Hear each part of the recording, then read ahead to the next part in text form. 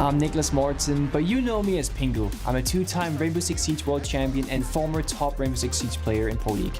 Welcome to my Siege Ranked Bootcamp. We're talking 20 seconds left on the clock, you got the diffuser in hand, what do you do? Play the way that you're comfortable with, because you have confidence when you're in this position. That is when you're gonna be at your very best. Good luck.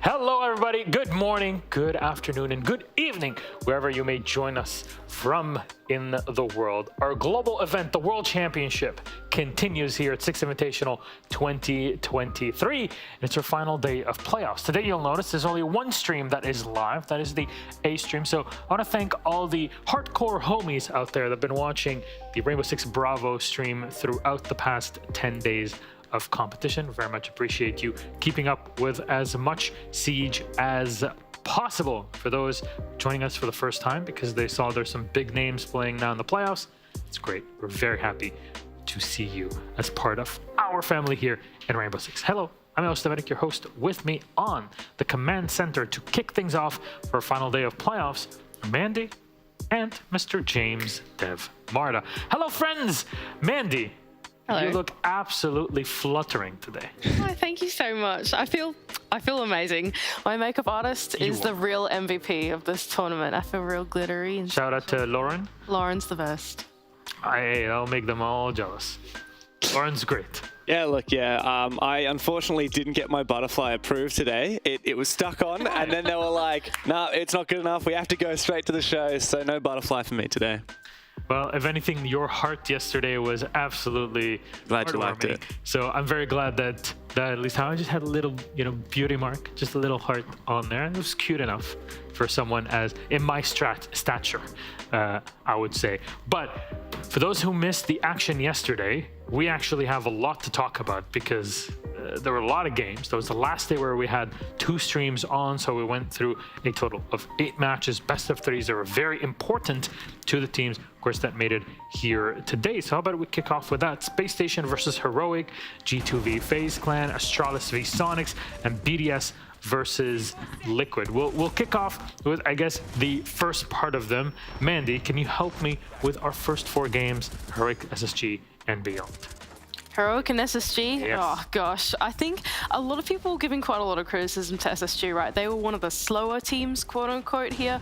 And so I think that having them go through this playoffs bracket has been a little heartbreak to eventually see them knocked out throughout the upper bracket of the playoffs. And yeah, I just think that overall, yesterday's match is kind of tight, but so sad to send teams home. G2 and FaZe, another team was sent home.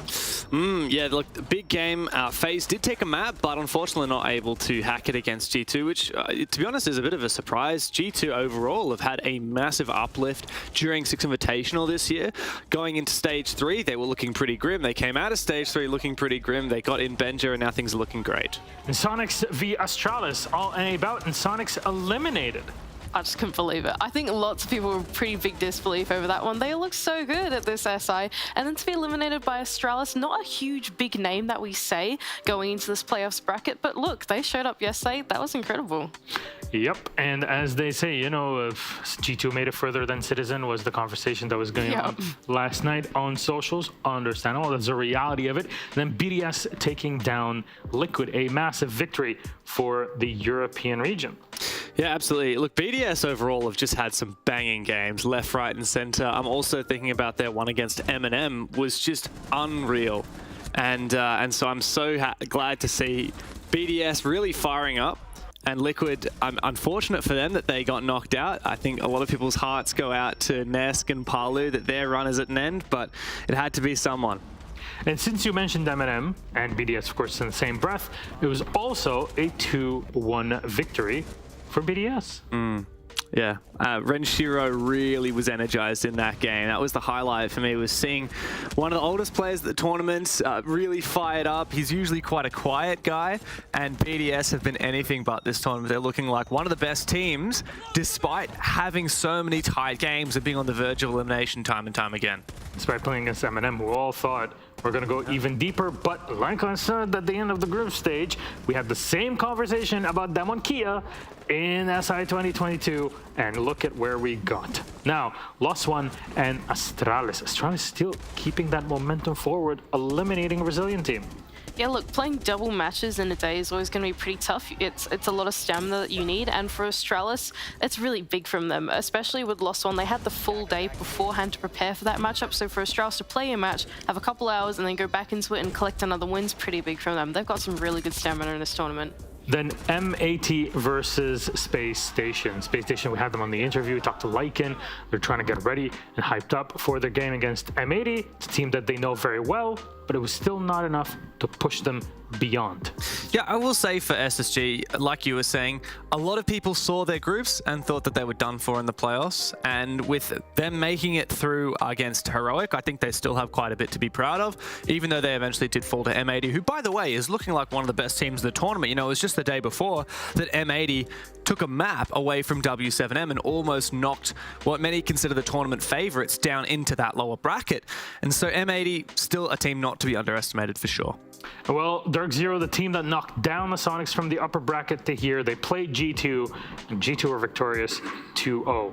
Fired up after their first game. This is where we land at, though, with our bracket. It's Oxygen versus Wolves at the upper bracket, by the way. We're going to be focusing on that for the first half of our day, and Koi versus W7M. These four teams are guaranteed to be on the main stage at the Invitational. So if you're going to SI, you will be seeing them on stage. It just might matter if they're in the upper bracket or in the lower bracket. The lower bracket, however, M80 is playing G2 and Astralis will play BDS. That'll be later on today, because it is still in elimination, as you see, and this is how the bracket will continue, because at this point you only have one life. Lose a best of 3, you're completely out of 6th Invitational 2023. Would anybody have imagined or predicted OXG, Wolves, Koi, W7M, M80, G2, Astralis, and BDS to be in this spot? European teams aplenty, half of them. This is what we had with Brazil over the past couple of SIs. Things are changing.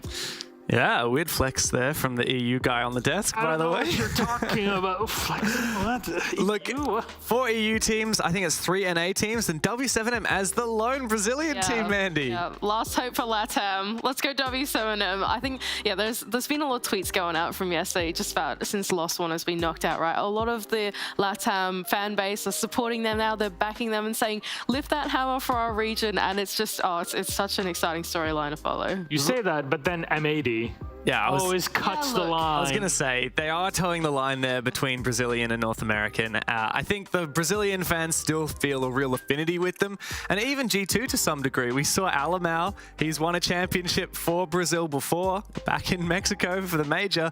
And here again, he's still shouting in Portuguese at his opponents halfway through the game. So, look, and technically, you know, there's an APAC player on G2 as well, Virtue. So there is still a lot of multinational teams going through, and there's still, I think, a lot to cheer for no matter where you're from. I think there was a big shift in competition, or it's not just a full French team or whatever. That's not just how we play nowadays, or a full German team that we had for a while also, but also a variety of people from the EU, but also from everywhere in the world to make these teams happen. That's what we love here.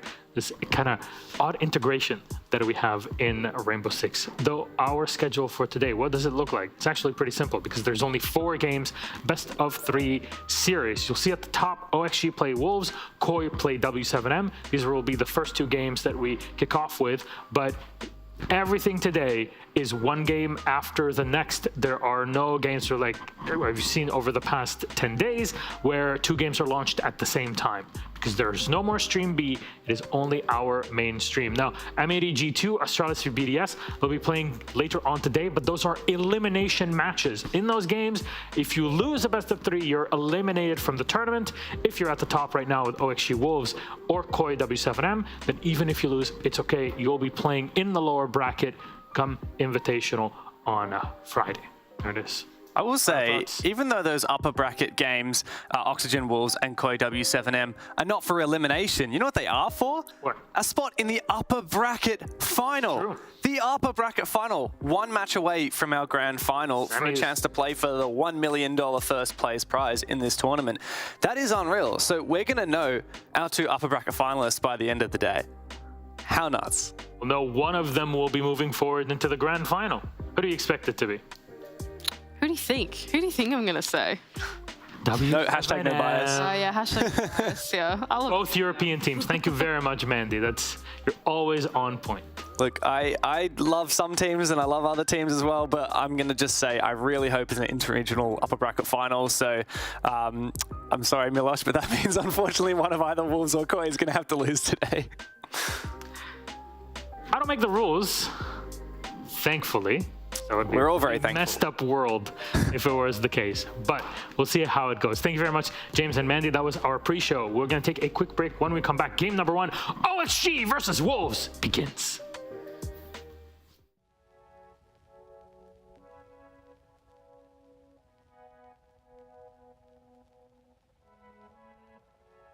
My first reaction of Solace when I saw the trailer was that she was pretty broken. Like it looked nothing like any of the ops that have came out over the few years. Like literally nothing. The first time my interaction with Solace was when I was on Heroic and we kind of played like the beta before everyone else against Vitality, and to be honest, no one in that lobby knew how to play the operator. The best map that I've seen her played on, honestly, was probably Oregon, because it's so destructible from bottom up. It's just so good. Like her ability, you can see the bomb literally anywhere because it's such a small map. Was Bank, because it's so annoying to chase the drone in main lobby. So I was like, yes, no drone in main lobby anymore. But at the same time, I'm the guy who's putting the drone in main lobby in an attack, so it was kind of mixed. Honestly, I don't think there is a counter to Solus, without banning her. I'd almost say there's kind of 2 metas right now. I think Solus has changed it. You can be super playmakey off her because you can just see where all the drones are. They can't, you can just shoot their flank cams and make plays off that. And then also if teams aren't playing Solus, then the game's in a whole different meta.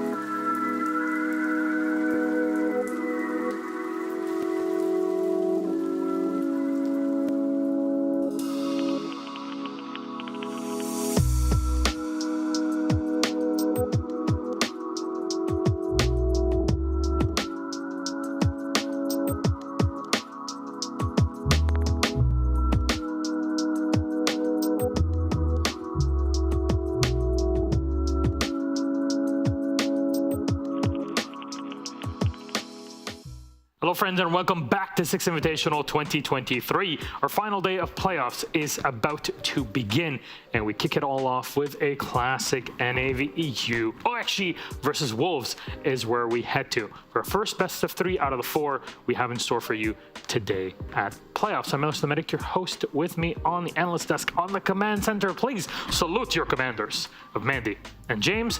Come back again. At ease. Oh, God. Here we are. Very regimented here. It's the first I've ever done that before. I'll tell you, we can intro the desk every time like that. I'll salute these struck guys. me as a military man.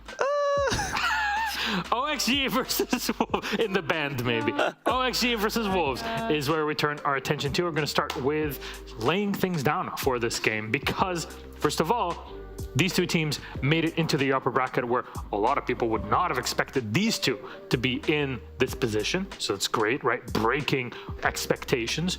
2, you move on to the upper bracket final, as you mentioned, James, in our pre-show, which is a massive. You're 1 game away from making it to the grand final. So what else is there? Because they rarely play against one another, too. Oh, yeah. It's just such an exciting game to me. It's a classic NAVEU clash.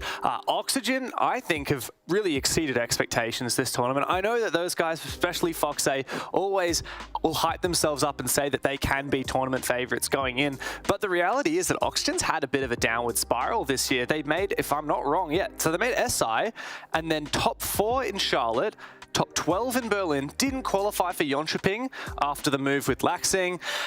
And looking at the end of the year, there was cause for concern for Oxygen's campaign coming into SI because even though they were in the top 10 teams to qualify, there were a lot of doubts cast over them. And I feel like they've dispelled a lot of those doubts. They've showed a lot of raw talent in this event.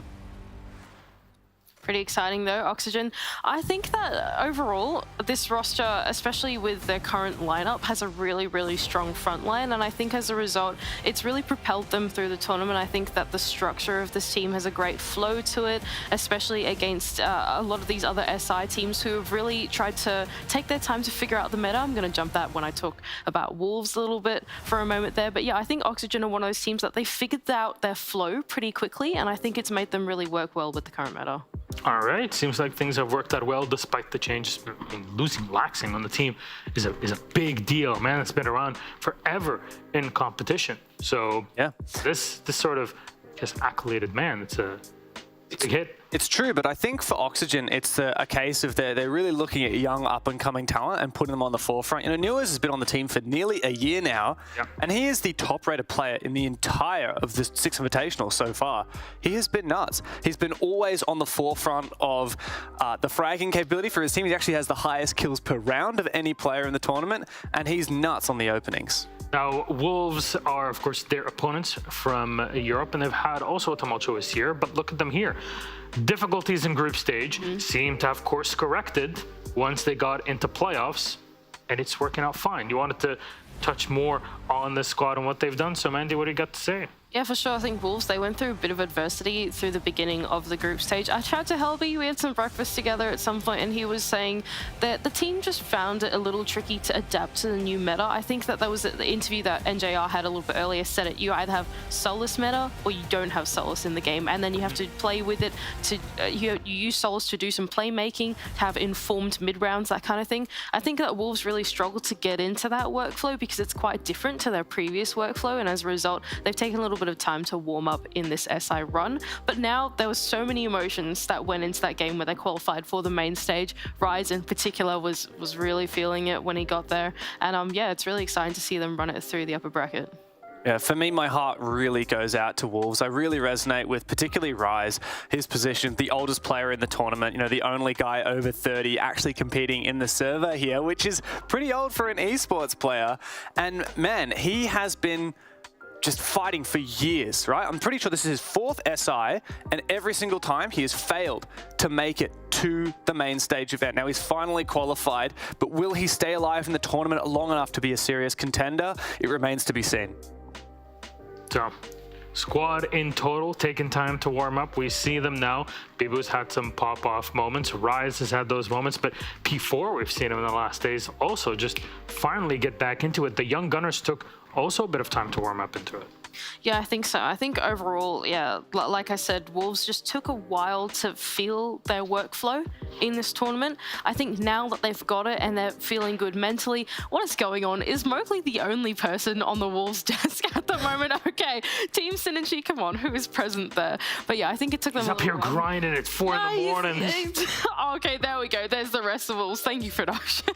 And now Rise is yelling at him. Come on. And now Mowgli's the other guy in the background. Oh, well. They're calling him over. They're like, Mowgli, come on, enough T-Hunt. Get over here, talk to us. Oh, so funny. Yeah, Wolves are a really great team. They have a very like family-like culture. They really spend a lot of time with each other. Even out of the server as well. They like gymming together. They go out a lot. It's really nice to spend time with them and get to know this team. I just think that it really transfers over into the game as well. Their workflow is really fantastic at the moment. Our map bans are live, as you see. Chalet has been picked first by Wolves. Start off on defense. Oregon, picked by OXG. They start on the attack. And finally, Clubhouse, our decider. James, what do you think about this map? Well, I just want to firstly preface this by saying Oxygen are a team that we haven't, Maddie, necessarily worked most of their games so far. But the thing that really stands out about Oxygen is that they have a huge map pool. Over their games so far, there's 7 games, they have picked a different map every single time. And one of the times, if you count the unplayed deciders, they've had 8 different maps in their pool this tournament. The only one they don't play is Villa. And as you can see, they have banned that out. Probably a good move. Wolves are on a 5-map winning streak on that map. And it does leave us with Chalet, Oregon, and Clubhouse. I think in comparison, though, Wolves have a much smaller map pool, right? They pretty much always permaban out Border and Theme Park straight away. They've done that for the past pretty much 4 vetoes in a row, no, even 5 vetoes in a row, essentially, right? And so they're very, very vulnerable to Oxygen having counter-picked against them, picking out one of their weaknesses. And I think overall, yeah, Oxygen, they're looking pretty good coming out of the veto. All right. Who do you feel will take this series? Remember, both of these teams are guaranteed the main stage, but the difference is who is one step closer to the final. That's a really hard call. I think this is going to be a battle of the opening picks. It's going to be Newers versus Mowgli, who are the best opening kill players in the game. I think it's going to be a frag fest. I think it's going to be really tight.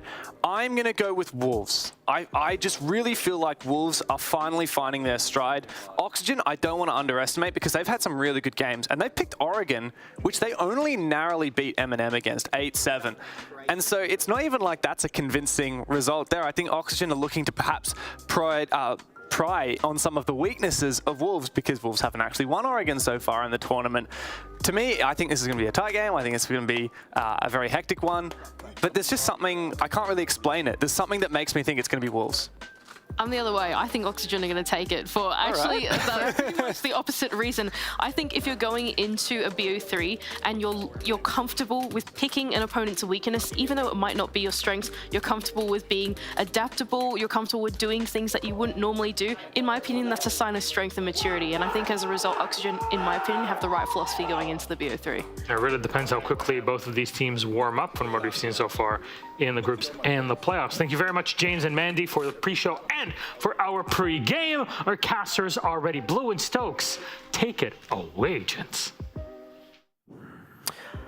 Thank you very much, Milos. Welcome, ladies and gentlemen, to the final day here before we move into the playoff stage and get ourselves into the main arena come Friday morning. It's time to get ready for our first matchup of the day as we have Oxygen going up against the European Wolves here in our first best of 3. Bound to be a battle for the ages as far as I'm aware. Oxygen already able to knock down one of the European teams earlier on in a 2-0 fashion, but didn't necessarily play out that way. Had to go the full distance to get the result out of that one. I'm imagining this match will be somewhat similar. Stokes, what are your thoughts on things as we get ready to jump into it? Well, first things first, good morning, John. How are you doing? I'm hanging in there. Hanging in there? Me too, man. And it seems like we're going to be going to Chalet, Snowy Cap Mountains here this morning, and a pretty equal bout, I would say. 2 teams that have been on the rise, especially this player right here, Newers for Oxygen, but Wolves bouncing back in a considerable way here. The 6th Invitational from what we saw at Jönköping, where they were looking quite dominant and ended up dropping off later on into the stages of the tournament. Here at the 6th Invitational, though, they're looking primed and ready for the main stage. Just have one more North American team to try and slip past, but the same could be said about Oxygen. The squad have always been solid up against European teams, John, and I think especially with this newfound style that they've been working with over the last couple of months, this could be the time for them. We're going to have to see, of course, if it will all come to blows over the next few moments. Chalet is the first map up on the docket, so expect a lot of individual play to dictate things in the early round. And once again, those big clutches potentially to come out from both of these teams and determine the outcome from that. Oxygen have been on point so far this event. It's a good thing, too. Oxygen have had a very unfortunate storyline going back years and years now to previous SIs and even previous majors. This team has always seemed to have the potential for international success, but have never really been able to make it click, never really been able to push it to a deeper point in a tournament. This year may finally be that year for this team, that they are able to push things to the limit, get themselves into a near final position, and maybe just go all the way. We'll have to see if all that will be true when we get ourselves into the series in just a few minutes. Well, with Chalet in mind, let's start looking into how this series could potentially be starting off here. We can dive into the Wolves side of things. Their offensive perspective, not looking too hot right now. Win rate of 43.7%, but their defense, 53.96. So definitely picking things up when it comes to the defensive end, but that seems to be the meta right now. All of our maps trending towards defensive favor. So might be something that we could see be exploitative of Oxygen down the line, because their offense sitting at a 51.7 and defense sitting at a 57%. So favored more on both sides for Oxygen coming into it, but that's the stats. Stats really don't mean things. Winning games means things, and well, we have to see who can win it here. It's going to be Oxygen versus Wolves on Chalet. Let's get into things. You guys think that Wolves are going to take this 55% to 45. So let's see what these bands are going to be. Offense first off here. Wolves got to get somebody out. They're thinking about it hard. I don't know what it's going to be, John. Everybody's been throwing different things around here on Chalet, and that's why I kind of kept the door open. It's going to be Zero, and they're going to be removing the cam worker. Zero making perfect sense as far as a ban is concerned, especially from the Wolves' perspective. Oxygen have been known to use Zero quite a bit on maps like this, as well as Bank, where you have those high vaulted ceilings you could potentially get those cameras up into and get plenty of information. Equivalent to almost like a default cam for the defenders, if it obviously does not go noticed by the roam game, in this case the Wolves. Yana is the next one. Oxygen picking this one. This has been the constant pick for entry for many teams, including Oxygen themselves. They're perfectly fine to work without that. However, moving over to the defender bans, we have a Zombie up on the docket first, as once again, just that individual play that she can lean herself into when she's allowed to be left into the pool is going to be way too powerful to deal with, so it could be knocked out. And Wolves with an interesting one. We've been seeing a lot of Capcan play at this event specifically, and specifically on this map, having pretty good effectiveness alongside other operators, like, of course, those Frost mats too. So makes pretty good sense to ultimately ban things out here, just so the attackers don't have to worry about getting tripped up by that in like a sub 20-second execute or something like that. Definitely still going to have to worry about those frost mats, though. Oh, yeah. I mean, it's Chalet after all, right? Yeah, right. And you definitely got to look for that on the windows. A little key note here, though. Mowgli and Newers are the two in these two squads that play Yana the most. So offensive side, they're going to have to try and lean on other ops, as everybody has been favoring Yana for some time. She's just so solid with the grenades, ARX, as well as her primary utility in the Gemini clone. So looks like Newers is going to move on over to the Ash. Wolves is going to head towards the Sky. We're going to be starting things off in Office, the best bomb site currently we have to offer in Chalet. And P4 will be picking up Solus. We'll see here for Oxygen as the repicks come in. Just some slight adjustments for the most part, nothing earth-shattering. The defense, quite a bit of a utility set piece, though, coming in for them, and the fact that we're going to see Echo brought out 4 rides right in round number 1 here.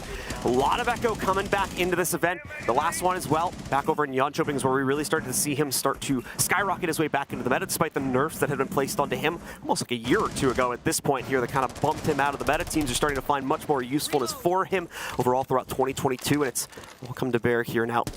He's synced himself in. It's just a usual part of quite a few defensive rotations when you need that extra bit of utility, when you don't have full confidence that you may be able to hold on to the frontline portion of the site.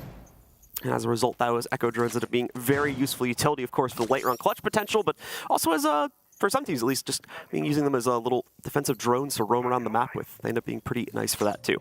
Oh, P4 keeping track of the info clear there. As you said, Echo, quite the useful operator. You can see those Yokai drones rolling around right now for Rise, trying to assist, and a little inspiration, especially from Deepak on Koi, formerly Rogue. And they went and won the Berlin Major. A lot of play coming from Echo there. Deepak, one of the best in the business when it comes down to it on that op. See if Rise can channel some of that. I'm gonna get another drone here, and this is just the power of Solus. You can hinder the drone game so much. Make it toward the later info game really won't work out for you. That's why we've been seeing so much Dogoby play on top of all of this, is you always just drop one of those logic bombs. It's a necessity, or just as a assist for your drones. You do still have those past Solus, trying to eliminate as many of those as you can. Practically the Grim Reaper of your entire info game. Oxygen splitting the map in half now. Sweater's got the position on blue stairs. They've been able to work through library. Have the angles down low so Wolves can't rotate back through. So it's going to be down to the utility to try and bunker bust a lot of these forward positions. Oxygen still prioritizing the drone game at this point here, coming down to that final minute. Looking to try and figure out the last bits of this setup here before really committing themselves to the swing and potentially starting to lose some of their own players. You can see the Rotero drone hopefully going to expose the position of the player behind Piano. And it will indeed work, but does not get them the first kill necessarily. Mowgli strikes back against Newers. Two players will just trade out against each other immediately, bringing us down to a 4v4. Activates Wolves' potential on the aggressive side of this defensive hold, too. They swing back out. They're going to double down on the Piano play here. That's caused quite a bit of hesitation for Oxygen, who's running out of time to make this play work now. A logic bomb out here for Vert. Here's one down low, but has to try and pressure Solarium. Look at the time. Only 10 seconds remaining. Nades out, but it's caught up with the one my disc. It's going to hold the door for Sweater. Stuck now, has the angle, but challenged out. The Wolves, they shut it down. The planner on the ground. Too many bodies to try and get through, and the Wolves will be able to pick up the first round.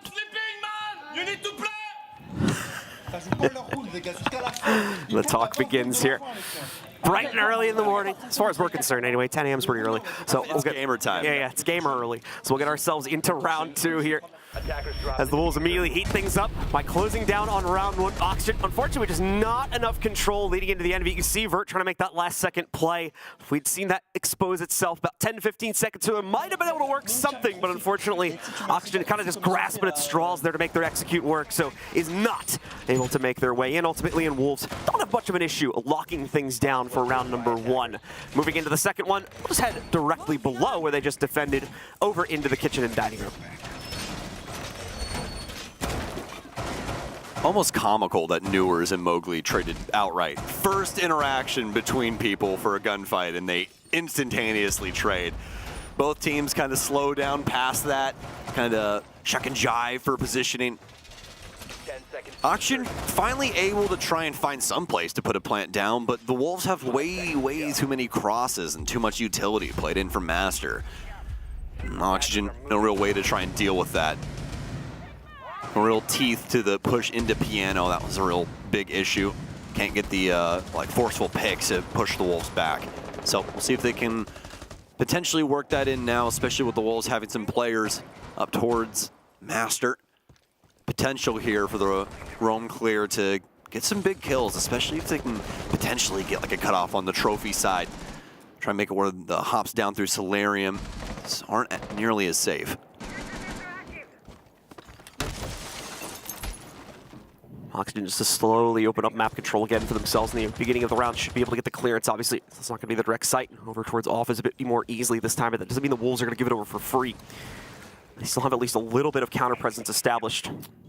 As we can see, Mowgli trying to potentially line himself up for an early pick now. No one from Oxygen obviously baiting into the ego door this early on. So I don't think really to be claimed by him or anyone else on the defense, but that's soon going to change. Like we talked about here, quick opening of the Office wall will prompt the removal of Mowgli and potentially a few other members of the Wolves too. You can already see them kind of peeling things back a bit. Rise playing behind the alibi clone, gets the intel from it, has the tracker, but not with enough confidence to go for the window hop itself. Sits back, keeps himself restrained. Sweater as well here, not going to be able to get anything for that pre-fire. Still Oxygen try to bait something up for the defenders, and so far unsuccessful in that respect. P4 will be spotted out by Mainstairs. They'll know to expect his rotation later in the round as well. It's too early to show the hand, John. Nobody wants to make the aggressive move just yet. That'll come later. Newers. Does he have it? Thinks he hears him. Heard that adjustment there from Rise as he aimed down sights.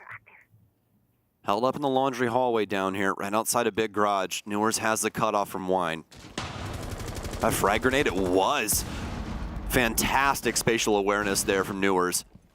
Backs him off into big garage. No way for him to get out either. No Oryx.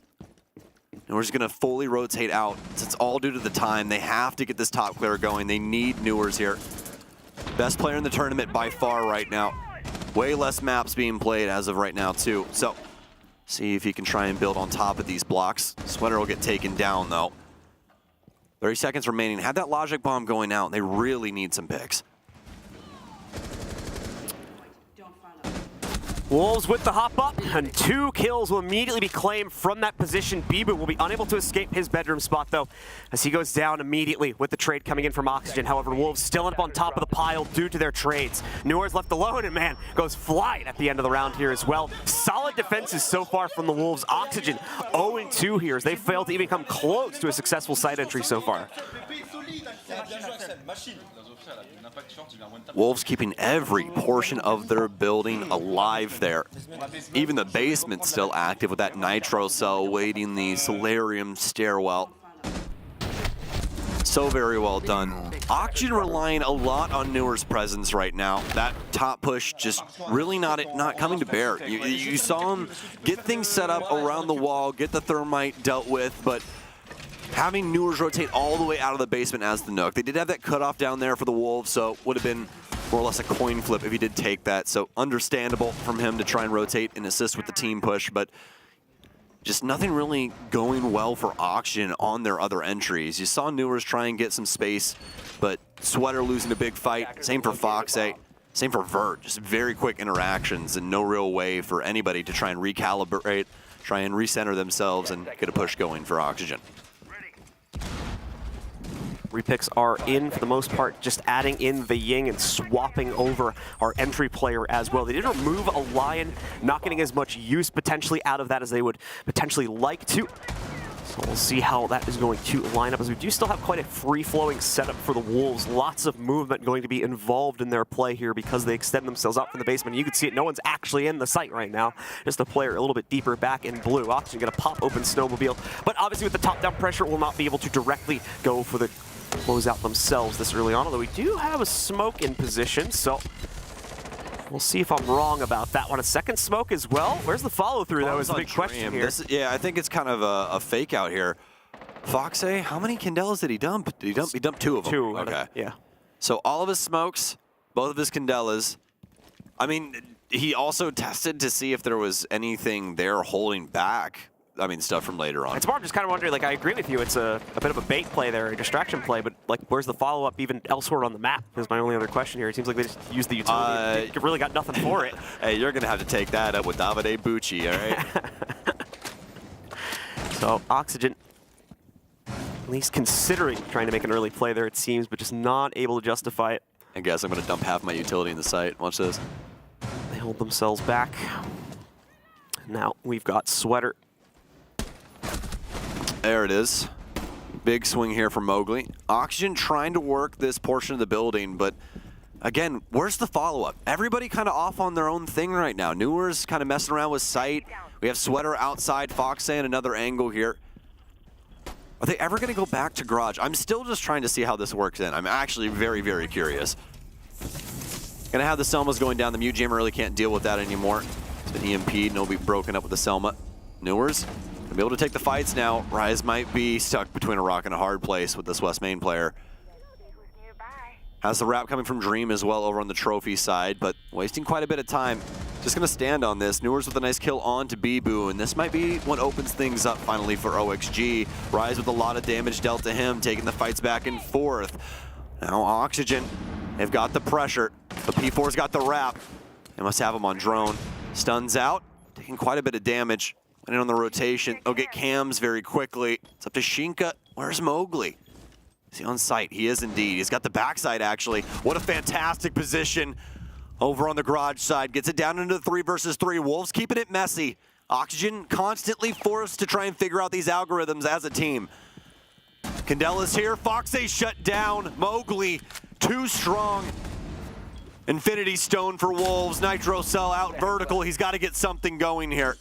Vertical trying to find the lineup, but he's got 2 players working against him. And the first one that does damage is not even his primary target. Mowgli able to survive, fends off Dream, trying to counter out Mowgli's own angle. Vert now left alone here. No winning way to get himself to the inside of this one. Does finally take care of that blue player, but it's a moot point by the time he gets the frag.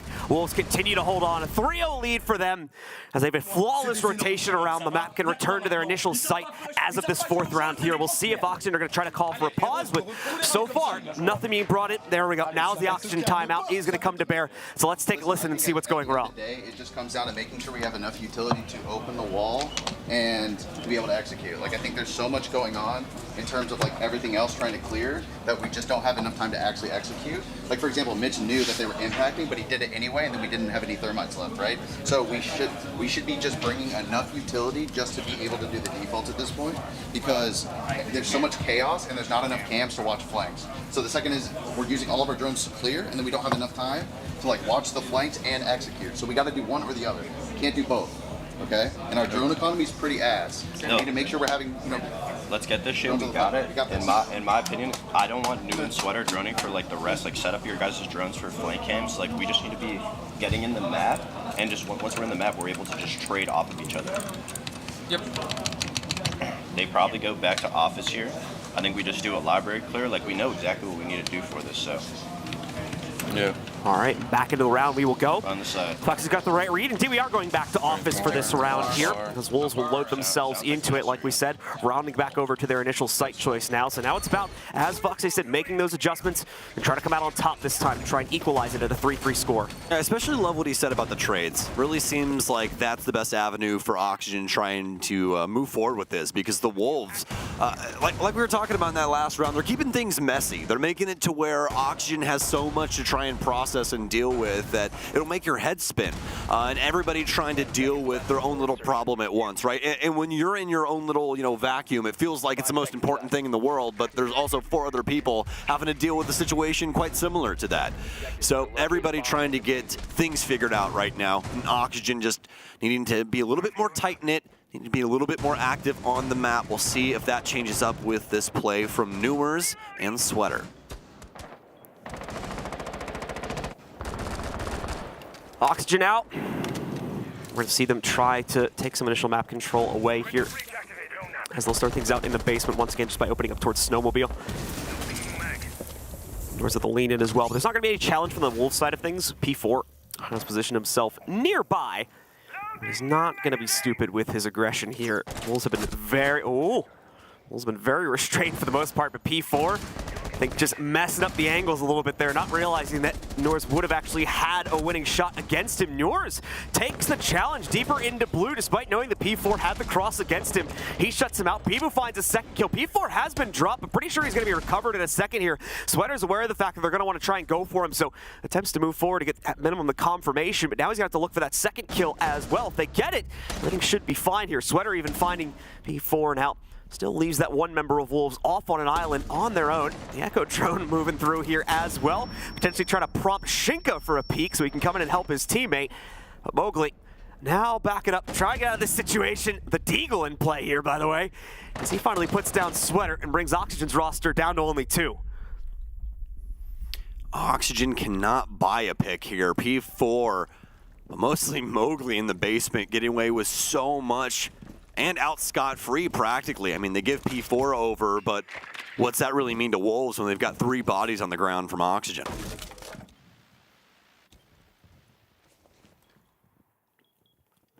Wolves continue to tick down time now, because they're more than happy with the current status quo, having reduced it to a 2v4. They fully pulled back now. Absolutely no reason for them to continue leaning aggressively unless they know they have a trap setup they can crunch out a member of Oxygen with.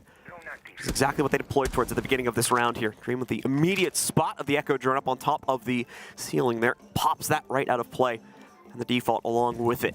So at least one piece of intel now gone. That should, if memory serves me correctly, be both of the Echo drones now out for Rise on this round. No late round clutch capability, but once again, correct myself, we do actually have still one more remaining. So it looks like he was able to retreat the one he was droning around the basement with, as it never went too close to the oxygen push. Toxic Babes are now going to come out as we've reached 30 seconds, so they can just be chained back to back to back at this point, and will extend throughout the rest of the round timer. Foxay starts sending the Rotero drones into the piano position. This will force Mowgli back.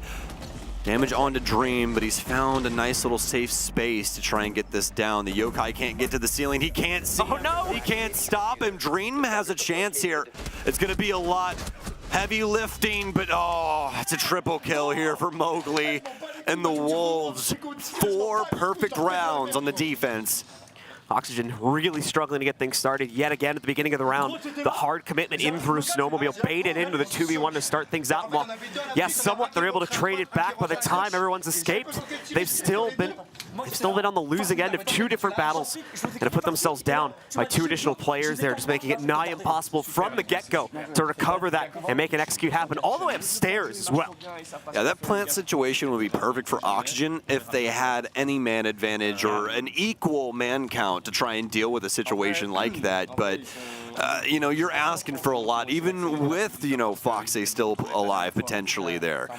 So it's just very, very poor for Oxygen right now, especially the earlier rounds. Wolves either able to exploit them via clock or via gunfights like that last round. Oxygen not able to find anything in their arsenal that could potentially give them an advantage. So as round 5 begins, Oxygen running out of time now to make a serious impact made on this attacking half. True struggles have shown up really in all parts of the round at the end of the day. We've seen some success from them in the earlier phases of it. Good exchanges in the middle for the most part, but then a lot more treacherous problems popping up towards the tail end of it as well. Wolves now with 4 rounds standing tall, going to look to lock in a definitive advantage with round number 5 potentially coming up here unless Oxygen finally gives them a shake and is able to take some early advantage in their own favor that transitions onto the site.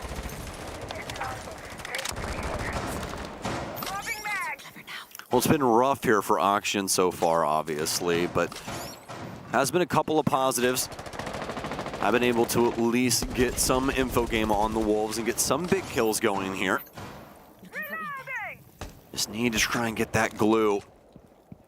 1 round is all it takes. Just need a spark. But Wolves, they've been rolling so well already. Woke up on the right side of the bed. Oxygen might be the late worm here. Gonna be Foxay that gets taken down first once again, but a big Sweater, nice. Sweater. What a transfer onto Mowgli. 2 big kills, and this is what they've needed. Looks like it's gonna come in round 5. Shots out from Sweater there just to take care of the Valkyrie camera. This is why the IQ gets brought, to be able to spot out things like that, prevent the counter intel and the defense from working against this attack too heavily. Bibu now prepositioning himself for the swing. Once Oxygen feel the confidence to move around and take piano control. Sweater's a little bit nervous of what still may be hiding on the inside of Office 2, but I believe he's already taken care of that with the 2 picks he found. First time, really in this half, that we're seeing Oxygen get off to quite this good of a start, but no guarantee that they're going to be able to chain it all the way forward just yet. Bibu specifically has that great play potential. Norris, however, spotting him out, going to make him a heck of a lot more passive. P4 is actually doubled down up here, taking up bedroom positioning as well. So Oxygen still with a lot to work past. Still on this extension once more with just over a minute to go now.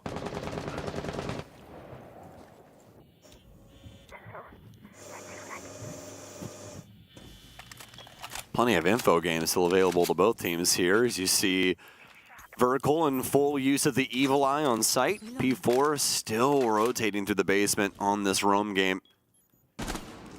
Wolves, once again, keeping the door open. Pingu gonna try and assist with this. It's the top clear still from Oxygen. A lot of verticality playing into this. Shinka gonna try and get a counter angle. It's at a trophy. No potential there for this, but Vertical's actually going to be over on the trophy, or rather master side. Or try to play this out from Fireplace. Has one downstairs to worry about. Feels it coming up blue. What a shot. P4 down for the count. Now the plant has to come through from Oxygen. 15 seconds remaining. Noor's immediately with the counter to Bibu's rotation. Shinka holds the Solarium stairs at least, but so far from the actual site now, can do nothing to stop this plant from going down. Thankfully, he will have some intel coming in from his teammates. There should still be at least one Evil Eye. We see that red ping going down there, maybe a Valcam or two as well. That does not guarantee success inside of the clutch for the 1v3. Shinka going to try to move himself forward. There's nothing being presented here. Not even going to expect the pop-up from Dream. One round at a time, we got this.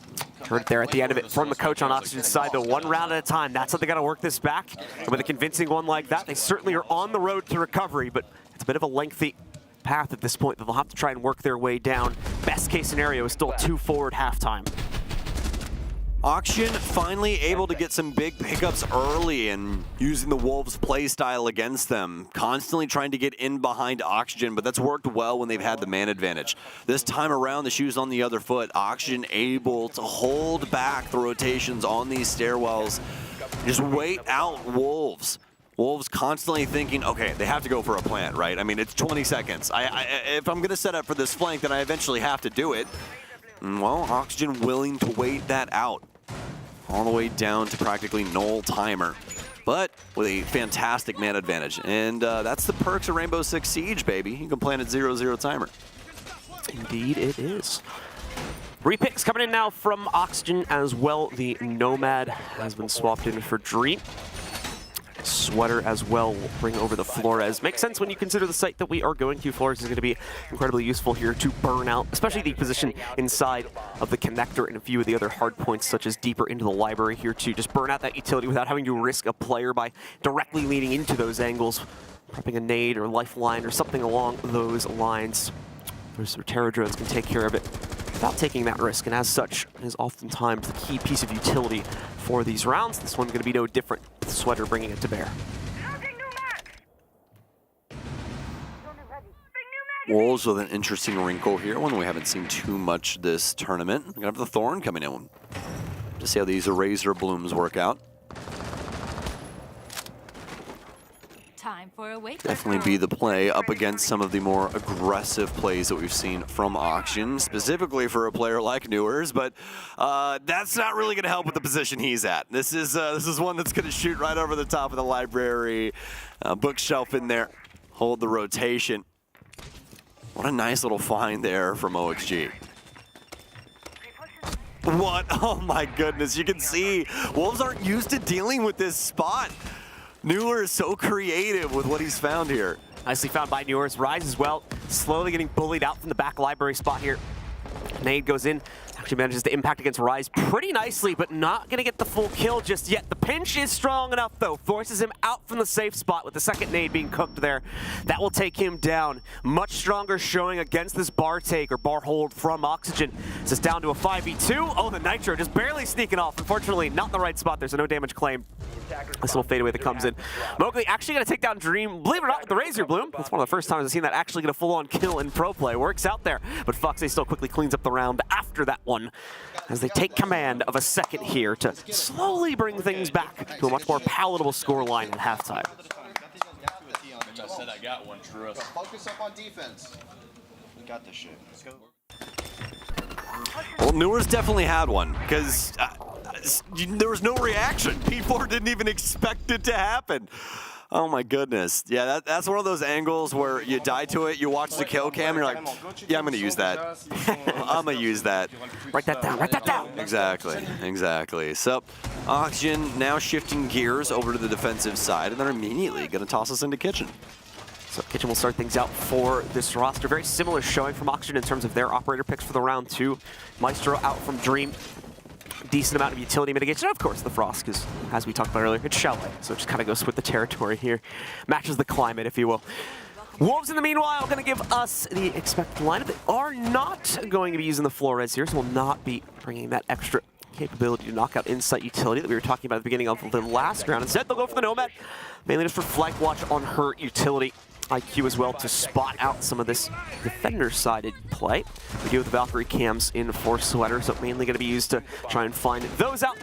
on top of getting the early info on locations of things like magnets and whatnot, so that when they dump utility in, and they do have the 2 smokes as well as 3 flashes for Bibu, they can hopefully bleed those out correctly or just avoid those magnets entirely.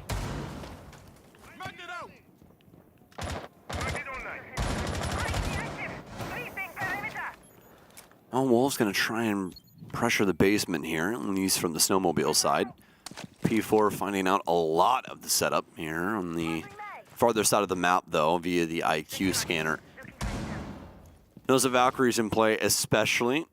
They're going to try and wrap themselves around this other portion of the building, though, starting things off over on the library side. But Vert will be here to try and answer the call.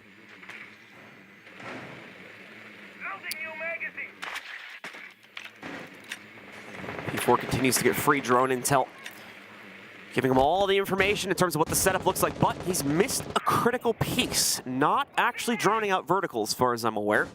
So he currently is going to be a bit of a snake in the grass to some extent, quite literally here as he's hiding in the plants. Indeed, they did not drone him, so there we go. First pick is free, nearly gets the second against Rise.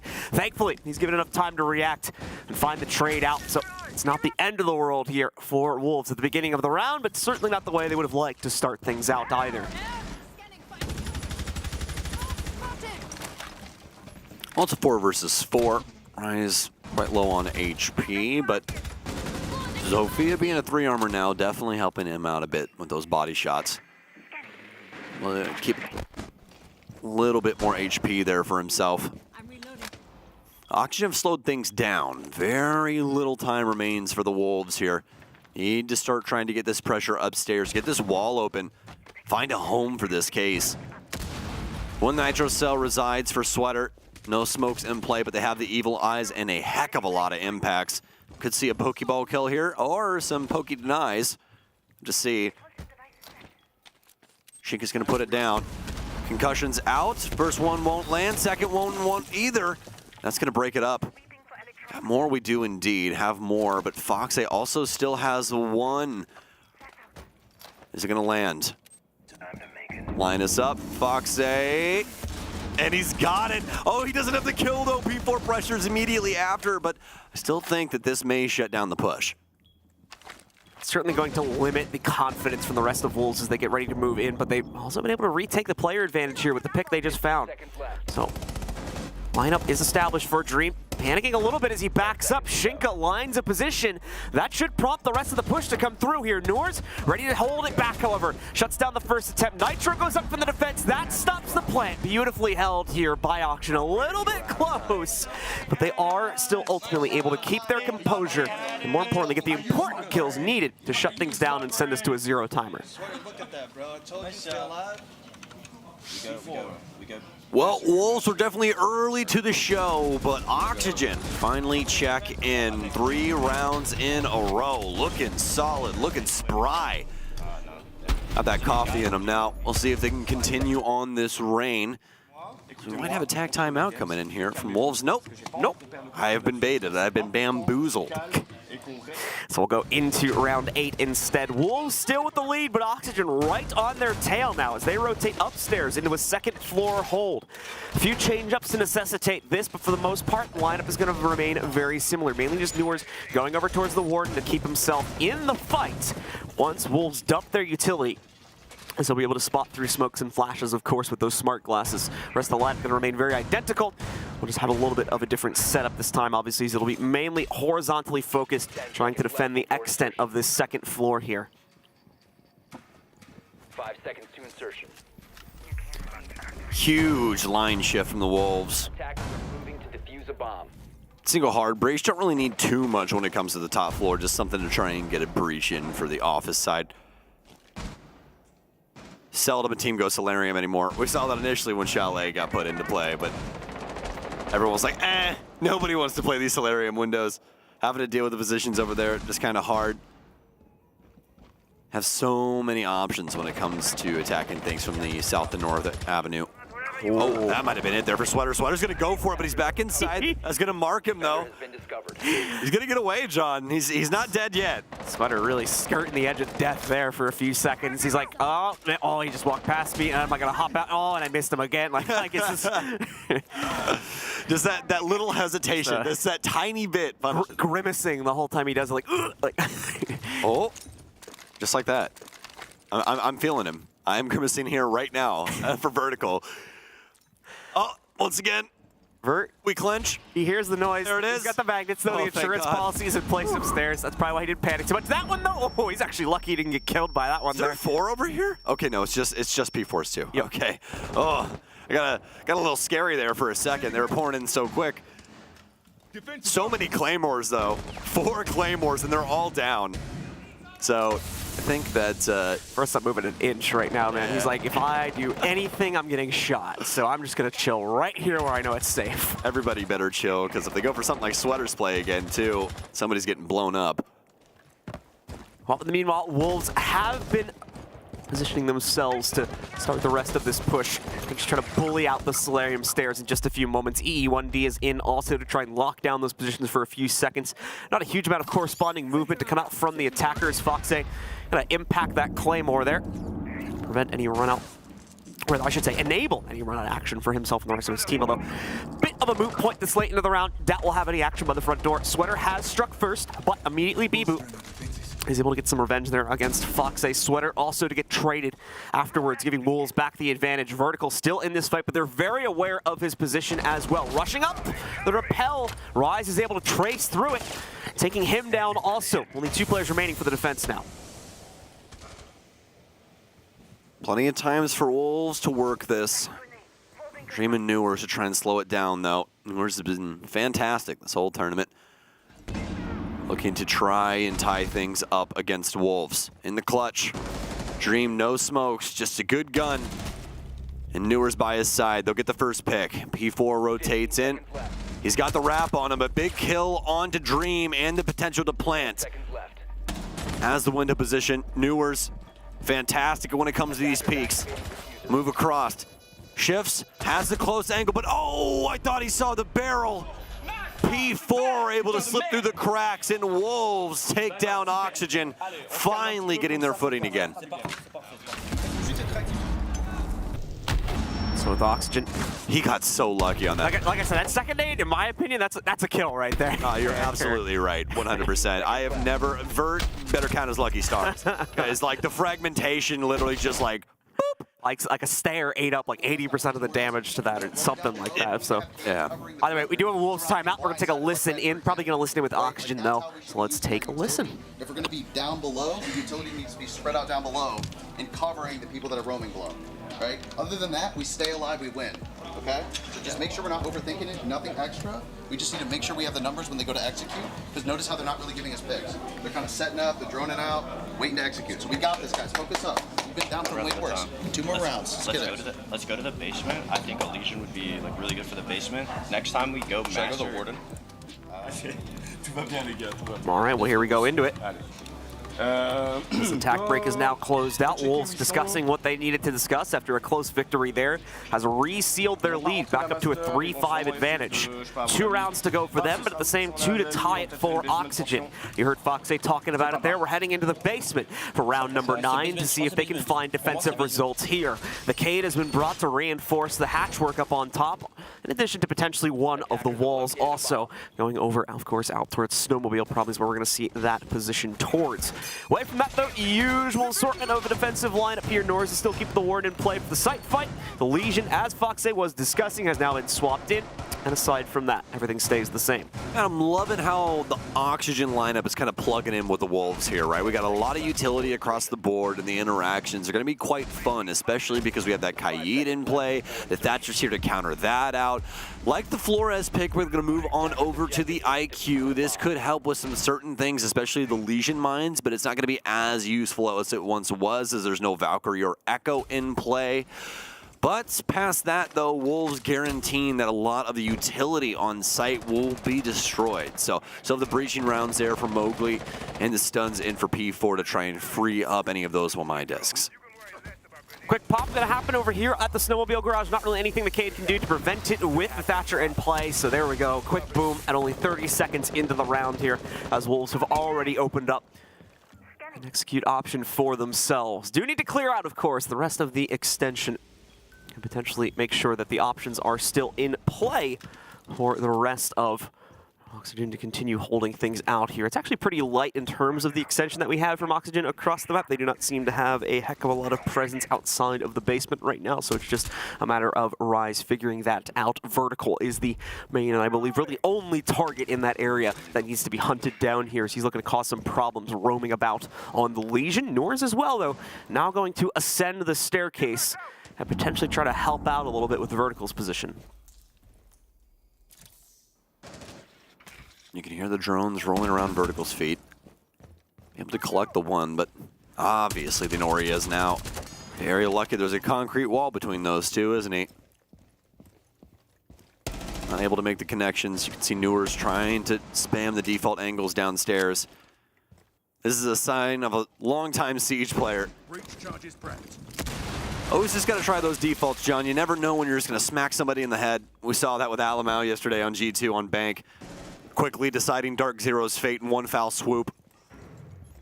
Sometimes all it takes is a sweep of the mouse and you send somebody home. That might be the same fate here as Oxygen stepping up now inside of Kitchen. Looking to try and apply the pressure to Wolves here inside of Fireplace. It's going to force Shinka off. Have one player still in the likes of P4 and Bar.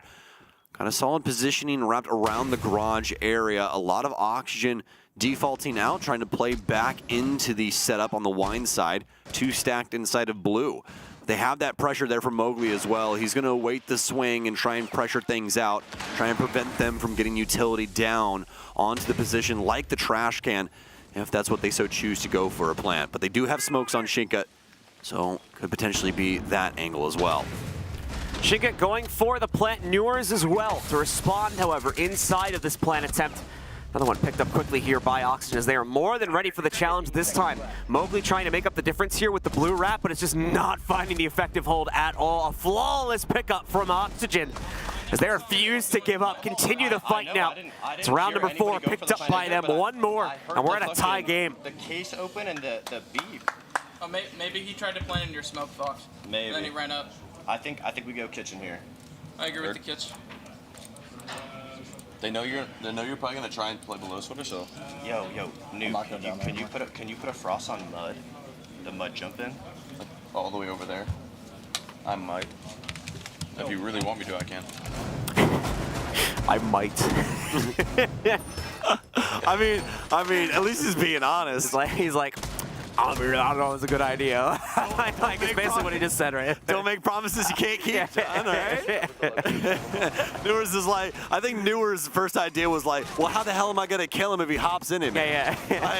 Like, you want me to barrel my way back in mud and all the way over there? man, act like he had to walk. I mean, he really does have to walk across the whole house. That was so funny. I was about to make a joke about walking out of your bedroom, but he really does. He really does have to walk across the whole damn house to get there. He's gonna put one inside a trophy. I think he's gonna keep the other one. Do we have one in mud? Do we have one over there? There's no way. Oh, we did. We did it? Oh wow, he snuck over there. He listened to Daddy Fox say. He went right for that. Yeah, he was like, all right, fine, whatever. Take care of it now. I hate doing chores. Fine, Mom. Yes, exactly. So we've got Wolves out on the map. We'll see if that mud frost trap leads to any success. Foxy's gonna look like a mad genius if it gets a kill right now. Airbrain schemes. Well, we'll see as the Wolves, for the most part, are going to be avoiding that, though. Just clearing things out over by Library first. Taking a nice, slow approach to that as well. So don't expect any immediate action. Oxygen also seems to have a pretty restrained hold at the moment here. Just setting up for bunker. Whoa, hey. Whoa. Big nitro cell early. Yeah, really? Yeah, just very premature. What was that even thrown at? Like, I don't know. I think he threw it at a drone, honestly. I think he thought somebody was backing up the drone from Wolves there, potentially. Probably about 5 to 10 seconds off on that one, unfortunately, if it was attempting to get Mowgli on his way out from Library. Probably a pre-place, I believe, right there, because we didn't really see any Auction members hiding around that part of the map, so maybe they were just trying to do that on timing. Yeah, I'm going to assume that P4 saw the Valkyrie camera that they maybe pre-placed, and they just told him where it was, so he just tried to time it A little unfortunate there, obviously. Doesn't work out, but hey, at least trying to make that pre-place attempt. Can't fault them for trying it. It's obviously a bit of a different way to use the Nitro Cell than we usually see it chucked out as just an impromptu play. Unfortunately, it was the only one they had, however. It's 3 stacks of impacts aside from that, and the single bulletproof for yours. So we're going to see these impacts still can find decent impact. That's what we're about to see right now. So they attempt to work their way outside of this hard breach. One has been countered out, another one going to go down below. That should prevent a second opening. I believe they just sniped out that Rotero drone as well. So good pick if indeed that was found right there to prevent Wolves' utility from being successful. Oh, and that's a very awkward breach. Now that we get a better picture of that. Houston, we have a problem. Yeah, we cannot get in kitchen, and Mowgli is... Oh my god, it actually got one! Oh, it actually worked! Oh, Foxy. It didn't kill him, but it worked. You beautiful, beautiful man. Sam was still correct. How's he actually going to get the confirmation? That was the big problem with that there. But I mean, but now here's the other thing, and this is what Oxygen would say. But John, Mowgli now can't fight. That's the thing. Yeah. He's gonna die instantaneously. And really, no one could fight because of that breach in dining room right now. Yeah. So things are really awkward for the Wolves. Oxygen countering their opponents mainly just on the strategy alone for the most part here. The gunplay is of minimal importance so far on this round. That's going to start to change though over the next few seconds. Bibu with the pickup. Foxy with a nice little pixel lean in here. Makes quick work of Mowgli. P4 no way. wrapping back up those stairs. No way. Like make up the difference. The plant, it's actually going down on the ground here. Dream with the first response kill on the post plant equalizes us into a 2v2. Quickly backing up though. He's got to be careful. Got picked here previously. Sweater on the wrap as well. Finds another pickup as Rise tries to rotate back down to the depths of the basement. Bibu now left alone in the 1v2. Dream already working on the counter defuse. Sweater dropped down. No intel as to where Bibu is, but it doesn't matter. Sweater gets the double anyway, and Oxygen complete the comeback now to tie us up at 5-all. Holy shit, Sweater. Good shit, Sweater. Let's go. Help your fucking team! Redeemer, he was trying to talk. It's just Help your pure help your team. pure passion out of the coach there. Love to see it. I think we're nope. It's the mic. Cameras are throwing you off. Yeah, it's the cameras being down and her mic being down because that's usually the telltale sign, man. But some of these coaches are throwing me off, John. I do believe both pauses have been used already as well, so no more of those to be seen inside of this map as well. We gotta wait till map 2 before anyone can take a timeout now, as it's all pedal to the metal at this point. I'm itching for the timeouts. I'm fiending for them. I mean, listen, the team comms, they're fun. Really glad we finally have those for you guys as well. It's leading to some really great moments in the broadcast. Yeah, honestly, it's probably my favorite part of the broadcast is just listening to what's been going on, what's been talked about. You know, who's fraudulent? I'm just joking, but puts a bit of pressure on the coaches too, because now everybody gets to hear what they say in the pauses and whatnot. I've seen a couple of them start the timeout and then look over at the camera and remember that they're actually being listened to now. But I love how free-flowing a lot of these coaches are. A lot of them just, not skipping a beat, man. Getting right into it. Mr. Officer as well. Same as Sweater. He's feeling it now. The bane of the Wolves' existence. No longer the predator, now the prey. Listen to a guy named after a very comfy article of clothing as well. I figure something that is as aggressive as a wolf could be able to deal with some finely woven cotton. Sweater shuts down Mowgli to start things out. Nearly loses himself, though, as Stokes mentioned, a second or two later, turns himself into the hunted for a second, but is able to make the correct call. Backs away from that dodgy situation and still keeps himself rolling here. As Oxygen overall still maintaining all of their initial positions. Noors, detached of course from Sweater's actions earlier on, is going to get found out to start out this round for the Wolves roster. Takes him out, removes the Warden from any late round sight play, and of course evens out the numbers. Still have the library hold to potentially deal with, but looks like once again that player has already backed away, not wanting to become a second victim of Wolves Clear.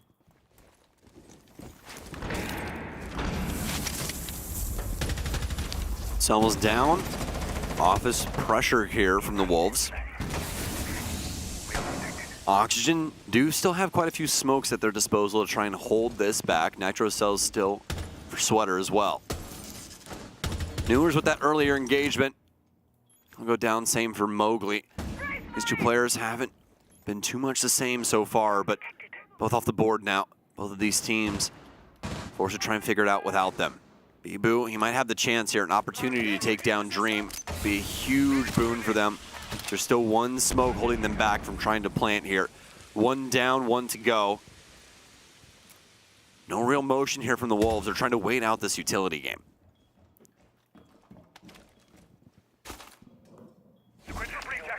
Rise and the rest of Wolves continuing to wait at the moment for an opening opportunity to get them forward here. Taking down the deployable shield does make the actual swing look a little bit better. Dream no longer going to have that additional coverage if he tries to move out and take the fight here. But still, Wolves getting very low on time. 25 seconds to go. As Shinka crawls forward in plant position now. First attempt has come in. No, oh, excuse me, one Nitro in the hands of Sweater for the defense here. Dream gonna get immediately shut down. The Nitro comes in. Planter, though, is able to get it down onto the ground before it goes off. Sweater will claim P4. An attempt to bite back against this, but still, the case is down. We are even into a 3v3, and now the pressure's onto Oxygen to retake. Stalwart positioning here from Wolves. Attackers need to protect the diffuser. Position Sweater's got to push through up library stairs. But Bibu with a nice angle, shut down immediately though, and it's solvable.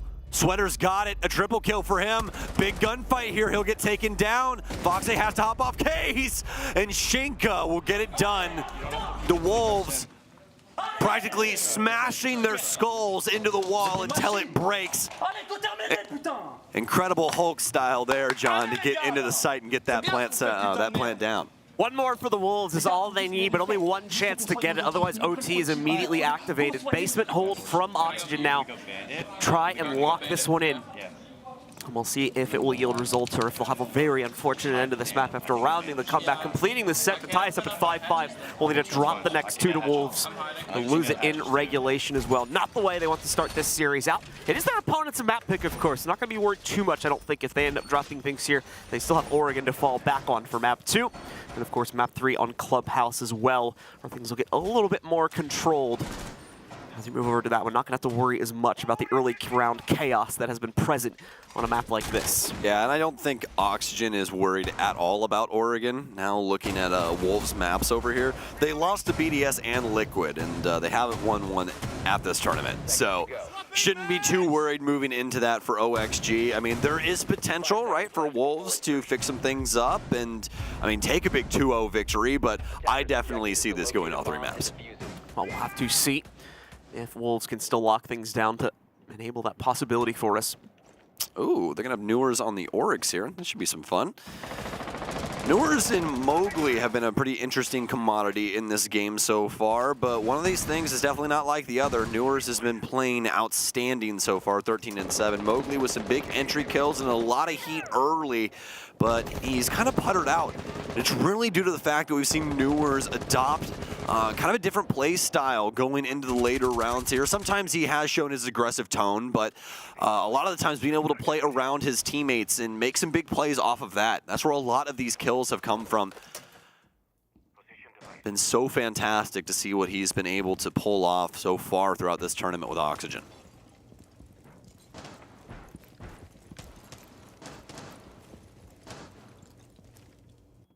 As we take a look at Wolves here, once again, very slow approach to this one, as you might expect on the final round of regulation. Not wanting to make any mistakes here, but at the same time, that caution can turn into hesitance very, very quickly if a team is not careful and end up costing them time and potentially an entire round if they try to follow through too slowly with things. Some of the roam game for Oxygen now retreating down to the first floor. Mowgli's clear so far being a success. Bit of an interruption here as he walks himself into the goo mine. Newers on the other end of it though.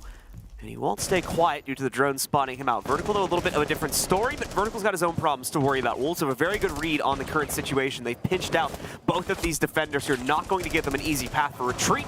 One has already gone, however, just dipped out of this position. That'll be Newers to escape first. Vertical quickly following him up though as they realize they just cannot justify staying here for that much longer. There's no real winning scenario where they come out with a duel on a win and don't risk their own life in the process, so they back away from it.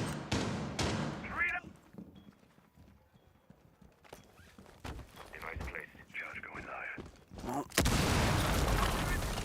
1 minute remaining here for the Wolves to get their push going inside of sight. Verticality being implemented. The breaching charges from Rise. Still the skeleton key available to P4 as well. Breach just now getting opened on the garage side. So this is a little telling of what's about to come from the Wolves, as not going to have the time to work wine. A bomb has been located. Newers playing to the absolute limit on the blue stairs. Holding on to Mud. Fantastic little angle that you can adopt. A little crack there. Wolves have to try and force this. Some stuns pouring in now and some big damage, but it's going to be Newers to take out B-Boot here on the blue stairs. Mowgli will step up though, and he'll take out Vertical.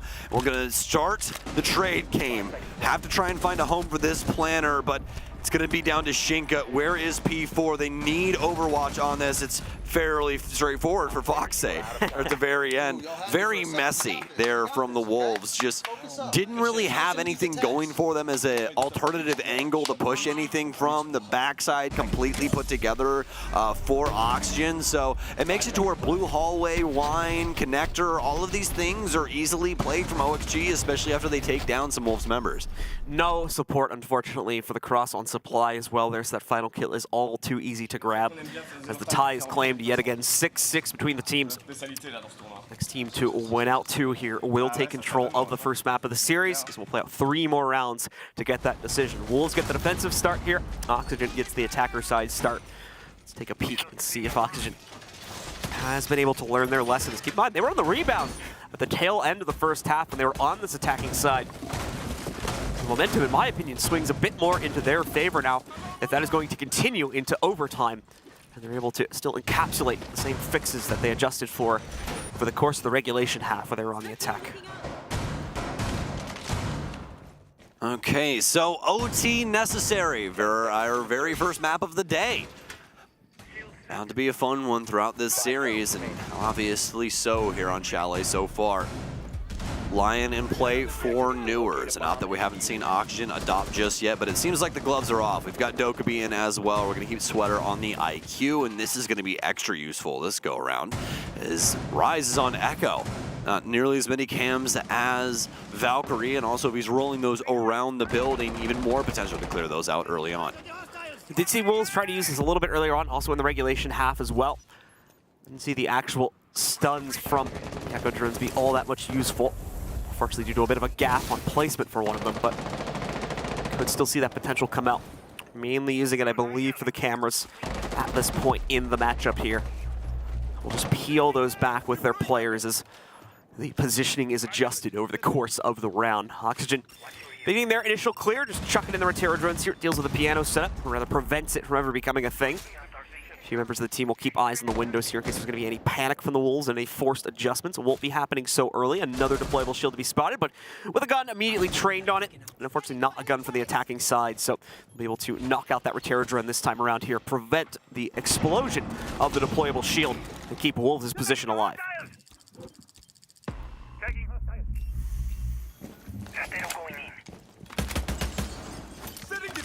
Once again, these midway points throughout the rounds, both squads not able to get too much going, just a lot of jiving for position. To force back the opposition is Oxygen right now. Wolves respecting this as much, but the limiting angle might finally be here. This is where Wolves will have to make a stand. Not willing to budge here on the bathroom side.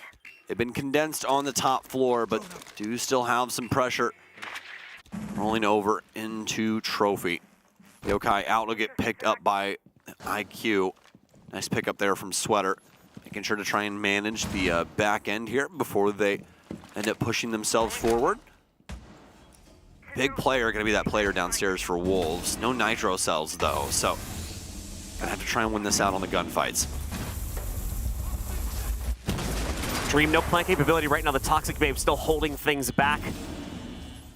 A few more of those still sitting in the pocket as well as Shenka, but he'll be caught out across the hall from Piano. Sweater finds him, prevents any additional hold up here for Dream now, moves into it. Those Echo drones will strike true.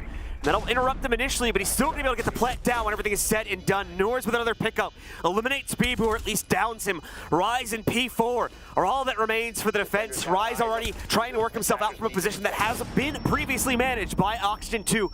So no safe harbor will be found as these players try to wrap out from it. Noors with the counter and the pinch. If P4 or another member of the Wolves commits too deeply to this fight here. P4, though, ready for that exchange outside as he had already previously spotted that player, but he can't win the gun duel. Noors comes out on top of the exchange instead. Rise getting low, he'll be eliminated. And now Bibu alone inside of the 1v3. 3 seconds left to just get on that case. Gonna lose it on time, and Dream will knock him out anyway. So Oxygen claimed the initial round of overtime. Good shit, boys. Let's get it. Let's run this shit. Let's go, team. Let's get it. Let's end it here. Off the piano window every time. I got you, Mitch. I fucking got you. Let's go. Where do we think we got? Kitchen? I think Kitchen's been good for us. Yeah, I think Kitchen, en vrai. Kitchen, ils ont cassé Kitchen, ils ont caché. Pour moi, les gars, c'est Kitchen. Leur impact qui casse soit une solar, soit on accélère au top, ou on fait un truc, mais il faut aller côté solar. Moi, je dis on a des grosses couilles et on accélère au top. On peut. Vraiment, je pense qu'on a des grosses couilles. En fait, ils veulent jouer full impact côté main, en fait. Ouais, carrément. All right, well, Wolves are up against the wall now. Situation has suddenly flipped pretty drastically against them when you consider the map statistics that we were talking about earlier. Going over to Oregon, this is, in my opinion now, a bit of a must-win for the Wolves here. Otherwise, Oxygen has a much better map rating going on to our second play, and that is going to be very bad news for the Wolves. They're 0-2 on Oregon just at this event so far. Yeah, it's not looking too hot for the Wolves right now. Oxygen more than in the driver's seat here. Have the Electro Claws in the lineup for Foxay to try and limit the walls. And I mean, every single engagement for the Wolves, including the interactions with Fox and just attempting to get these walls open, going to matter that much more so. This round has got to be a Wolves win. This map has to have the same result. Sweater with the Nitro cell here. He's trying to get it decided early. Him and Verd are going to be holding on to the top floor, at least for now, to get this hatch sealed.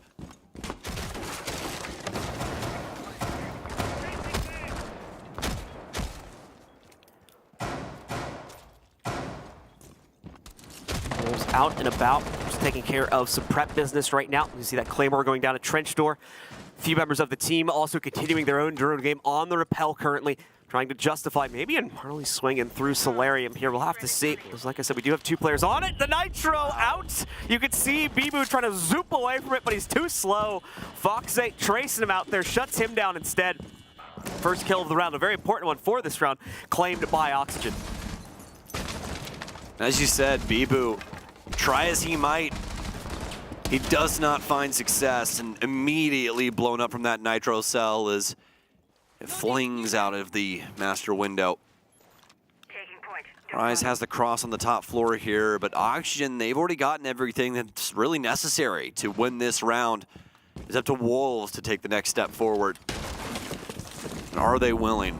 P4 seems to be. Really wish he had that round back.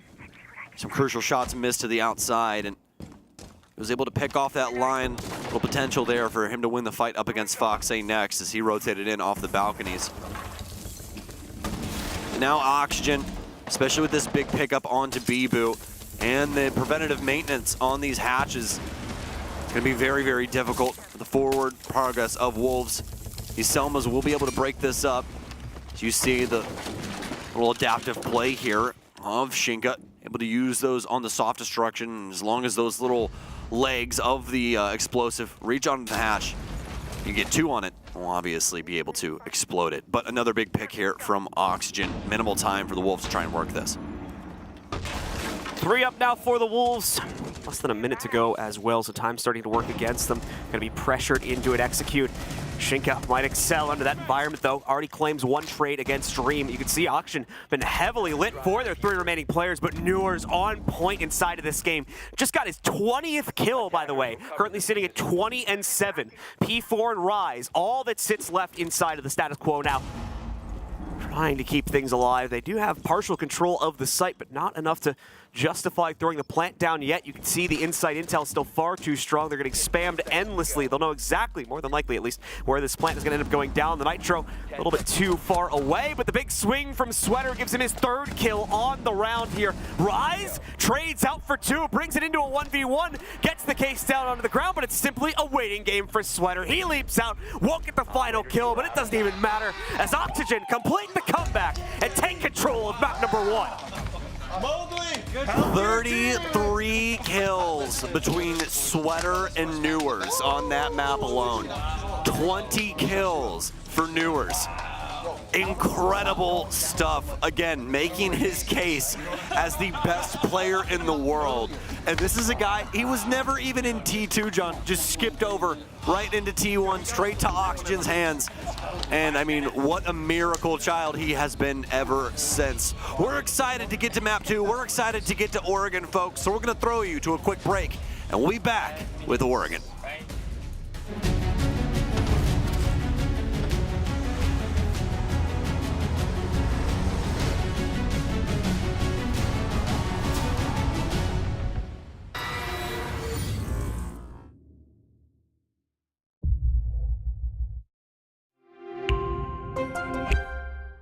I'm Nicholas Morton, but you know me as Pingu. I'm a 2-time Rainbow Six Siege World Champion and former top Rainbow Six Siege player in Pro League. Welcome to my Siege Ranked Bootcamp.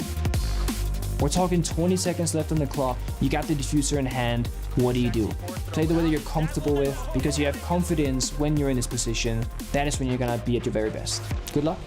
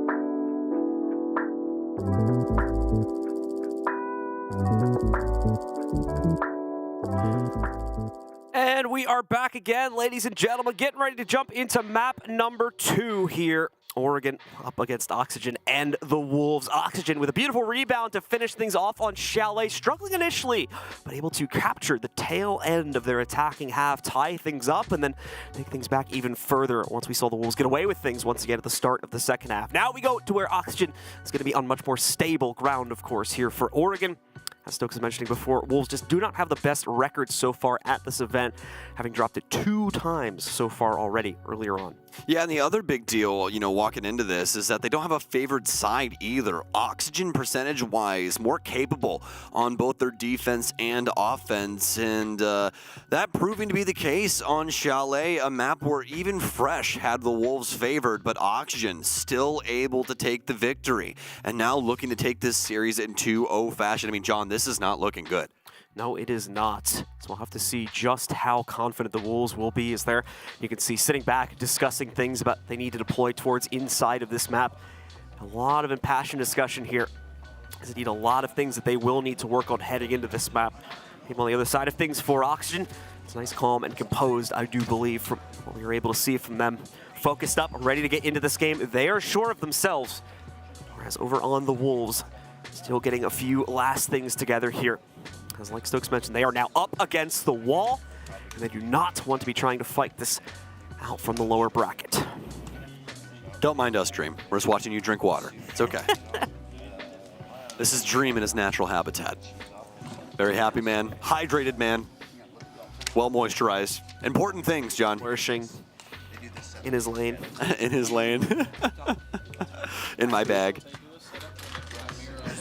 Exactly how Newers probably felt inside that last game. 20 bomb from him. Amazing showing once again. Like, I cannot express enough how well Newers has been playing at this tournament, especially because Oxygen had some pretty hard games. So, I mean, it's been quite the showcase event for him. So, I mean, with play like this, as well as, with the team that he has around him, there is potential with this roster to lift a hammer. I know they've had a hard year, over, all of 2022 for the most part, but near the tail end, big change-ups, as well as this nice grace period, seeming to really, really benefit Oxygen and their play style, as they have been, big knockdown dragouts with a lot of these big names that we have in Siege so far this tournament. So, see if they can get a big 2-0 victory over on the Wolves here on Oregon, as we are just moments away from getting into this map.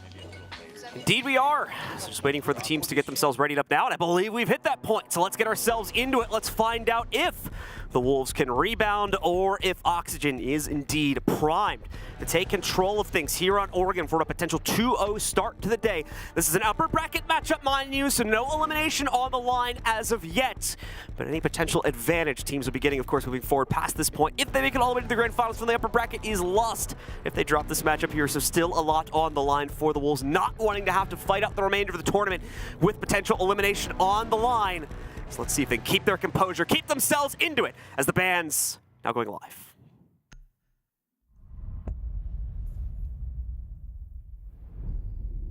Yeagle will be banned out off rip. Always a very solid consideration when it comes into a map like Oregon, and that'll be where Wolves will start defense. Oxygen will be the obvious team on offense. Yana will be banned out once again here. Saw her banned out on the previous map, and it really, really did do some damage to Mowgli's playstyle. Really slowing him down on the offensive side. Just wasn't nearly as sharp as we usually see him, so we'll see if it affects him as much when it comes to Oregon. Valkyrie also going to be removed as well, and what is our last ban that'll slip through here? It's going to be Wolves, and it'll be Kaid off the board to make sure that these hatches stay wide open when it comes to the basement play. So with the bans in, it's time to enter round number 1 here and see what exactly the Wolves have to show us here for their defensive side. The basement will be the initial site that they'll play into. No real big surprises in terms of the operator picks they're going to end up on as well here. And give us a moment.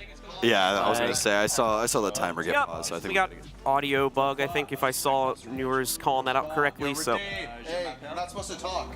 Stop. We're not supposed to talk. Don't joke about it. Oh, okay. Yo, new. So give us just a moment here, folks. I didn't know you're not supposed to talk. Oh, wait, hold on, scissors. Oh, it was a one fox, one fox. No, go back. Go back. What happened? Who turned the TV off? Thank you. Oh my God. Now we don't even know what's going on. Okay, it's 1-1, I think. Oh.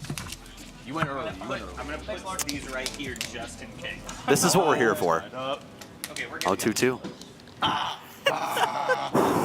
Newers winning in the server and out.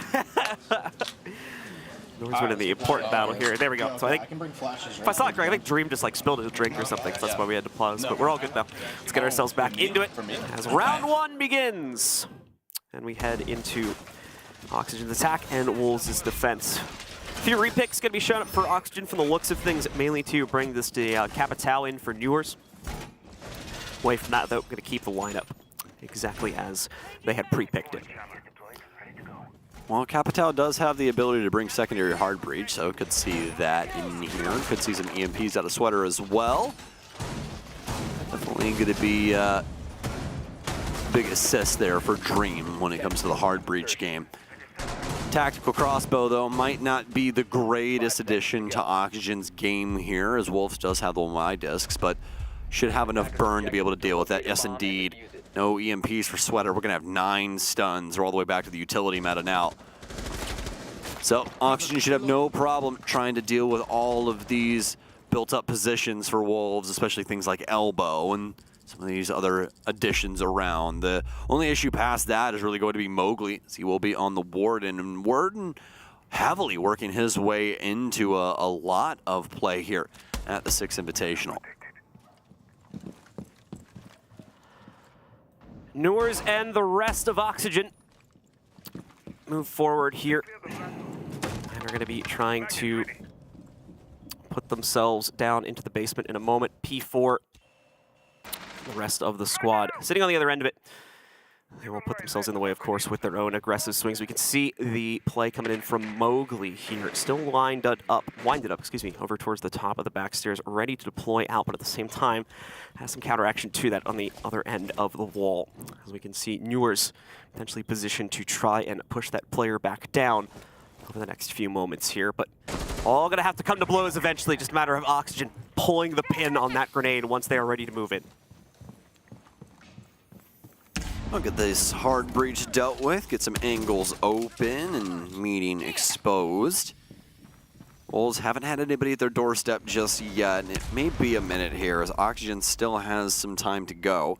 Also, Dream actually ended up only being the main hard breach here, as Newers did not adopt the secondary hard breach, got the Claymores on. Might have forgot about that as well, as none of them have been used, but it doesn't really matter at the end of the day. More than likely just playing this for the tactical crossbow to try and break up some mirror windows and other things abound. But again, the Warden playing back into that. So some worrisome moments. Could be a troublesome tide coming the way of Oxygen. Warden actually having quite a bit of play this tournament. 4th most played op when it comes down to it. 40% pick ban rate. Zombie, Valkyrie, and Solus, the only 3 ops above him.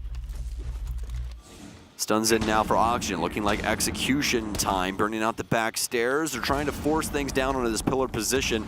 Rise, though, he's going to be the big problem inside of Boiler. Stuns out, big play here for B-Boos. Will shut down the first one in through E-Box, but not the second. Big plays for Dream. He's found his space. He's not just a plant bot, folks. He can get some kills. Triple for Dream, and it surely is alive for Oxygen.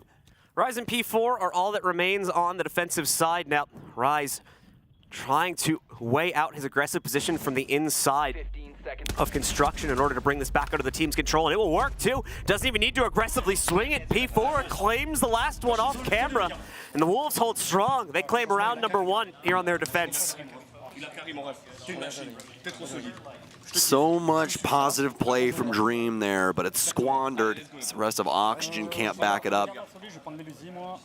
No bite to this, no crunch.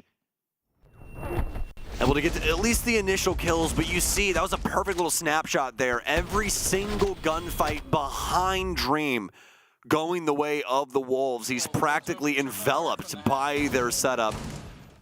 Off on an island now. No real way for his teammates to try and get there. really unfortunate as Sweater did seemingly have some form of position on the sledge on the back end, try and get some kind of assistance, but most definitely did not work out. The Wolves now, after that successful round, will move their way upstairs. So going to keep the Jaeger in the lineup, but changing up a couple of other things. Solus and Azami both build their way into this. Azami especially going to be useful on this top floor.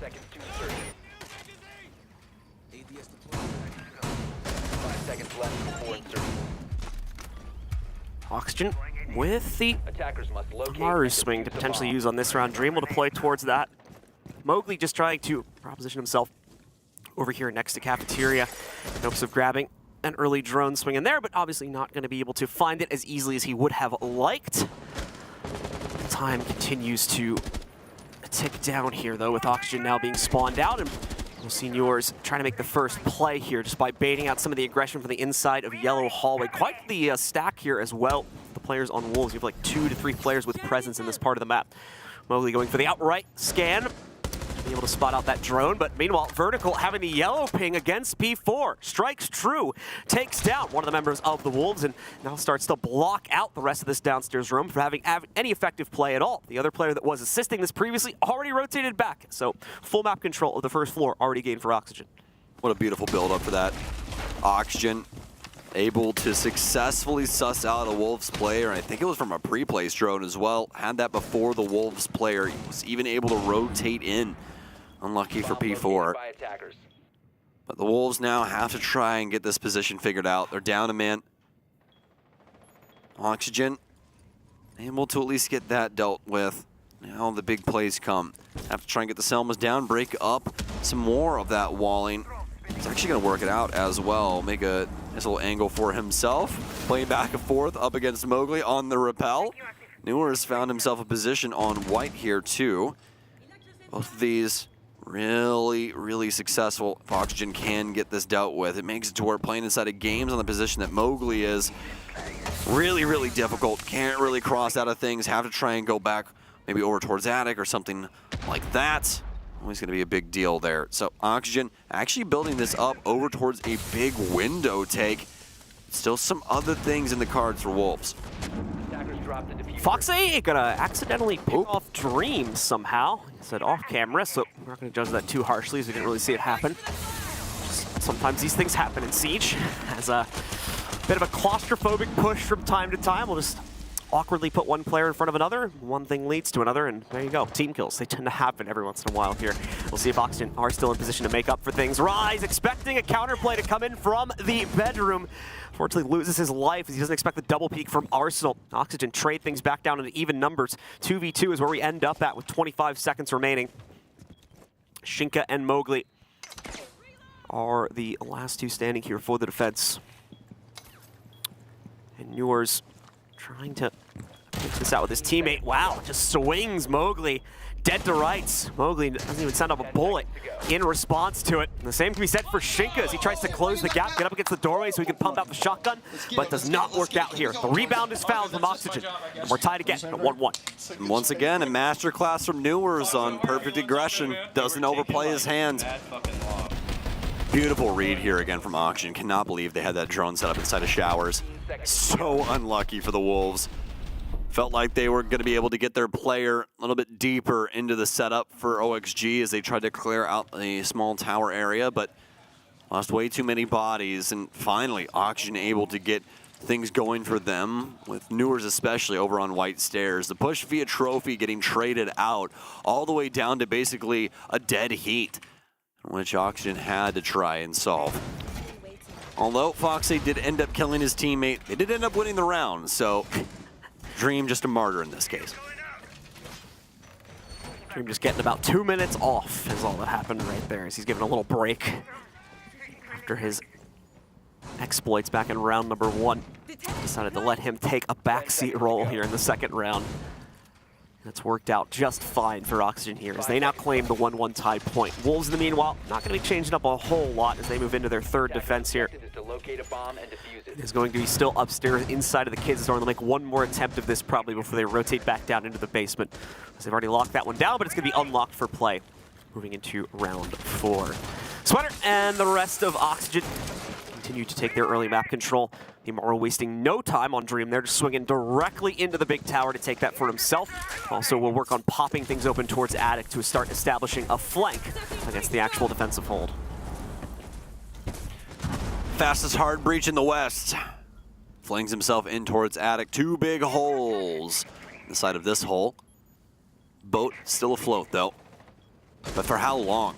Oh, did Rise realize? Oh, thankfully they have the Banshees in play on White Stairs. That was very worrisome there for a second. You do not want Newers donning your door that early. Could have spelled demise for Wolves. Big crossfire there on White Stairs. Oxygen, though, they've been able to gather small tower, work their way in cafe side. P4 does at least have the kitchen position, though. Little assistance from the top floor with Shinka. Have that hatch open. Could be quite useful to their future. Biba's got a setup, though. He's got a couple of these Kiba barriers built up inside of Master, mostly trying to hold on to the Master window door. This is going to force Oxygen to try and rotate themselves around, try and get some side pressure onto Bibu's position. He's going to continue to try and reapply, readjust himself here, try and waste out as much time as humanly possible. Nearly making impact against Newers there as the barricade is slapped open. Newers still going to get hit pretty hard by an impact that's chucked forward, nearly full damage that you can get off of one of those. Mowgli, in the meanwhile, to strike first. Second kill also claimed by the Wolves here as they're taking the fight directly to Oxygen. A flank trying to be worked against them, though. The pinch has minimal success here as the members of Oxygen are actually able to trade out as a direct result of that attempt from Wolves to get aggressive. They walk themselves into their own deaths to a certain extent and now bring the round into a much more palatable situation for the attackers. Well, it's the 2 veterans of North America, Vertical and Foxay, to clutch it up against Bibu, a veteran in his own right in Europe, in Shinka. Decent amount of times for Oxygen to work this, and a lot of drone games still left too. No frag grenades though for Foxay, and that might be a big issue. Stuns though for Vert. He's gonna run himself over towards Armory Stairs. I think he does have one decently close to this position, though. Foxy's going to drop off and try and pressure White. Does have the counter here right inside of Games. That's what he's got to worry about. It's going to be Bibu immediately holding the White door. Guns down 1. But, oh, it's going to be the transfer here. Vert has to try and get it, but no, the comm's not working out. Very unfortunate there. Looks like the push just a little bit missed time. Vert getting really deep in towards Attic and just didn't have the angle to try and fight back and support Foxay. Bibu just being able to hide away just in time. Guns down Foxay on the entry. Oxygen finally stunted there on the offense. Wolves will take the lead here, 2-1. And so Basement is going to be the next site up on deck here for our defenders. Wolves will take up the mantle here as they return back over to where they initially found success and once again are able to capture things at the tail end of round 3. Try to see if they can continue to find that forward success, and Oxygen will look to try and make up the difference on the attack here. Still keeping themselves competitive, but falling behind that little bit here as Wolves win 2 out of 3 of their rotations here. Never actually going to a tertiary site as well, so we still have to test the bounds of a potential first floor hold from them. But Vertical, in the meanwhile, here also going to go for the repick. Just a slight adjustment since they're up against that basement hole. They don't really feel they need the Thatcher for this one. So instead, the Twitch is going to get swapped out for Vert. I was scared that P4 was going to add even more to that window. Put 2 on that. See if that ends up being useful for Wolves. Could be some serious damage onto one of these Oxygen players if they choose to swing into Big Tower. Majority of them starting on the small tower side, though. Looks like we'll begin to clear from here. Vertical will be onto his regular drone. No Twitch drone just yet. So we'll begin clearing out showers. I have some supporting angles here to be expected. It'll be Newers on the showers window looking to hop in. We'll see what else the Wolves have going on with their setup. Able to add some more EDDs downstairs, and actually all of the Wolves players going to be playing downstairs. Not even a security position being adopted into this. Do have that freezer player, though, that's starting to push themselves up onto the door, and a potential for a player working their way in from Big Tower.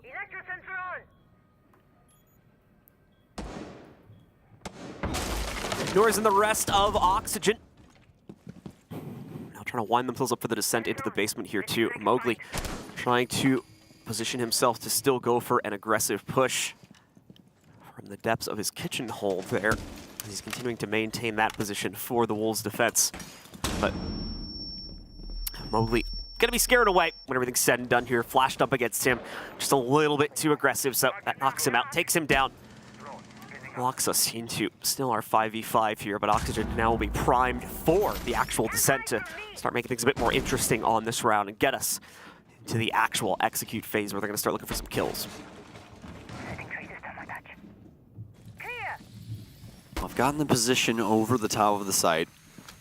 Big tower shut down, forcing the Wolves back. Wolves also getting what they want though. Delay this time. All practiced for both of these teams. All in proper timing. Stuns in now via the E-Box hatch. Twitch drone will get soaked up though with some gunshots. Nice shot from Mowgli, speaking of shots. He'll take out Newers, finally getting one back on him. Newers has been so dominant in this matchup. It hasn't even felt like a duel, it just felt like a beatdown. Mowgli's gonna try and work his way back out of Boiler. This has definitely slowed down Oxygen's push, and we've seen that when it comes to losing Newers. It slows them up just a little bit.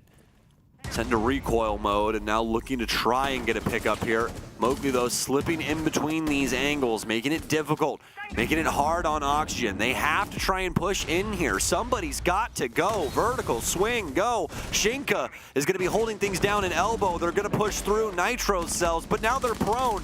Nobody's swinging anything. Dream's going to get gunned down. The case is down. Oxygen's stunted. No place for this plant. No home. They're going to get swung out from the Wolves, and nobody's going to be able to even try and put the case down. It's like if they lose Newers, nothing happens.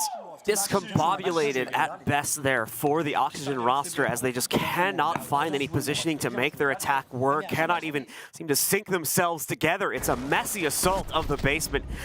A relatively easy third round ultimately for the Wolves, as Oxygen failed to get any sort of footing here, failed to even piece themselves together with these flanks and whatnot being so successful as well. Unfortunate for Oxygen.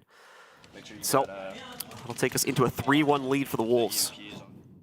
It was as though Oxygen, past the Newers' death, was constantly moving their pieces up to the firing line, but never having the willingness to actually get into the firefight. They would just wait right at that drawn line and see if the Wolves would make a mistake, see if they would push back into them. But the Wolves are on defense in this situation. They're not just going to give up every avenue to the site. Very strange there from the Oxygen lineup. There's no real teeth to that. Really needed to see them try and get forceful. 10 seconds to go. If you're going to lose the round anyways, you might as well try it. 5 seconds left. A little unfortunate there for them. Hopefully this next time around they have a little bit more gall. Try and send it at the Wolves members. Some hard-fought positions. Also, Sweater getting tagged up quite a bit there at that tail end. When we did see him prone on the ground, he had like practically 1 HP, so definitely feel for him in that regard. But still, at the end of the day, you got to get something going on the site.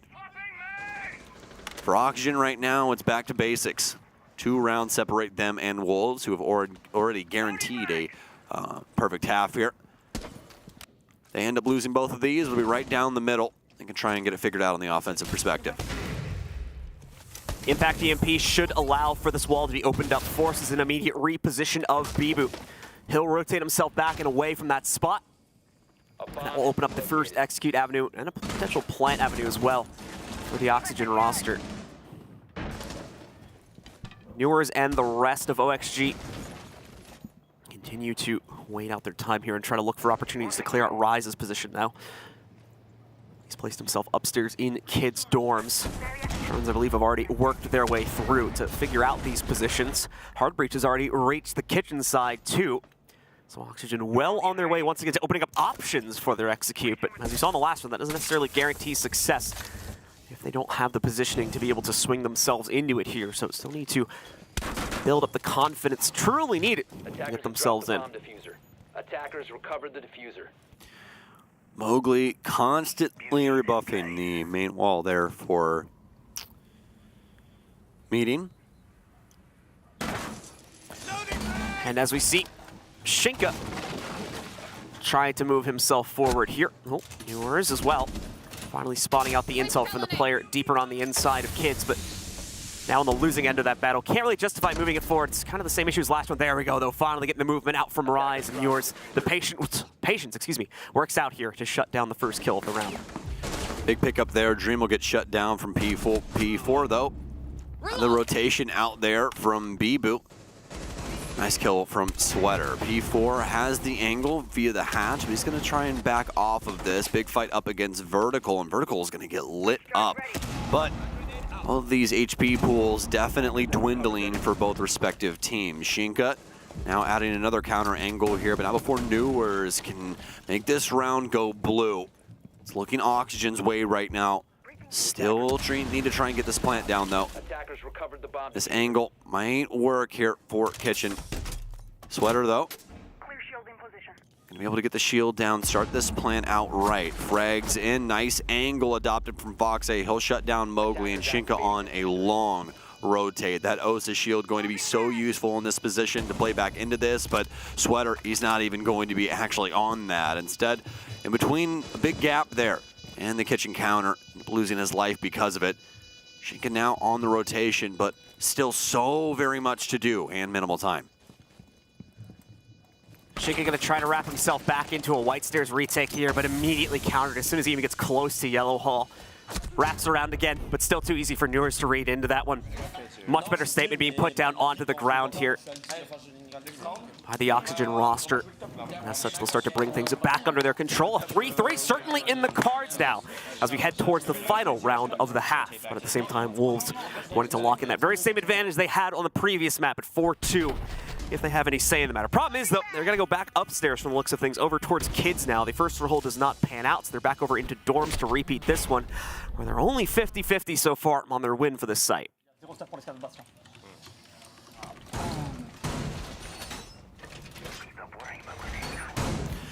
Well, Oxygen bounced back in a pretty convincing way. Newers especially, 8-3, but didn't have to worry about not having him that last round. He was definitely the aggressor when it came down to it, able to get a lot of the entry kills for Oxygen and progress them forward.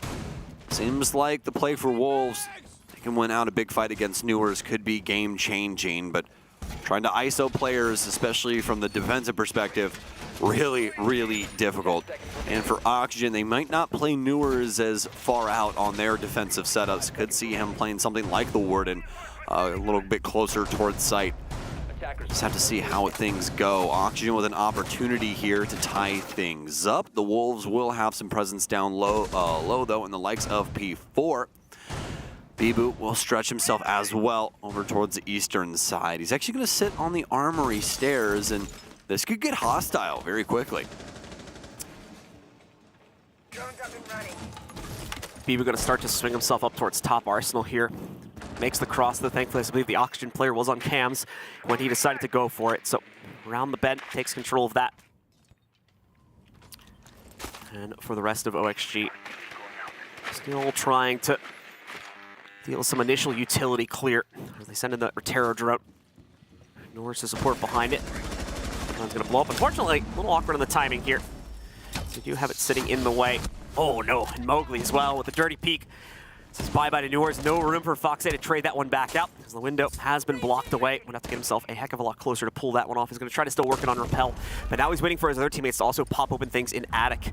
Let the team move forward from there. So bit of a slow start to Oxygen, but now Sweater makes up the difference by finding the exchange onto Mowgli.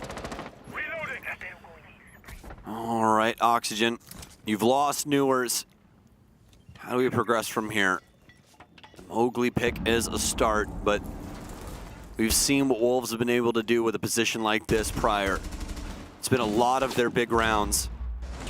Now they have an opportunity to pick up one yet again here. Dream will be the first one to adhere to the call. Oh, a little misplay there. Bibu bouncing it off the helmet, and oh, Sweater will gun him down as well.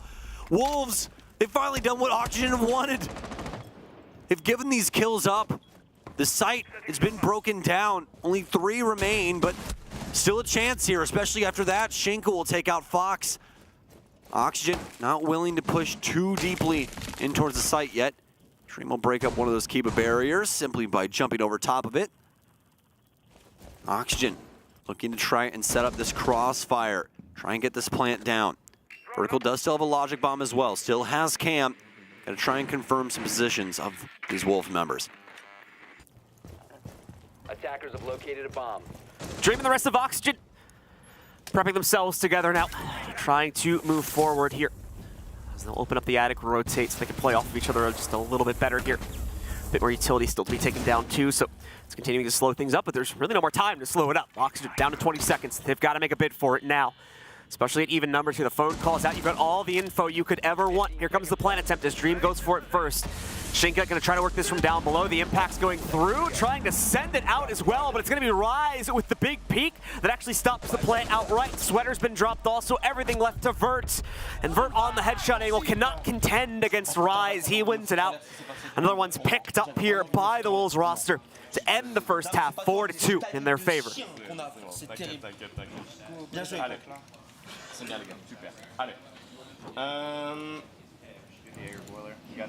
Sweaters on Lucy? Okay. Lucy, yeah. Lucy. We got it one round at a time. Vert and Sweater should play top mid and freezer and just shoot drones. They can. All right, well, into round 7 we go after the side switch, getting a little inkling of what's going on for our respective teams. Oxygen considering a lot of things there, as well as the Malusi. That'll work its way in for Vertical to try and give them some call signs as to where these Wolves members are moving in. Really be useful as well, especially with Mowgli in the mix on the Nook. If this sticks around, then you always have the potential to not only suss that out, but also slow down the player on the entry. So definitely like the considerations we're seeing here from Oxygen, even past that with the things like Newers and the Jaeger for Boiler. 5 seconds remaining. We got Wolves spawned out. Let's see how they fare on the attacking side. Failed to capture things back over on our first map of Chalet. This is where things started to, unfortunately, fall by the wayside. But now we'll see if they can keep their composure for the second map of this series. Already starting to look a lot better when we consider the map coefficients we were talking about at the beginning of this matchup here. Wolves seem to be in much better fighting shape this time around. And why wouldn't they be for this deep of a bracket run? Wanting to give it their all in hopes of continuing to excel in the upper bracket. Oxygen very much looking for the same thing, however. They've got the map point right now. So it's their opportunity to really pick up some steam, especially at the start here of the second half with that defensive hold inside of basement. Lots of delay utility built up for their composition. So Wolves are going to have free reign over most of the map to get started with this round. However, even with that, there's no guarantee that the Wolves will be able to control that amount of map presence and still successfully lean themselves onto the site. They've barely tested the defenses from Oxygen as of yet. And with that explosion, that's a sign of the times. Means that we are progressing through the mid-floor. Trying to apply some pressure towards Freezer and getting the other hatches open, just as some other avenues of access for the Wolves' opposition. Got the buck play in here for P4. I'll be able to break up some of the softer walls around the site here, making some new lines of sight, but not really anything that's going to affect Newer's position all that much. They do have some spare X-Kairos, I'm sure, that they can use from Bibu, but do have the impacts on Fox A still, and the ability to shoot those off the wall with the proper positioning, so might not be the best call there for the Wolves.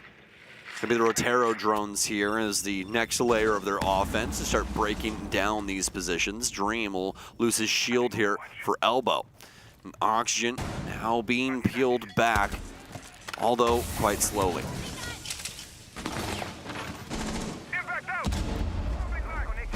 Wolves still moving quite slowly here as they enter the final 40 seconds, not wanting to trip anything up and more importantly wanting to make sure they deal with all this utility properly. Big swing from the defense, but it does not pan out. Newers ends up going down outright to Mowgli. Fox 8 to find the first exchange now as they attempt to take construction control. That'll also drop the case.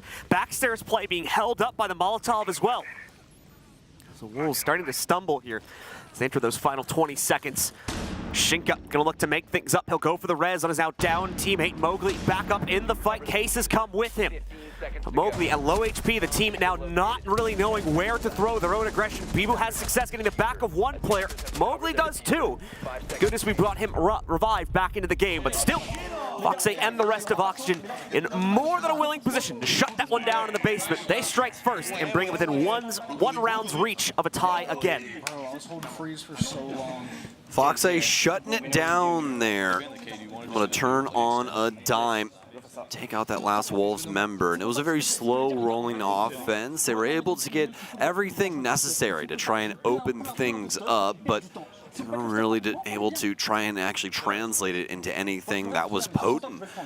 Dislodged the shield player, that was obviously Dream, but past that, I mean, nothing really coming to them. A lot of the big moments really just centralized around the pick onto Newers, but the defensive setup now for Oxygen, too strong on the basement. Amazing, amazing stuff there from them, especially through the utility game, able to slow down the Wolves, make it to where that entry point was not nearly as feasible. 10 seconds left. Wolves in the meanwhile here with repicks to come forward. We are going to see Ash implemented into the lineup as well as a Thatcher.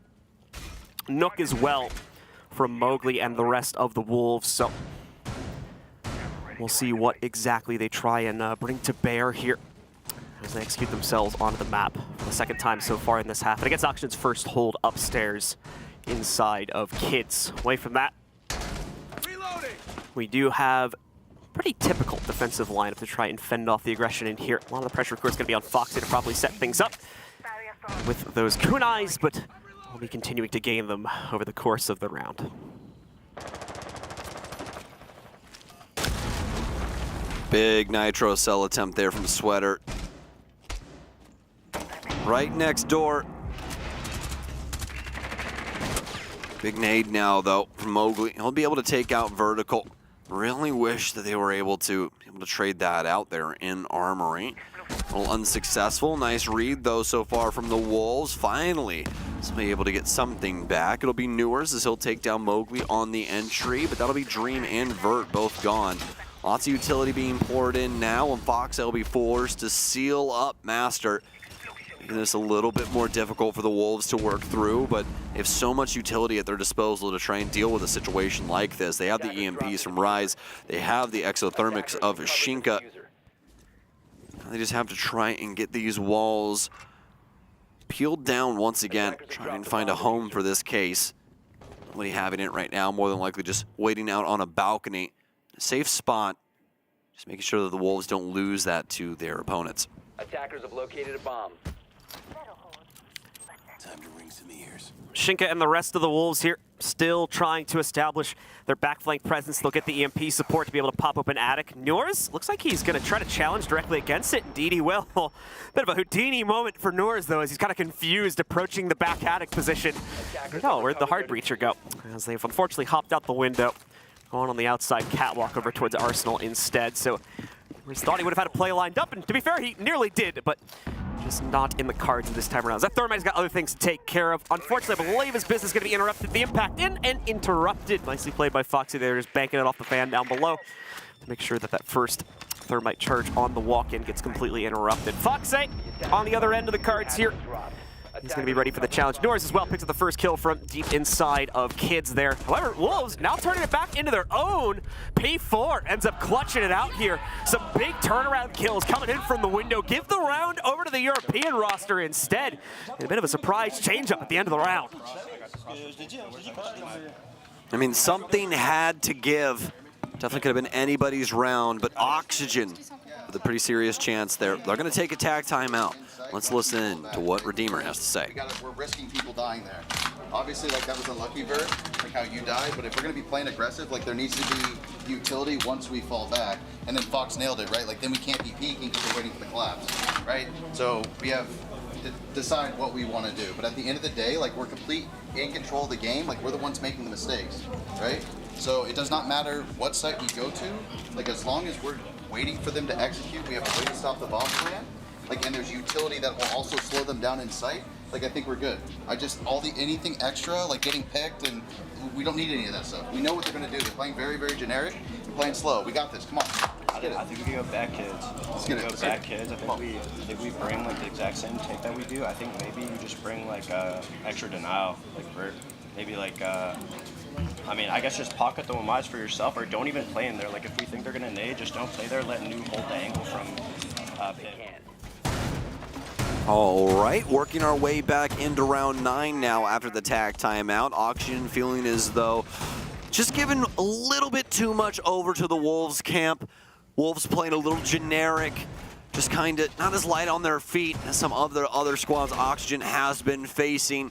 Feeling as though if they rest on their morals, make sure that they don't try and swing into things, try and use some of this utility game and slow down the Wolves, that they can win it out in some of these low time executes that the Wolves have been going for. And personally, feel as though that would definitely be a big boon for Oxygen. What do you think about that, John? Yeah, I think it's certainly going to help out the defensive prowess moving into this round. We'll see if the repeat is going to yield any success overall for Oxygen. Is their overall lineup going to be exactly the same? The secondary hard breach hopefully making things a little bit easier for the Wolves this time around, especially with the impact trick nearly tripping them up as they try to establish walk-in control for themselves. Mowgli and the rest of Wolves will take up their initial positions right now just on the balcony outside of the bedroom.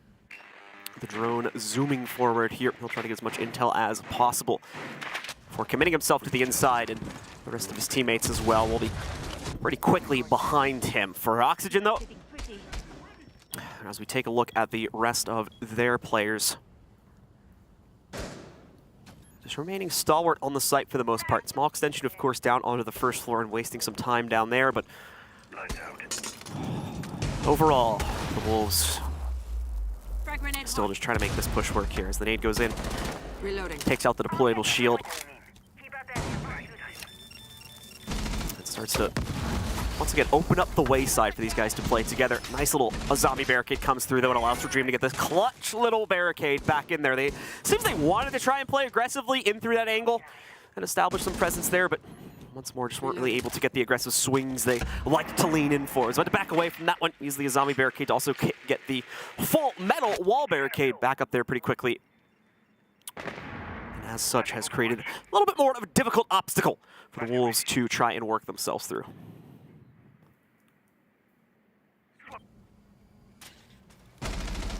Well, drones out here for Wolves have to attempt to get this master wall open. Everybody adhering to what Redeemer had talked about in that timeout. Not a single pick, not a single point of damage gifted over to Wolves here. Do have somewhat of an aggressive look, pouring out a freezer though. We'll have this drone working in for Rise. Sweater will get discovered. He's gonna fall back into security. How willing are they to stick around this though?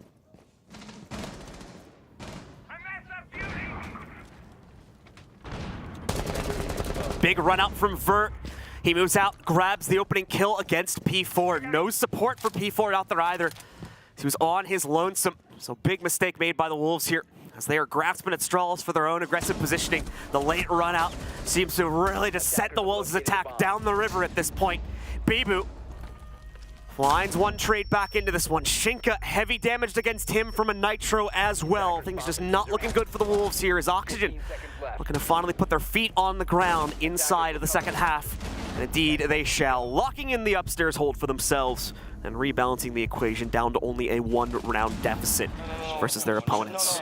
And well, keeping the bodies up, keeping the utility alive was a big, big gain there for Oxygen, helping them process the later portions of that round. And some big pickups here early as well from Vert. Triple kill for him on the round 2.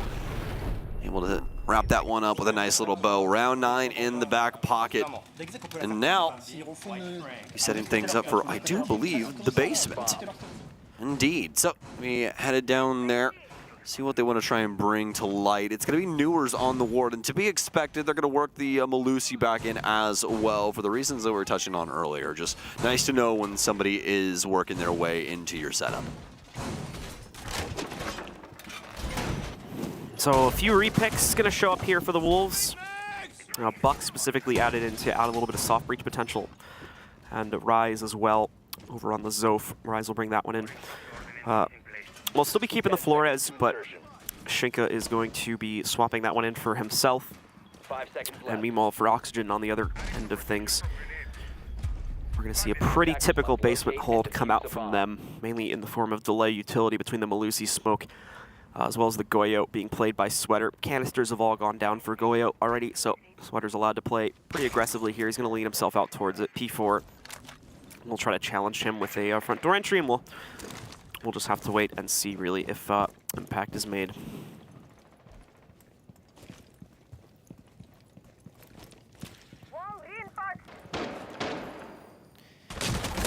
Well, Wolves haven't been able to get any blood out of this stone just yet.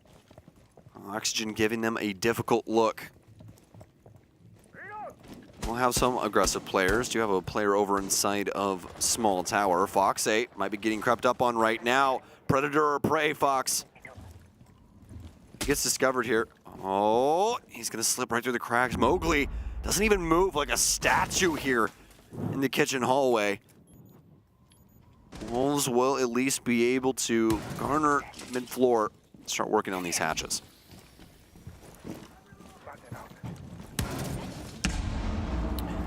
Wolves trying to open things up for themselves, and Mowgli, he's first up to bat with regards to trying to take back stairs. However, he's got a pretty mobile challenger in the form of Newers here, trying to work himself back towards it.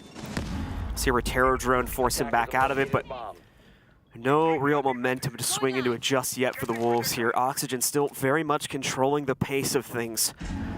As we still have half the round to go for the Wolves, we still have quite a bit that could change up here for their attack to potentially boost it. As just now, we're going to start to see some of that delay utility start to be burnt out by Oxygen's own defense. Minute remains. Oxygen still so strong in this strategy. Able to hold things back, make things difficult. No ability to close up this rotation, so Dream's gonna have to stand on it. Stuns in, smokes out, still Mowgli's gonna cross. Not nearly as fatal as the last time. Nobody will be playing in Boiler as Oxygen have peeled this back just a tad bit. Newers will be discovered. What a shot from Mowgli as he'll transfer it over to Freezer. Knew the refrag was coming. Awkward angle here though, vertical. He's gonna get pre-fired, but he gets a nice kill. But it's gonna be Wolves all over the Oxygen setup this time around. Able to collapse in such a positive way, especially Mowgli with the huge entry kills there. Not only onto Newers, but onto Fox. So map point now on the docket here as Wolves have reached that pivotal 6th round. All the pressure shifts over to OXG to try and stabilize things here as they need 2 in a row. And they will start with the replay over here on basement. Attack pause to be seen for them. Try and bring them back into this one. There's one guy who watches fucking Coach behind him trying to hype things up, keep the spirits high. As once more, this was the map that realistically Oxygen weren't expected to maintain control over. But now it doesn't necessarily seem like that is truly the case. The Wolves, having rebounded themselves, they lead this from the pole position, and after having that nice 4-2 start on the other half, they're going to continue to excel so far on the attacking side. Oxygen giving us very much the same flair we've had in previous rounds, however, just with a few slight change-ups to their lineup. 5 seconds to go. Attackers must locate and defuse a bomb. Well, no hard breach here for Rise for a secondary utility. We'll have the Habana, obviously, for the Wolves, though. So, still have the ability to get these hatches open. Oxygen feeling as though the basement setup could work for them once again here. Dream will be the one on the Warden this time around, though. We're going to actually have Newers on the smoke, something we don't see all that often. He's going to be in a pretty forward position still, playing where he was previously. Now the FMG9 using the 1.5 on that. Quite the weapon at the end of the day. A lot of people really enjoying that gun, especially since he got worked in on this character here. Oh, some beautiful shots. Mowgli almost with another transfer, 13 and 10 on this game, but he gets away with a quick strike on Fox A.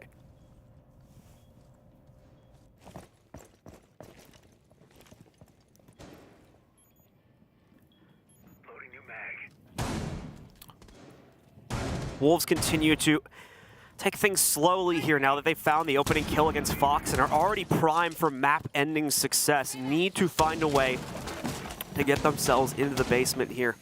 Unfortunately, not going to be an easy task. Sweater ready to roll out, but a flash, probably at the worst possible time, connects directly into his face. Completely kills any of his aggressive momentum coming up that staircase there. Potentially may have just saved his life, though, as it looked like two members from the Wolves were here, ready to establish Overwatch if he did go for that peak. So it might end up being much better that Oxygen keep their composure and keep those 4 players locked in the bunker to await the execute from the Wolves here. Speaking of which, they've got everything opened up now, as we're hearing the last of those few hatches get popped. So now it's just a matter of time and positioning for the Wolves here to trigger the descent.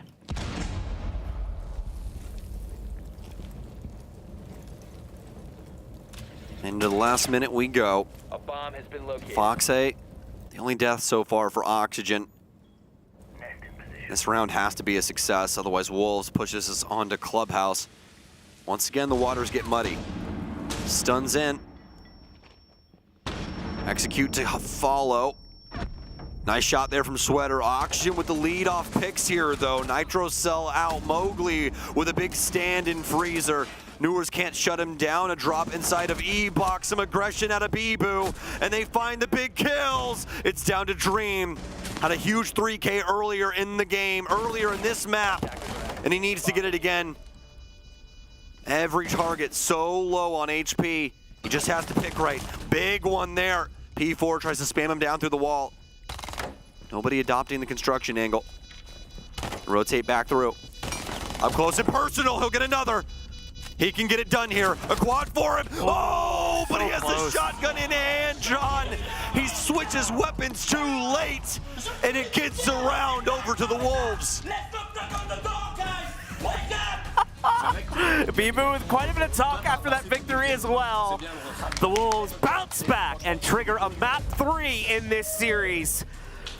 Nicely done here, both on the attacks and defense. Very little problem showing up for our European roster over the course of this map, which is, of course, a big departure from what we have been seeing previously on Oregon. Map number 3, though, is right around the corner, ladies and gentlemen. So don't go anywhere. Stick with us. We'll be back in just a few minutes.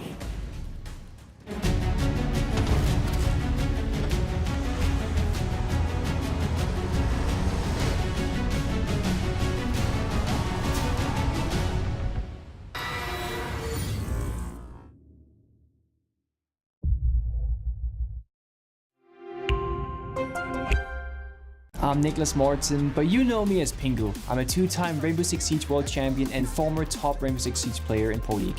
Welcome to my Siege Ranked Bootcamp. We're talking 20 seconds left on the clock, you got the diffuser in hand, what do you do? Play the way that you're comfortable with, because you have confidence when you're in this position, that is when you're gonna be at your very best. Good luck.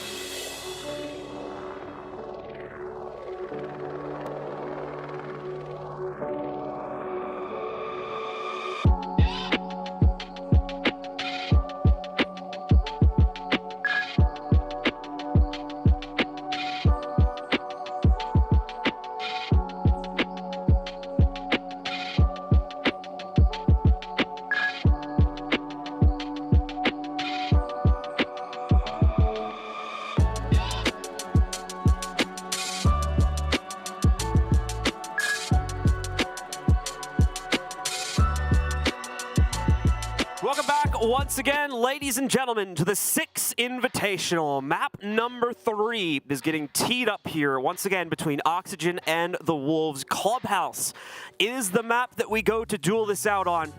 Once more, big huddle here for the Wolves players as they get themselves ready for it. We can see the stats in front of us from map number 1. Mowgli once again being the big piece of the puzzle for the Wolves. A bit more of an even affair over on the Oxygen side of things, but Vertical and yours still kind of standing on top of the pile there. Yes, indeed. And Wolves able to stare down the barrel of the gun and smile as they get the map over on Oregon. It was going to be some hot water for them after Oxygen was able to sneak past them on Chalet and get it to their map choice. But now it boils down to this one map between who moves on in our upper bracket here between these two, and it comes down to Clubhouse. Like I said, Clubhouse is where it's going to be duked out. So once again, very similarly to Oregon, we're not going to have as much room for the roam game to really excel out, especially on quite a few of the downstairs sites here. But away from that, it's going to rely much more on the team composition, the kind of bunker setups these guys will be able to deploy themselves into, and how well those setups will keep themselves alive at a deeper point into the round. I do like this little huddle that we get themselves into as well. It's just a nice little team meeting. Get everybody out of the chairs, get everybody grouped up together, make sure they have full composure of the strategy before going into things. We'll have multiple support staff helping them out with this too. So Wolves, definitely a team that comes into their maps prepared. You can say that at a minimum for this roster. Yep, everybody huddled around Hellbeat. Get things settled for what they want to try and do on Clubhouse. Maybe some last-second strat adjustments, something maybe Hellbeat had seen in Oregon or Chalet, could potentially translate over to this map. Whether it be pacing-wise or strategy-wise, we'll have to see. But Clubhouse is going to be our battlefield between these two to get this dust finally settled. These two especially right here, Vertical and Newers, not only in that last map, but the prior one, able to stand quite tall. Vertical not as much so on Chalet, but it'd be hard to try and hold a candle to 20 kills, wouldn't it? Certainly going to be the case, as Newers was really able to go nuclear. That position back in map number 1, really taking full command of most of the situations to keep our attackers in good straits. This time, though, they're going to be on defense to start things up. Oxygen will be, so that does give them a slight edge, in my opinion, going into it, because it's Clubhouse after all.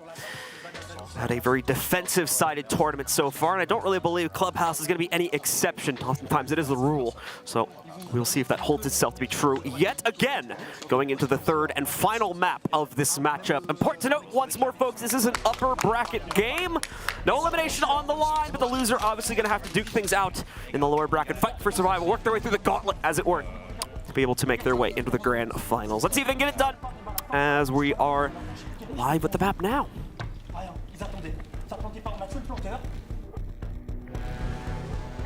Oh, okay. Give us a second. We're apparently not live with the map. Looks like we might have the wrong side, so we're gonna get this all switched about. Beautiful fly-in, though. Really like that production. You guys did well in that. Look at Clubhouse. Beautiful. We're not starting the map, though. This is a huge bait. This is all a lie. Do not eat the cake. All good. I think, like I said, I think we just picked the wrong side, so give us a second here. And I can't wait to do the fly-in all over again. The music, too? Yes. No, especially the music. I haven't heard that enough. We can imitate it this time. It's like, boom, bum, bum, bum, bum, bum, bum.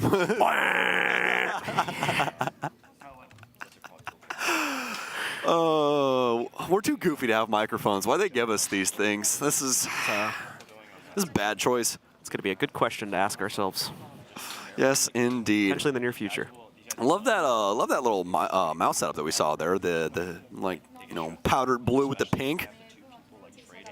What's this? His little mouse. Oh yeah, here. I think that's all Zowie stuff. He's got the pastel. Oh yeah, on there for himself. I had the EC2B for a while in that pastel color. Love that mouse, but I'm a wireless boy now. Well, so are they. I think they just came out with one. Are you serious? Yeah, it was like a month or so ago. Shut up and take my money. Everybody's been begging for a while, dude. They finally. Where'd you get that? Where'd you get that? Give me that mouse. I see a lot of people tweet like, "Oh, I'm finally back on a Zowie," like that sort of thing. So. Dude, glorious! What a glorious time to be alive. Speaking of glorious, another fantastic mouse. I don't think I've actually seen a glorious here But a lot of innovation in that consumer department recently. All right, ladies and gentlemen, it looks like we are ready to get ourselves back into things. We've gotten things started. So to correct myself from what I was saying before, too, because the sides were wrong and I was just reading the lobby UI, Auction's actually on attack to start this map out. So just in case anybody got confused by that. No fly-in. No fly-in. I can't cast without no fly-in. Just make one on our own. Bum, bum, bum, bum, bum, bum, bum. This is now an improv show. You have amazing vocals. What? Do I? No, I was sorry. That was like really unprompted. I was like, I really got thrown off by that. It's completely lying. Just a wild compliment out of the. Oh man, that's like an Eric Andre show skit right there. That's ridiculous.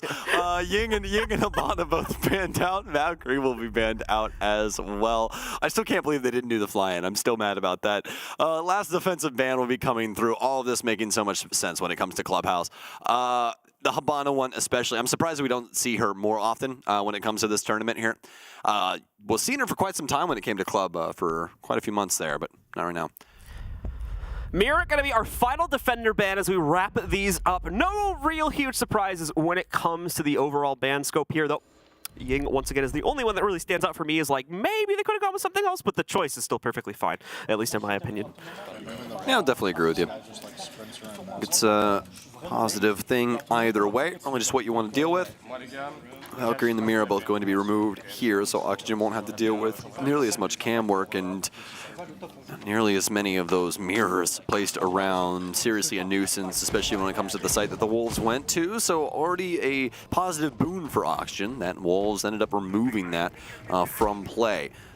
So we'll see how the Wolves want to try and build this up. They are going to have the castle barricade, so usually a telltale sign of a roam game. We're going to have the mute in as well. So how do Wolves want to set us up for round one? We'll be finding out here. Castle Barricade's going to try to split things up when it comes to the downstairs clearance, hopefully leaving Oxygen with too little of an amount of time to properly get rid of those. They do have the sledge, so as long as he's in play, and more importantly, in a proper position to actually counter those back out, shouldn't really be much of an interruption. The one going down there on the main stairs wall as well, just a little bit of an insurance policy for the early roam that Wolves more than likely deploy towards.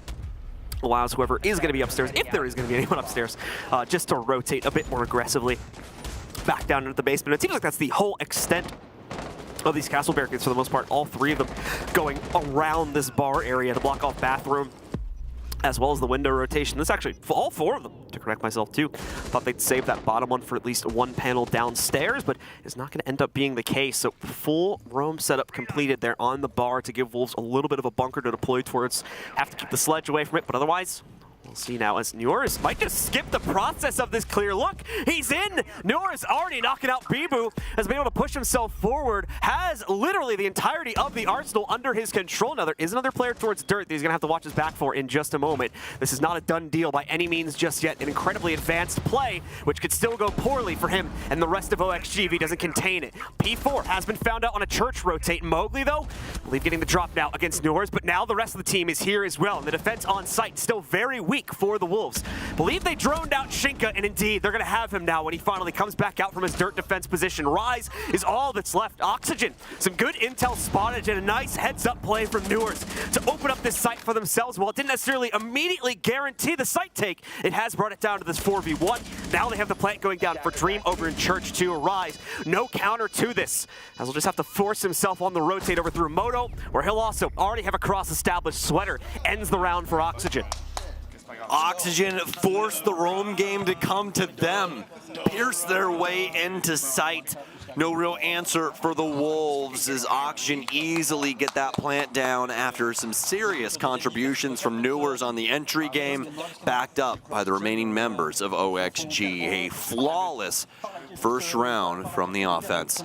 Round two now. We're going to head back down to the basement. We are. Wolves feel like doubling down, but probably not going to be the same strategy at all. I'd really like to see what they're going to do with this. We are still going to have the castle barricades in here, so, I mean, there is potential, but Oxygen dealing with that fairly straightforward and in a very, very easy manner once they were able to get those picks. So, might be going back to the same well, but I highly doubt that if Wolves end up going for the same strategy.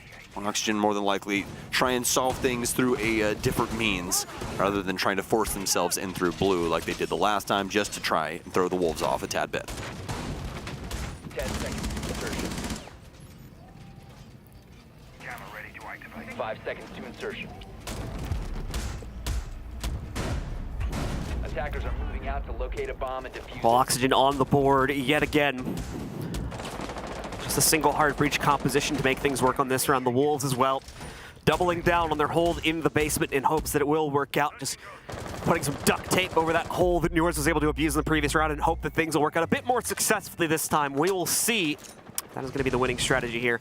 Newers, a bit unfortunate as he walks his way into the building, as he will now unfortunately become a victim of that double castle barricade. Great Overwatch, too, for just the overall setup here for P4. I'm actually really liking this roam setup he's committed himself to, especially with the motion detector going down in kitchen. He's pretty much got full coverage to any entry angle that would be used against him, so that's actually a pretty powerful position he's played to there.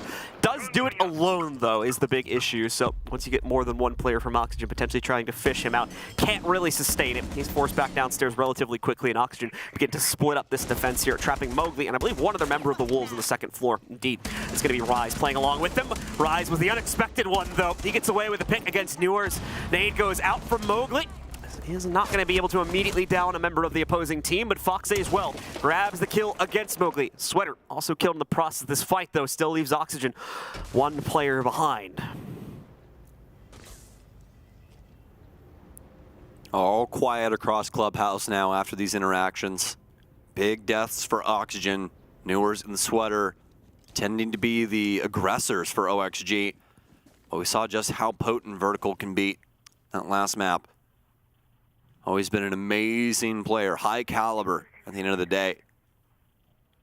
And a fantastic player for Oxygen throughout the years. Going to continue to hold the flank route here on main stairs, just in case any of the Wolves members do end up rotating back down. But so far, so good on this strategy. The clear from Oxygen not as potent as their direct attack from round one.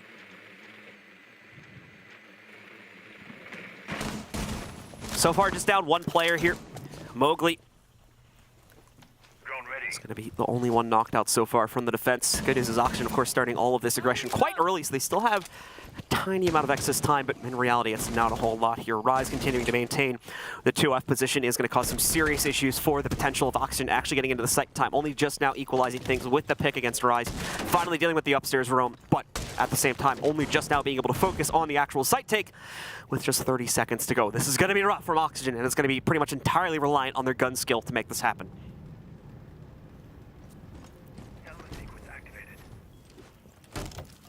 Nitro Cell, not gonna land. Most of Oxygen, all of Oxygen, inside a kitchen. Dream gonna adopt the angles quickly to try and get some access into the actual site. P4 will go down to Fox, and they found a spot to put this plant down. Nitro Cell, but it has to be covered. Oh, what a shot from Fox, a triple for him. B-Boo's locked down. They get it. Oxygen with a cleanup. Round not looking like theirs at all, but they pull it back across the line in the basement. So Oxygen keep hold of a double take on the basement site. Wolves try to go for one. Get beaten out by Noor, sneaking directly into the site. They try to deploy themselves to a hyper-extended roam on the second attempt, and to be fair, the roam works as well. Establishes so much delay. Oxygen don't even set foot into the basement, let alone take a real good look at it, until about 25 seconds remain on the clock, and they're still able to make the execute work. Not a great sign for the Wolves. They've already lasted this long here. We're still going to be looking for a solid rebound from them as things continue to evolve now, moving on to their second site choice, but third round up here inside of Gym. The basement's just not working. They can't justify going for a third attempt in a row on it. Attackers discovered the location of a bomb. Well, after those two failed rounds, failure to launch out of Wolves, Oxygen will now begin their assault onto the master side of things. Frost will work its way in. See how that works out for the Wolves and trying to slow up this assault. The gunplay hasn't been there for Wolves. They were able to get it done early on in that last round, but then Oxygen, bullheadish when it came to their kitchen offense, and Wolves trying to adhere to the call, but Oxygen able to dust them in every single bout that they had. Now it's led to this. 2 quick rounds for OXG. Wolves gonna try and get a round over on them finally on this top floor defense.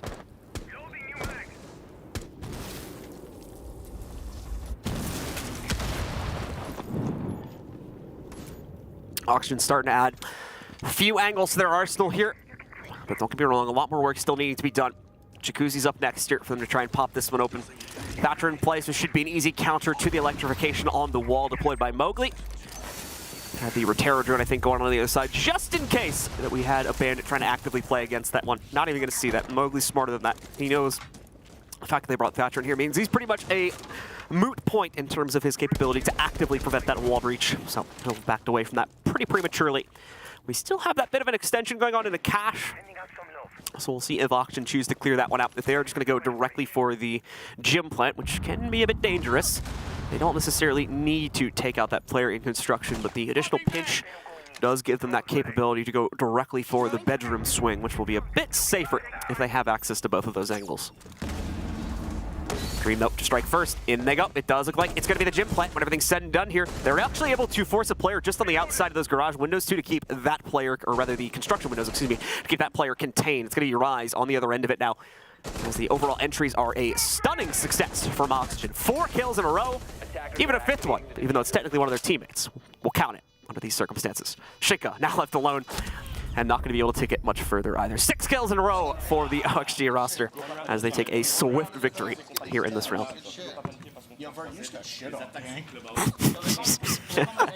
we had a pause time come out here as well for the Wolves. They're going to take their tack. Let's go ahead and take a listen in. Pas le même style de jeu que sur les autres maps, ok? Ils s'adaptent, ok, comme nous. Go rejouer un petit peu à la brésilienne, ok? Go essayer de reprendre un petit peu les bonnes intrigues au début, etc. Go pas se chier dessus non plus dans les corners, ok? Ils sont nuls en exec, c'est vrai, mais go être aux bons endroits au bon moment. Faut vraiment qu'on soit dedans, en fait. Il faut vraiment qu'on sente le jeu, ok? Là, il faut qu'on le sente. Il faut qu'on arrête d'essayer de s'adapter sur quelque chose sur lequel ils sont en train de s'adapter, ok? Allez, les gars. Ouais. Ça part de là. Let's go, boys. Et gun up, les gars. Basement, on peut faire la strat basement avec l'adaptation des murs, l'adaptation de l'électro, murs dans le bleu, etc. Les gars, ça ne connaissent pas, ok? Ouais. Carrément. On va faire ça. On va faire ça. Go faire une turtle avec l'adaptation dans les murs dans le bleu. Une fait chroming en tout cas. Et donc du coup là les gars franchement nos grosses pouillasses hein. Dans les entry points et tout les gars on va les... And as we come out of this pause, getting ourselves back into things, our observer for this matchup, Max pointed out a very good stat for this one. When you look at the kills overall for Wolves here and combine them all, I mean, just look at it right now, it's pretty drastic. Mowgli with 1, Rise with 2. That about averages out to every single player on Oxygen's individual kills currently. 3, 3, 4, 3, and 2. Dream the only one that does not match the total kill count from the Wolves right now. And to be fair, still early in the game, but at this point, we'd expect at least a little bit more fire back from them. Yeah, I mean, you got to get feisty, right? You fought all the way down to this point. 3 quick rounds from Oxygen. If Wolves don't get an answer here, I'm really, really concerned. Only got a 1 kill per round average as a team right now. Well, when you put it that way, John. As a player, that'd be good, but that would be... As a team, yeah, not so much. Right? I mean, as a player, then your Newers or Shaiko. As a team, not looking too hot there. But for Wolves, I think we can get hot to trot on this round here. P4 looking for it. Be playing around main stairs as the bandit. Newers has already moved in, trying to be a bandit in his own right. Going to steal away another round from the Wolves. Fast acting as Oxygen, looking to apply so much pressure to Wolves. They don't want to let them breathe, John. Want to make sure that all of this is fast acting and they're able to lay them to bed as quickly as possible. Newers with the pixel peek here. Try and grab anyone that wants to pop back out from the blue generator. No one obliging that, though, from the Wolves side of things. They've nearly do it. As Newers almost gets a snapshot out against one of the defenders here. Ultimately, nothing will come of that for the time being, though. And he'll probably continue to maintain that position in hopes of changing it a bit later on in the round. Mowgli being pressured into that back corner now. Able to delay out a little bit more of the pressure as we see the Goyo canister getting popped at this very early phase of the round. Still 2 minutes to go, so plenty of time for Oxygen to make this work. Burning out the utility this early on is already a great sign here that Oxygen is certainly keeping the heat on the Wolves, making them panic to the extent where they feel it's necessary to pop out some of these canisters and their other forms of utility.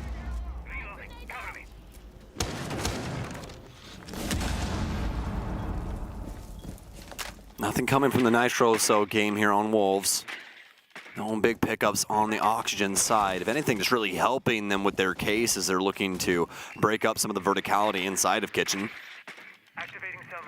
Foxy going to be on to the buck here. Got that secondary hard breach, already using one of those to break open a hatch. The Selma's going down now for Dream as well, and that'll be the Kitchen hatch exposed. Some big shots, big find from Rise here on the double stack. Able to take down Dream, and a big pickup here. But a lot of damage off onto Bibu now. Newers, he's been discovered. A swing in through. Do they recognize the push in from Oil? Mowgli will get it done. Wolves finally getting the guns hot. Looking to take this round. Sweater might finally have something, though, in the Oxygen camp. Big kills here. Big transfer. Nobody paying attention to the main hallway as Sweater creeps up.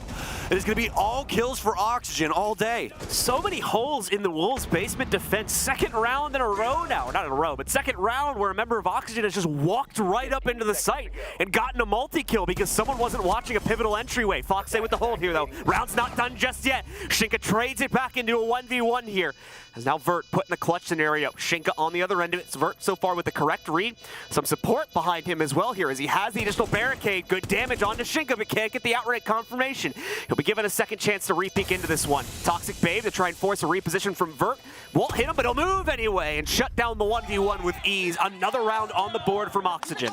You think I'm good fucking shit, bro? Come on, man. Oh my god. Let's fucking go. Cornelius. Yeah, that's a round where you just pause it right at that point where Sweater's walking up the hallway as a coach. And you go, boys, what the hell is that? How?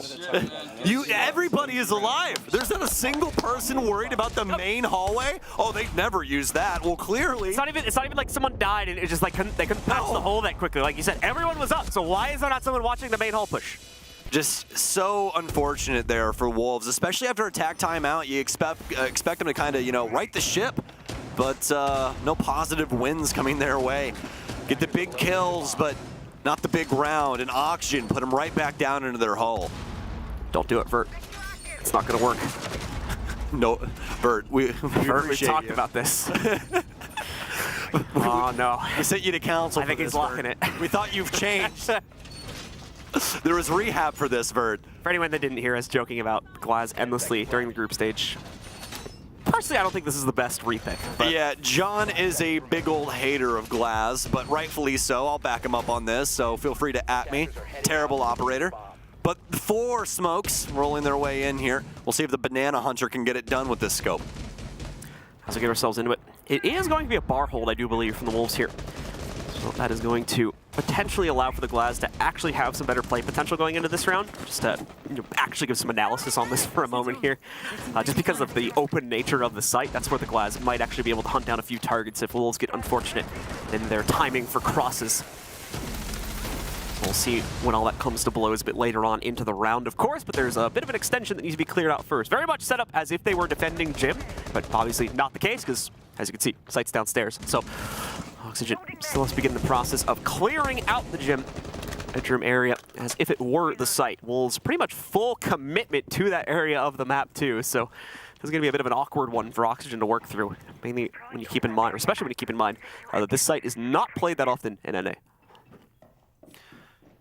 I'm ready for Oxygen to light this candle, because all these smokes as well as the Dokkaebi here, I mean, and it looks like Fox is going to go for a hot drop with the DMR. He's going to smoke that hatch and drop right in Logi when the execute comes. So there's going to be a lot going on. Be ready for this, John. Oh, Logic Bomb. Vertical down low. Here come the smokes. Here come the plays. Here we go. Foxy with some patience right now. He's going to wait for the distraction of the site take to deploy. Then he'll be able to safely, hopefully, get the drop back down into this hatch. Mowgli to get to the first bit of it, however. Newers goes down, but at the same time, the case successfully planted. So nothing gained, nothing truly lost here at this late phase. He's still in the hatch? Mm-hmm. Foxy still waiting. That's a big play that Oxygen are keeping in their pocket for when they need it, I do believe here. Sweater to be found out. Now he goes down vertical. The Glaz works. Like I said, the bigger crosses. This is the site where it's going to play out. And now Foxy commits to the drop. Ends up going over towards construction at the end of the day. Vertical claims a second on the Glaz as well here. Shinka, the fire back with 1. Puts it into a 1v2. Ends Vertical's rampage for this round. Foxy with the drop, though, has control over the situation. A beautiful execute from OXG to keep things flawless in this half. All right, there we go. That glass worked. Good shit, you went crazy, man. I've been convinced. I've finally seen it. Even they're like, look, it worked. Wow. Like, I don't even think they had faith in it. But Oxygen bringing a strategy to bear that they didn't consider would work, according to John. The glass, though, no, definitely. Boosting my own argument. Definitely a key portion of that, with all the smokes going out, nobody really wanting to pressure that at all. But I mean, past the glass, that was definitely the fun part of it. We really got to talk about Fox and his absolutely. match. That was disgusting. The patience of a saint from that position, because I can tell you, as soon as that case went down, I'd have been in the building. Yep. Straight up. I'd have been right in lodge. I'd have been dead in 2 seconds. Oh my! Waiting for that penultimate point where everything was going to be mattering at its utmost. Got max value out of that position. 5 perfect rounds from Oxygen. Wolves, don't take North America here. We're just a little bit different. All right, well, North America looking to make a statement here after they counter out that bar hold from Wolves. They had to put the 2 NA casters on this too, right? Oh yeah, of course. No bias here, possibly. Maybe. Wolves with not much of an option at the end of the day. I don't believe they ever even went to cash and CCTV this half. So they're just going to go for a 3rd attempt down into the basement instead. Indeed. Where, once again, Oxygen has taken it with relative ease every single time so far. Wolves, what's going to be the change-up to potentially allow for them to finally yield some success and at least give them a 5-1 scoreline? And I hate to circle back to this point, but the last time we were here, Sweater literally walked up a hallway. And the first time we were here, Noors walked up a hallway. Got 2 kills, so... Oh man, when you put it that way, it seems just about as bad as I thought. We're being a bit blunt with the point here, but I mean, the point does stand. It is screaming. Still a pretty sharp point, ultimately. Yeah, indeed, it is screaming at you. It's right in your face. But I mean, Wolves, we gotta have something here. You can't go back the 3rd time and then mess it up in the same way. P4 is gonna go down to Noors. Noors, I think he just smoked him trying to move up potentially secret. I don't really know. It's going to be down a level here for sure. All the way at the back. Oh my, he got him through that top panel. That's disgusting. I love that angle on secret stairs. Something you always got to worry about, but P4, no head on his shoulders. P4 doing some serious mental gymnastics right now, trying to figure out just how he got picked that early on. So unfortunate for him. Very nice, of course, though, for Oxygen to once again score this early on here. Finding a 5v4 just eases the kind of stress of making that descent into the basement and knowing now with full confidence that they theoretically could just throw one of their players away on entry. And as long as they get that trade back, they'll still be ahead by 1 kill. Just a process of dominoes going back and forth here. Knocking them down 1 by 1. They could theoretically just win the round on that now. And they may very well do it. Vertical with the entry yet again here. Finding Rise just below the kitchen hatch. Now they've got a +2 advantage. Constantly dwindling in numbers, and Foxay on an absolute tear when it comes to this offensive side, but you could say the same about the entirety of the Oxygen roster. Looking to have a perfect half here, set themselves up for possibly the easiest defensive side they've ever had on Clubhouse. And it starts now. Dream with the plant. Nade in. They have to prevent this from happening. Dream will be forced off. Bibu with a big moment. Can he get the kill? He can, but both of his teammates are dead, and so is he! It's a perfect half from Oxygen. 9 kills for Foxay. This is a far cry from what we've already had happen throughout the course of this series. Needing to go the full distance to find our winner. Oxygen are slapping Wolves in the face right now. Not even giving them the opportunity to stand back up afterwards here. As Stokes said, the 6-0 lead established for Oxygen. Does Wolves have any fight left back in them? As they're only able to score 11 kills over the entirety of that first half. That is very, very rough. It's like just under 2 kills a round. So they slightly improved it from the last time we checked in. Yeah. I mean, you know, quick math tells you 30 kills available overall, right? So only able to gather 1/3 of those. It's crazy. How'd you do math that fast? Addition. That would take me like 2 minutes to do 5 times 6 on broadcasts like that. What's 5 times 10? 21? 60. Oh, well. It's actually 5 times 10 would be 50. I know. Yeah. Okay, good. All right. Yeah. Oh no, you got me. No. No. Usually it's me trolling John. There's already like 3 people teeing up tweets like, Blue is stupid. Oh, well, hopefully Wolves are able to get away from their dumbfoundedness on the defensive end. Speaking of intelligence so far. And honestly, it's not even been that. It's just been Oxygen constantly berating them. Like, these big kill moments Wolves have not been able to deal with. And, oh no, Newers, is he going to do it? He might fly out of this. Don't know if he had the audio on that. Might go out and check right. Wolves flying through this now. He's got Mowgli directly to his side. Nah, he's not feeling it. Yeah, that's too bold. He doesn't have any intel to suggest you go out for it. Like you said, I think he missed the audio cue. There was a lot of noise masking him just as Mowgli walked by, so I think he missed his opportunity there. Just unfortunate the time he doesn't pay out for Oxygen. But hey, they've had plenty of those already go their way.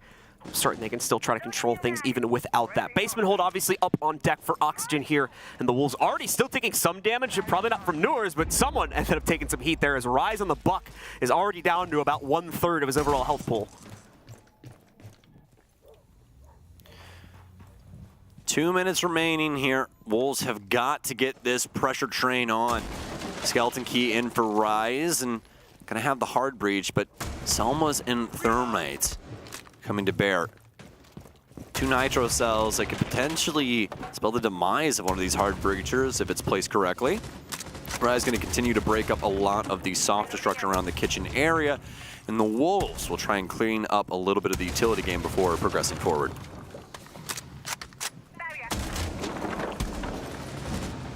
The Newers drop down now to about 1/3 of his HP as well. So Wolves successfully returning some damage, but none of it landing as of yet. As you can see, Newers still in a relatively safe position, tucked deep in the back of Church. Just a few little pecks going out between both teams here. Certainly see, Oxygen has been keen for the fight, looking at their health pools. Sweater, Dream, and Newers have taken a little bit from all these swings they've tried to go for, but now it's all going to come to blows here. Wolves primed for the execute, still with a minute to go on the clock as well, so plenty early on in the round here. Mowgli going to be trying to pinch things out in blue from the oil pit route, but obviously the Toxic Babe is delaying him. I imagine we're going to see another one chucked his way pretty quickly too. Never mind. Second one went out in a different part of the map, trying to deny main stairs presence instead. Foxy as well, beautifully done. No main stairs pressure from the Wolves, so he just wraps around, gets the nitro into Moto. Oh no! Now goes back for a second one. Foxy, he can't escape him. P4 and Bibu to trade out 2. Still in it though, don't give up on him just yet. Bibu brought down low. Newers to pick up 1, that's all he'll get.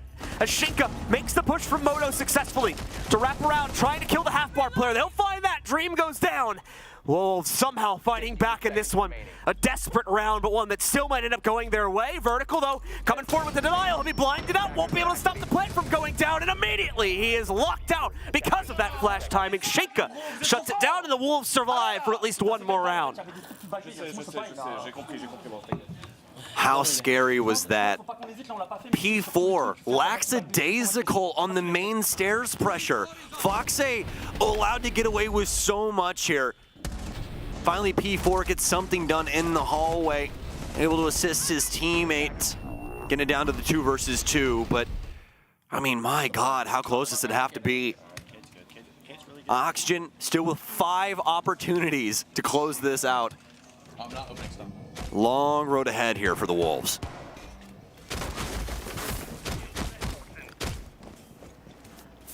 Very, very long road. The most difficult one you could potentially be on, in fact.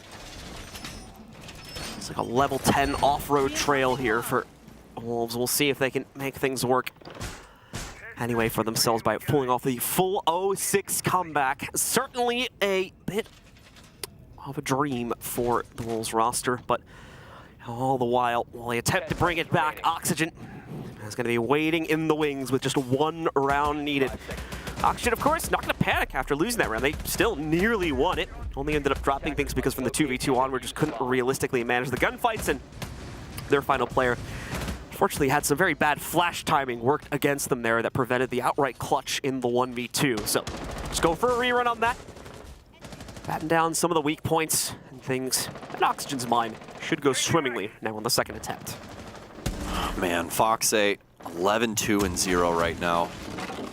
Oxygen going to send it back to the basement. Wolves going about things very similar fashion to what we'd seen. The Skeleton Key back for Rise. Rip up this floor. Get this hard breach dealt with. Exact same lineup practically from the Wolves. Shinka going to be managing the Thatcher this time around. Does have the case at his disposal. Fast acting as Mowgli feels the pressure. break things down here for Secret Stairs. That's going to force Oxygen back just a tad bit. The drone will double check things and allow him the info, the benefit of knowledge to his path forward. EMP is out now. Look at the hatches here. And Wolves will make quick work of processing through these top 2 floors of Clubhouse. Attackers dropped the diffuser. Hatches have been popped. Wolves ready yet again to make their descent. Still apparently one more hatch to go though. As you see the blue one being maneuvered towards the kitchen as well. So apparently still a bit more work to do. We heard them pop off a little bit earlier on, but apparently not the case. Wolves still on timer though, as far as I'm concerned. Make sure that they continue moving along with things in good fashion. Mowgli already starting to pop back down towards blue, see if he can bait out any of the presence from Oxygen, but they're not going to respond to that. They're not going to respect that. As they continue to wait things out and definitely put a lot more emphasis on the counter pressure towards the main stairs rather. That's where Wolves are also throwing the heft of their weight currently. The attacker's bomb diffuser has been dropped. Well, Oxygen bringing things back to what we had seen earlier in this series, where Redeemer was touching upon the fact that Wolves not too hot when it comes to these low timers. If they can keep their utility up, there's a good chance that they can take the round. We'll see if that comes to bear once again. Big shots here, big decisions to be made. Rise, a lot of damage off onto him. He knows where Dream is. Dream, though, he can't win out the fight. Another shot, though, it'll be Vertical that swings back through, and he'll be able to seal the deal, at least for Moto. Continue to apply those smokes towards the bottom of main. Legion might be an ill-advised peek here, but some warning shots, and Sweater will collect Bibu. It's the hatch player there that Sweater has to worry about. Shinka trying to work his way in. He'll be able to actually take out the blue player. P4 will go down as well. And I mean, this battle is everywhere, but it's done.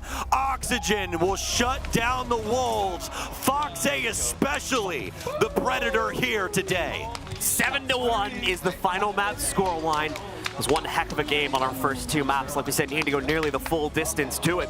Ultimately, though, we saw the bounce back. Both teams taking each other's map picks away.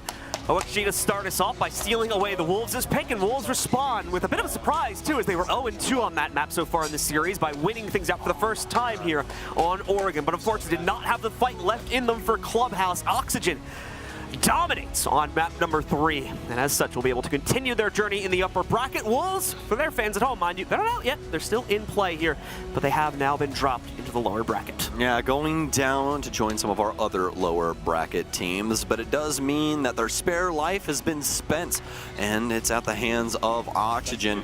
An incredible showcase from them, and very excited to see what is in the cards for them in their future of this tournament. This has been the best showing that we've had from them at a major in quite some time. And that's the big question now for Oxygen. How far can they go? How long can they push this emphasis onwards? As we've been seeing arguably one of their best tournaments in almost like a year or two for me at this point. They've always had such an unfortunate end to that run, so we're going to have to see if they can finally get over that curse that seems to have affected them, especially here at SI for some reason, and maybe, just maybe, end up lifting the hammer at the end of the tournament. You know, the last time that Foxay was able to play in front of a crowd at the 6 Invitational was when he played for Reciprocity with Mark the Shark and Retro. And that curse, like, that goes back to them, too. If you remember how they were eliminated from that event and things like that. They had a huge game. Yeah, they had a huge game, but then they went up to play against G2, and we all know how that went. So, not too hot, unfortunately enough. But, ladies and gents, that's going to be it for the Oxygen matchup to start the day. We're going to send you to a quick break, and we'll be back with the Analyst Desk.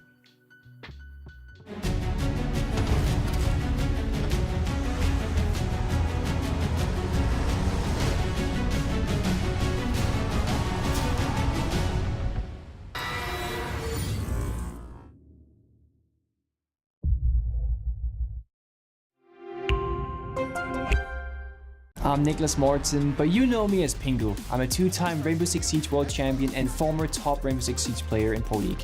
Welcome to my Siege Ranked Bootcamp. We're talking 20 seconds left on the clock, you got the diffuser in hand, what do? Play the way that you're comfortable with, because you have confidence when you're in this position. That is when you're gonna be at your very best. Good luck.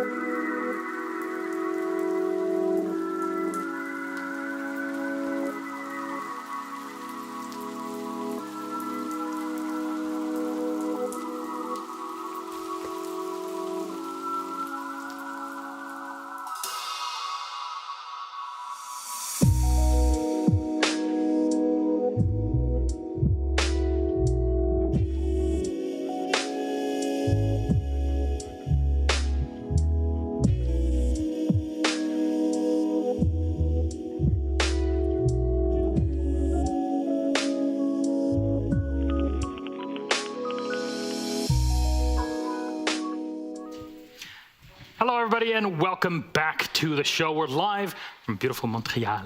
It's SI 2023, and victorious are our North American team.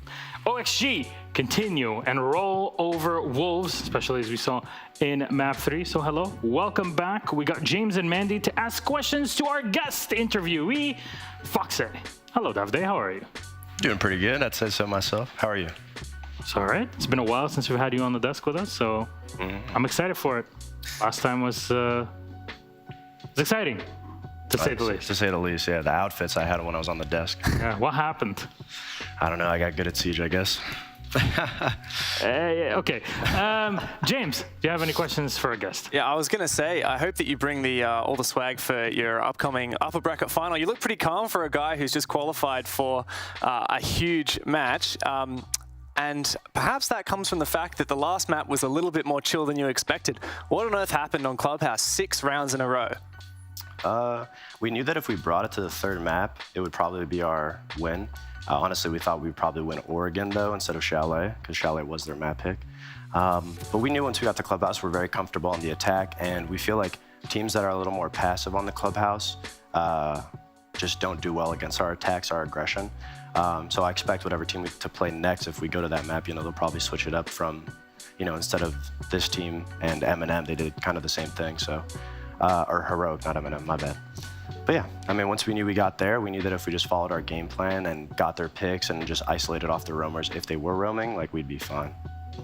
Yeah, so my question is actually about that roam clear. You've got a pretty powerful front line. You've got like New as a sweater on the front line. You yourself, you're a very vocal figure. You're also the flex player too, so you like to get involved in those early to mid round clears. I was wondering what it's like. What's that workflow like, getting them coordinated, being in the thick of it all? Could you talk us through it a little bit? Oh, it's a lot. I mean, I'm a very hard IGL. I'm very hard on my team and where they go, and especially during practice, I'm not afraid to, I guess, rip into them, because players need to know not to do something that's stupid. Okay. Especially since we're, there's a big thing we've been focusing on is after we get the first pick against these slow teams to not just immediately give it away. Yeah. So at least on Clubhouse, I'm able to be around with my entries a little more and kind of move them to a T exactly what I want them to do.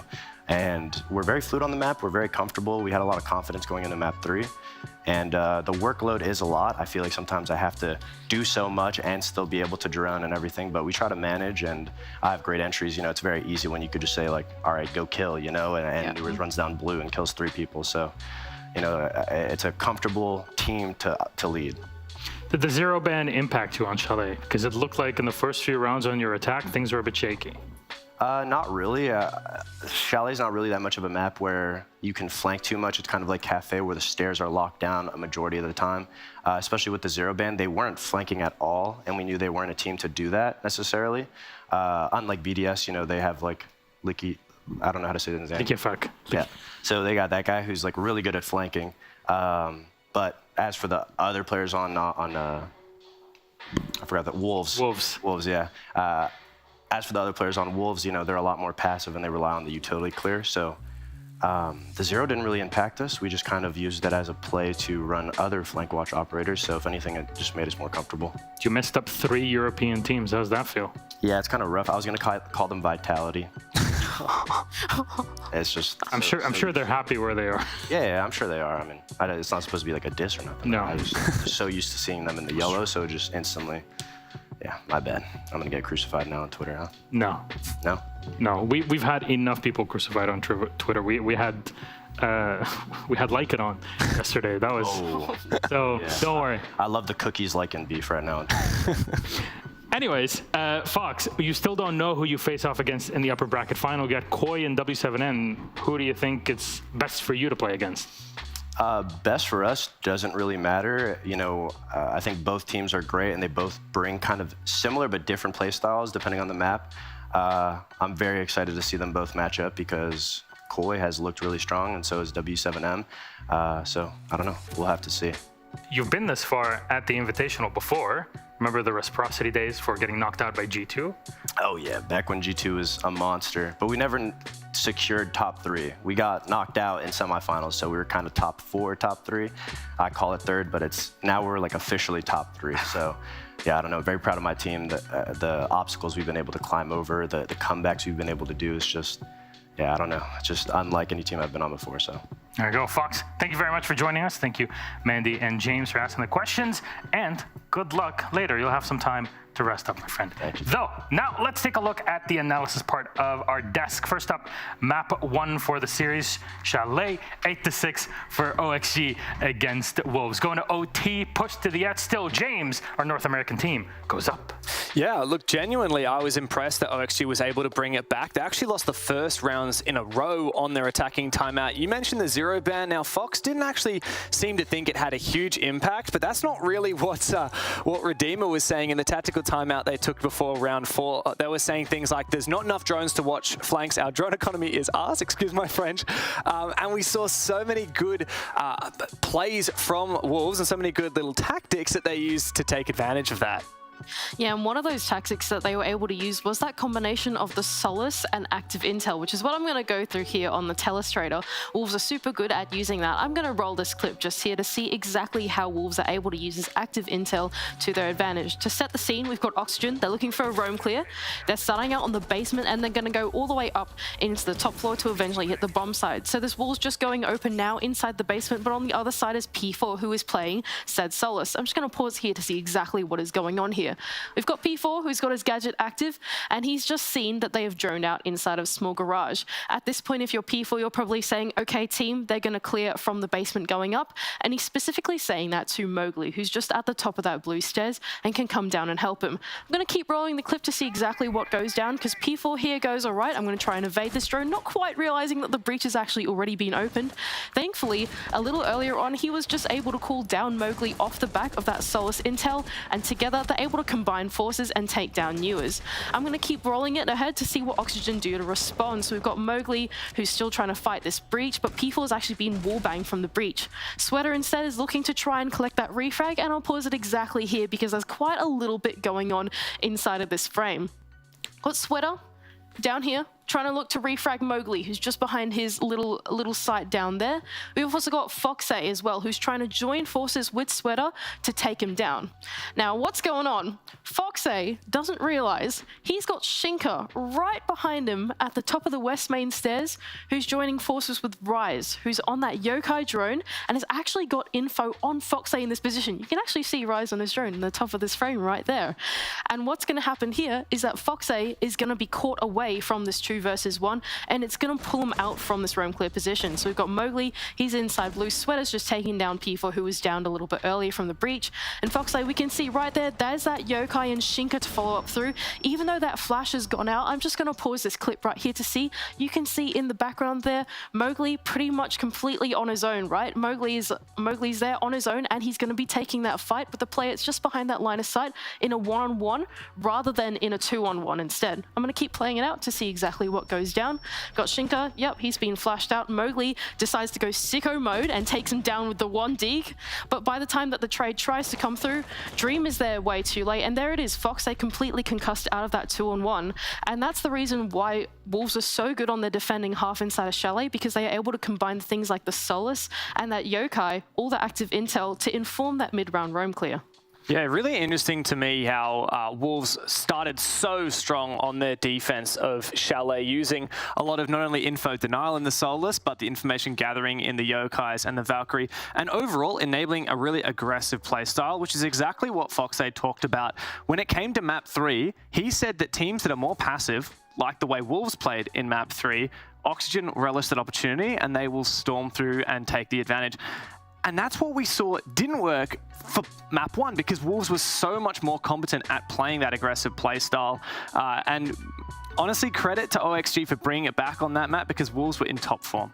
Well, map 2, you're talking about bringing it back. It all went down on a classic map in Oregon, one that pretty much all teams are familiar with, especially Wolves. 7-4 victory for them, starting off in the defense, really helped out their momentum, Andy.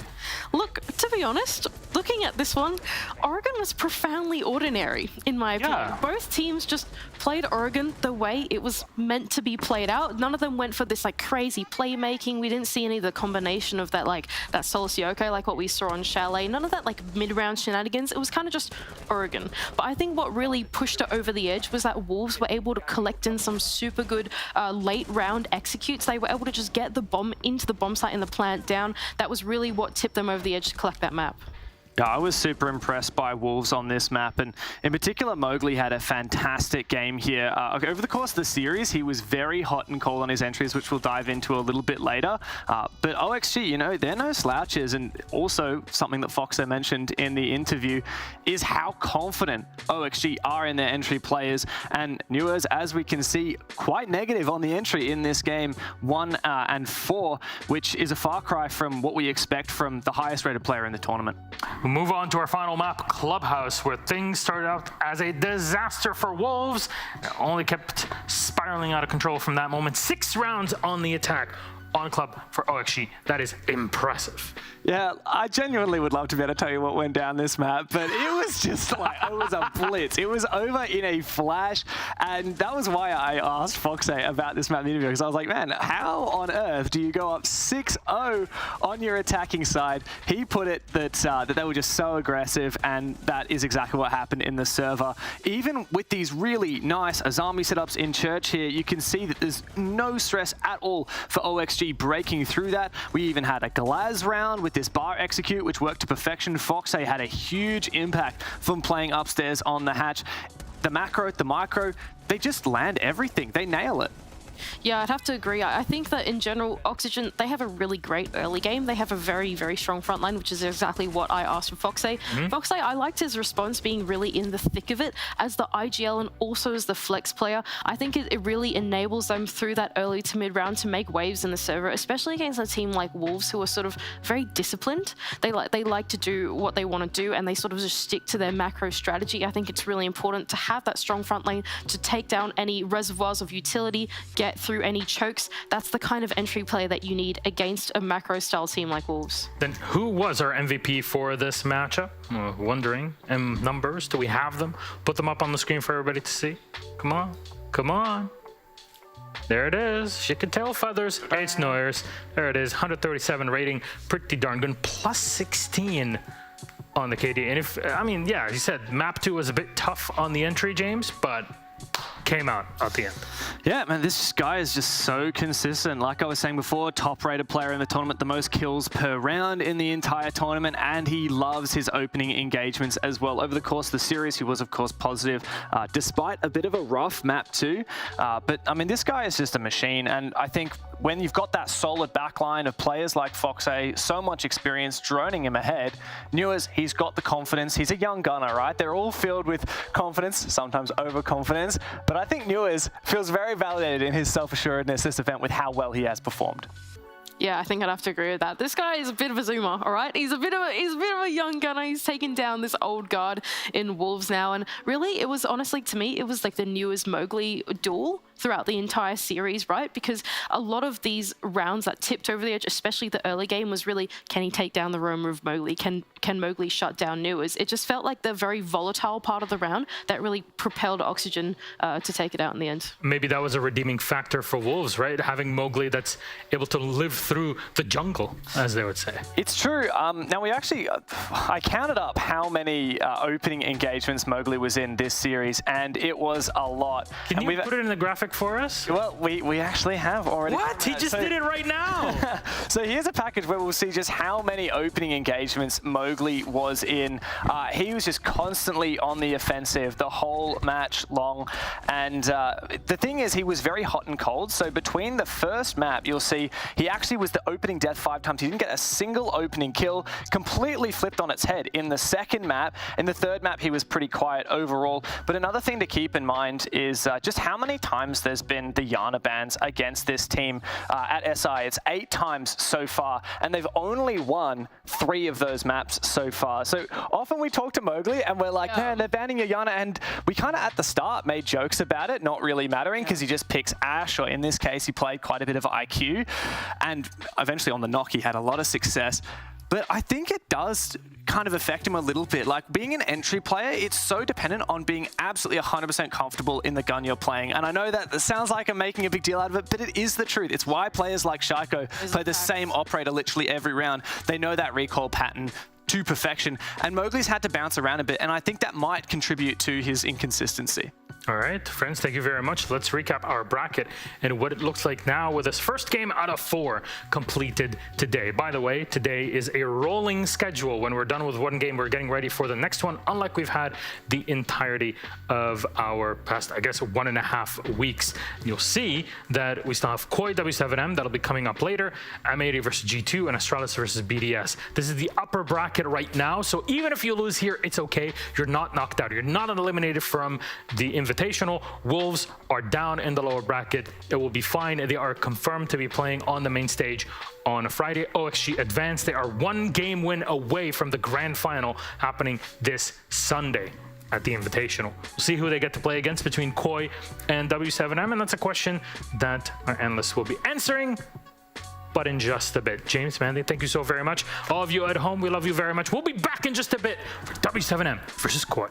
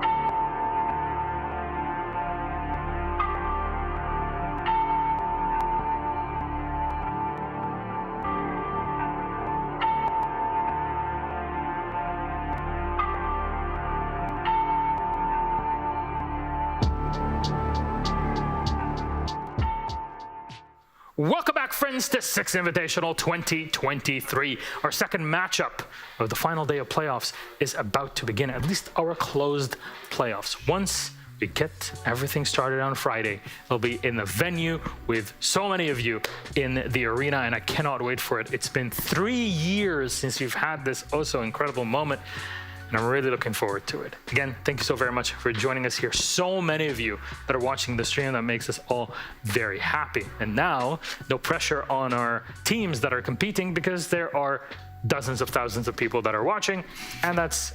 Dozens of thousands? I don't know if I've heard that one before, Gassan. Dozens of thousands? Yeah. Dozens of thousands.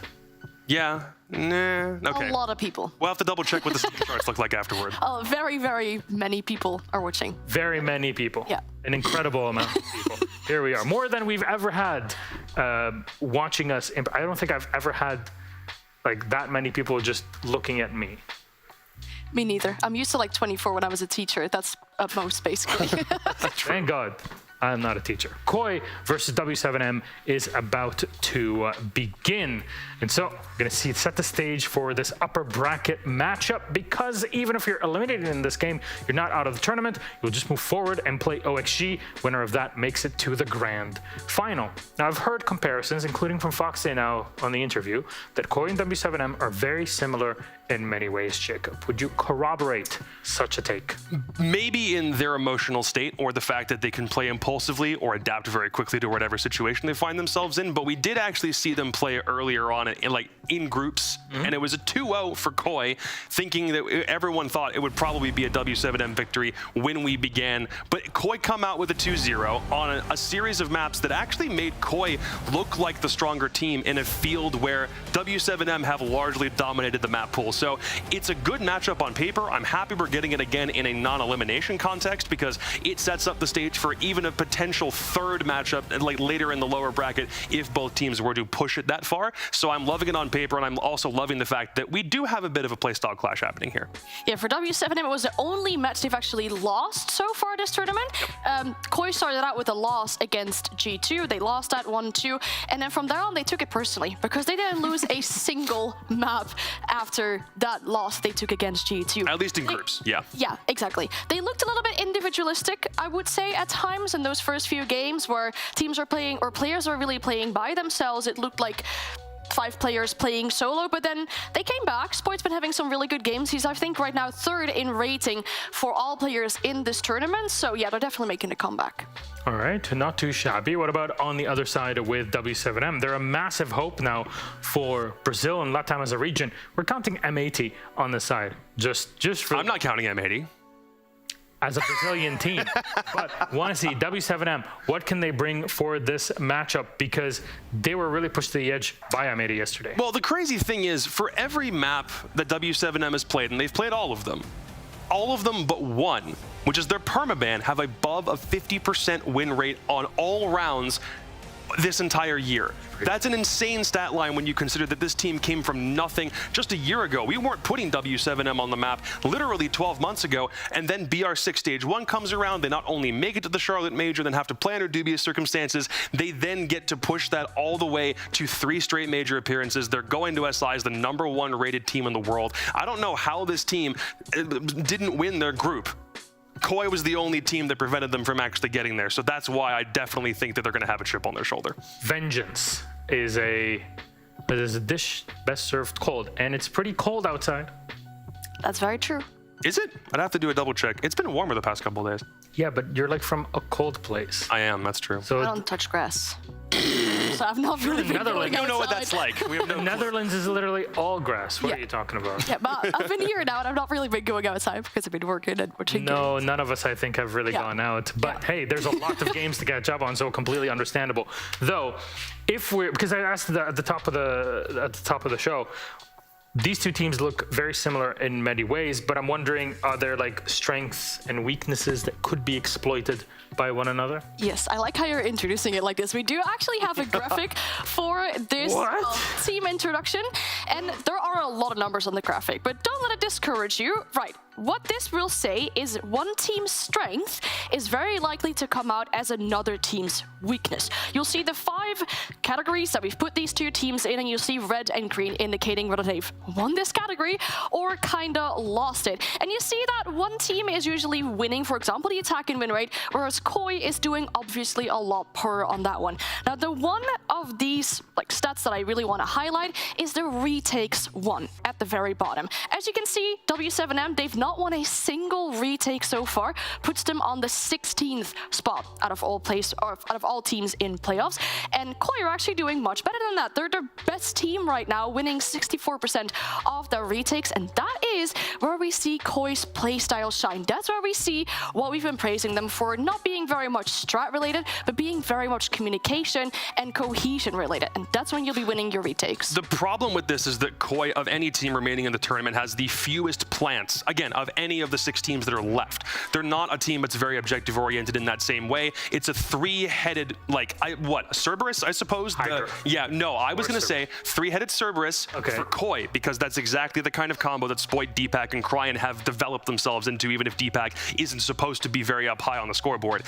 W7M have always struck me as the 5-headed Hydra, because every single one of those players can pop off, have a good moment. I think almost every one of them has gotten an MVP at some point throughout this tournament, whereas for Koi, we usually focus on just those 3 players that I mentioned, Spoit. Cryan, technically Cantor Raketi is supposed to be up there, but Deepak has been having a whale of a tournament, so we're going to hope that never slows down.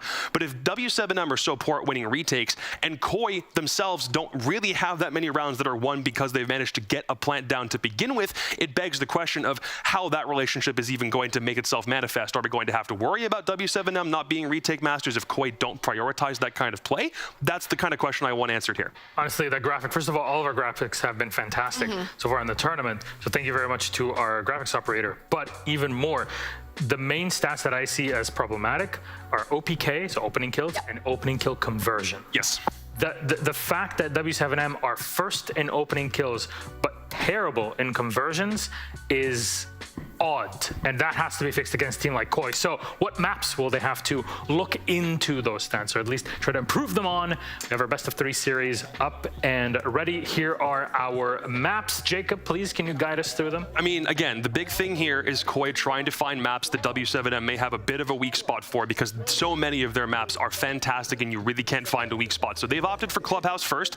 Honestly, a map that in some cases feels like maybe Koi's best shot. If we're not heading to a skyscraper or a bank off the rip, that feels like their next best option. As far as W7M are concerned, their Villa play or their Villa preference over the past year seems about as good, if not better, than what we've seen Koi put together on Club. So it's 2 very high preference maps for both squads.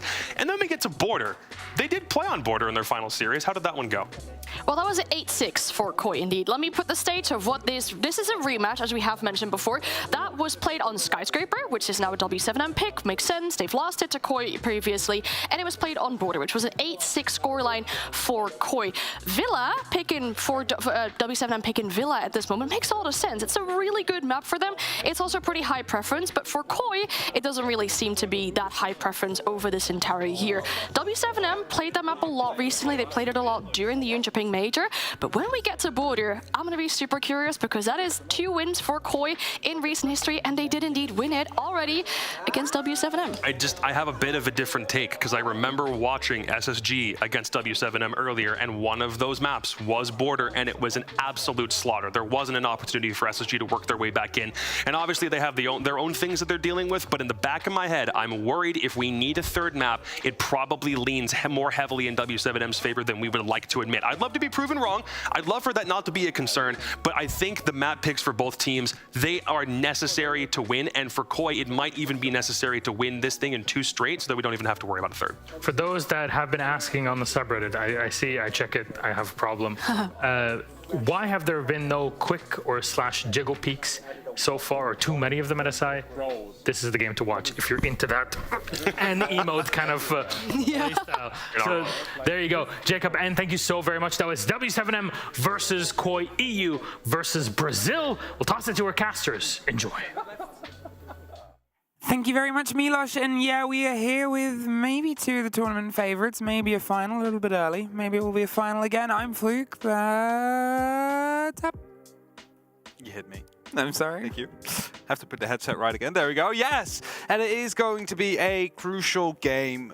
Both these teams, of course, they have already qualified for Plus Bell. Yep. But only one of them is going to be going to the upper bracket final, meaning they're that one round away or one game away from reaching the grand final. The other is going to be going down to that lower bracket where they will be fighting for survival first thing on the Friday with all the public, all the fans are back here in Montreal.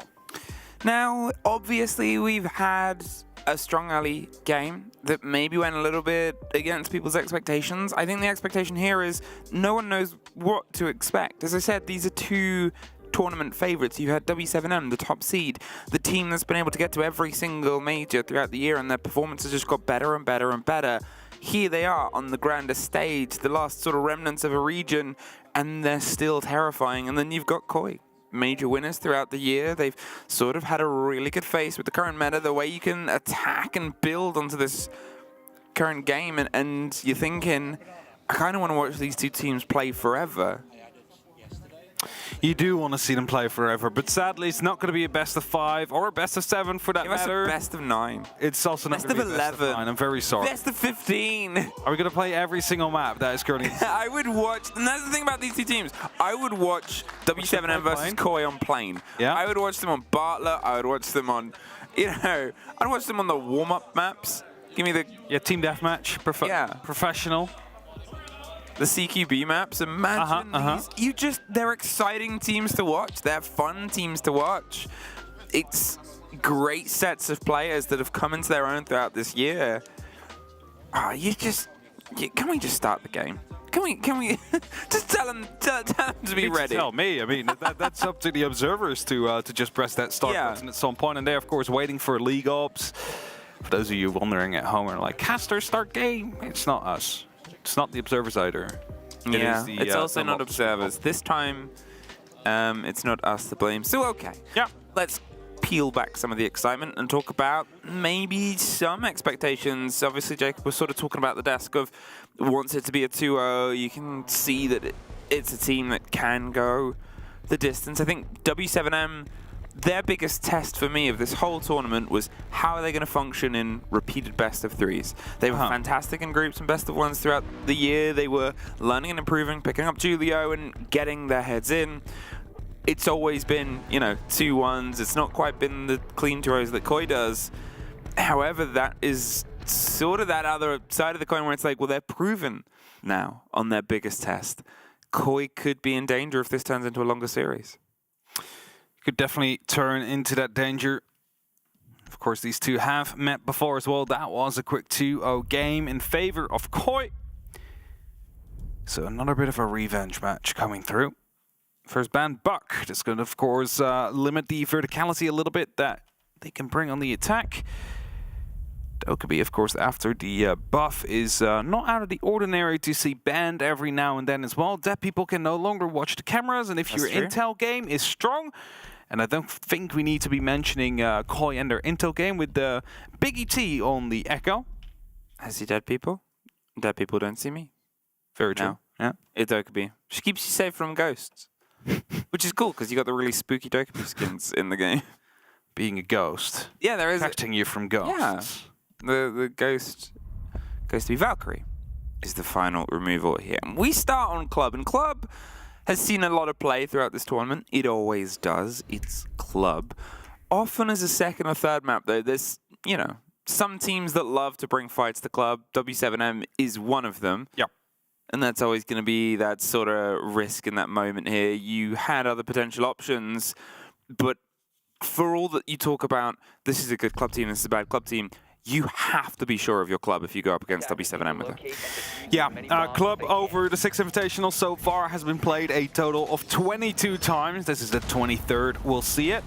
A total of 251 rounds were played. It is generally a defense-sided map. So, W7M, they are looking to find 3 to 4 rounds out of this first half to continue with the current statistics But it wouldn't be too out of the ordinary as well to just see Koi take 4 attacking wins right now and see W7M do the exact same thing. Yeah. On the turnabout. This is the thing about how these two teams might formulate. Who is going to have more in the sort of tank at the beginning of the series? Sometimes they've been a bit slow to warm into it. We've seen big comebacks on the side of Koi. We've seen W7M, sort of as I said before, the series goes longer and longer and longer, but by the end, that's when the machine is fully rolling. Koi need to make sure they get off to a bit of a good start here, and with a full roam, pretty much the extension over most of the map. The Solus is going to be on the hunt. They've got themselves the rotations. What option is Koi going to have as their first steps? Well, they do have the Thatcher available, which should making these walls open up a lot easier for them. Spoid entering quickly as well. Herds has been spotted. Might make him into the very first target. They try and hunt down.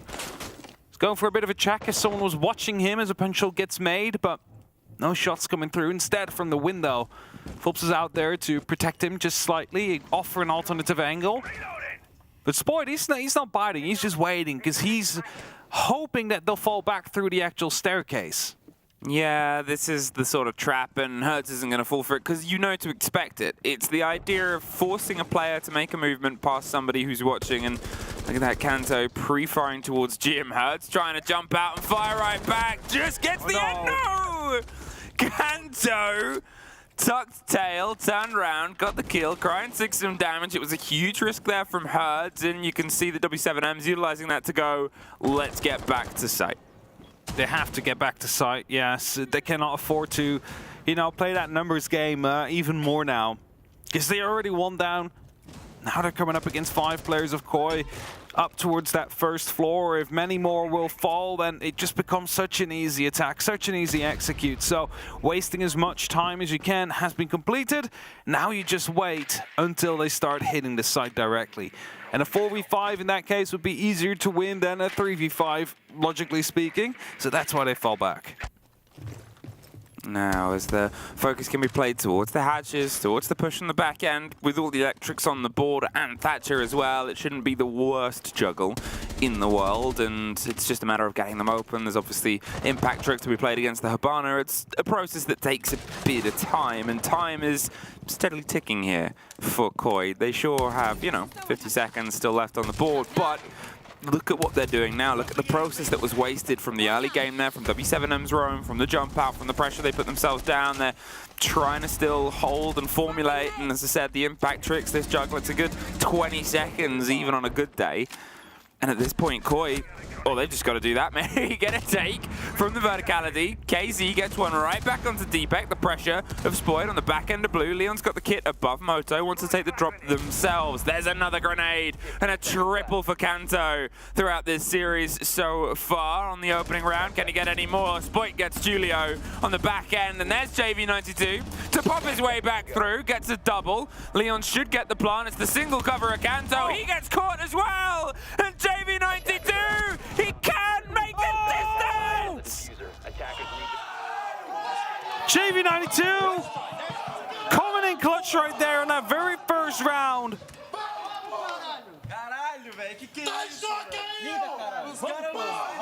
That's going to be firing him up. That's going to be a very, very scary team to play against right now. That's just what W7M need. Just that little bit of energy early on, and now we're off flying. I think maybe I need a little bit more.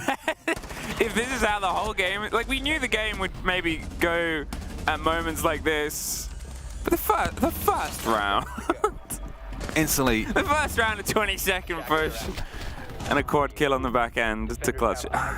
And the knife as well. I mean, both ran out of ammo there. I mean, it's like, well, what could Leon do there? I mean, he just got that plan down. It was a surprise he was still alive, and just pure panic probably coming through. CCTV is going to be up next after we've had a round that should have been Koi's, but was taken by JV92. He said, not today. This is my round. This is my time to shine. I mean, fair enough. Yeah, fair enough. Can't argue with that. No arguing about it. And that brings us to CC, which is, of course, the site, the staple of Siege, where, you know, that one-by-one attack often comes and takes shape, and in terms of that step-by-step plan, it's so easy to follow. And there's not much they can do against it now. Opening will be made into the garage. It's one of those first 2 steps. It's going to be making sure that people near the rafters are not going to be feeling themselves as safe as they could be. JV92 is going to be stuck on the staircase, rotating back up with the Deagle, hoping to take a quick fight. I mean, a lot of confidence off the first round to then try and Deagle swing towards the back. He can waste so much time here. KZ's there to have the extension the Warmai offers. It's a growth throughout the round. You've got Azami. It's sort of... the stocks are increasing exponentially when you have that pairing together. Regardless of where they're at, you just get more powerful the longer they're alive. That might be a problem Koi read into, is we either have to try and push them sooner rather than later, or by the end of it, it's going to be full of Keeper barricades and Wamai discs, and we're not going to be able to remove anything other than just our own utility. The break underneath, the control here, the attempt onto the bandit charges. This will be... the first explosion, should get the wall, and there it is, step for step.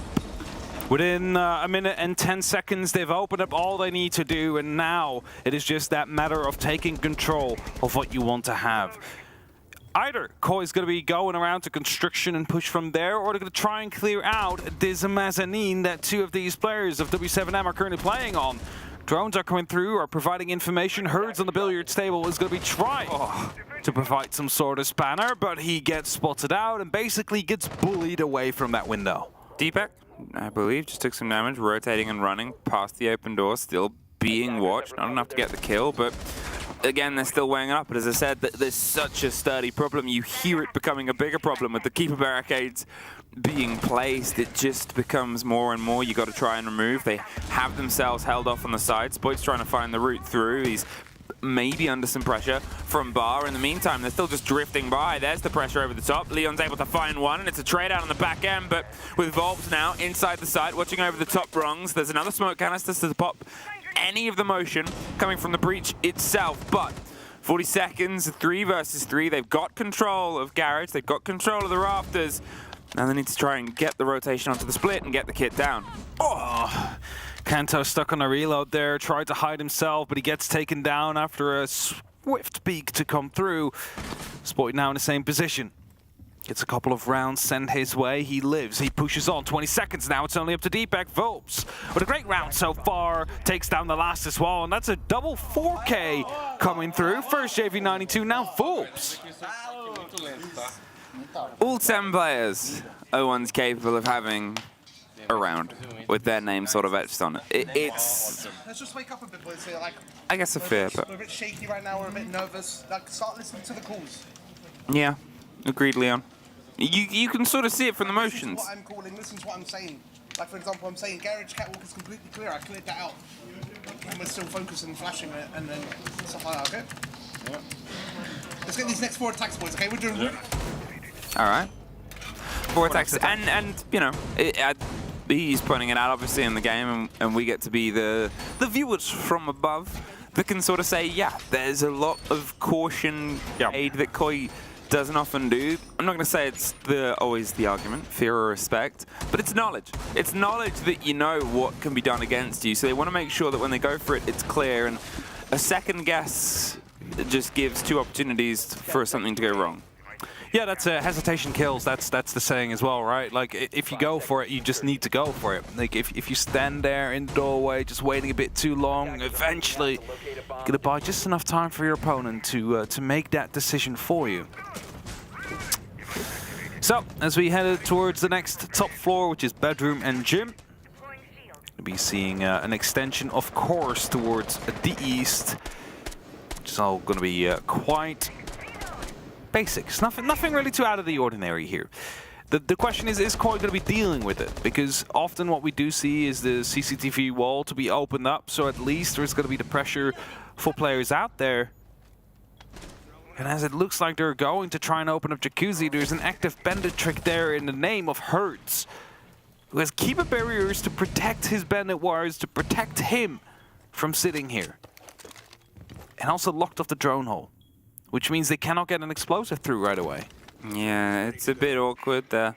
See if they can try and get that removed via this without suffering anything on the back end of it. You don't just want to get sprayed onto, and there's always the risk of that, but there's this.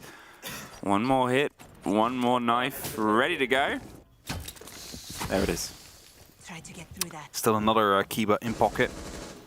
So even if they punch this one out, they're going to have to do it again. And if you just look at the clock, already a minute and 20 seconds that have been wasted.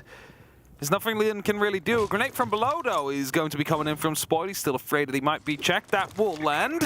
It's going to be taking care of the bender wires. The second one is supposed to take care of Hertz. Oh, but it goes far. How did that not kill him? I have no idea how that didn't actually kill that man right there. It was red and exploded. You'll need a slow-mo to try and piece that one together, but it's a blow here on the side of Koi. That should have in the world been the take on the first and the break of the breach. You've just got to rebuild behind it. W7M, they've been given a windfall and they're more than happy to sort of go, all right, let's keep moving on that. That wall will stay locked. Another keeper barricade, but at this point, you know, with 2 grenades left from Kanto, with 1 exothermic, you still got to try and run the numbers here on if you need to focus on other things first, because again, the most precious resource that seems to be messing them up so far is time, taking a bit too long to have the confidence to swing into the engagements. W7M still have the extension to CC, still have themselves in pit, and there's 30 seconds left. This should be a W7M round right here, because what does Koi really have? Windows to jump in from, potentially a hatch.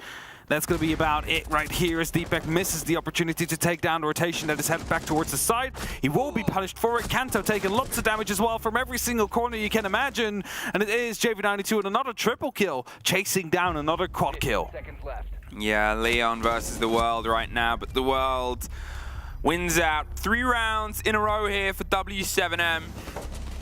And a timeout requested by Koi. Let's have a listen in. Alright boys, listen up. There are 2 sides that can go to. They can go to fucking bar, or they can go to basement. I assume they'll go to basement again. So keep this up. Listen hard. Listen closely, alright? When our flanks on basement are a little bit weak, so make sure we're taking a nomad or a climb off in that fucking garage ladder, okay?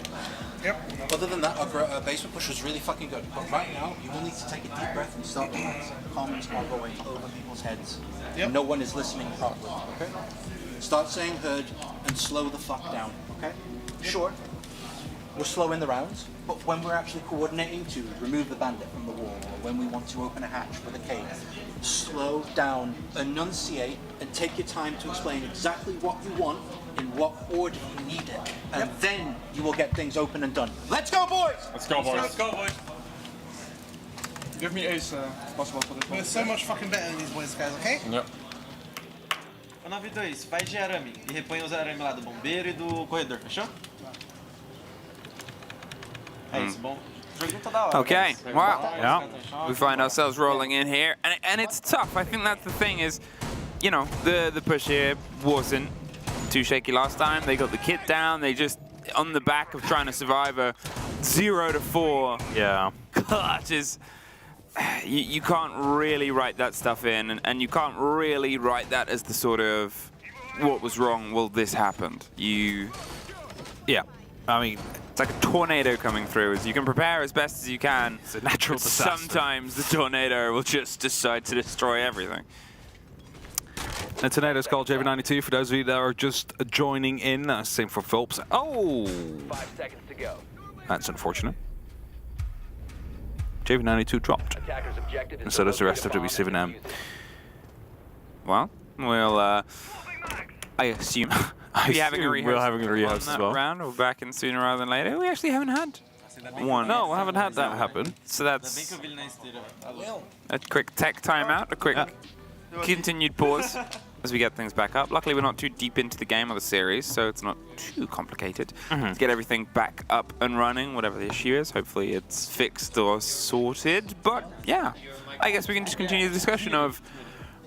Sometimes that's the trickiest thing to say. How do we repeat this? How do we do this better? And it's like, well, technically we didn't do anything wrong.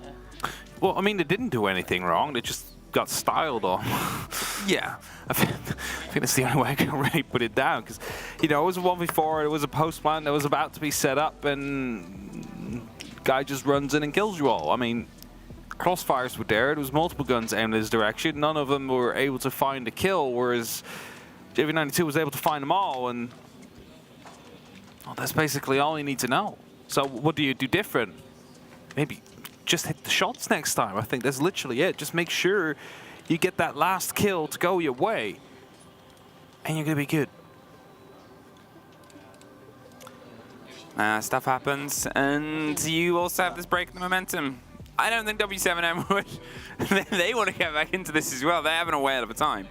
That's the sort of read through here as well. Is they've come into this series swinging. They've come into this with the knowledge that this could have been a match now. This could have been a match in another run. This could have been a match in the grand final.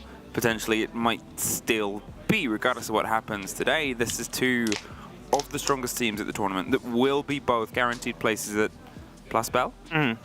Plus Bell. Plus Bell. I know a lot of the Americans call it Place Bell, but I believe it was Plus Bell. Place Bell. Place Bell. Referees and tech crew coming over to see what exactly the problem is before we can get back into it. Simple mouse clicks, that could be the solution. I mean, who knows? I wish. We've all run tech support for our families. We have. I think everybody. Sometimes it is as simple as just. Sometimes it is as simple as just click the mouse. Yeah. Or try turning it on and off again. Turn something on and off again. Might be what they're doing now. You don't know. So yeah. Yeah. We could just wait and talk about those first 3 rounds. Round 1, of course, was Arsenal. It's the same site we'll be headed to as soon as we are getting back into the game. That was a pretty good push to come down from Koi. That should have been their round. But again, mentioning it, JV92 from the back of the AK is able to find 4 kills and the knife to end it off with. Onto Leon, who just put down that diffuser. Now, if the CCTV round where, they did take care of the step-by-step plan, as in they opened up the balcony, they've opened up garage, they've taken control of mezzanines by clearing out the players there, and Volps just has a massive round from there on. It just shuts them down as they walk up the garage staircase, and there's no one there that could stop him. So that's like a second kind of hero play to come through.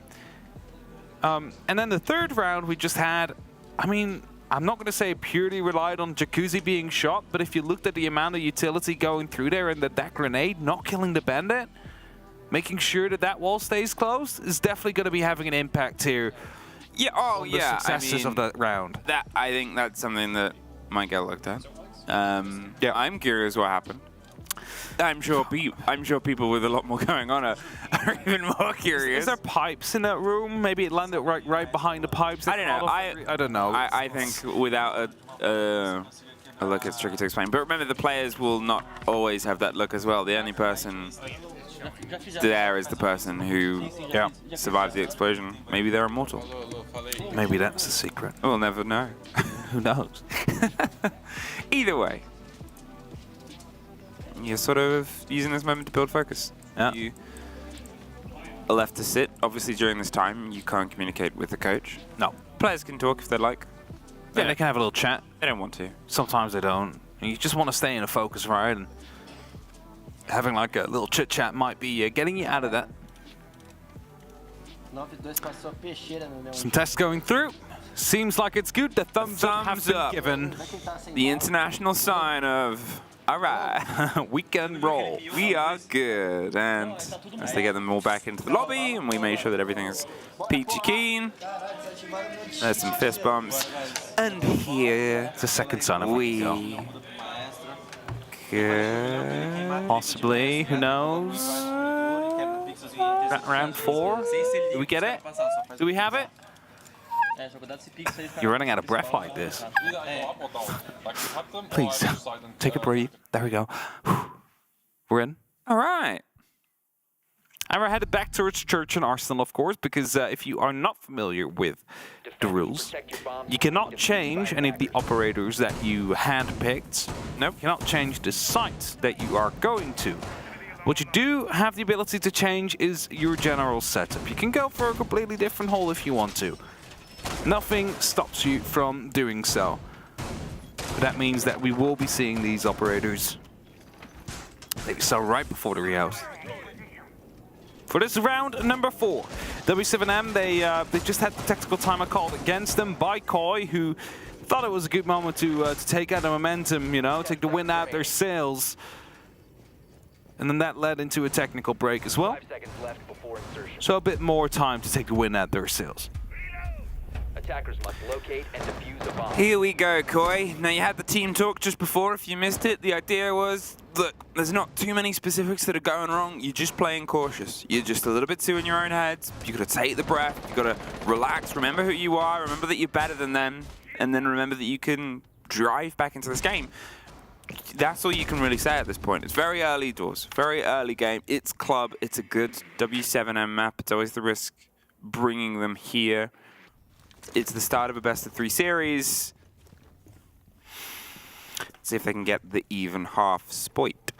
Already angling himself up, watching towards it. One of the conversations was concern about watching the flank. You got Deepak bringing those claymores, those watches on the back end, and Volps ready with a shotgun for the potential breach, and Herds ready to escape via that breach, I think. There comes a grenade. That's an entry kill. Keys takes him down.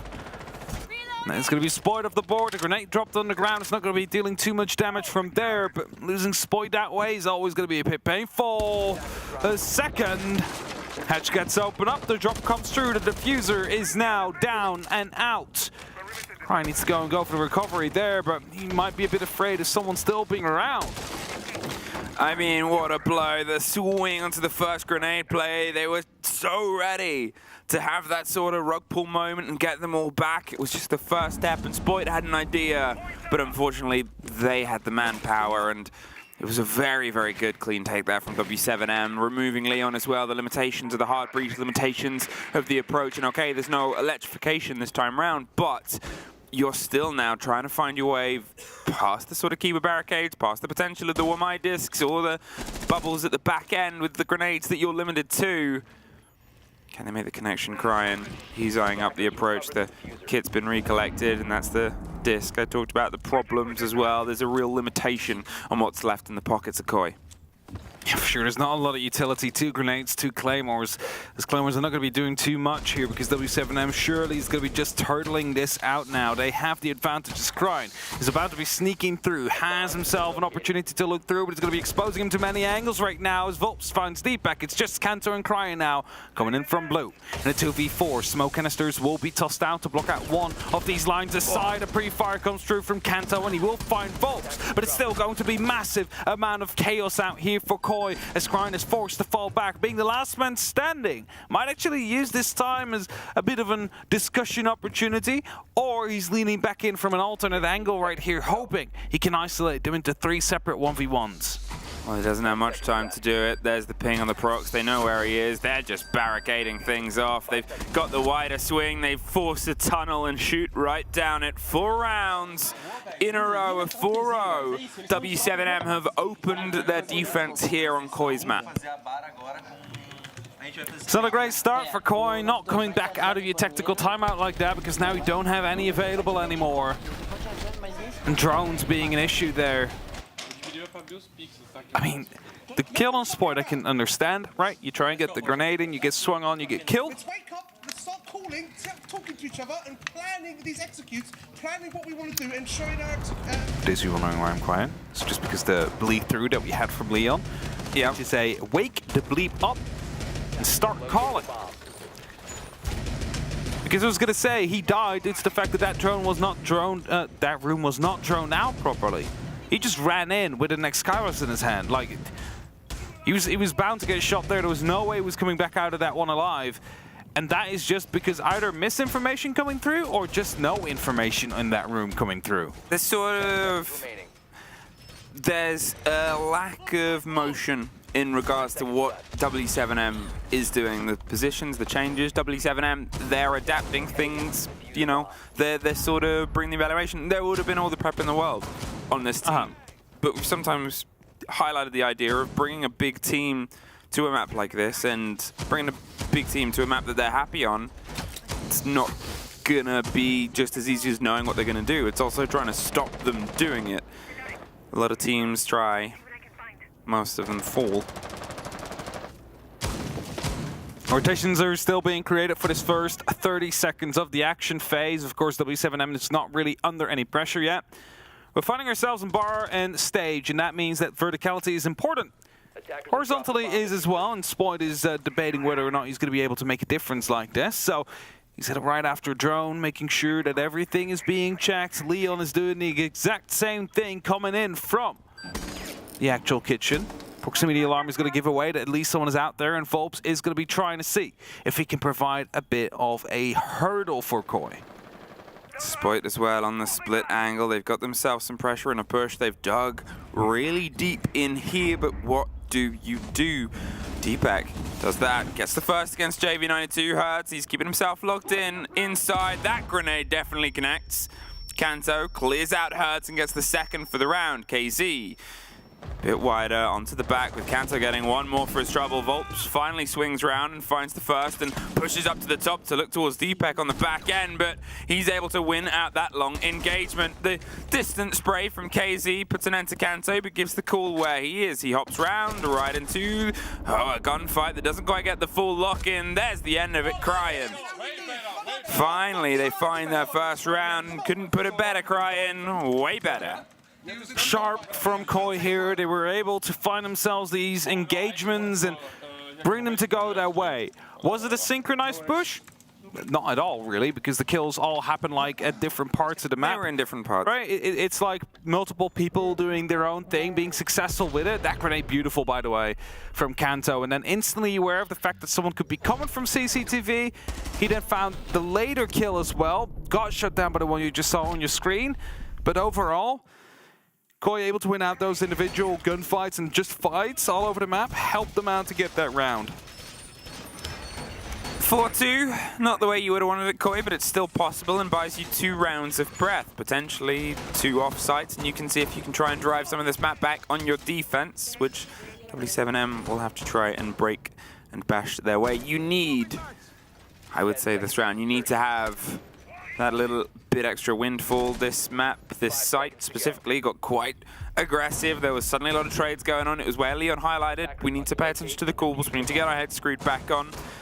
Can they try and adapt themselves to what was, you know, sure, it was a bit smash and grab. Which I've really enjoyed saying this tournament. I think I need to smash and grab. Yeah, fun phrase. But they were also rebuffed a little. There was the hesitation in the movement behind Leon saying, I've got the bodies on rafters. Yeah, we need to be seeing a bit more of that just decisiveness from Rogue. That confidence we've seen from them before. Again, the same openings will be made. Impact's to be tossed through the drone. It's not going to be catching anything. KZ will be falling back again and find himself up onto the rafters. Just going to be holding out for there for now. ZMP is coming through just to make sure there's no active trick or no mute jammer there to stop the exothermic from going off. And that is going to be step 2 taken care of as well.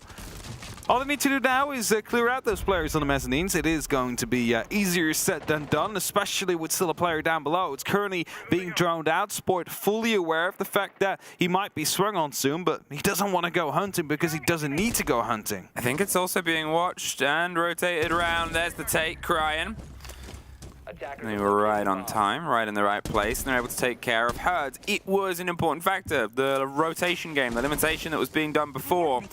It seems like Koi are much more aware of it, and they've been able to capitalize on that opening body once again. But with a minute 20, the main breach open, Garage still not really in their control. It's the rotation, the focus down towards it as well.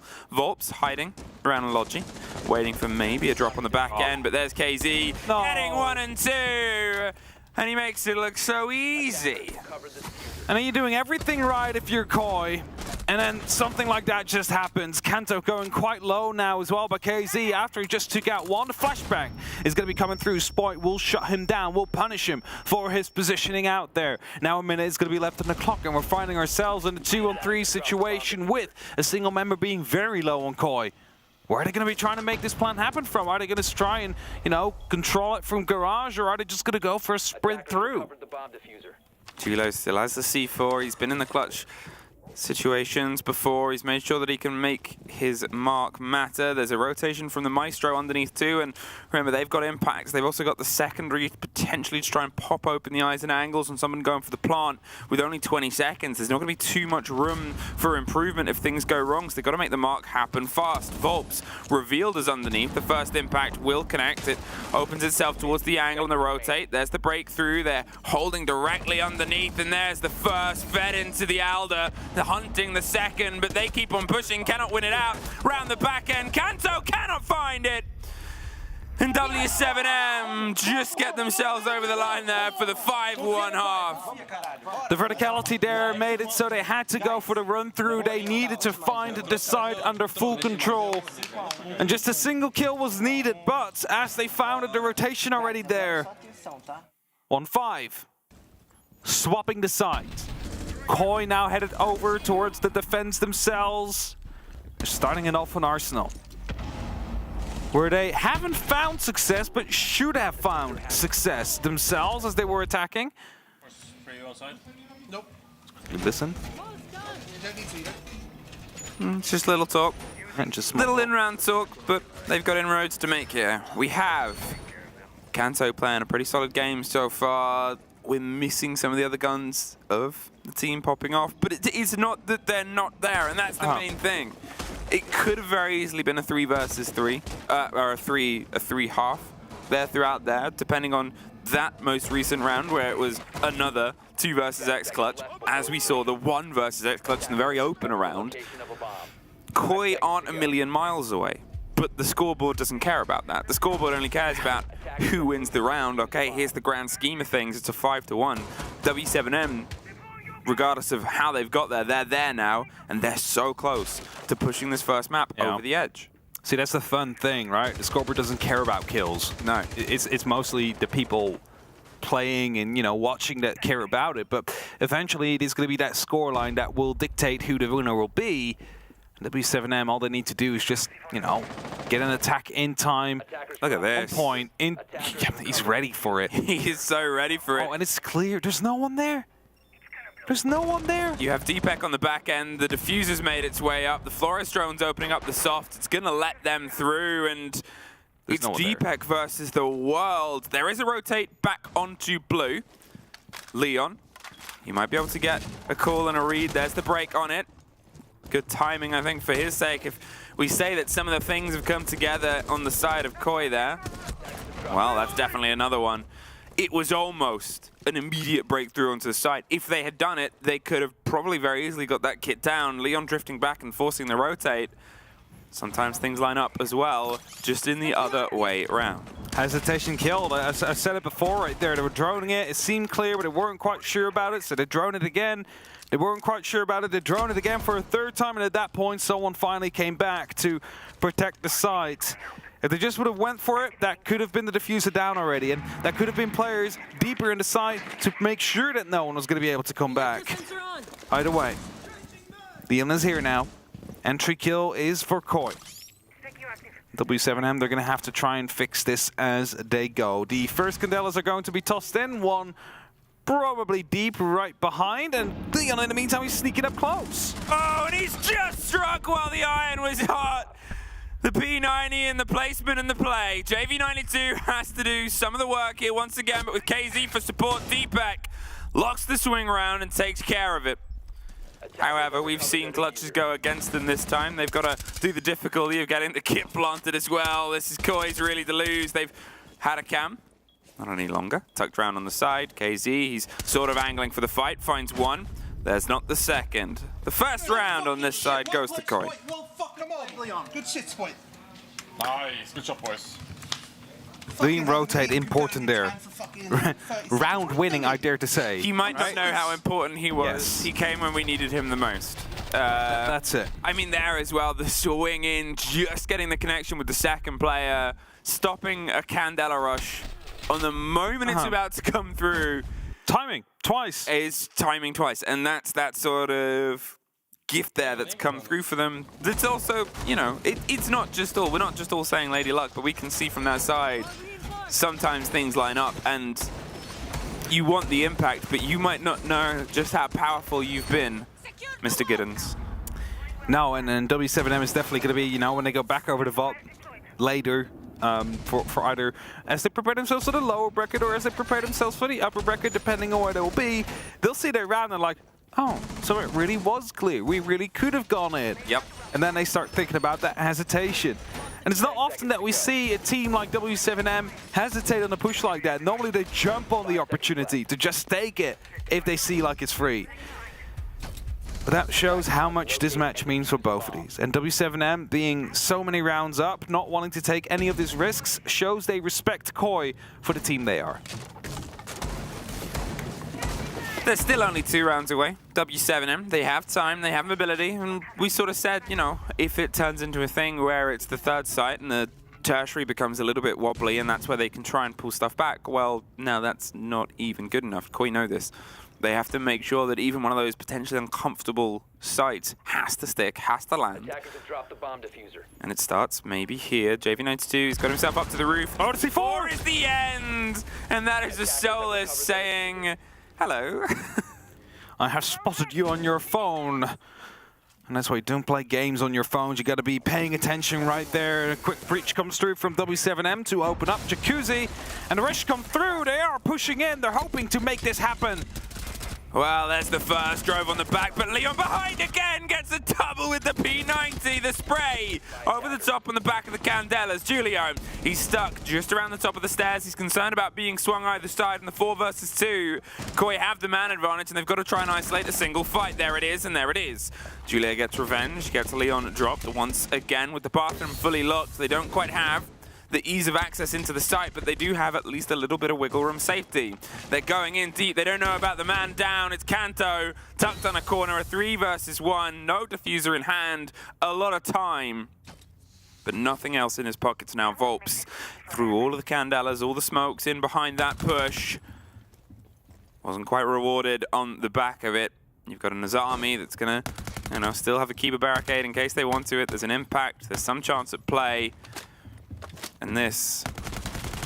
Hey, remember that meme where we said on Reddit there was like so-called free-thinking casters when there's loads of time? Oh yeah. And blatantly baiting. Uh-huh. Maybe they're taking an unofficial timeout. Maybe that is. Maybe that is. Who knows? 50 seconds. Volps is still trying to make the win happen. We keep a barricade that stops him. All he needs to do is land a 1v3. Well, they've done it before with W7M, but that was in the defense. Isolate them. That's 1 ponytail. That's going to be a Frost swinging around the corner. It's 2 players accounted for. Where's the 3rd? That's going to be the big question here. Swings through. That's going to be Spoit on the ground, on his belly. And a technical timeout to be called upon by W7M. Fair enough. 2 rounds lost in a row. It's still wiggle room, it's still space, but you talk about the importance of offsides and you talk about the importance of difficulties, and we'll have a quick listen in and hope you can understand Portuguese. Vamos usar esse excesso de confiança deles agora para fazer bait, para tentar punir eles, qualquer coisa, se encaixar na nossa play. Vamos jogar lentinho também, ficar esperando tudo, porque, mano, meio que já deu errado o pré-game deles, tá ligado? Então agora eles só estão, tipo, no excesso de confiança. Estão só abrindo fazendo pique, tá ligado? Mano, prestar atenção, jogar adulto agora, tá ligado? Bem ratinho. Eu acho que se for agora bar, nós faz o quê? Vai ser bar. O que a gente falou? A gente falou de fazer o plant com a Oza. Bar. Quer fazer a Frica? Frica 7x1 ou NIP. Vamos fazer a Frica então. Vamos fazer a Frica e tal. E aí, se não der, a gente tenta finalizar. Tá, ó, o Case e o Júlio vão abrindo o taco. Bora. Bora, pô. Cuidado com o bench, tá? Eles jogam de bench nesse daqui. Bora. Fechou, bora. Bora, filhão. Frica 7x1. Não, é a Frica do 7x1 aqui, o 9-2 deita, tá ligado? Conclusion. Or they're gonna explode on bar, okay? So watch out for the one or the other. I do not speak Portuguese. Alrighty. Also prepare for them to be slower now, because it's not working. As Leon said it, the rushes are not working. Again, probably still not knowing how close they were to actually working out around 7, if they did go for it. But they weren't in position to do so. Bar and stage up next. And Koi setting themselves up above, or as we expect them to, opening up these hatches to stop any of the default plans to be coming in. In the meantime, we're going to have probably 3 or maybe 2 players up on that top floor, just playing around, trying to hold on for as long as they possibly can and provide support for the rest of the team. Because if W7M take that top 4 under control and they find a kill or two whilst doing it without losing anybody, they're going to be able to get that plan down without too much issue. Leon is hiding. Will they drone him? Or is he just going to be rushing out? There comes the drone. No, he's droned. And you got to be cautious of the kitchen window as well if you're trying to make that run back. It's one of the things that we sort of talked about in some of the games we've seen is blind and ambitious rotates get punished. Koi have been quite clever with them from time to time. They haven't quite suffered the same stuff that I think we saw G2 suffering a bit yesterday. But he's so tempted to go for this, open up the shop, the angle, go for the spray. There's nobody on the balcony yet. He's waiting for the call to come through. Herds is playing an unusual position. Very flexible operator. Oh, and there it is. Kanto punished. JV92 caught out by Leon, though. Just on the top, the roof, and, well, they get at least a semblance of a trade, and they take the Thatcher out as well. Yeah, but the thing is, if you look at this side, the Thatcher gone is not going to be the biggest of impacts, right? Because you're going to be using your verticality mostly, and sure, it's going to be harder to actually open up the wall on for example, Strip. The grenade comes through, Spoit gets taken out cleanly by KZ. Is Leon to fall now as well? This is what I said. If they start taking top floor control and taking too many bodies on the way up, it's going to be hard for Koi to win this. So Deepak goes in hard, goes in aggressive, but gets shut down just as quickly. And now it's only up to Cry, and up above, it doesn't last very long. It's going to be a 3-6 map point for W7M. To stay in this map, their map, Koi have to be pitch perfect for the rest of this. 3 rounds is the difference. It's not impossible. They've made that divide, a bigger divide themselves. And, you know, at this point, heads in. You know what you've got to do. You know what's ahead of you. We have no Ying. We have no rush. Yeah. Not yet. Not yet. You're the one that's going to be able to lurk up on them now. Might still be the case. Now they will realize we're headed back down to Arsenal. That way we are going to try and find out how many of the Koi players are actually going to be up top, because W7M, last time they were just seconds away from being able to make that rush stick. And if there is a single drone right now that's pre-placed on the site that hasn't been spotted out by Leon on the Solace, they could be going for a quick push through, because they're still reinforcing, they're still working on it. That is a complete repick coming through in terms of the W7M lineup. The line is out there. There's definitely Gone 6 potential. It's a breaching charge to open up dirt as well, but the push is not going to be a rush, I believe.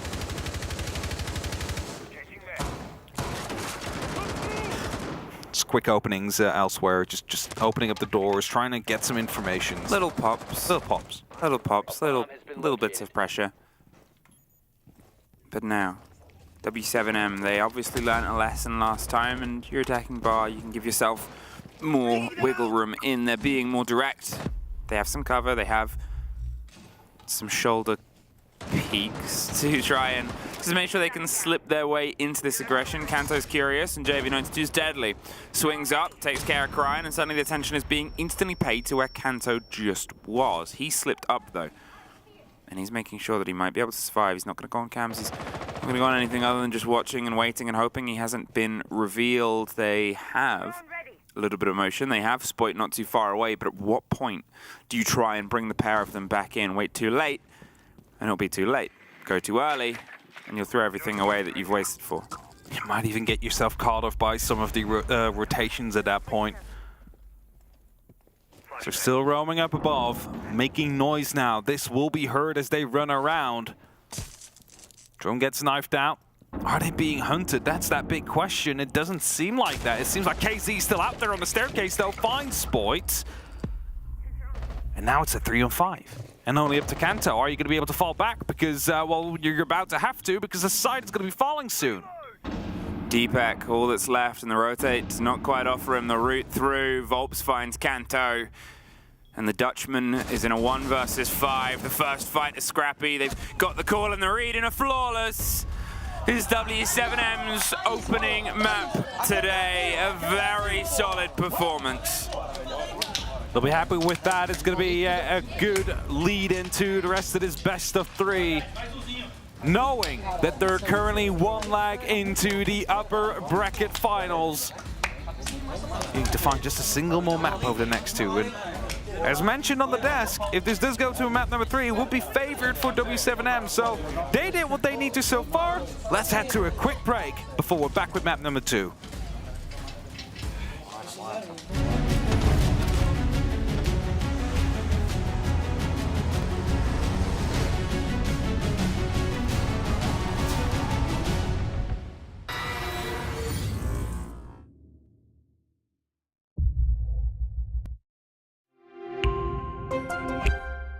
I'm Nicholas Morton, but you know me as Pingu. I'm a 2-time Rainbow Six Siege World Champion and former top Rainbow Six Siege player in Pro League. Welcome to my Siege Ranked Bootcamp. We're talking 20 seconds left on the clock, you got the diffuser in hand, what do? Play the way that you're comfortable with, because you have confidence when you're in this position. That is when you're gonna be at your very best. Good luck.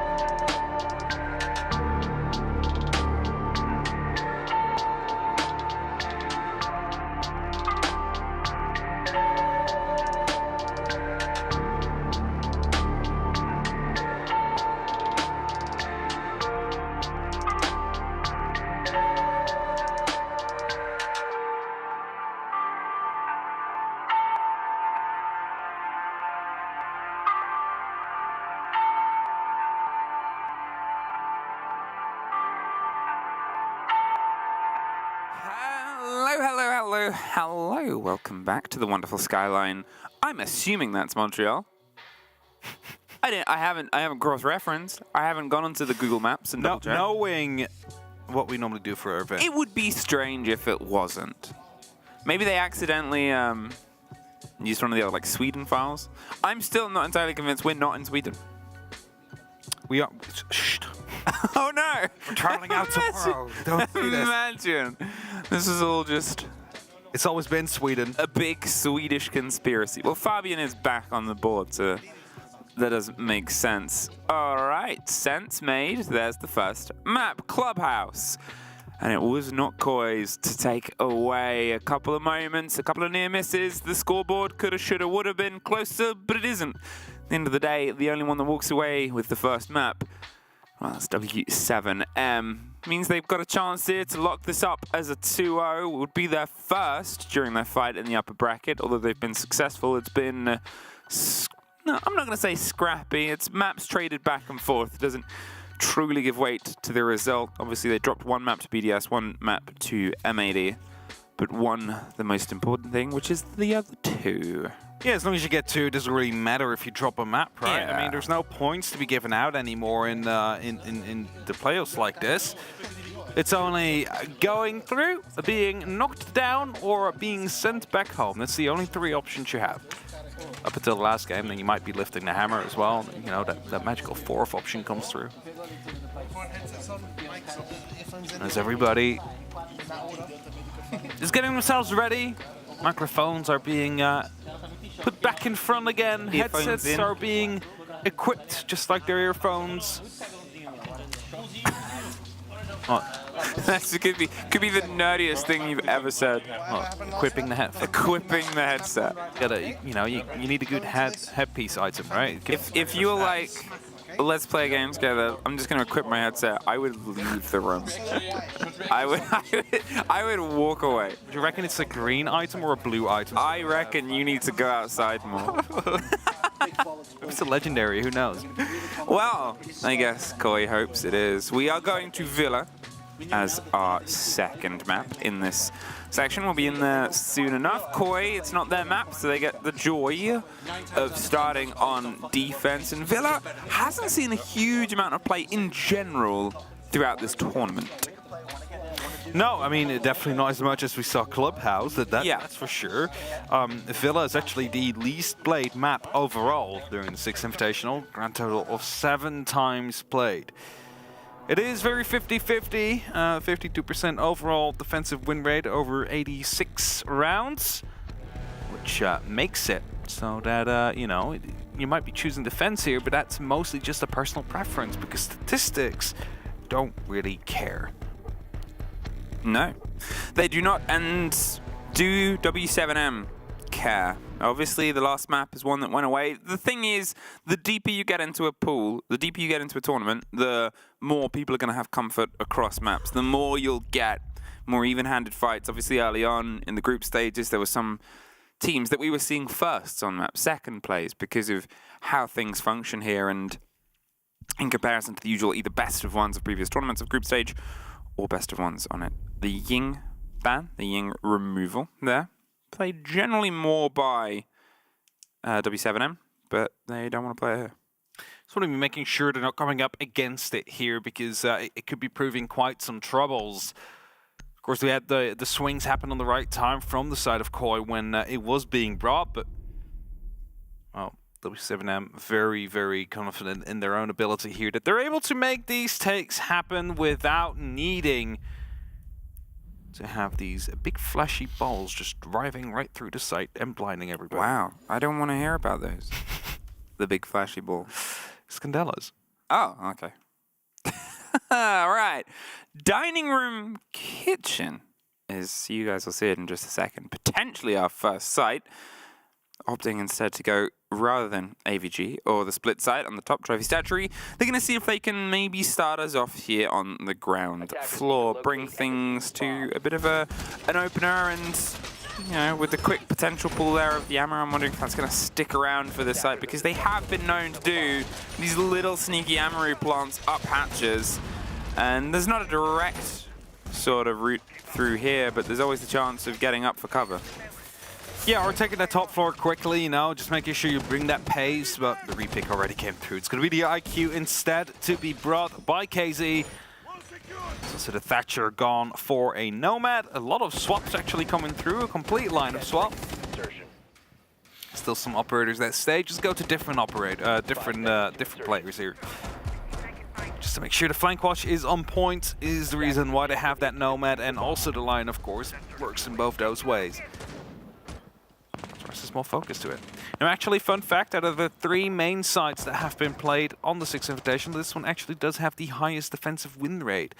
It's not been played as much as the other 2, but it is generally quite successful. Of course, the living room has a bit of an exception, played 3 times, 100%. But that's one of those pocket strats, as KZ will be able to find one. Deepak goes for the jump out right afterwards. But this is quite dangerous. It's a very long run. Yeah, that was... I mean, that's the thing about jumping out on Villa.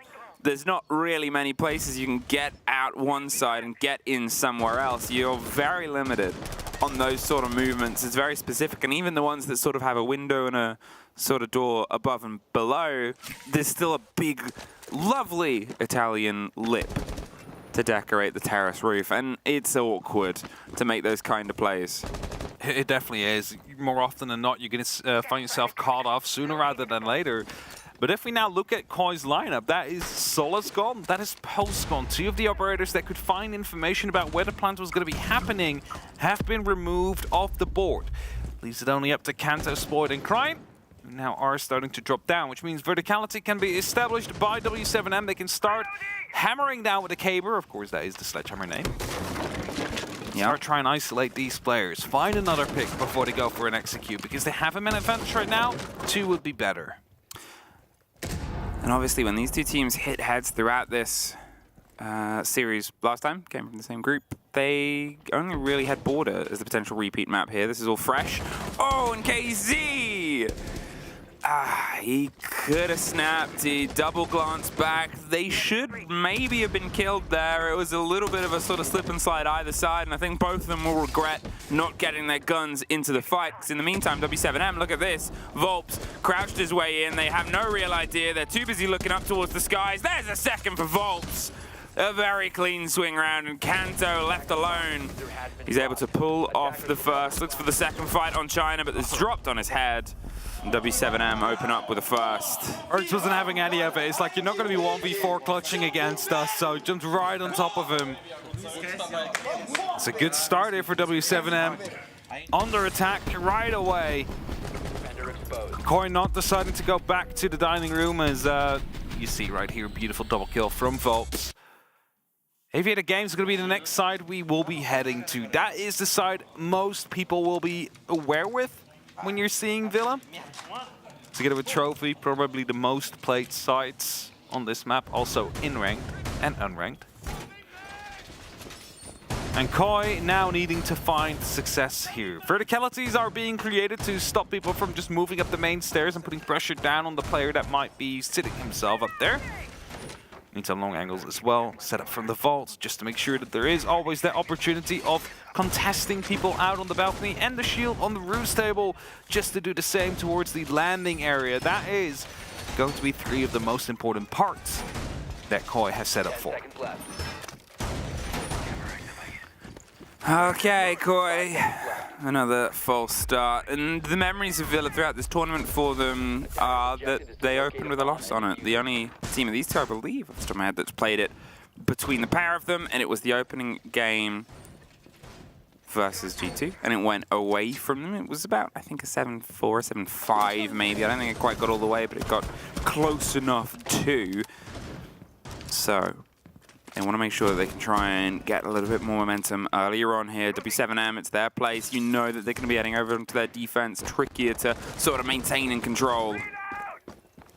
Indeed, the loss against G2 is out there, but what they should be more worried about is KZ just about to be swinging himself in with the Gara hook right here.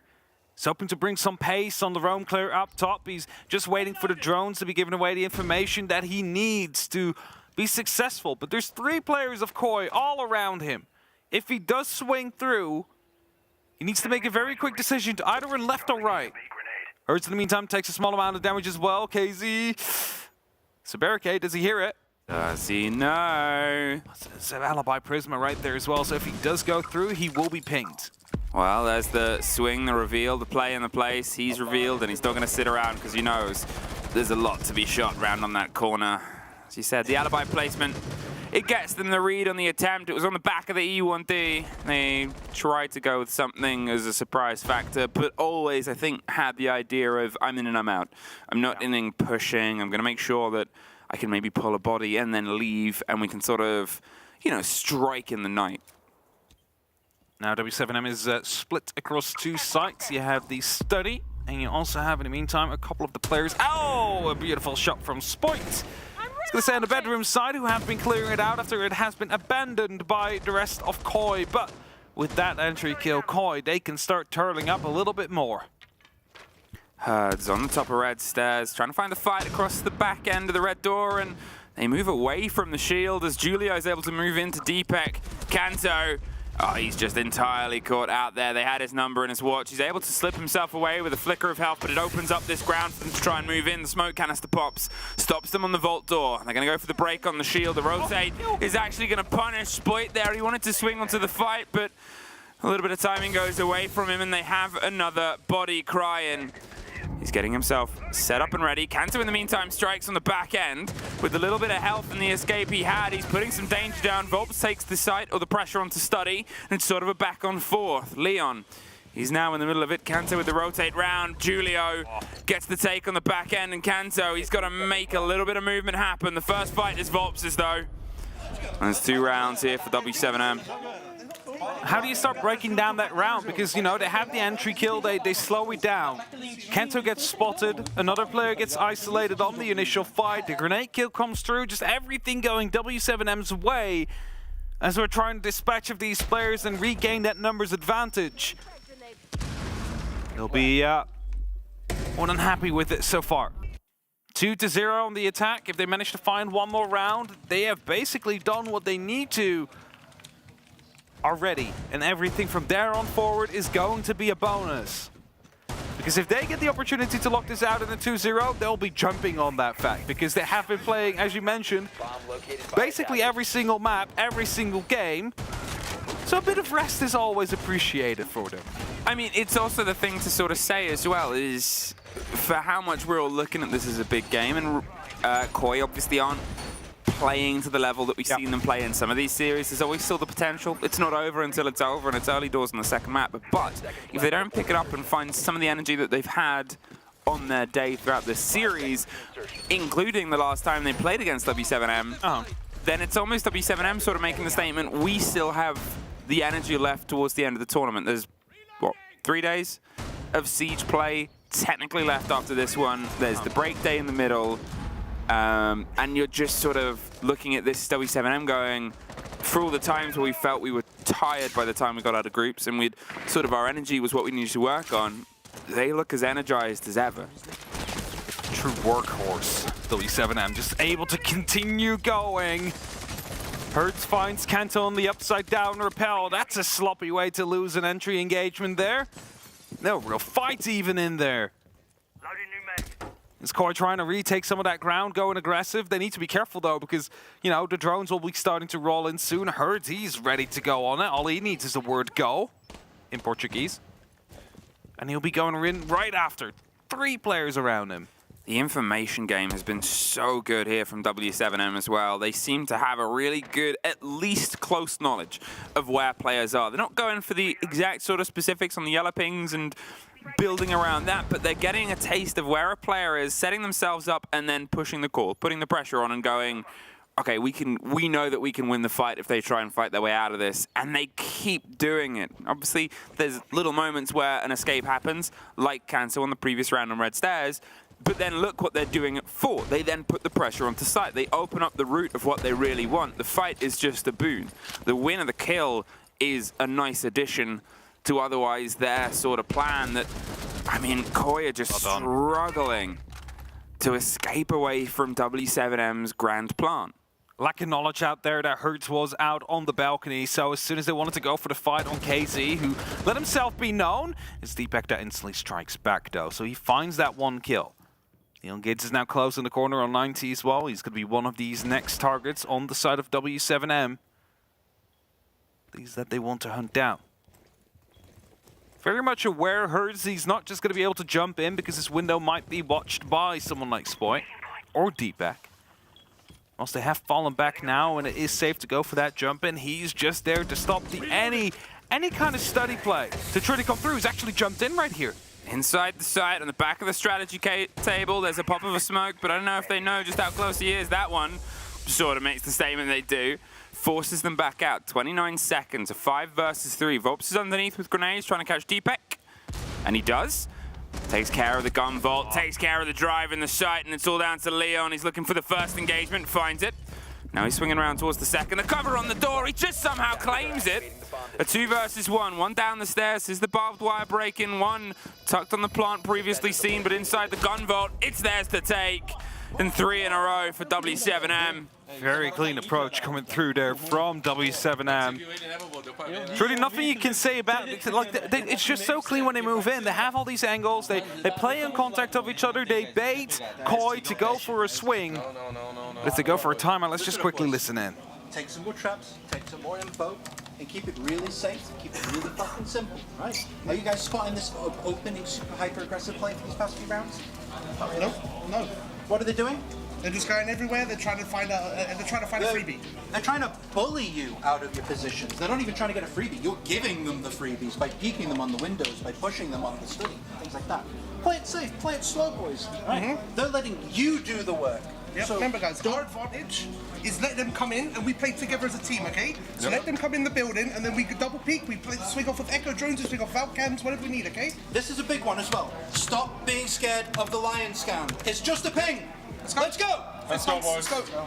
Let's fucking go, boys. Take it. I play a lot. I'm gonna take the fucking dump again. Just a ping. I'm gonna play a little Echo. Nowadays, nowadays it is. Meepy's a veteran. He's lived in the days when it was not just a ping. It's like not that scary anymore.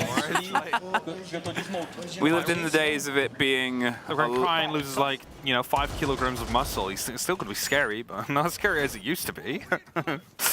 All right, Koi.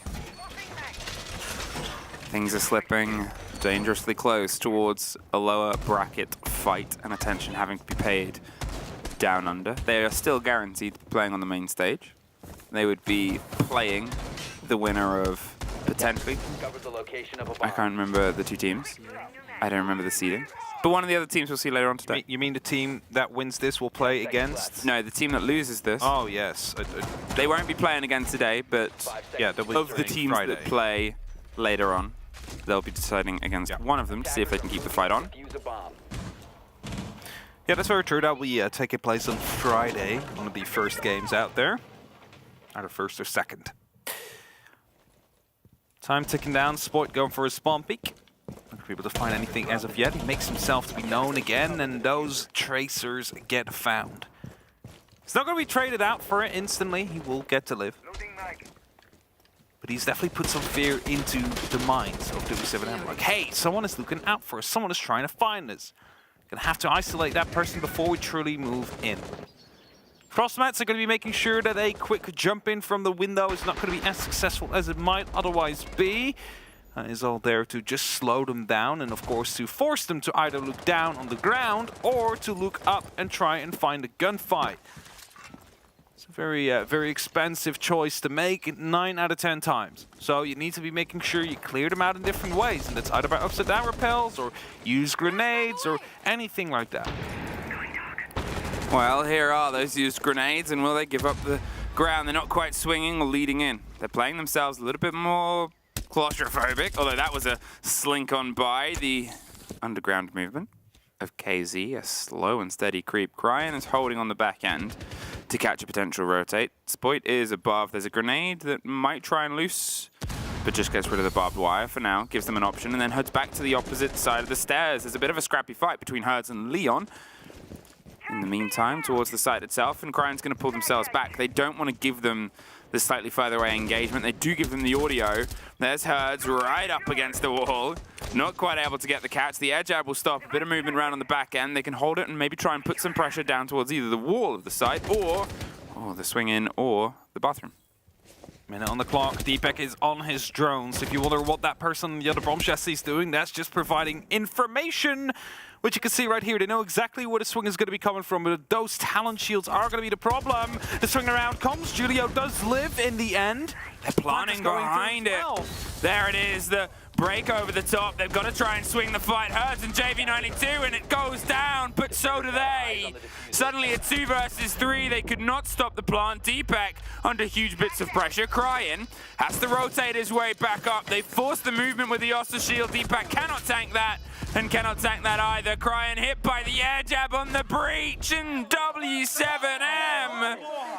Talk about taking just what you need. They couldn't have taken less for more. I mean, they were like, you know what, why don't we just go for it at that point, right? It's like, it's just this one person taking swings at us. If I manage to get the talent shield down, this plant is going to be safe. And yes, a C4 was tossed at, but that was shut out by the cover overhead. So, not able to actually stop that plant from happening. That puts us on 0-4. W7M have done more than they need to find themselves in a good half here. So everything else is going to be double bonus. They managed to find a 5th round. If they might even be able to find themselves a 6th round on this half, Koi might be in some big trouble. They already are in trouble. It's just not insurmountable yet. No, it's always down to how you can do it. As I said, they've pulled back from worse before. It's not going to be in any sense easy because W7M are offering them nothing other than good ideas and good plays. And it's just consistent as well. They know the game that they wanted to bring here, W7M. And Koi have struggled to find the movement to adapt and break back against it. So they go for things like this. Leon with the spray over the top was able to pull some big Solace plays off on the previous map here. Not quite gifted. No! JV92 sprays back. And it's always the sort of gamble if you're spraying through soft like that. Still have Deepak ready on the cardiac sensor. We might see a C4 fly in afterwards. I believe Cryin actually went for a throw as well. He's getting himself spotted as he opens up the window. W7M is just fully aware of everything that Koi's throwing at them. Cryin lucky to come out alive there. He should have been picked up as well. I mean, it's terrifying. W7M know everything. They're pulling all this information out there, always seemingly one step ahead. And, you know, sometimes it's just things line up perfectly, but most of the time it has been phenomenal. The intel game, the gathering, the lockdown, and then the push behind it is so consistently built here for W7M, and you cannot argue that they have come here to play one more body. Herds pushes on by, removes Kanto in the meantime. There's still the dangerous C4s underneath. There's the run out, and there's the take onto at least one, but Deepak caught on the swing back round. The E1D to try and make sure nobody goes for the trade on the back of it. They found a single body. They've taken 2 back. Spoit versus what probably feels like the world right now. They are not here to just play Emmy. They are here to end Koi, send them back down to the lower bracket. They do not want to be around there longer than they have to. And as that plan goes down, Spoit, he is a champion on his rookie debut. He is not going to be finding any kills in this situation. W7M move on. 0-5. And they are here to make sure that, you know, this could be a potential 7-0 to come through. And Leon, he had the right idea on that spray. He was very close in actually picking up the kill. Just stayed around a little bit too long there. And now we head to round 6, which will be Aviator. Lost twice before. Clean approaches from W7M were the successful factor. What are you going to do to disrupt that, Koi? What can you do at this point against a team that has seemingly taken all that was pulled away from Latin America yesterday, the games that they lost, and then brought it in earlier on here against one of the tournament favorites? I mean, we always sort of said, had the great joy bumping into Agu from the Brazilian team. He said it was a very, very sad day for Brazilian G2 Esports yesterday in Latin America. I can only imagine how much he's smiling right now. 5-0. W7 are up on their attack here on Villa, the second map. And they are looking very likely to confirm this. They're looking very strong. Koi not really having anything really to throw at them. I mean, if you look at the kills, 10 in total over these 5 rounds, meaning 2 on average. That's not enough to win rounds. You need to find more than that. Quick taking care of the camera here. W7M is trying to find themselves an entry. Monty's being brought in. How are you going to be dealing with that? Because you didn't have to face it yet. Now suddenly, you're going to be fighting against 4 guns and that big shield coming towards you. Well, there it is, the break onto the soft walls, the idea of putting the pressure on the Monty. Well, if you said before the problem, Koi, was that you were giving them the space and not quite holding on, how do you try and hold the space against this? The man that can just drive himself in. There's a close fight either side. Do they know about Spoit? I mean, they've seemingly known a lot, and Spoit is obviously the perfect person to get into not only this engagement, but he doesn't want to give his position away because he's technically buying Kanto some of the cover and support. There's the consistent pings. There's the charge. He misses it. Hertz gets the team kill. Spoit almost got the team kill too. Hertz at least picks one back up. The kit has gone, but so has the Monty. That Monty being taken care of by Hertz for Koi. It's gonna be some help for them, and now it's gonna be a bit of a fight over the pixel here. They don't quite want to rotate. JV92 comes in to help though, finds one. As the drop back comes through, D-Back finds a response. Koi, they need to win this round if they want to give themselves a buffer to play with. JV92 being hit a little bit, knows about a player that's still down on that first floor. If he hunts him down, if he finds the kill, it is gonna be Koi in massive trouble here. 3 versus 2. Leon and Cryan. Leon had some big impact in the fight on the previous map. Cryan hasn't had an impact on this one yet at all. And they've stacked themselves up with 50 seconds and the pressure being angled towards the site itself. There's still some pockets of utilities, still a little bit of usage, but it being breaching charges probably isn't going to get them too much further than the single flash round. The impact back on. Volps holding down one angle. With the eyes down long there, sort of waiting, communicating. You can see the conversation and the rotate is coming in from Hertz on the back end. He's making sure he can slip his way up. It'll get called, but they have the man advantage. They're allowed to do this. Leon's going to see if he can try and pull that fight back around. Tucks himself, cannot win it out. And a huge fight, it's down to Cryan. He's looking for the first. I said the flash was all they had. He's able to win the first fight out on the back of it. Tucked behind the bar. It's the Gumine in the foot. And it's the perfect half for W7M. They got a bit stressful there with that last flashbang coming through, trying to find a fight with a Gumine in your feet. But enough time for them to lock that out. And now 6 map and series points. As Hertz, well, he took care of a problem for Koi, but became the problem afterwards.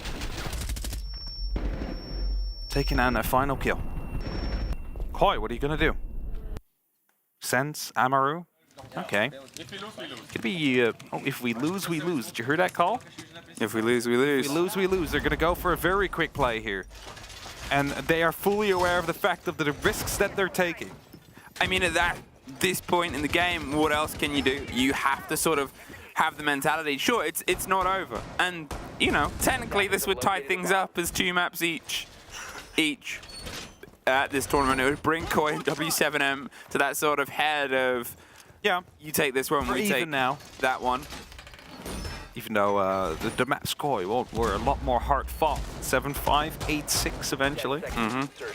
Round count definitely will be in favor of W7M after this one. Yeah. Now, the if we lose strategy might actually work out, considering 3 of the W7M members are off-site. There's only Julio on site, Volps quite close. There needs to be a rotation very quickly once this gets found out. Well, they'll start it off here, the pressure onto the balcony, and look at Volps. He goes for the spray through, does a lot of damage to Leon, can't quite get the solid on the kill. They're able to get themselves around to the window on the stretch, but the rotates come back towards the site itself. Quick motion here from W7M. I think they read the pressure, I think they read the idea, and they're going to make sure that they're not entirely caught unaware. Maybe it was a call that, well, I saw a sense and I couldn't quite get them.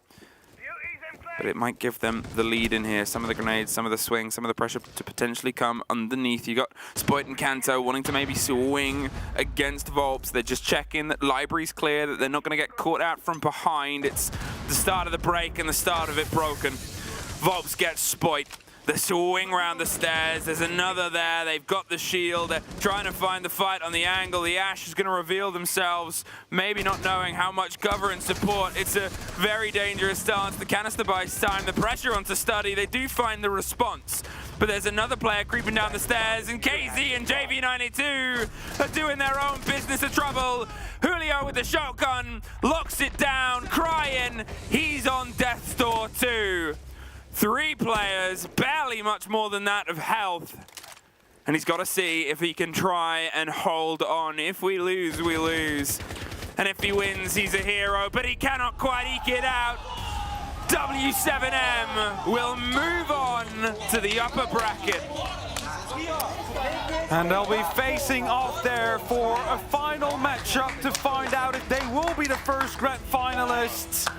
They played amazingly throughout this game, and we always keep saying about them, when do they run out of gas? Definitely not during this game. A 7-0 is a statement piece. A 7-0, the game before, you're in the upper bracket final. It's not just a statement piece, it's a threat.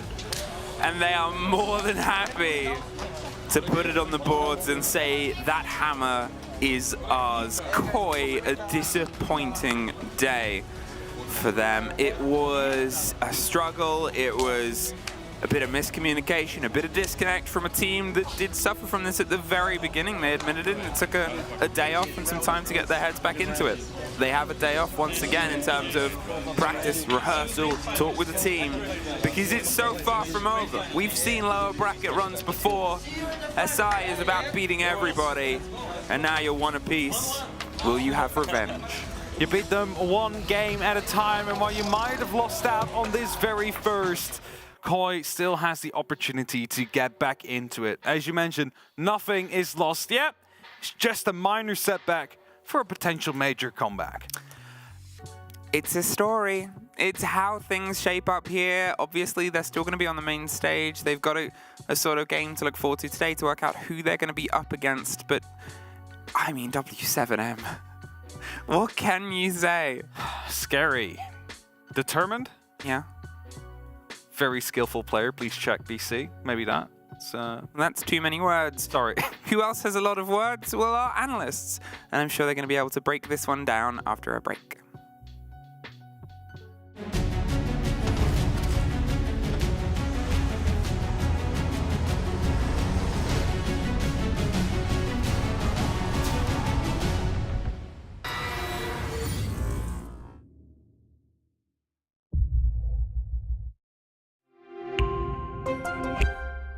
I'm Nicholas Morton, but you know me as Pingu. I'm a 2-time Rainbow Six Siege World Champion and former top Rainbow Six Siege player in Pro League. Welcome to my Siege Ranked Bootcamp. We're talking 20 seconds left on the clock, you got the diffuser in hand, what do you do? Play the way that you're comfortable with, because you have confidence when you're in this position, that is when you're gonna be at your very best. Good luck.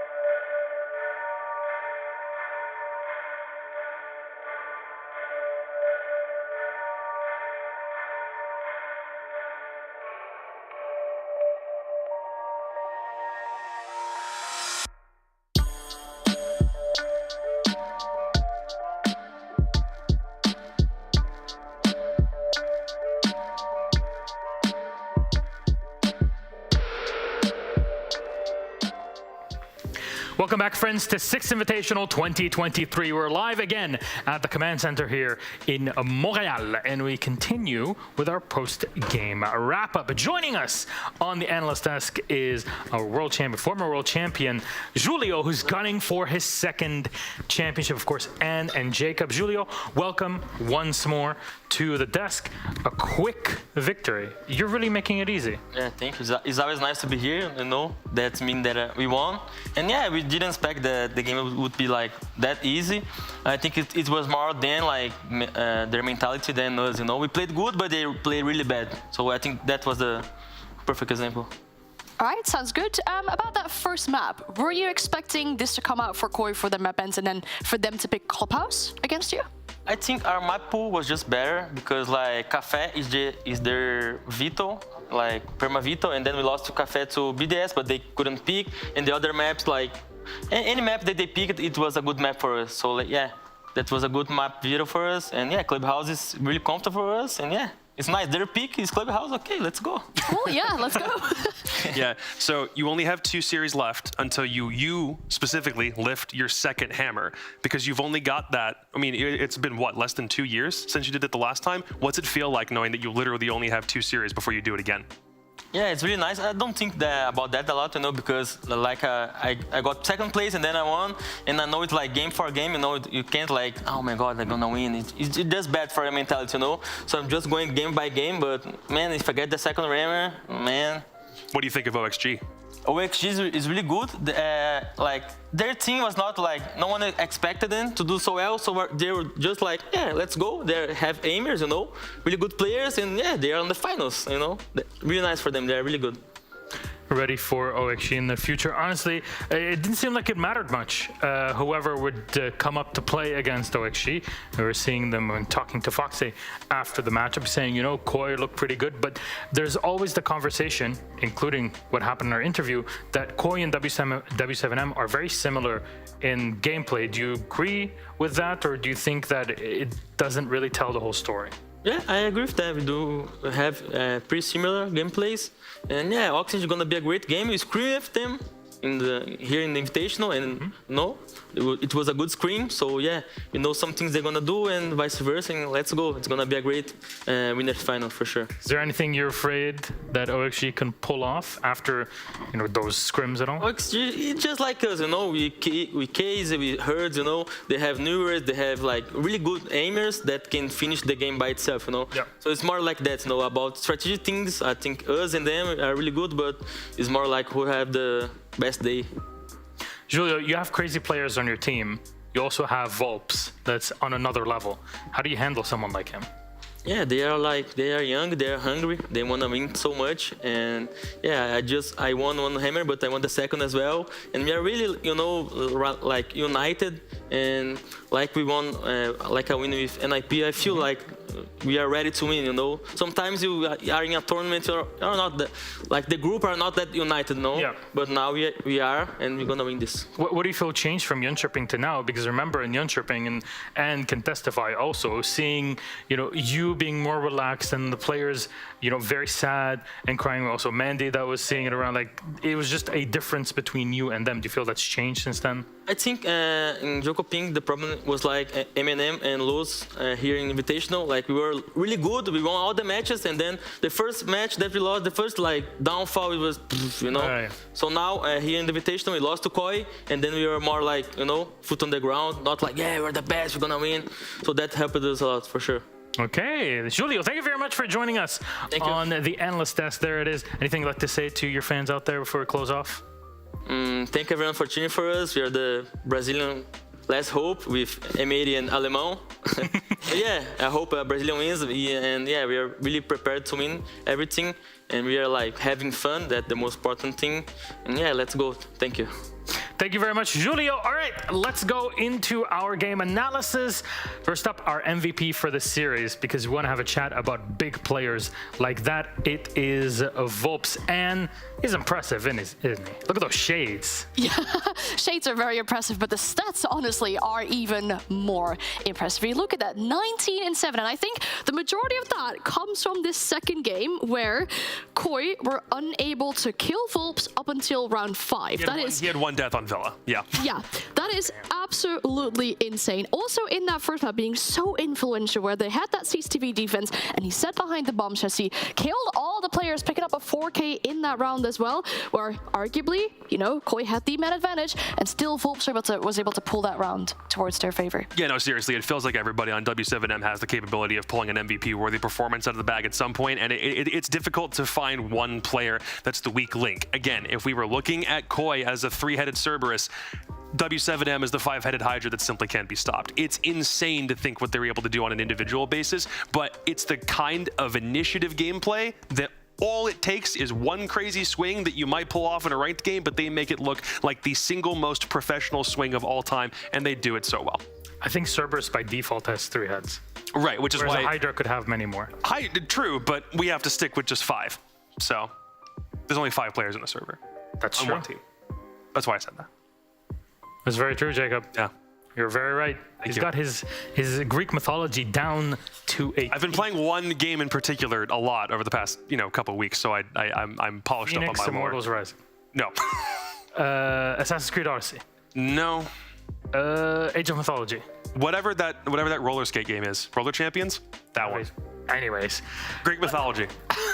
Synonymous with it. Let's have a chat then about our maps. We'll go through them one by one. Well, there's only 2 and they're actually pretty fast. So Anne, please can you help us out with our first one on the board? As you see, Clubhouse. Yes, and this is a historical moment, right? This first round. That shot on long, by the way, absolutely crazy. Shouldn't be happening. Alt F4. Yeah, it shouldn't be happening. But that W7M won a retake.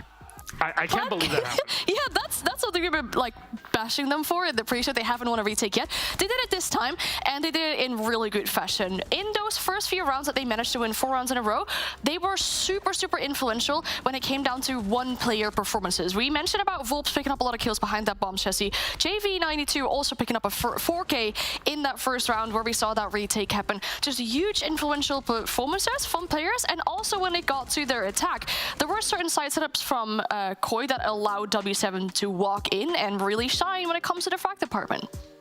Biggest thing for me is that it felt like initially Koi were trying to bash their heads against a wall, getting through some of these setups that seemed like they were completely impenetrable in the way W7M had set things up. I think a big example was round 2, you're holding an Azami, a Jaeger, Wamai on rafters, and you're trying to push through it without a Monty, and it feels like the timing isn't quite there, but it feels like the overall strategy or the want to try and push through it the hard way is the way that Koi attempt to go through some of those rounds.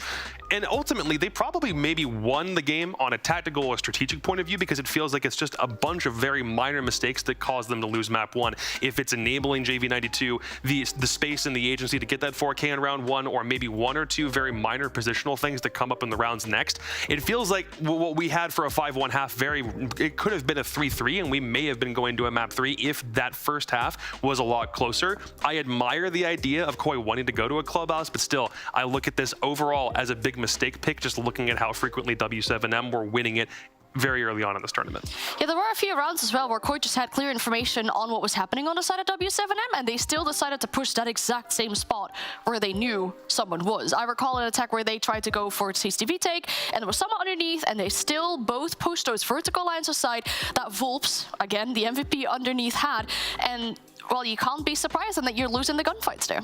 Now on to map 2, which is our second and final map of this series. It was a... Do we have to talk about it? Speed run. We can make it very quick. It was a part of this matchup. It was 7-0.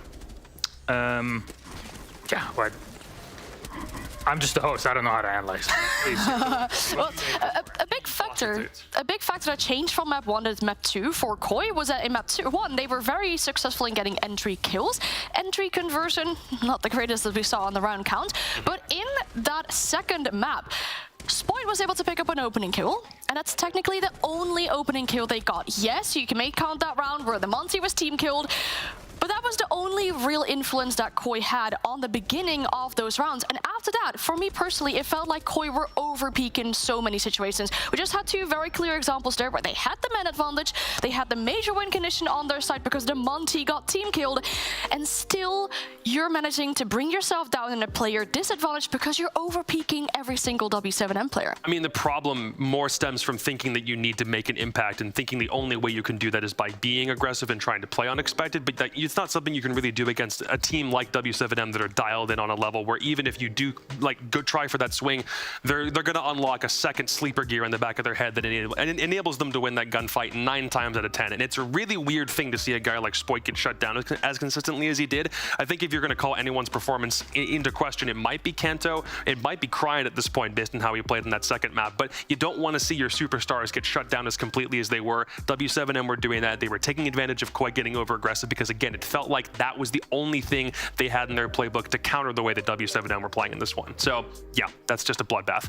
There were a lot of reasons for Koi at one point to get over aggressive as well, because there were rounds where W7M were taking their sweet time before they were setting up and execute with that Amaru through the window. And then at one point you're going to think, hey, where are the enemies coming from?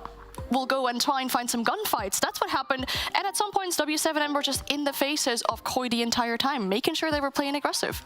Well, you're talking about, how to call things, what's going on. There's one team receiving a call right now for Heroic from Koi. Hello? Check. Hello. This is Koi. Heroic. Did you leave us some space on the plane? Dear God. Oh, you might think that. However, God, man. However, because I saw the copy pasta, look, sometimes it is pretty good. But Koi are not eliminated yet from the tournament. They still have matches to it. This is like an anime pose. Hey, this.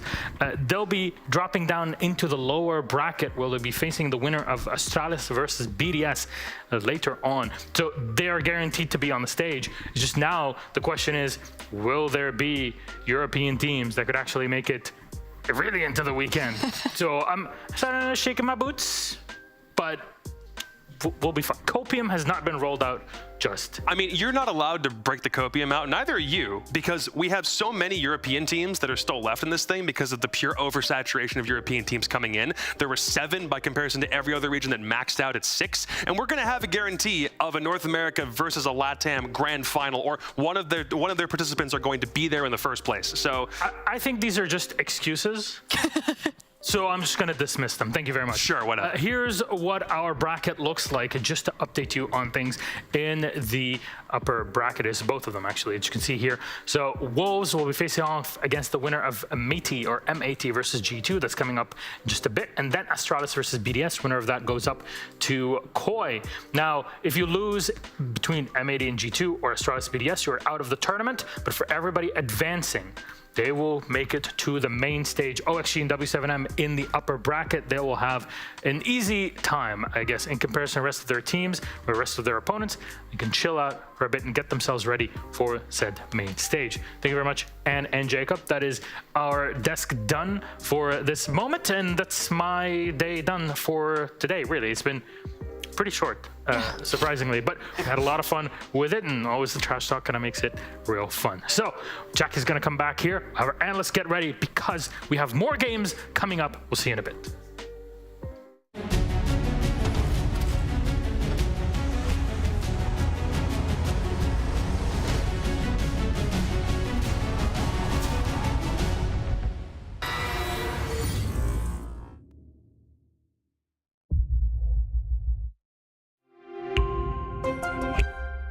I'm Nicholas Morton, but you know me as Pingu. I'm a 2-time Rainbow Six Siege World Champion and former top Rainbow Six Siege player in Pro League. Welcome to my Siege Ranked Bootcamp.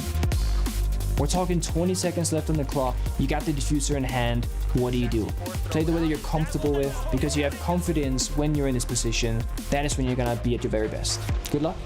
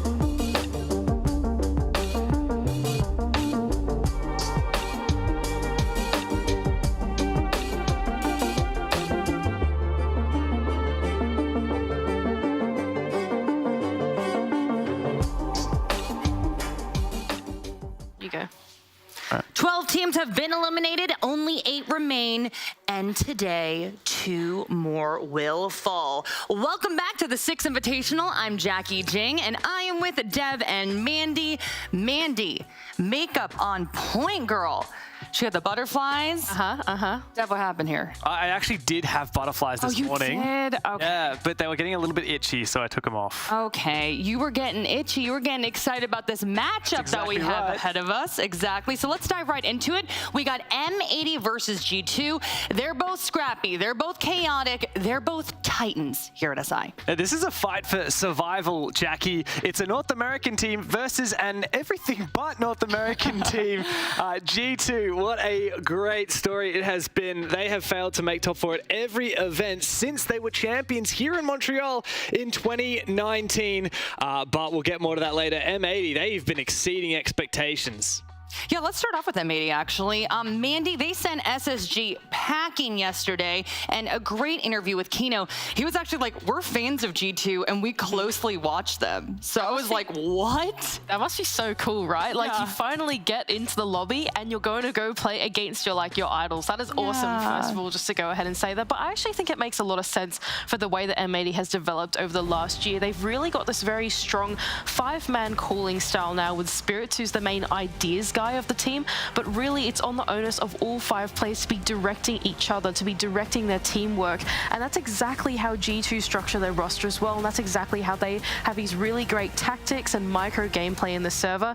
M80 are really starting to get good at replicating that. Yeah, their styles kind of mirror each other in a sense. They do. Do you agree with that? Yeah, they absolutely do. I think M80 in particular, they're a little bit younger than G2. They've not been in the international scene for as longer, so a lot of them have a little bit more inexperience with it. But you can see with every series that these guys go through, they become more fluid. Their comms become more put together and composed, and they just get on the ball with ideas a lot more quickly.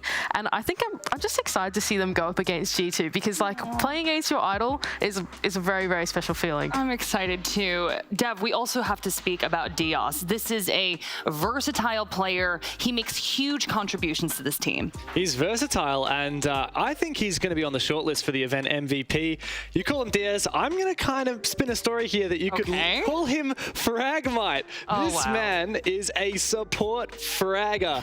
He has the tied best survival rate in the tournament alongside Julio, who we've talked about a lot. The difference is Julio also has one of the least kills in the tournament because he's never in the engagements. Diaz does not shy away at all. He puts up the numbers. He never gets picked early. See that opening KD ratio of 1.83. That is insane for a support player. It means he's still getting into opening engagements, but he doesn't lose them. He's so consistent and he's impactful every single round. You can see 2nd best KOST rating in the tournament. This guy is insane.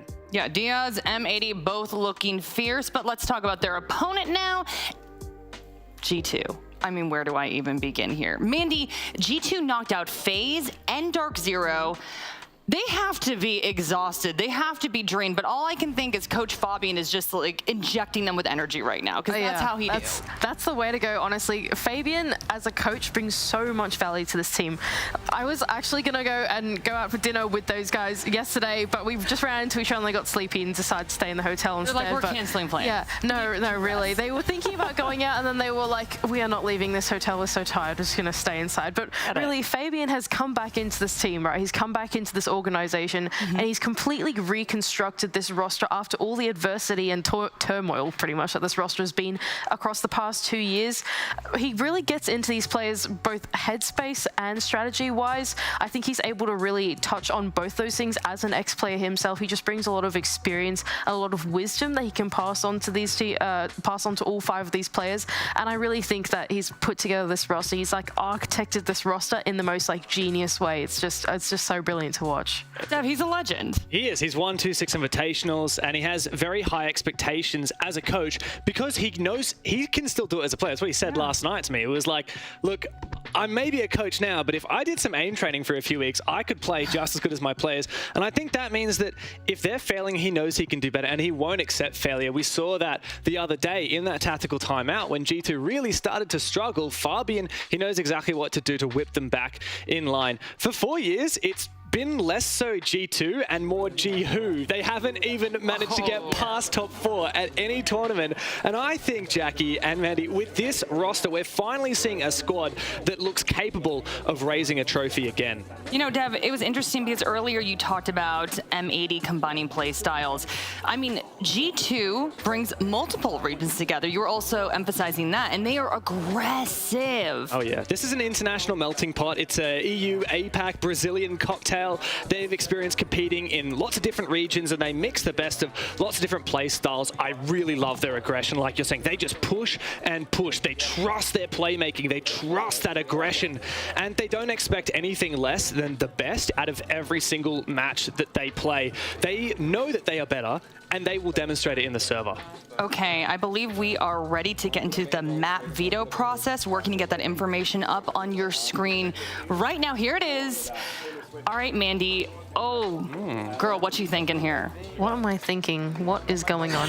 So I think that G2, once again, are doing the G2 thing where they're going, okay, we can play all 9 maps, so let's just ban out things that we think that M80 are good at. So G2 have gone ahead, they've taken out Border and Clubhouse, both like sort of mid to high tier maps for M80, in my opinion. Not only that, but they've gone ahead and picked Villa as well, which is not a super great high performing map for M80. It's actually typically their second ban as well, going into these BO3s. So I think G2 so far doing pretty well in the veto.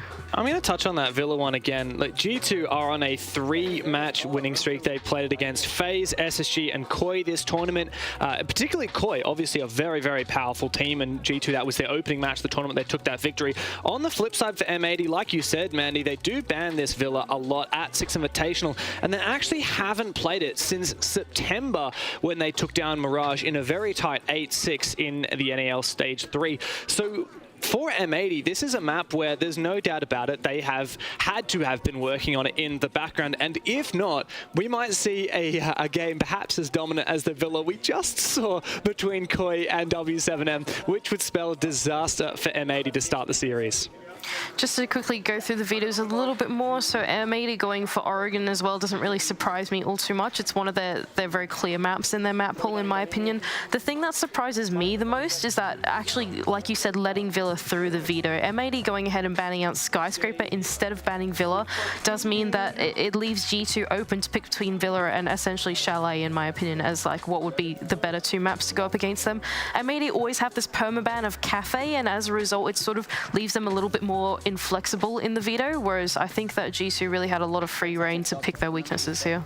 Okay, predictions time. Ooh, this is a hard one. Dev, who you picking? There's only one way to do it, Jackie. It's gotta be G2. Wow, Gotta be G2. Look, I have so much respect for M80, and they have achieved so much, but elimination is on the line, and I have seen some fire from these guys on G2. I can't see them doing any better, doing any worse rather, than taking down M80 here. I'm even gonna go and say it's gonna be a 2-0. What? Oh. Okay. Dev being bold here. Mandy? I think this is a battle between the student and the master, right? Oh, love that. Very Love classic it. battle between student and the master. I think ultimately for M80, they're still young. They still have their time in the scene. These G2 guys, I reckon they've got to prove to us why they are the masters of the scene. And I think 2-0, look, that's a bit ambitious. I think M80 have got a bit more in them. I think it's going to be 2-1. Okay, y'all, I have chills right now. Someone's going home. Who will be eliminated? M80 versus G2. Blue and Stokes, take it away. Thank you very much, Jackie. It is time, ladies and gentlemen, to get ourselves ready for the next matchup here on the Alpha stream for the final day of just our play out here before we move ourselves over to the main stage. Of course, it's going to be M80 going up against G2 for this matchup. Both these teams have been playing their hearts out. Both had really promising matchups in their most recent play as well. So this one I think is going to be a real clash of the titans, so to speak, to get our real winner and figure out who's going to be moving on. Yeah, absolutely. G2 and M80 have both been absolutely fantastic for a majority of this tournament. G2 especially has been a force to be reckoned with. We'll get M80 on the screen here for you. But both of these squads in their own right, so fantastic at what they've been doing. Vivas, a lot of energy, the coach in the back for M80 here. And this man, especially Gomez, been rocking the world. Him and DS Locust have been playing extremely well for M80. You can say the same thing about Kino and this man here for G2 and the likes of Alamau. Certainly the case.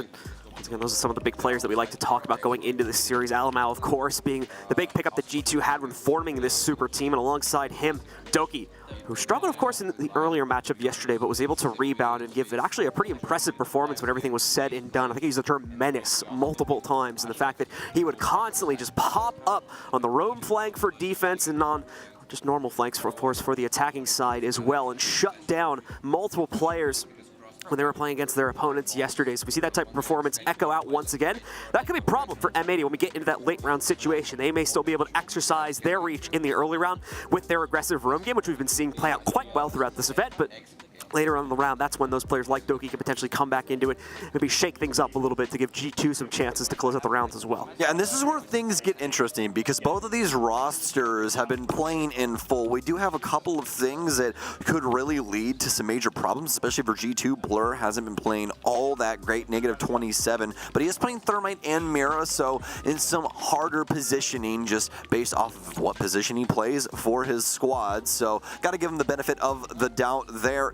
We'll have to see, once we get into the server, what G2 can do up against the likes of M80, who have been playing extremely well. Spirit's in a very similar boat to what we see with Blur here, too. So -35 with a .82 for the tournament, but he's had some big rounds himself. You can say that about both of these players. So with all things considered for both teams, quite neck and neck, somewhat different play styles, but all in the aggressive basket and all here to come to bear on Villa. We are just moments away now from getting into the server. Apparently it's a moment. Yes, indeed. I think, yes, we are. We're hitting that big S button, John. We're getting in right now. So, enough about the stats, enough talk. M80, G2 Esports, a battle for the ages. You guys heard it here first. G2 have not been top 4 in quite some time. G-Who is what Dev said. M80 trying to keep that as such.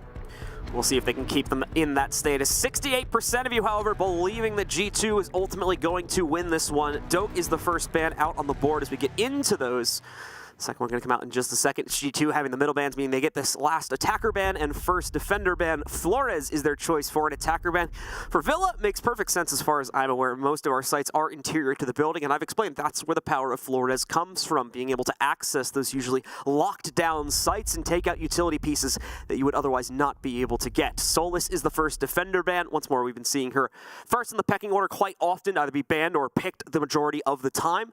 That will align pretty well with that, and we can expect the same thing from like an Azami or a Valkyrie more than likely here for the final ban on M80. And actually, no, Mira. So they'll take out the Mira windows. Once again, perfectly valid option here as well, just the less chosen one. Yeah, and this is, yeah, funny enough that you actually say that because Mira has finally worked away out of the top 3 banned, most banned operators, rather, on defense. 21% pick rate, 19% ban rate. Most picked in banned as of right now is Azami, quickly followed up by Valkyrie, and then Solus, which will also be banned out here. She's been so very strong throughout the tournament, but a lot of teams favoring to ban out Azami or Valkyrie over her, and I mean, why not? Azami has been the most important operator to Rainbow Six Siege in quite some time. You are a freeform utility. You have those kunai knives to apply Kiba barriers around and make it to where there's some more fortification for your team. Practically anywhere, John. You can set it up on anything. Little, you know, guardrails, walls, soft walls, anything. Very creative utility, and that's what we all appreciate it for. So G2 works their way into round number 1 here, and we'll continue to watch out to see what M80 will bust out themselves on the defensive side of things. M80, so take a look at them. We're going to be bringing a Legion into this one to allow Gomez to roam things around. Overall, it's a pretty light setup in the actual site right now. I'm curious to see how many players are actually rounded back over towards it, but a little bit of a fold here for you guys as well. A little tidbit about DS Lucas. He's actually our 3rd highest rated player that we have in the server. Not only that, but at the LAN as well. 1.22 plus 38 here. Best in the server, rather. So he will be ahead of everybody else. But the key thing here, playing a lot of Thermites. Well, M80 going to be starting off strong here, taking out the hard breach, speaking of it, of Virtue on the A's. So But yeah, DS, Lucas, in fact, the only Thermite player for a country mile, John. I think it takes about, what would you say from there, all the way down to here? Probably like 30 players, 20 players? Something like that, yeah. Yeah, it takes a little while to get all the way down to the next Thermite player there by rating, so quite interesting fold there. But he does play a more aggressive op on defense with that Wamai. So, see if that provides anything for M80 past this pick that they've gotten initially in the first minute. Taking the hostiles! Alamau and the rest of G2 still looking to try and line up their positions here. As we're still sitting pretty early on the timer now. Haven't really stressed that too much as of yet. M80, of course, really having their own defensive setup tested too much. So they've been called back for the most part. Forced into the depths of their sight hold. They're perfectly fine to wait this one out. Doki, in the meanwhile, tries to go making a play in through Death's Door. Ends up getting caught out there, is able to return a little bit of damage onto Diaz, but the double nade comes through for Benja. Finishes off the health pool of Diaz and then knocks Spirits down outright. The combo for G2 here. He's going to bring them back into the round now. Big pickups, Spadoki with some serious contributions inside of the site. He's down players. It's up to Yaga now after Alamau will clean up that body. Yaga's been forced out as well. He's still in rotation over here on the red stairs. Nitro Cell graced the top floor, but nothing comes from that nice little shot there as he'll remove Alamau from the play. Low HP on these two remaining members, as well as the case in the hand of Benja. He's going to have to rotate all the way over to games. Yaga might have the timing. Here it comes, pre-fire through. Oh, and that's a huge mistake from Benja. Doki, though, he might have it. He's going to step up. Yaga shuts him down. Oh, my. M80 have came to play. M80 lock in their first round. With a beautiful clutch coming out from them as well. G2 not going to be happy with the results unfolded there, but at the same time, always fighting for the back end of that round anyway. Lost the opening kill, was able to get things back under their control after they got that double nade kill, but just could not contain it inside of the clutch. M80 is able to come out with it instead.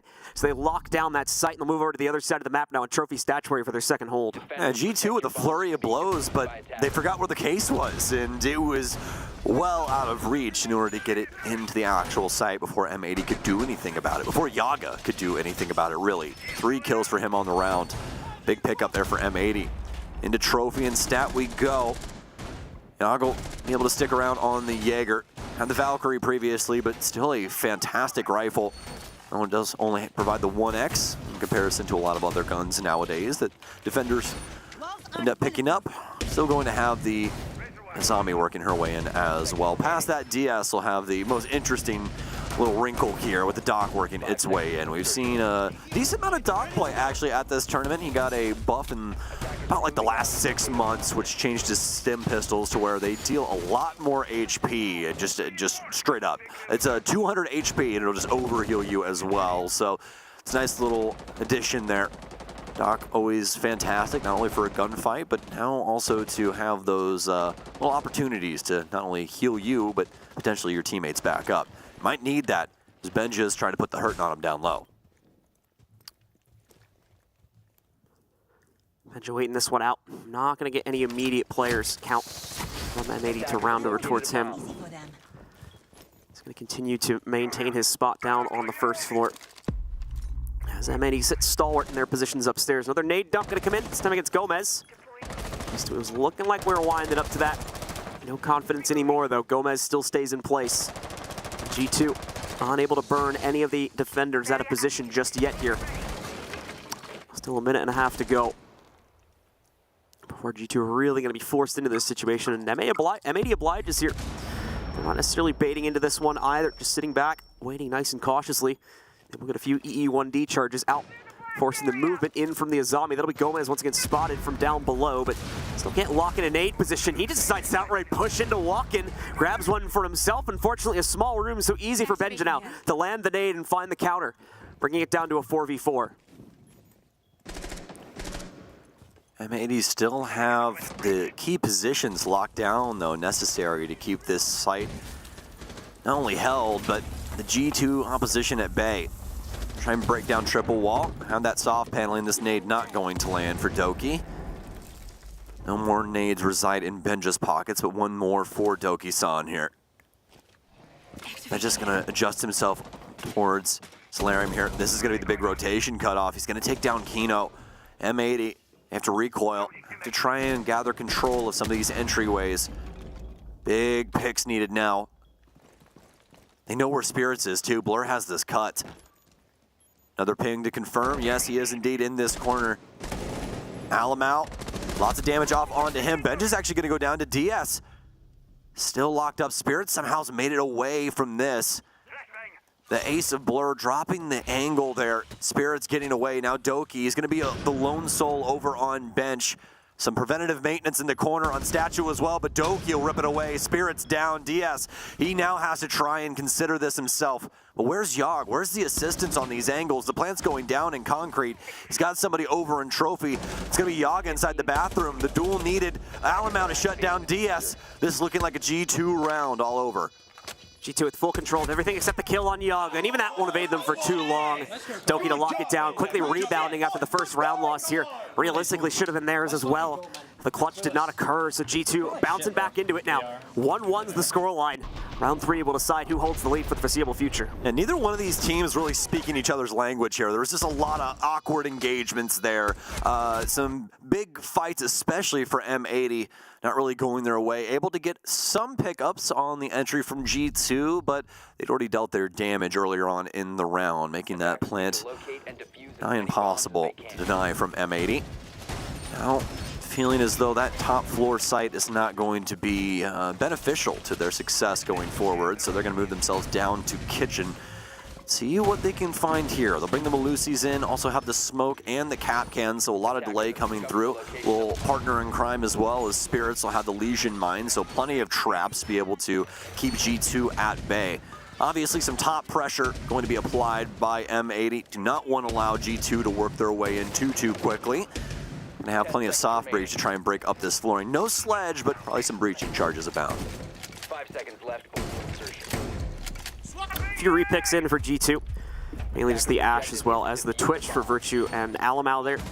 A little bit more aggressive prowess to G2's lineup. The rest of the team gonna be wrapped around here as they start to rappel up to take some of the control of the building here and begin moving themselves forward over to the other side of the map, where of course we've got M80 sites set up deployed towards M80. It's a little bit of a flare difference on this one here. They'll of course be downstairs inside of the kitchen, so we'll see the Capcan traps added in to try and slow down G2's clear. Rest of M80 as well, with a big focus on slowing down the play from G2 more than anything here. After of course we see the aggressive extensions play out their hand over the course of this first minute or two in the round. The first minute nearly already transpired with about 1.5 to go. Not too much to discover on this drone game for G2. A lot of the consideration for M80 on the site and upstairs. This level, not too big of a deal for them. Have a lot of crosses established through the sites. Plenty of soft paneling. Doki's going to step into a Legion mine, and this is going to start to influence these top positions here. Yaga working his way back in towards Trophy. Can hop into Ivy if necessary, but this might be blocked off. Yes, Benja worked his way up towards Clock. Nade in. Oh, Kino very lucky about his position here in China, but the nade might get him. Oh, he won't bounce. He's going to throw it back in towards Kitchen. So actually be able to battle back the G2 forces here for just a little while longer.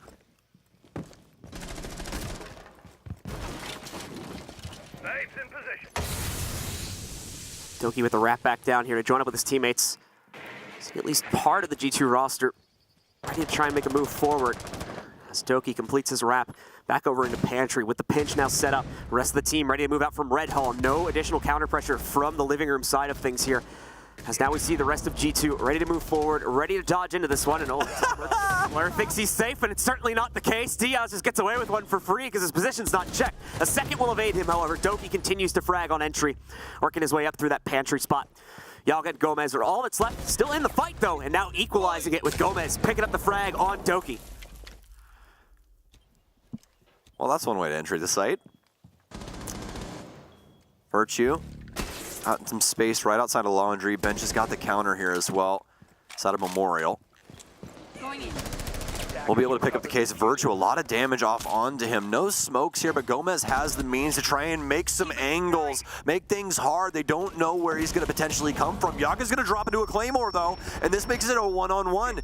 Gomez stuck in China. Oh, but he gets around the wall. Able to take out the last G2 member. M80 looking fantastic right now. This is just silly, goofy mood, I guess. I don't really know. I mean, it's in line with the event, right? We've had quite a few of those rounds happen over the course of this SI specifically. It's been a bit more of a loopier one than usual. You got to send it. I mean, yeah. You know, if your team's going, you got to be there too. So that's might want to check both sides of the road next time. You know. It's just, I cannot believe that his avenue was, I'm just going to crawl through the soft wall. Like there's not going to be somebody Tetris or something. Like, just, oh my goodness gracious. He said I had to send it. So yeah, hey, you know, Leon said it earlier. I've said it multiple times over the years on broadcast.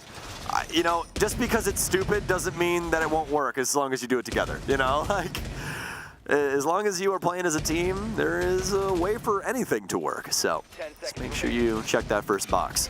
G2 will be down around though, so they're looking to check an extra one. Sophia will work its way in for Blur. He's also going to have the case at his disposal, so might see that shifted around. M80 is going to throw us back towards the south, though, John. Going back towards AVG. See what they can get done with this. It's looking quite similar to what we saw the last time, minus DS, I do believe, adding the ward into this.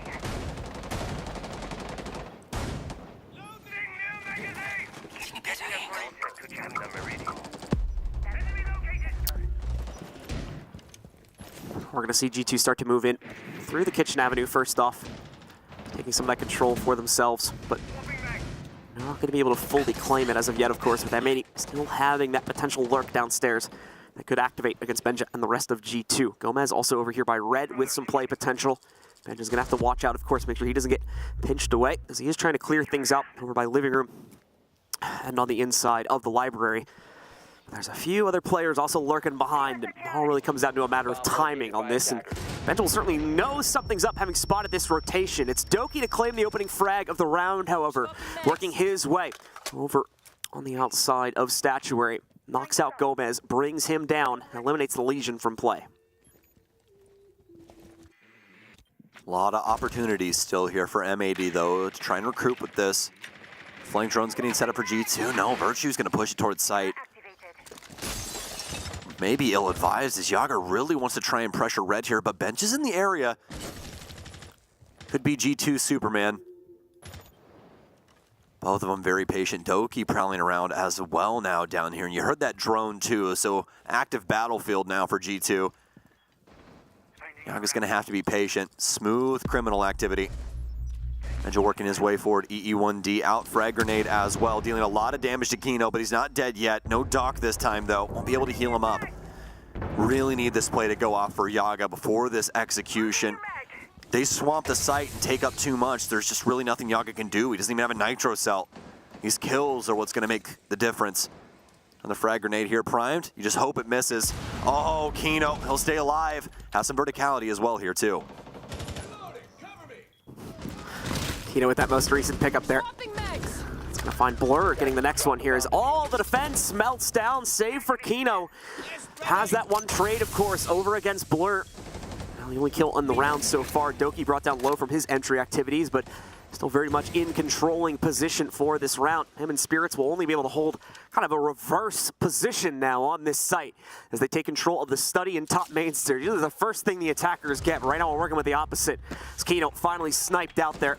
Spirits has been able to wiggle his way back into the depths of bar inside of games. So at least have that for a moment. But once again, Doki swinging back around, works his way up the main stairs, shuts out this round. And G2 yet again excel to put themselves one more step forward here.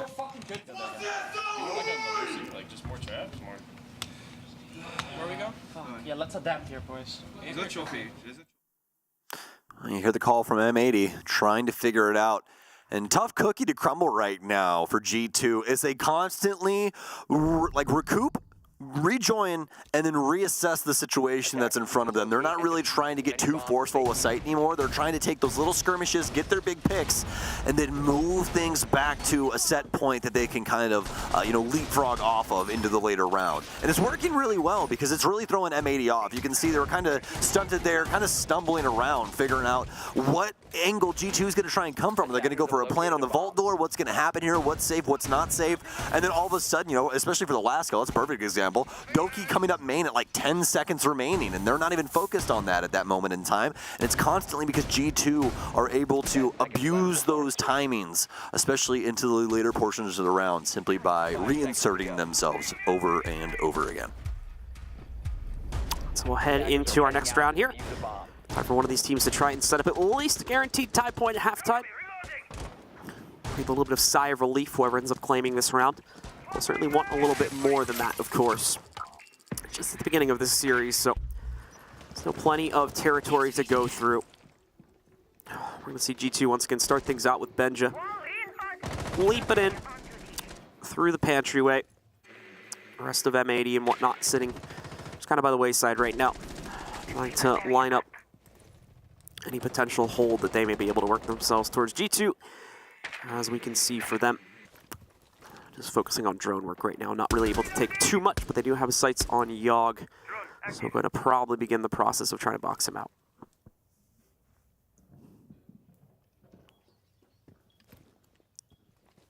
No good tidings just yet for G2. It's a tie ball game between these two. Some positive drone work that we just got a little excerpt into. You can see that over the top of Ivy, seen down into the hallway. Big position there, and they're going to be able to hold on to, especially for some potential dead members of G2 later on if things go awry. M80 looking for their big moment, looking for their big swing. Already have the nade out of Doki down low, at least one of them. Plenty on Benja. They're both going to be down low once again here. Constantly trying to mortar out everyone from down low. Depth charges for these frag grenades. Kino's going to be holding onto the stairwell. Very similar position to what we saw the last time, and that's where we saw Benja reinsert himself in towards the bathroom window, get that big kill on the smoke player as he rotated back up the staircase. The minute and 10 seconds remaining, though, M80 still have all of Kino's smokes, 2 impacts, and another Kiba barrier on Gomez. No picks going either way right now. This is a big moment for them. Can they make sure that this half is a dead heat? He has to take at least 1 bullet of damage as he tries to wing himself out for a fight, more than likely from the walk-in.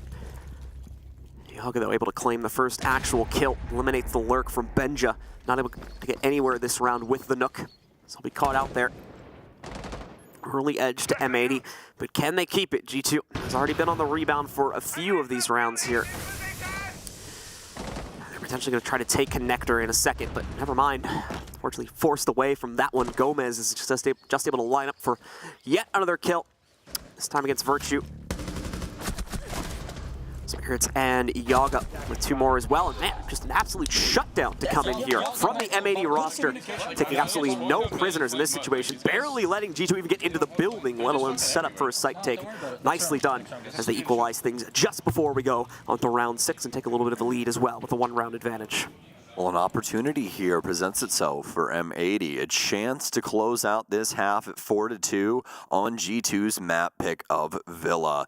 And this would be a very big boon for them moving in towards Oregon and setting a fantastic precedent moving through the rest of the series. If it takes the full breadth, it would be on towards Bank, and that would be an even crazier showing in between these two, and such a clash of play styles. It'll make your head spin, but have to get all the way across these two maps, crossing these bridges effectively before we get there first. Alamau gonna have the Jackal in play. He's gonna drop the Lion off the Nook here as well for G2 to try and close out this very last round. They need this tie transitioning over to the defensive end. 10 seconds left. So as we get into round 6, Attackers are moving out to M80, as we take a peek at what their strategy is going to be. Big defense deployed, of course, once again to the inside of AVG. You see the usual fight setup, though, brought for them No real modulation to that.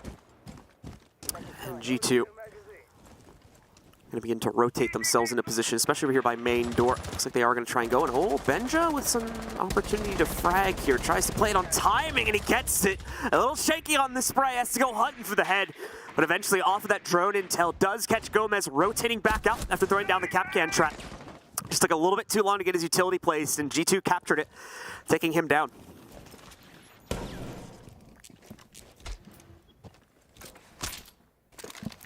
Big pickup here for G2. Some damage off on Benja, but past that, it's looking solid for them as they sail these seas. Not too many rogue waves just yet. We'll see what M80 can cause. Potential ruckus. As we know, their later rounds do not slow down, are not scared of their gunfights. And you can see it from Yaga. He's even at half HP. He's still moving like he's at full. As for G2, though, just waiting to see what M80 is going to do with this position. Are they going to try and throw some flanks downstairs, or it's going to be a fallback here and try and play it off of sight? Seems to be the latter, at least from our viewing angle. G2 trying to get some drones in place due to that. You know, you make the most out of your time. Reloading. Cover me. That'll be it here for G2 as they build up towards this execute.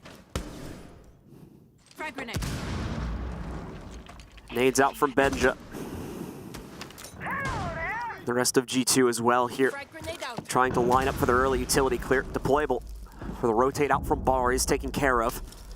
Now time to move it forward into the site. Just checking off the list one by one, just as we saw him perform on the last execute here. M80 failed to hold on to it, and with a player deficit right from the beginning of the round, it's going to be just as difficult, if not harder, to recapture things for the defense. But Spirits with a nice aggressive swing gets the better of Doki. He's not ready for the fight, gets pressured into a corner and taken down. Benja missing a key component of this defense, though. Didn't realize Yaga had already gone down the staircase. He grabs one, but Alamau trades it back with an aggressive push forward at Death's door. The Izami gonna potentially try to play out against that. Learns her lesson, though. It's Kino currently playing her. Quickly backs up once he realizes Alamau is just way too trained on this angle. It is a 3 versus 3 as well, so M80, although they've been able to back off G2, this is where they just have to hold the angles and keep them at bay. Force them into bad fights just like this. Blur hops the window, trying to help Virtue on the other end. Had to try and make a play on low time, not much time to try and adjust. And they drowned in this ocean. M80 with some amazing rounds on this defensive end. 4-2 split here on G2's map. So they keep themselves in it.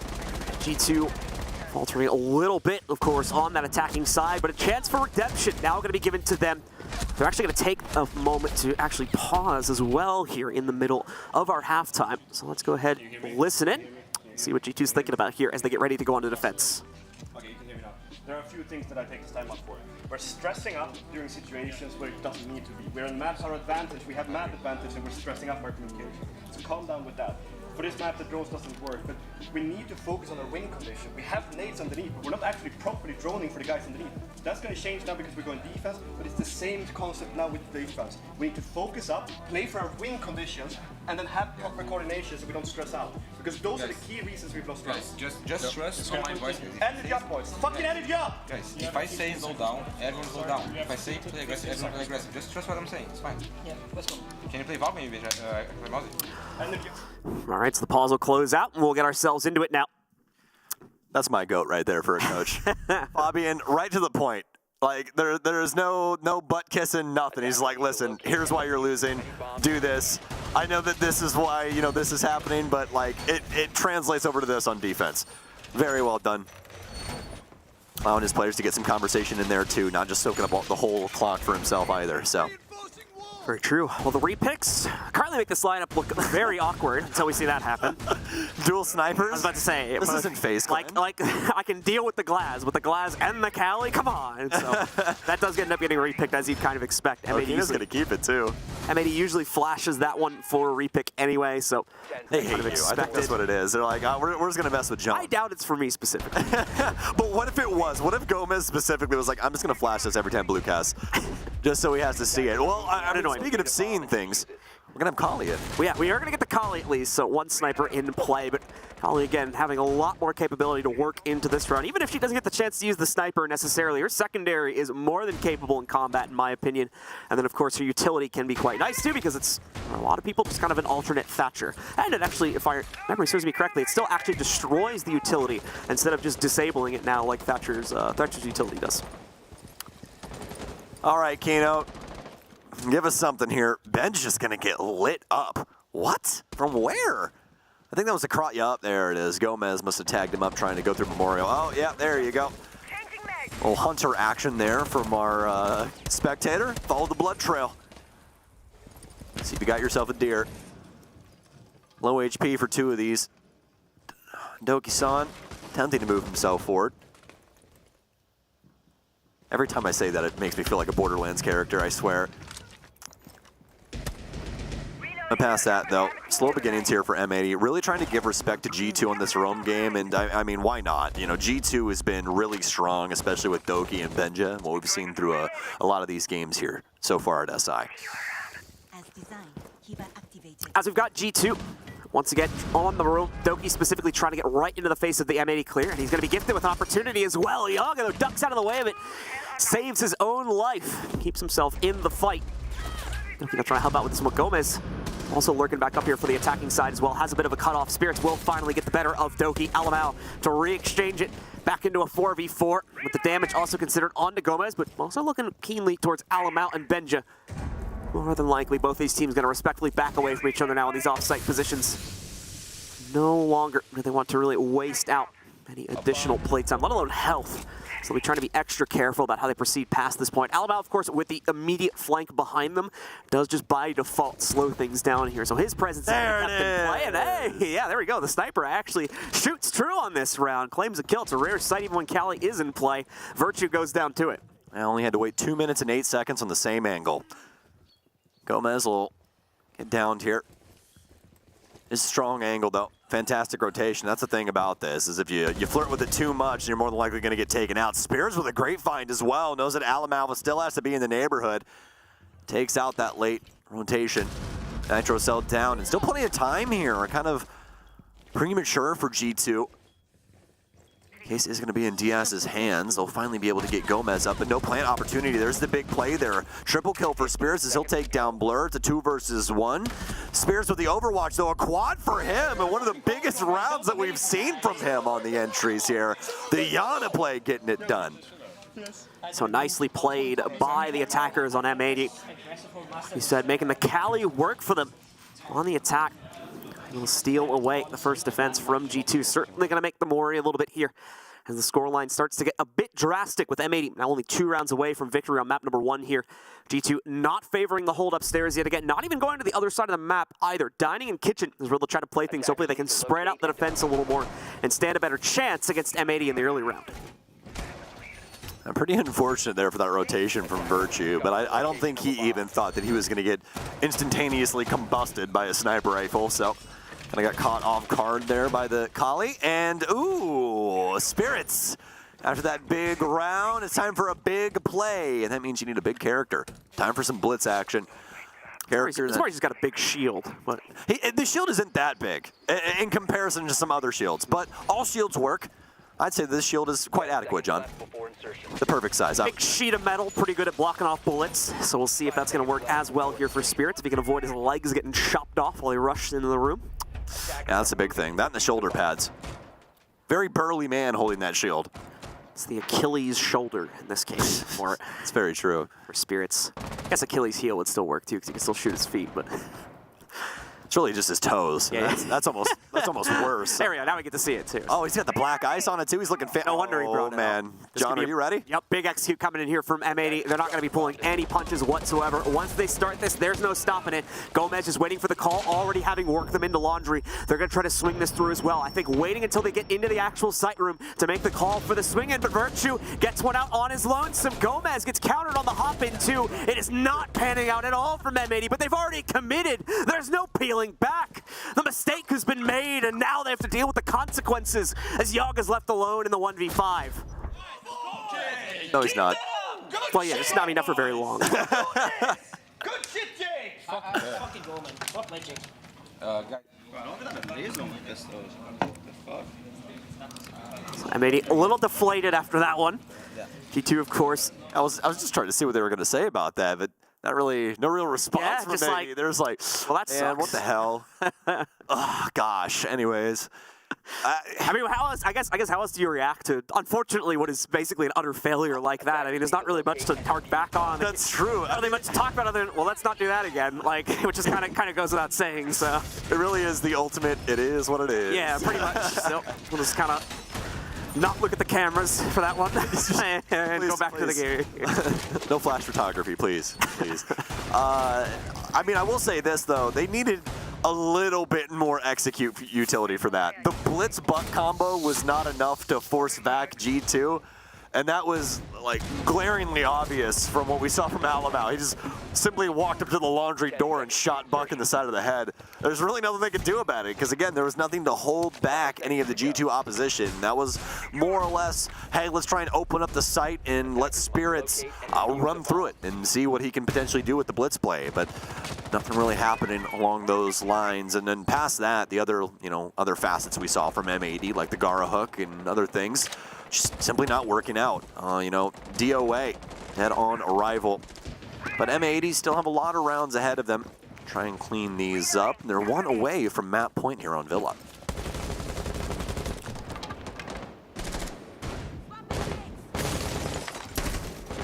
Like Stokes said, M80 at the precipice of victory, but still need to get that 2 extra round count that'll push them over the edge. For G2, of course, standing in the way of this one. They need just as many rounds to tie us back up. Gomez starts the lurk for M80, already having an advanced drone deployed by Yaga. He's given out that intel, of course. They made the all-clear call, going all the way to the top of Astro. He's got free reign to take full map control over here and begin to put pressure on the G2 defense, as it's spread out quite a bit on both the second and first floor here. Could have gone to take out the living room or library room player. He's looking like he's going to try to isolate out the hold on the second floor over here by Trophy and Statuary instead. Establish a north kind of staging ground here for M80 to utilize and then work the rest of the picks needed from that point down. That is going to leave Benja uninterrupted, however, on the inside of his position back over towards the living room, with another one kind of supporting him. Alamau, that is, playing at the bottom of right stairs. Yep, a lot of squads really liking the stable positioning that the Northern take provides. Starting off on Study's side and just trying to force things in from that angle is definitely difficult because of main stairs mostly. Not very many angles to try and influence that, minus the window in Study, trying to push your way up the main stairs. So we're going to see M80 start their journey from this northern side. Damage off to Doki, but does have that assistance coming in from the red stairs, so doesn't have to worry about this too much just yet. Speaking of worrying, it's really up to M80 that needs to get hot to trot, as we are into that last minute. No breach made just yet, but still plenty of time. They're going to clear out these laser gates and start trying to soak up a majority of this utility. The Nitro Cell's gone, but Virtue more than likely still having some smokes in his pocket. Benja dead to the world as well on top of that. They got some Goyo canisters laying around too that seriously need picked up from M80 at this point. Doki and the rest of G2 still perfectly fine in their positions, at least for the immediate moment, but could be shaken very quickly over the next few seconds here. Doki forced back in to help out with the sight hold. They'll rotate towards that. Flash is dumped out from M80 to try and make their play forward also, as they're going to work their way into it. The hop up from Diaz gets them into the site. No sign of a plant just yet here, as they're still trying to work the room for it, but G2 responding in kind, able to hold on strong here. Looks like trading, or at least attempting to trade their way to a win, but M80 might be making things work. Never mind though, denied in the dying seconds of the round, as G2 have the hold instead. Only one off now from tying us up at 5-all. They caught it? Yeah. We had all matched with like 2-point-something minutes. Yeah. Bro, the guy red is not even like holding top red. He's shut the nanny guy. Let's fight the nanny guy. Walking bar, fight the nanny guy, bro.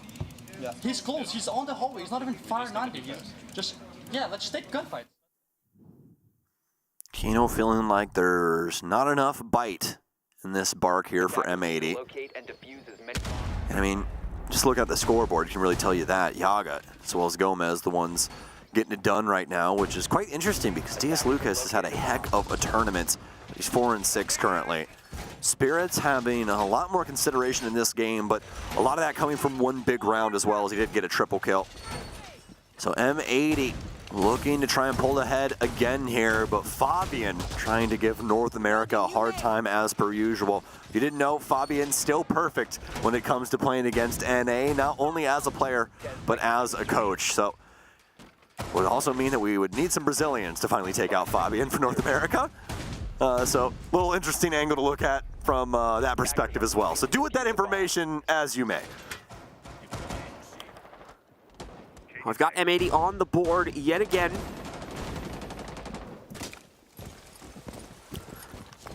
We're going to see them continue to move forward here as they'll take up initial control over towards walk-in. Diaz leads the charge for M80. Yomez works his way in as well over here towards Laundry. He'll start the push forward, work his way in. The shot's over by Tarps, not going to land, unfortunately, as Alamal responds first. He's able to get the down onto Gomez, clears things out over there by Tetris as well. And maybe they're just going to fill that void. It's like, okay, cool, he's got his trade, should be clear now, so we'll just send the rest of our players in. Problem is, there is another element to this that has not been tested yet. Doki, as you guys have probably just noticed, sitting over in Pantry. Doki is dastardly when it comes down to menace. These timings, man. He plays his timings so well. He knows that they're going to try and reinsert here, but he gets another big pickup, and not only that, but it's spirits, John. You need those Osa shields so bad, especially for a position like this. This living room library push is easy to hound from the defensive perspective. Lots of utility game pouring in, and not only that, but some easy reads here from G2. M80 looking to see if they can equalize. That's really the next step forward. If G2 slips up and gifts over another kill, this opens the door just a little bit wider. That's what we know about M80. If you give them just that little inch, just a crack in the door, they're going to blow the thing off the hinges. And make sure the flank is set up here for DS and the rest of M80.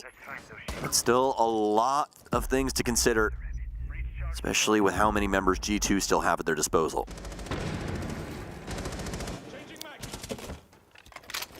Rest of G2 still patiently waiting out the remainder of the clock to tick down here. M80 already with a plannable position realistically, but yeah, that's what I gotta watch out for. These pixel-peeped angles against them. Man, Diaz not even gonna hear that one. Alamal just deleting his teammate from existence.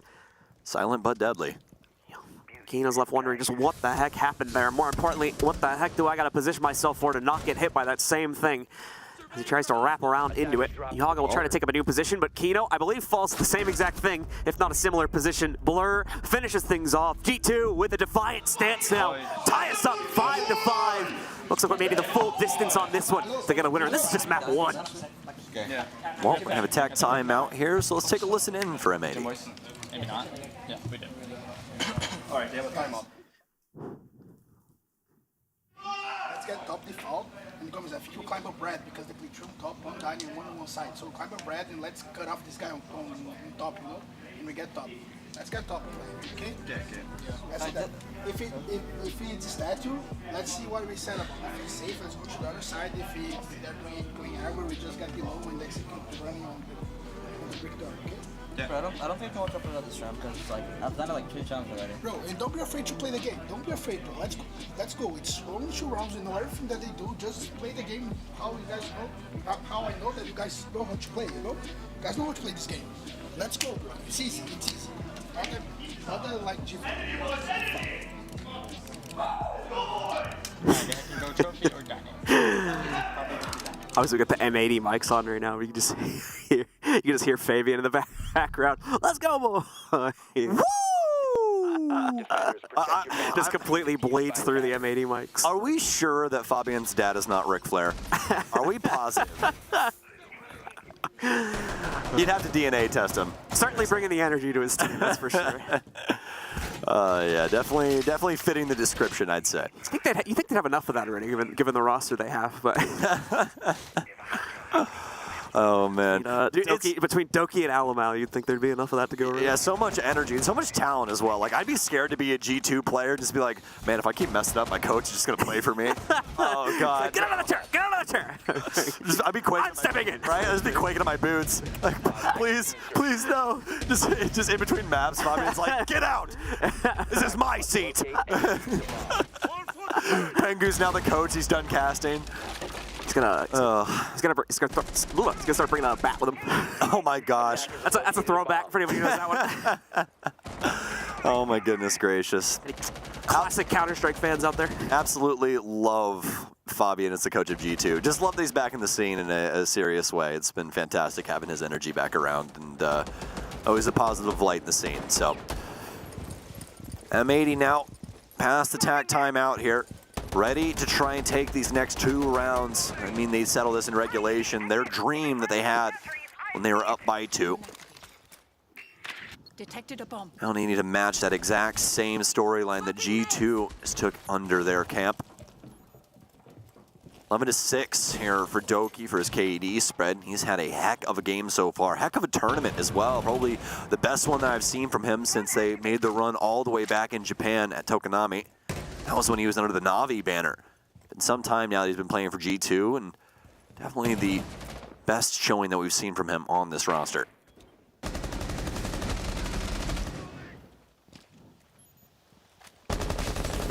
Alamau and the rest of G2 patiently waiting out the clock right now as half of it has transpired. Doki claims the first kill, however. He'll be able to shut things down initially.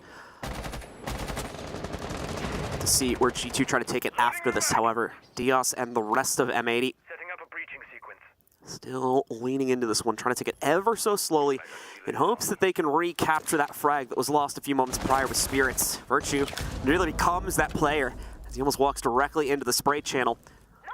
For the time being, is going to exercise restraint as he waits out the next aggressive move from M80 themselves.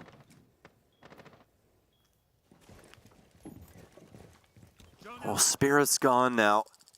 Gonna remove a good heap of this soft destruction. Quite necessary for this site as well, and do have some breaching charges, but past that, it'd be quite worrisome given the fact that G2 had the man advantage. Gonna steal those words right out of my mouth, Gomez, aren't you? Take out Benjet, almost able to collect Virtue as well. Look at how hard that 5.52 commando hits. Hit him twice in the legs, John. Almost kills him. Virtue blows Yaga sky high. They'll reclaim what was once theirs, as this man advantage will go back in their favor.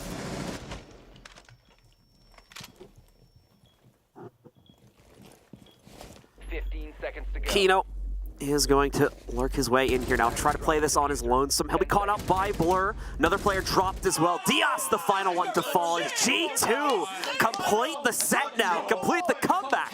And they'll get up onto map point first because of that.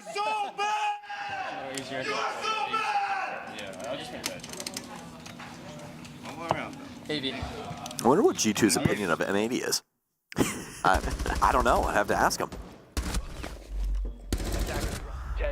Well, G2 very quickly dispatching M80 there. They get the pick, and they rest on the site, waiting M80's arrival, and quickly making work of them as they enter any avenue of the point. So, on to match point here for G2 as they've made these defenses look so damn easy so far. M80 now have to try and regress up against AVG, which we saw them attack before, but to no avail.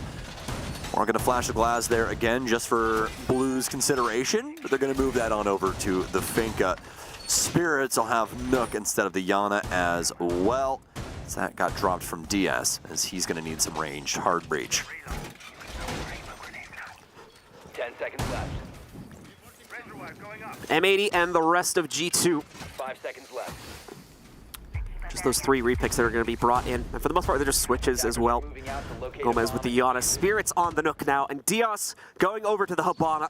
They've made their changes. Their final selections are locked in, so it's time to see if they're the right ones. And if they can trigger overtime to complete another little mini comeback here against G2. Only 1 round needed, of course. Or if G2 has truly taken over on this defensive half. M80 losing their edge, costing them a potential map number 1. But obviously ceding this one over to still be G2's map pick. Still will leave M80, in my opinion, in the fight, as well as Oregon coming up after this one for map number 2. Yes, indeed. I definitely have to agree with you there, but Oregon could be a pretty scary affair. We'll just have to see. This is for the life of these 2 teams as well, so just keep that in the back of your mind. All of these rounds have so much importance, so much weight behind them, even early on here. What feels early on, at least in a best of 3. Big shots now, big chance for Spirits. Frag grenade out, and this might be it, but the ADS, Alamau has it lined up, and oh, Benja! The Nitro Cell goes nuke! Blows up 2 big players for M80. G2, they've all been sealed the deal here on Villa. Looks like this might be their map after all, and in regulation. Certainly looking like it might be the case here. M80 down to 3 now, rushing to make up the difference. Yaga It just keeps Tino. worse. They line up so unfortunate. You can't even really blame Yaga. They just get jumbled up in this situation. Yaga, an unfortunate headshot against his teammate. That could be the start of the end, and indeed it will be as the flank comes through for Benja. He gets a quad to end map number 1 as G2 come back and shut it down. 7-5 in regulation. Benja, the master of his domain, the master of Villa. G2 looking to spark another dynasty here as they quickly bring it back against M80. They look like they had something to say early in this series here. Had some fantastic defenses, but was not in the cards for them here on Villa. Maybe it will be on Oregon. We're going to send you to a quick break, and we'll be back.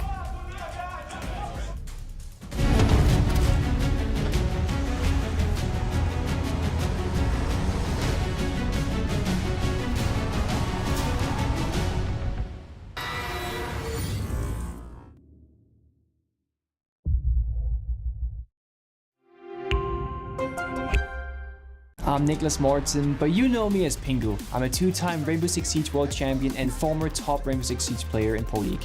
Welcome to my Siege Ranked Bootcamp. We're talking 20 seconds left on the clock, you got the diffuser in hand, what do? Play the way that you're comfortable with, because you have confidence when you're in this position. That is when you're gonna be at your very best. Good luck.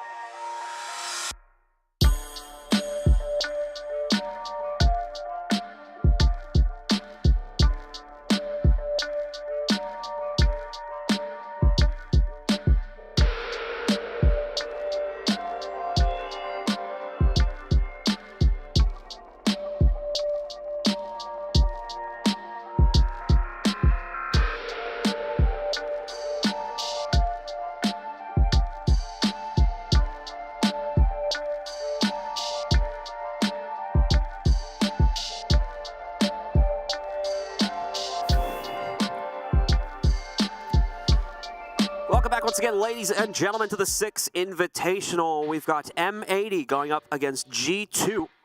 Getting ourselves into match number 2, or map number 2 of this matchup. Going to be an interesting one to see how it plays out. As now we go over to Oregon.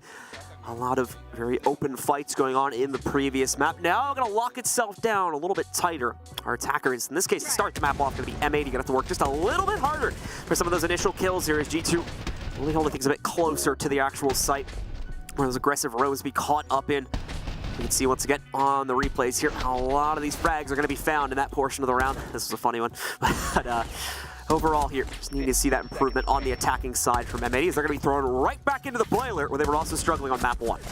Yes, indeed. I think that they had a lot of really good things going for them when it came to their defensive end. Really able to get ahead of G2, have some big fights, get those big entry picks, and then play out the rest of the round off of their earlier, gathering of resources. So we'll see if they're able to at least keep that going for them once they get to the defensive end. But as you just said, this offense is where they're going to start out on Oregon, and it might be a pretty difficult road. We'll just have to see. Here's the stats from Villa, if you are just now joining us. Doki heading things off, 12-6, 130 rating, and just looking fantastic. Like I was saying, it feels like back in the Na'Vi days. And actually, funny enough, we were talking about that Tokonami tournament. Completely forgot that was the time that he was banned because he's a silly little goober. So, but still, back in the day, that was when we saw him be so successful right before that happened. And big pickups here ever since, and a huge tournament for him here at the 6 Invitational. Nevertheless, and you can say that for a lot of these G2 members, including the likes of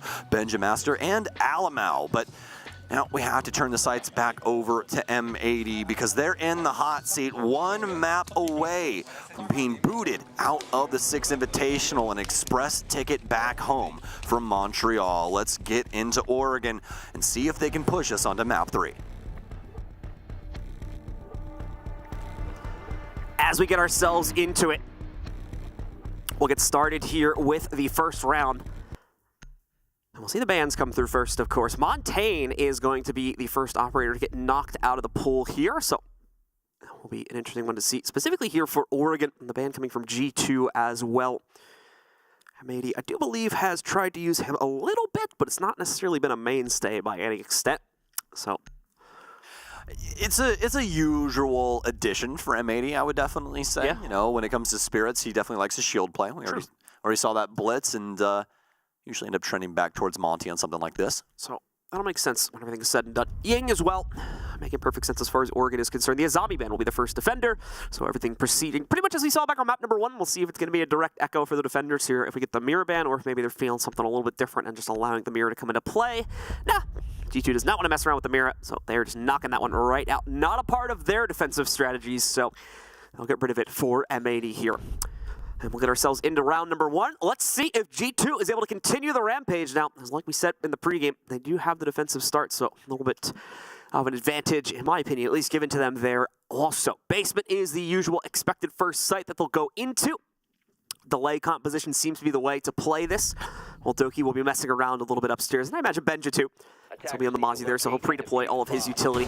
Whereas Doki kind of needs to run around the map to be able to properly deploy his utility, since it's, those who don't know Legion, of course, it's gained throughout the round. Those little mines that he can stick into his opponents, they're invisible as well. They have a little translucent effect if you're looking closely enough, but can be hard to spot if you're just rolling through a room as a normal player. Sticks you with it, it'll stop you from sprinting, and you have to go through a whole 4 to 5 second animation to pull it out. So it is quite inconvenient, and it also does a rolling dot on you as well if you do not take it out quickly enough. Yeah, pretty annoying. Also, way back in the day, John, you could actually see those things throughout the entire building as Legion. So he was also like the most amazing info gatherer ever, because you would just listen for a break or just be staring out over, at like a window, like say we're playing Villa, right? Like we just were over in ABG. So you put one all the way over in the master closet. You could see that when they jumped into it. It was absolutely ridiculous. They've toned that down a bit, but still an amazing op that you can fit into practically any lineup. He just works. The goo mines are fantastic. You have impacts to be able to assist with site setup or potentially denial of some hard breach. Just really depends on what you want out of the kit. But again, very easy to try and bring into the fold. M80 is going to be droning out everything, and I mean everything. Spears is going to check the top floor, but has he missed one mark? I think Benja might have slipped through the cracks, but no, not anymore. Definitely as that drone was outside. more than likely saw him, and they'll see each other. So Benja will pick that one up. So with M80 continuing to clear things out. Let's see them put into position over here. Benja with the spray going up 2 floors for it as well. Nearly is able to grapple against Yaga. Forces him back. Gomez with a potential drop to try and trap out Benja, but Benja, he's going to go for it all the way to the top of the stairs. No one watching it, but he pre-fires the wrong spot. Has bad intel.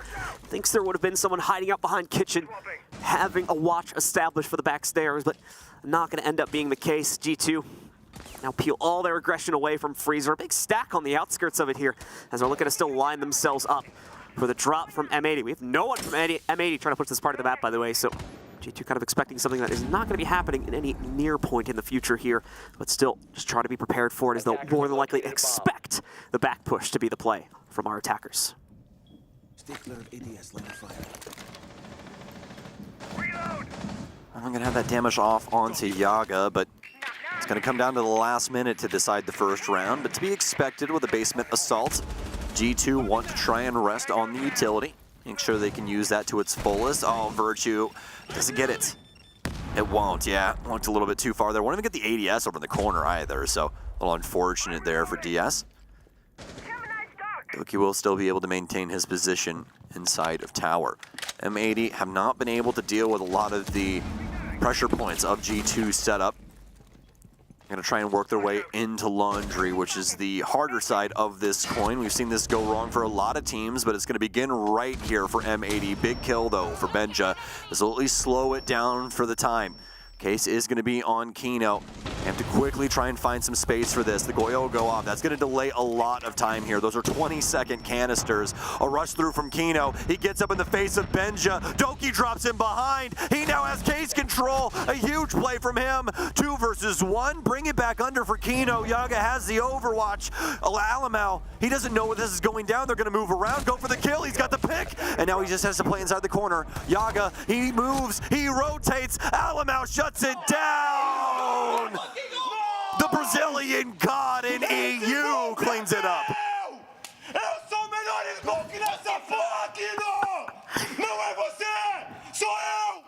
They're gonna go, M80 just silent as Alamau screaming at them from the other side of the table. You'll love to see it. G2 locking down a very important round number 1 here for themselves. Gets them out of the basement and on to the second floor here, where they're going to try and lock in the kids' defense next. Activates a little bit more aggressive play from them as well, so they're not going to have to worry about that bunker setup. Apparently, they're going to worry about the delay comp, as Doki's going to go from the lurking menace to the annoying block standing in front of this execute here on the Clash. No running in the halls, says Doki. The Clash here. See if he can hold things down over on the Masters side. M80, all things considered, John, they did a pretty bang-up job of trying to get the entries there. I mean, the Laundry side, it is so hard to try and deal with a lot of the swings coming in from the defense, and still able to get that down to a plannable position. Just Alamau too strong from where he was set up. Able to work things out, MacGyver his way into the angles and closet. Finally able to shut down M80's last little angles of their assault. And now for G2, looks like they're going to start things off in Big Tower just for a moment. Virtue getting rid of a drone and going to rotate in through the second level here. Spirits on to the Amaru, though. You can see the Gara hook swing through here quite quickly. You see M80 trying to figure out what they want to do with this tower position, and I think Virtue's here to stay. Where's Waldo? He's in T1, that's the answer, John.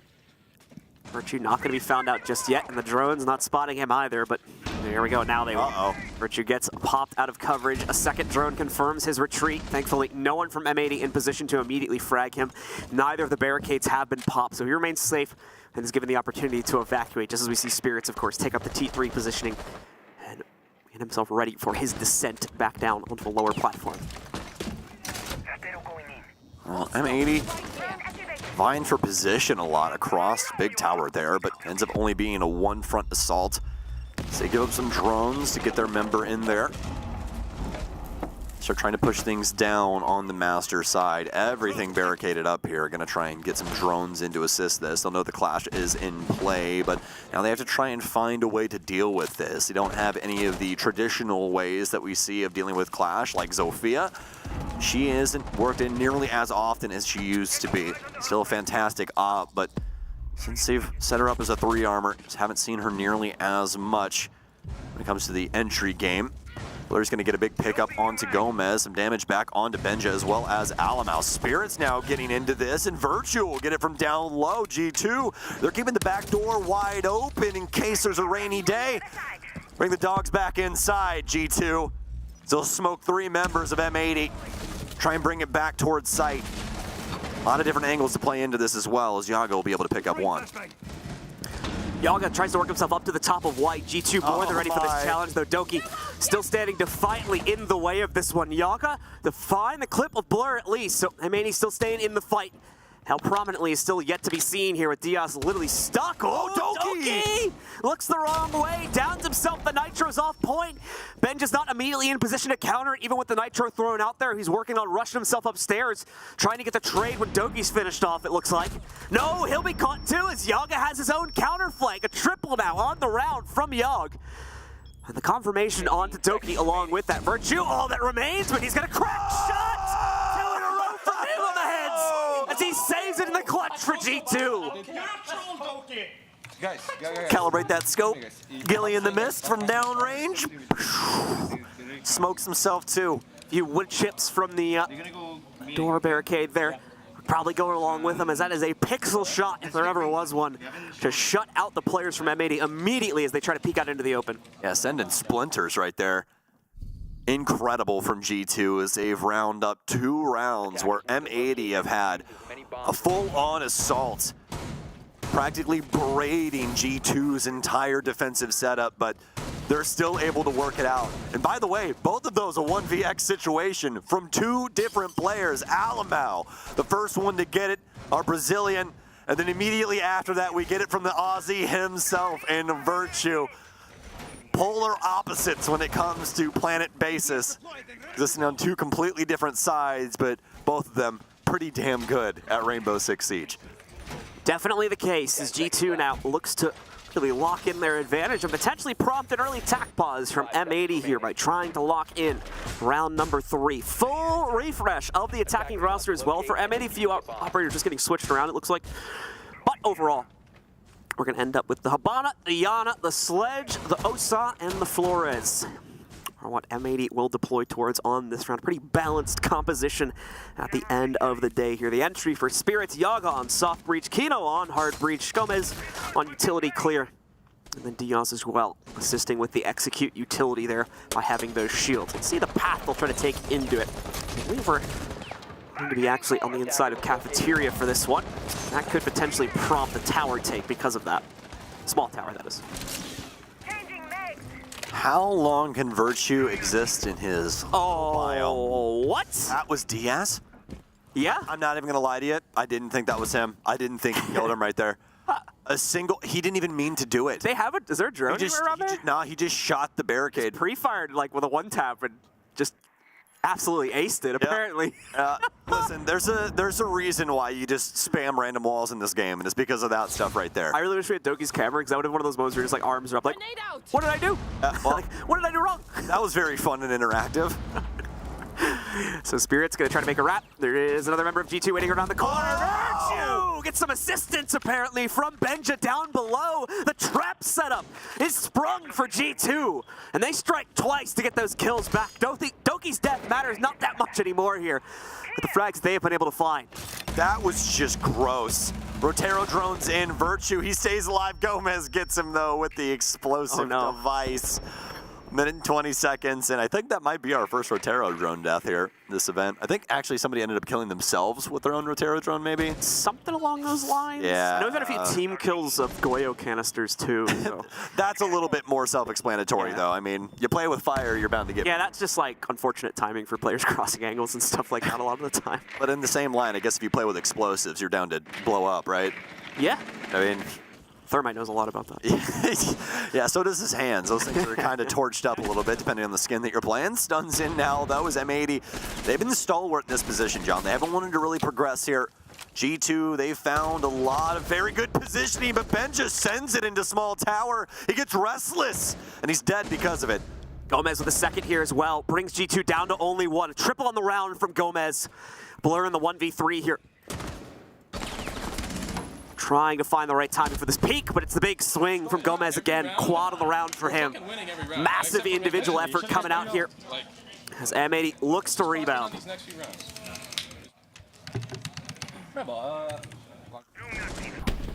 Oh my. Perfect shot there, and actually it does look like he did have a little consideration to Doki potentially being on that angle. Yeah, I was about to say, 'cause there's like no way that was his like first shot. Like, yeah, he saw the little wood piece just missing those one little slat missing out of the bottom of the window there. He was like, huh, if I was on defense. A 600 IQ moment, really. Yeah, I might want to abuse that to shoot at my team. If I was on Rome. Yeah, exactly. This is where I'd position myself behind big window. Oh, apparently he would position himself there too. Good to know. Yeah, exactly. You know, it's just like one of those situations. Perfectly struck, my friend, indeed. So, unfortunate for Doki, tries to get that little cheeky angle there with that little board slat missing, but well met from M80. Able to MacGyver that into a round later on. Some interesting setups here from G2, as if you probably noticed, there's no shield down low. There's no rotation that's been made here. Okay, never mind. Okay, thanks, Alamo. Yeah, Just a little late. Yeah. Clocking in late, huh? Third time this week. They've got like 2 minutes before they even get to that part. It's fine, plenty of time. So 15 minutes before the customers show up, man. Come on. I can still make a cup of coffee. We're going to see the players from G2 wait in those aggressive positions if they have established them at all. Benja, oh, nicely done here. He's got the stolen drone. Oh, this is a gross drone spot, too. So attacker is definitely not going to expect this. Giving Benja quite a bit of play capability when the tower clear comes forward. Speaking of which, we have Gomez. Here we go. He knows the play is working itself towards yellow. Shots coming out also. Not landing truly just yet against Gomez here, but Gomez also being assisted with a drone working itself towards him. Now with the relocation of his stolen drone. We'll try to take that a little bit closer to Gomez here, see if they can hunt him down. Gomez, as far as I'm aware, is alone too, so if they do manage to corner him with at least 2 players, should be a guaranteed kill. There we go, yeah, Gomez out for the count. Benja finally able to pull the trigger. Doki as well, leaping into action from the connector, going into meeting room. He finds Spirits. M80 once again struggling to find solid footing here at the start of the round, and up against one of the most difficult attacking sites to go against as well here. Really would have needed the full breadth of their roster to make this happen. The Amaru loss obviously isn't the end of the world from a utility perspective. They're still doing okay, but player count is not healthy in any sense, considering there is 0 damage even traded on those kills. You know, ready to move in over here through laundry, but thinking twice about that now that he sees a drone coming his way and is like, wait a second, that's not mine. So that'll force him back. The Mozzie play working out very well for Benja specifically and the rest of G2 here, just with the amount of intel they've been able to steal away off of those pests. I'm assuming that that was 2 drones captured if we have the second one down here, unless they really went for the full reposition of the one they had in small tower earlier. Well, M80 down into the fire minute. Looking to try and pressure things on the laundry side, at least for, I believe, Kino's perspective. He's going to get tagged up. Nothing really doing for them right now. These rounds have been so hard for them to try and garner. G2 constantly just waiting at the door. Not even opening it for him. Keeping it shut. Deadbolted. Keep the board across the 2, John. This looks like a zombie apocalypse in G2. They're hunting Nazi zombies. Oh my. Well done as they are closing out every single gap presented by M80. Nicely done by the M80, or excuse me, by the G2 roster here as they are able to lock in their 3rd round. Now, M80 bounced back on the previous one, but immediately dropping it as we go back over to that lower site. G2 also rotating themselves towards Kids, where, once again, things have looked fine based on the previous play. It's only that tertiary site where they struggled so far. We just have to see M80 find something on one of these tried and true sites of G2 and really tried and true sites of Oregon. This is what you practice for, that tertiary site kind of in the background. You're looking to really deal some damage on these main points that the defense wants to try and hit. So far, it has not been able to come through for M80. Very similar circumstances provided for G2 though, so hopefully M80 have something in mind for us here. Gonna keep the Gara hook in play. Gomez will be the one shifting towards Yana for this, and Yaga back onto the buck. 10 seconds left. As M80 have locked in their roster, now getting prepared to move forward here. G2 as well, a very balanced take on things yet again for their second floor hold. Big emphasis on utility mitigation. As we have both the Wamai as well as the laser gates coming out from Virtue there. Smoke also going to be helping out with delaying things. And Benja, I mean, it worked so well on the previous round. Might as well bring the Mozzie out to play yet again. It seems like it was having good effectiveness on his first play. We'll see if it's going to continue, though, as M80 probably going to be a little bit more aware of those pests. Doubt they want to give those free drones over to their opponents as much as they did on the previous round. Definitely made things difficult. That's even past the man advantage G2 was able to pick up quite early. See if M80 can try and right those wrongs. Quite a slow build up here for at least the first 45, but that's due to the drone game before they get pushing in. And that's the thing about Siege, not much action when it comes to actual player movement. Lots of action when it comes to those drones as they clear things out. M80 will just have to wait and see what they can do with the info as it pours in. Hasn't made its way towards Doki just yet. Waiting for this tide to come. M80 will work their way up towards the big window, and it looks like this is going to be the opportunity that they're building up towards. Oh, Doki. He might go for the swing. Wind it up. Oh, Gomez on the drone. So unfortunate for him. He's caught completely off guard. Doki can now just maintain his Z position. He'll back off, forcing M80 to try and get into a fight. They've already lost another man here, John. This is looking like a 4-2 split for G2. Timing play works out brilliantly for G2. As Stokes mentioned, they're looking to try and lock in things for the G2 roster. Spirits gonna be trying to set himself up for a hop-in.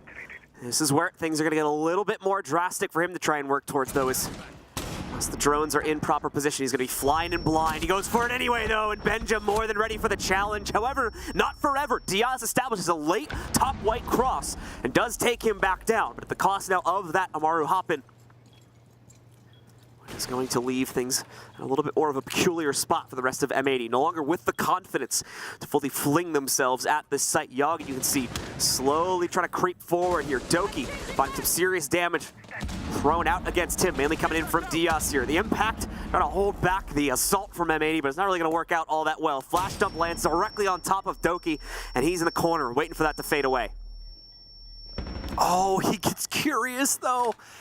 What do we know about curiosity? Well, it kills the cat. Doki's down for the count. It's a 3 versus 3, doable for M80. Minimal time remain though. Nice shots here from Yaga on the entry, able to deal with the Attic player, but now this is where the rest of G2 needs to stand tall once again. Diaz down, big kills here for Alan now out of the SMG-11, and he might be the Reaper here for M80. Yaga, he doesn't have time. M80 can't get it done yet again. It's a 4-1 split in favor of G2. I was getting a little ahead of myself there in the midst of that round, but an opportunity actually presenting itself to G2 to make this a 5-1 half. 5-1 in the favor of G2 indeed as they lock in a massive advantage, or at least look to do so on this round. Meeting Hall and Kitchen is the site that they go to yet again to try and accomplish that. Keep in mind, though, this is where things went awry. Did not have the proper setup to deal with M80's clear for this one. Also going to rotate the site, if memory serves me correctly. They did try to play Cafeteria on the previous hold, and well, initially we saw that setup lead into some pretty decent results. Now they're going to try to play it over here on the inside of a meeting instead to peel things back a little bit further, deny the initial map presence for M80, and hopefully make it a bit more of a difficult task to execute here. Look at the castle barricades working their way in for G2. No sledge play. We're going to need some explosives from M80. have the frags, do potentially have some breaching charges that they can use, but I mean, even past that, they don't want to try and abuse this back end. They have the means of production when it comes to gathering control of a place like Meeting, and that's more than likely where we'll end up docking this boat, as M80 will potentially look for a stage plant. Looks like we got some panels missing there on the far side. I think they've actually just straight up destroyed a lot of these. Oh yes, they've stretched out the site actually on both ends. Not only here, but also in Meeting, they have the soft destruction dealt with for stage. This is usually reinforced, so a lot of angles for M80 to worry about, and a couple of things in addition that they might not be used to when it comes to this site.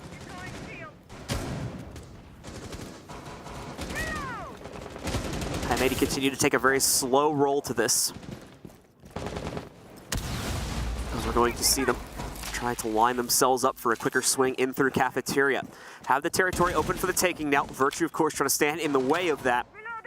And he'll be the first one to call out. They are losing presence. Benja as well, trying to sustain over by, well, anywhere really at this point, as he loses the castle barricade immediately while he is crossing the divide that it now has created. Thankfully, is not spotted quickly enough, so he's able to make it across, get himself upstairs here, and into a better spot to play out the rest of this round here. Hopefully standing in the way of Kino, and the rest of M80's clear. My device is ready. Well, looking for what they could potentially get on this top floor and getting this clear pushed up towards the cafe side. I have a line shift here, John. Looks like they could potentially try and work their way over for Big Tower, but G2 has expected this. That's what Alamau's positions for. He's got some ADS in there as well, so probably has a lot of razor blooms around too. Could be the hop in here from Spirits. It's very worrisome as of right now. Alamau, oh, he's actually got the shotty right here on the stairwell instead. Spirit's gonna be able to take down Blur, and this is starting to build up to a positive play for M80, at least with that initial pick. Ready to trigger. Definitely still could see Alamau make a big play with this shotgun though. Doesn't look very menacing, but mind you, this thing can sing for sure. Once we see the swings come forward here from M80 deeper into the back of stage, he'll get his chance to test things out. At the moment, just on drone duty more than anything, knocking out any intel these guys try to gather for themselves. Here's the push. It's just going to be the Echo first going forward. Rather the clone from the Yana, so it does not reveal the hold just yet. Diaz as well with a top crunch on this one. It is going to be difficult, mind you, for Alamau to pull off that type of performance. That many players attempting to crunch him out. Spirits and Gomez, and Spirits again for a triple already on this round. Just walk through the G2 defense, if you can even call it that. Unable to put much pressure back onto M80 whatsoever here in Spirits. Once more, claims that final kill also. We're not losing by a lot. We're not getting shit on. Like, and now we have defense. Yes. Let's go, boys. Very well done from M80. Able to at least get one more round under their belt. Make this feasible for them. Now the fun starts. And you heard it there first from, I believe, Virtue. Now the fun starts.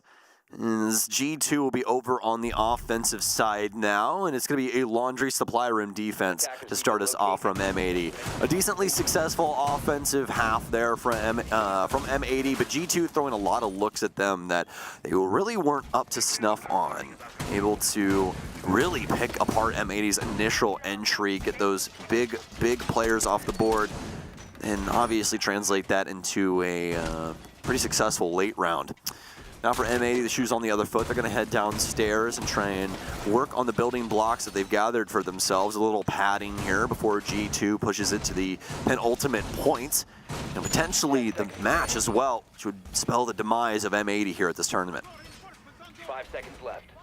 And so as M80 looks to try and save their scoreline yet again after having claimed that second round at the tail end of the first half, and we'll see if the defense gives any better results over to M80. You heard them talking about it there in the side swap as well. We're not losing by a lot, going to our better side now. So we'll see if things are going to work out a bit better here for M80. Now that they have that extra confidence brewing into their side of the court, they're already able to control an advantage back on map number 1 by playing things out from this side. Obviously, the map plays a bit differently than it does Villa, so they're going to have to play things a bit closer to the chest, and that still could create its own series of issues for the G2 roster.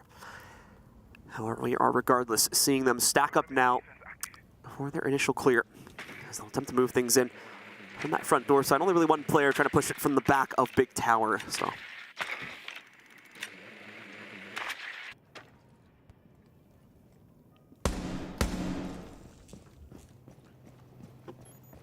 Silence across Oregon, to be expected with the basement defense, though. G2 have to get the keys to the castle. Those keys happen to be in Blur's back pocket. Somebody go get the super. Get it open. That'll be the X-Kairos that they'll be using to get those hatches broken up. Still have to deal with some of the harder utility around the area, like these Banshees. Gonna need an explosive for that on the back main stairs. Still some of my discs around too. Past that, though, G2 really just trying to process how the basement is set up, where these key positions are going to be, such as Spirits, such as Yaga in this freezer hallway. More than likely already predicting DS as he will be in the most known position in the basement, the elbow area. And always assume somebody's going to be playing around that, especially with the shield in play. More drone work here for G2 before they make their next step. It's going to be a Rotero drone that works its way in, and it'll actually end up taking out that shield there from Kino. No other deployable shields to try and add back to this. Spirits and the rest of G2, or Spirits and the rest of M80 rather, simply waiting out the play from G2 as they put themselves up on top of the backstairs push. The rest of the team in position here now with 44 seconds left. We do need to start seeing them take some serious map control away. Otherwise, M80 will be more than ready for the challenge against them here. Have not been able to put the right foot forward. Yep, that may also be part of the plan inside of this execute. Flashes and the works coming forward, but Yaga, like I said, ready. However, Alamau gets a very unsuspecting trade. Gomez goes unnoticed, though, in the depths of construction. He'll be able to pick up one as well. Still alive and in the fight also is Doki. He'll reduce down to being the last player standing here for G2, trying to clutch it out 1v3. It's looking good for MA to lock this one down, but Doki's still going to give it his all as he tries to forge himself into a clutchable area. Goes back in, grabs the case, now going to try and work himself towards the plant, but ends up swinging the angle while still mid-reload. Diaz ends it instead. And G2 claim that, or excuse me, M80 claim the pickup here. Kids first? Yeah, that defensive end from M80 finally getting around to us, and a successful round as well. A little worrisome there when it came to the offensive side, but to be expected when it comes down to it on Oregon. So see if they can potentially keep this ball rolling. G2 not really able to get any serious consideration towards the site. A lot of time spent working things like info game and trying to get rid of some of these pieces of utility that were holding back the push from G2, like the Banshees with the Roteros as well as the deployable shields. But that left G2 at low time, and not only that, but a pretty hot drop from them as M80 was able to collect a lot of the entry kills, making it nigh impossible for them, although Doki was looking like could potentially get something done inside of that 1 versus 3. Either way, though, G2 still ahead by a round, so still have the means to try and start picking up some more, start heading towards that final score line. It's going to be a top floor defense here from M80. Attackers must locate and defuse a bomb.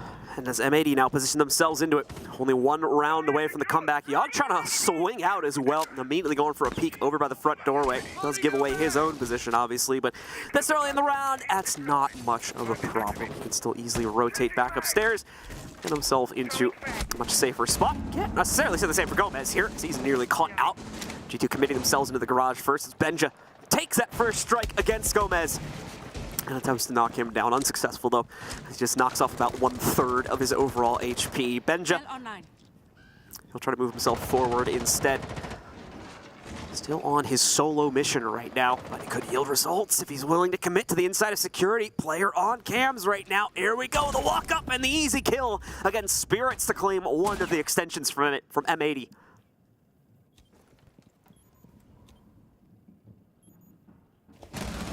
Yogg with another one as well, though, to trade it right back into M80's favor. Catches Alamau on the exchange as he attempts to work himself in through backstage. Get some access there for himself as well as the rest of the team here. Hopefully puts M80 on a better path towards preventing the ascension of G2 up onto the second floor. For the most part, though, really only having to deal with Alamau on the inside of the building currently. Doki also, I think, going to try to position himself over towards those white stairs for a push in that direction, but like we said before, Benja still gonna try and cause some problems on his own regard on that lurk, just unable to isolate out the M80 individuals so far. One dodged away, scopes in onto it. Gomez brought down low. Ben just not convinced he brought it down low enough though. Spots, I believe, that Valkyrie camera as he rotates away, and Doki is gonna get confirmation on one. Virtue with another nade toss up from below. Also, ditches Yaga, gets rid of him. Only 2 left alive for the defenders, but they're still fighting back. May not be able to stop this plant from going down, but Kino certainly keeping the fight alive. Benja hiding amongst the corpse of his teammate, or at least the injured body of his teammate, is able to steal back that trade, revives his injured teammate, brings Gomez back from it as well for a 1v3. Oh, Gomez trapped on white, droned as well. Practically impossible as the cross is being held. G2 get their advantage back here. So they're up 2 rounds. With a nade from Big Window. Good fucking job, guys. Taking those nades in consideration, that was something that also was talked on and touched upon by Fabian in their timeout back on Villa. Their inability to drone things out on the floor above and line things up for the frag grenades, but definitely not the case this time around, huh, John? As they were able to immediately remove M80 via the same strategy, just reapplied onto Oregon. Certainly. Keep in mind, folks, G2 up 5-3 already with map number 1 over on Villa claimed as their own pick as well. Which means M80 is up against potential elimination here now. Another North American team. Nearly having to say bye-bye to them this early on in the bracket. It'll be a real shame, of course. We've yet to reach the true playoff stage where we'll have our crowd, where you folks at home will be joining us starting on Friday. M80 wants the chance to play in front of that, but they need to close out on this match to get it. And unfortunately, their chances are slipping further and further away. Heading instead over to the G2 roster as things currently stand. Bit of a remix for G2. A couple player swaps, a couple operator swaps. Ends up being all 5 players changing their initial pick. We end up with a pretty balanced execute composition at the end of the day, just doubling down on the hard breach there between Blur and Doki, going for the Thermite and Ace, respectively.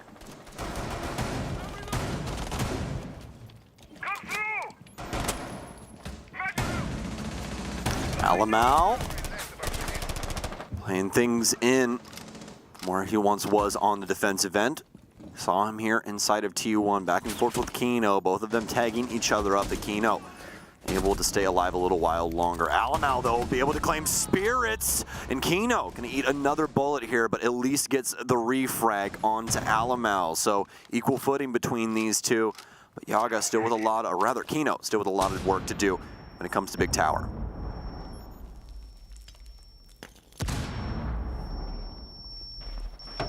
Kino's still positioned in that spot, though, because G2 do not have an easy way to clear him out. They don't have any pressure from T3, or even the top of T2 for that matter here. So Kino's smart in choosing to stick around here until they start to establish that, which to do that, they're going to have to rotate away, basically give Kino a potential 1v1 down below here. I think he's going to wait for this signal here. Here's the shots coming through, so more than likely, I'm imagining anyway, he's going to start to make his move out of here, but has to be careful on it. Certainly knows that he's being hunted.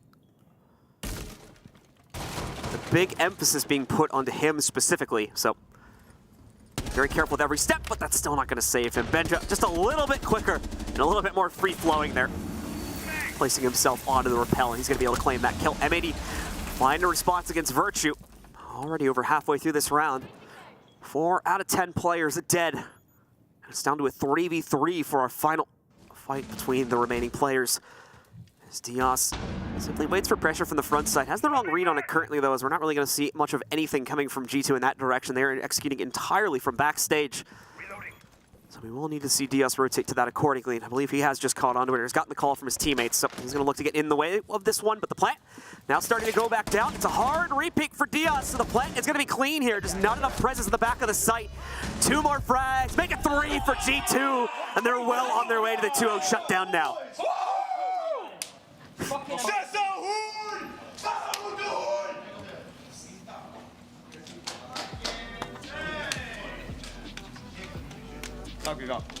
Guys, it's gonna be bunker now. Let's go bunker again. The execute is fucking yes. We're gonna win this round, okay? The next round on kids, you sure guys wanna do do a trophy? Trophy? You sure? Okay. Yes, okay. But I think, bro, watch out wide. Okay, watch out. I have a bench wide. I don't know if you start below, Gomes. I think you start close to fall back to because they're gonna try to hunt. So I'm just playing inside? Yeah. Okay. And after that, on dining, I think we need to put more things for. Are we going dining or meeting? No, sorry, meeting. I think we need to put more things for you. I think put more, like a banshee. Put a banshee on the door. You know, the tower door. Plank store. Yeah, plank store. And I think we put one mice for him. Okay? Yeah. Let's fucking go. It's fucking defense on org. We're gonna win that shit. Let's go. Yes, sir. All right, so here we go yet again into yet another round here. G2, their first opportunity to lock it down the series inside of this map. M80 with 3 rounds needed now. They need to be perfect. They'll start up with the basement hold, so theoretically, this one should not be too much of a problem, but I said that before. Unfortunately, things have ended up going the other way regardless. And with a pause now coming in for M80 that also gave the tack timeout to G2 also. So Fabian may have just given his team the winning strategy to try and deploy towards on this very round. We are seeing that blitz flash from Alabama. Wait a second to see if it's going to stick. Something in the drone phase may make them decide to take this in another direction. The Malusis could be quite bothersome for Alamo trying to rush play, especially onto the inside of construction. If we're going to see one of the Banshees go down in the usual position just to the left of the doorway here. And there we go. Speak of the devil. It's going to go down right now. The blitz stays in, though. So let's see what G2's cooking. They turned my tunes off, though. Did you hear the lo-fi roll in there? That was actually nice. I kind of like that. Can you just keep it going for us? No. Alamo actually going to be enveloping Spirit's playstyle here with that blitz that you touched on. See, now this is going to be dirty if they went on this too. It's like you're gonna knock them out with their own strategy. Like, insult to injury, salt in the wound for sure. Logic bomb out. Ben just got some sneaky plays going on as well. I think they're going to build up to the execute here. Don't think it's going to be a rush play through construction as we oftentimes see the blitz try to be used in this situation here. As Stokes mentioned, it's a slow, usual execute ultimately. I think the blitz may just be utilized to either get down through one of these pain points a bit more quickly, more than likely back stairs or E-hatch. Could be construction too. Really could send them anywhere. Yeah. But I think that's going to be the usage for it here. Bit of an earlier execute potentially coming in, though, as some players from G2 are starting to head in that direction, and they are getting good intel as well. Yeah, Blitz is a menace when it comes to CQC combat, and that's exactly where you want him. Something like Elbow works out perfectly. And the other good news is, might not have given up the goods just yet. This info might still be undisclosed to the defense. You can hear Blitz pretty easily, though, so it just kind of depends on what info they've been able to garner. Smoke's out now. That's only going to be against a clone of Doki, though, and Spirits will dispatch quite handedly. So a lot of this round remaining for G2, but we know it's a powder keg that they have waiting here for M80. Jordan's in yet again here. G2 trying to play on the info dump. Spirits only just now taking it out. They still have another one pre-established over the top of main stairs, and I don't think Spirits can really spot. It's a little bit out of his vision pane there. If you look at the silhouette, yep, you can see Virtue just slowly try to creep it forward to prevent it getting killed. I think he noticed it now. It just goes for the impact kill on it. That'll work out just as well in this situation. They need to prevent the info bleed. M80 continuing to be stalwart in those positions and not giving over anything to G2. G2 now starting to peek in themselves. The auto-clone in first, just to try and figure out what the layout looks like here as they move forward. And now Alamo rushing it forward. The flash in. Did he get him, though? He's not sure of it there. He has the hand in front of his face, but it's not going to be enough of an indication. He didn't have enough confidence to swing it forward. Ends up going down, and the rest of the execute falls with it. M80 hold the line. Blur is left as the last player standing. A 1v5. The first damage of the round from G2 only just now being claimed. This is not realistic for Blur. M80 look like they're holding on to lock down the basement in a flawless round hold. Let's go, boys. Two more. So much better than these guys, bro. Trophy hold. Well, Vivas was right about one thing. They're going to win the next round, and they're definitely going to head towards kids. So let's see what G2 can do about this. That round not very successful. A lot of build-up for not that much of a payoff. Especially for the elbow play there from Alamo, just really not working out. Able to get the stun on the smoke, but like you said, not having the willingness to try and rush him down after that. Kind of just had to play it out as he knew there was more than likely going to be some supporting angles there for that smoke player. Didn't want to risk it too much, but eventually ended up risking it all, didn't he? As he went for that melee, ended up missing that there and getting blasted by the shotgun. But G2 still with plenty of opportunities to close out things here on Oregon, as they've already guaranteed overtime at a minimum. The G2 know that they are in a safe position. The question now stands as to whether that's creating a little bit of a lackadaisical approach to some of these rounds, but personally, I doubt it. 10 seconds remaining. Just putting a thought in your minds as G2 sets themselves up here for another execute to close down upon this game with. Over on the M80 side of things, the usual suspects, at least as far as I'm concerned, minus that Oryx for Gomez, are in play here for the upstairs hold, but considering Gomez's role, should work perfectly fine as far as I'm aware. I have to agree with you there, John. Weather report looking quite nice here for M80. Looks like we have a heavy thunderstorm with the likes of Oryx moving up to the Middle East. Gomez gonna be standing here, waiting on G2. Not very active play here. They're just gonna play things quite tight-knit on the physical site. Gomez obviously running an op where you can hop through hatches and do a lot of quite explosive maneuvers with his dash, but feeling as though this is going to be played best close to the chest, at least here for the Kids Dorms defense. G2 playing it slowly, as they do not want to trip things up, as they went for the all-in execute on the previous round, and hey, the gamble strat, it's attempted with those extra rounds. Good to get a little live test of it, essentially. It just didn't work out that time, so now they're falling back into a much more normal pattern of execution. Those noises you heard are the breaches that Yag is looking at currently to open things up on the inside of Attic. Alamal claimed the opening kill of the round here as well. Kino goes down to him. So Malusi eliminated, so no important utility going down. Overall, you're not going to have to worry about that with these eliminations against M80, as there's no smoke. No one keeping any crucial utility in the pocket, save for maybe the Nitro sitting on DS there. There it is, Gomez with a big find, and he's actually going to run out for it, and he's no! Gomez! No, Gomez! This is so awkward. What is going on? Oh my goodness! Am I casting Valorant? What is happening right now? It was ridiculous. Oh my, M80. Almost, I mean, yeah, they might lose us out on this round. What the hell was that, Gomez? Almost gets the kill on the bus player, but Doki, he makes it out alive, and then he dies to Benja as he dashes past him into the lobby, risking everything, risking their entire tournament off of a run out with Oryx. Oryx, more like Jet with the way he was playing it right there. Dashing out, dashing back in, past another member of the G2 attack that was also on cams. Oh, Benja gonna sink one of the final two remaining as well. It just does not get better for M80. So unfortunate to see the run end like this, but it's not technically over yet. Spirits alone here in the 1v3. That's the clone going down first from Doki. Damage already found against him. They have the intel, and they have the shot to knock him down. G2 close it out in 2-0 fashion and get themselves back onto the main stage of the 6th Invitational here in Montreal.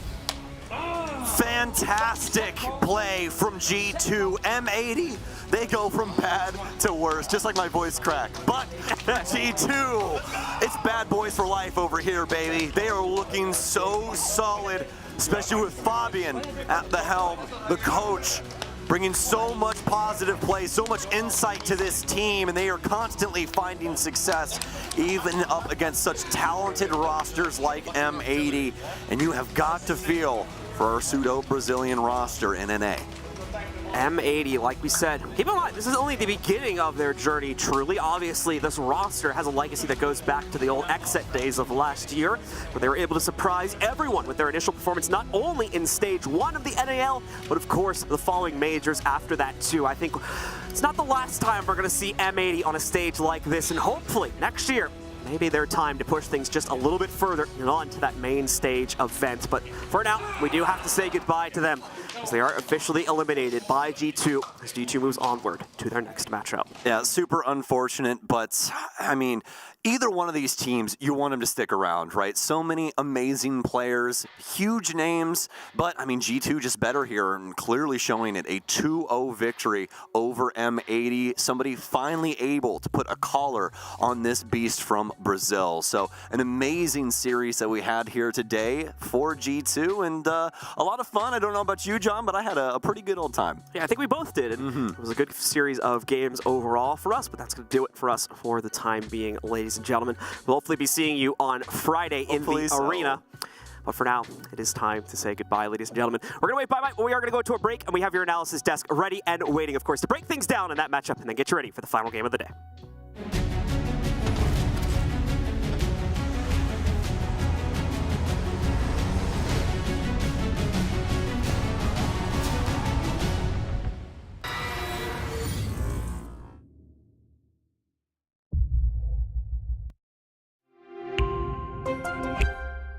I'm Nicholas Morton, but you know me as Pingu. I'm a two-time Rainbow Six Siege World Champion and former top Rainbow Six Siege player in Pro League. Welcome to my Siege Ranked Bootcamp. We're talking 20 seconds left on the clock, you got the diffuser in hand, what do? Play the way that you're comfortable with, because you have confidence when you're in this position, that is when you're gonna be at your very best. Good luck.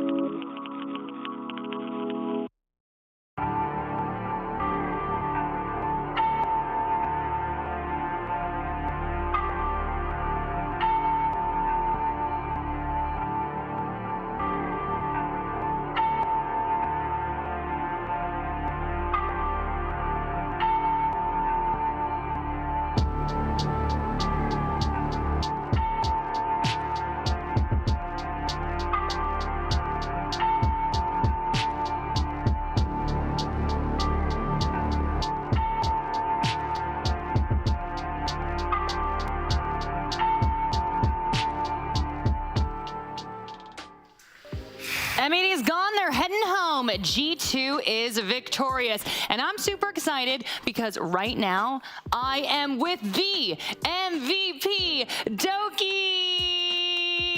Oh my gosh, you're so shocked. You're MVP. I thought you were gonna say you're so short. I would never, how dare you, though you did ask for the box. Wait, don't tell them I have a box. I'm sorry. I mean, you're always his height. And moving on, obviously very excited about this victory for you. How are you feeling about the rest of SI? Are you feeling confident now? We're feeling good. Like, I think we have the mentality that we're playing until we don't play anymore. Like, that's the mentality we have like every game. So it's like one game at a time when we literally are just playing until we don't need to play anymore. So I like that strategy.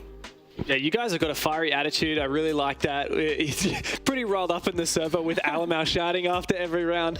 How would you describe the playstyle that your team has been going for since you made that roster change? You've already talked a little bit about it, but I'm really interested to hear you talk about the strengths of the players on your team and the strengths of you guys as a team and how you use that in your playstyle. I mean, I think first of all, we have like 5 great players. Even if the stats don't show that, like we have 5 insane players and they're all very vocal and we're all playing like towards the one goal, which is one of our main strengths. And our playstyle's like kind of a mix, I think, between like different regions, so it's a little bit unpredictable. And one of our one of the main strengths of our team is we can change our playstyle like super fast. Like we can go from like super slow to super fast to like a bit of both, like super fast one places, super slow some places, and it's like really good and it can throw teams off. So, and we have a unique playstyle and it seems to be working. So yeah, main stage. Nice. Exciting times. All right, my first question for you is, what's it like sitting next to Alamau? Oh. I mean, I've been with Carl now for a year, so I'm used to it. But he's one of a kind. He is definitely one of a kind. To be honest, like I would actually hate to play against him. I really would hate to play against him. I can imagine. It's not abuse. It's just like he's just talking, you know, and you just hear him talking in the back, and you're like, oh, shut up. That's genuinely what I think other teams will think. Like, just shut up. But it's so funny. We're like listening to production, and there's like a tactical timeout for the opposing team, and you can hear Alamau going, "You're so bad," in the background, echoing through the microphones. Oh, so funny. Anyway, second question for you is: so you're gonna rematch Wolves. Actually, you sent those guys down to the lower bracket, and now you've got to try to send them out. You're like pretty much, oh, not out actually. They get you. It's not sending them out. It's sending them to the lower bracket. No, we will send them. Oh no, it's a knockout. It's actually out, but on the main stage. Okay, that's exciting, isn't it? It's because we picked them. We picked them, and then they beat us 2-0. It was 8-7, 8-7. That's right. Like insanely close. So it is actually sending them out. Yeah, we're sending them out. Okay, it's dramatic. How do you rate them at the moment? What do you reckon? I mean, I think they're a great team. First of all, they've been together for a long time. They have great players, so I'm not underestimating them whatsoever. But when they beat us 8-7, 8-7, there they. I think that game could have went either way. And I also feel like we had some really bad individual performances that day, which since then has been rectified. So I'm not like nervous to play them or anything. Like we've known them for a long time because they're from EU. So I honestly just want to get back in the server and prove to everyone that we shouldn't have lost that 8-7 game. So lovely. All right, last question. Anything that you want to say to the fans at home? Same as always. Thank you for the support, obviously. And I will now see you on the main stage. Last time I said I might not see you if I lose, but now I'm going to see you in the main stage. So let's go. Congrats, man. Even if we lose in the main stage, I don't care, but I'll see you, so it's fine. Okay, you and Stitches over here. Thank you so much for that fantastic interview, and congratulations. Thank you very much. Victory. Good luck, guys. All right, time to put the analyst desk in the hot seat. See you, Doki. Right. That'll do, Doki. In a box. He just stepped down. Anyway, moving on. He got a big personality, though, and we love him to pieces. But all right, map 1, Villa, Dev. M80 up 5-1, and then G2 takes that tack timeout. I mean, I'm going to stop you at the start there. M80 up 5-1. They looked nuts, Jackie. Yeah. We were worried. I remember, Mandy, you turned to me and you're like, Dev, this isn't good for G2. Yeah. 5-1 was a nut start. And then G2, they take their tactical timeout at the 4-2 deficit. They didn't convert the round. But we've seen this before. In that infamous timeout from Fabian where he just really went in on the team, it's the same thing that happened. They lose the first round and then they manage 5 in a row. And that's exactly when Alamau was yelling at the enemy team, you guys are so bad. It was insane. They just kept contesting. Love it. Mandy, this was really back and forth, really close rounds. Yeah, I think the thing between these two teams was that like every single round came down to this mid round, which was like a 2-on-2 or a 2-on-3 or a 3-on-3 or something like that. It really tested the smaller scale problem solving of both of these teams, in my opinion. By the time you get to the mid round, you've maybe lost a half Wild Breach, maybe you've lost a set of nades, you've got to work with what you have. And I think G2 sort of just started edging out on top, especially when they switched over to their defending half. They knew how to dial it back and play really disciplined Villa, especially when they're a little bit down, and they're a little bit down on players, but not down in the man count. I think ultimately, yeah, G2, they played the more experienced Villa, and I think it just showed in the server. I want to go over to map 2 now, and Mandy, honestly, kind of the same story. Am I wrong? M80 just getting edged out by their masters, right? We're joking, the student master thing. Remember that? Okay, yeah. Yeah. Oh, Jackie. I know. Oh, Jackie. Yeah, I think actually very similar thing. Oregon is one of those maps that, like, a lot of teams are playing it very similarly, you know? It's one of those maps that macro-wise doesn't change too much between the teams. Really, rounds get won and lost in those, like, really high crunch, high traffic areas where you've got, like, a lot of gunfights simultaneously. You've sort of got to, like, put yourself into the belly of the beast and play out those trades. I think ultimately G2 had a little bit more composed trade game than what M80 did, and as a result, you've got things like dropping E-box hatch to take pillar control, trying to get lower attic control, all those like positions where you're sort of putting yourself in a bad spot. You've just got to win out that gunfight. Just felt like G2 edged out on top of those kinds of things. Yeah, I really felt the same, Mandy. Yeah. It felt like those mid rounds were always so chaotic, and it ended up with these 3v3s, these tight situations in the end rounds. And what that means is a lot of the time these players are getting put in positions where they have to clutch. There were 3 clutches this game. In the very first round, we saw a fantastic 1 versus 3 from Yoga, and then we saw 2 other clutches on the second map. Here's a replay of just the 3 clutches we've got. Yoga was nuts. Like, you should never be winning this. There's a minute left to go. 1v3, he didn't even find a kill with the C4, and yet he manages to land this one, let alone the next 2 on map 2.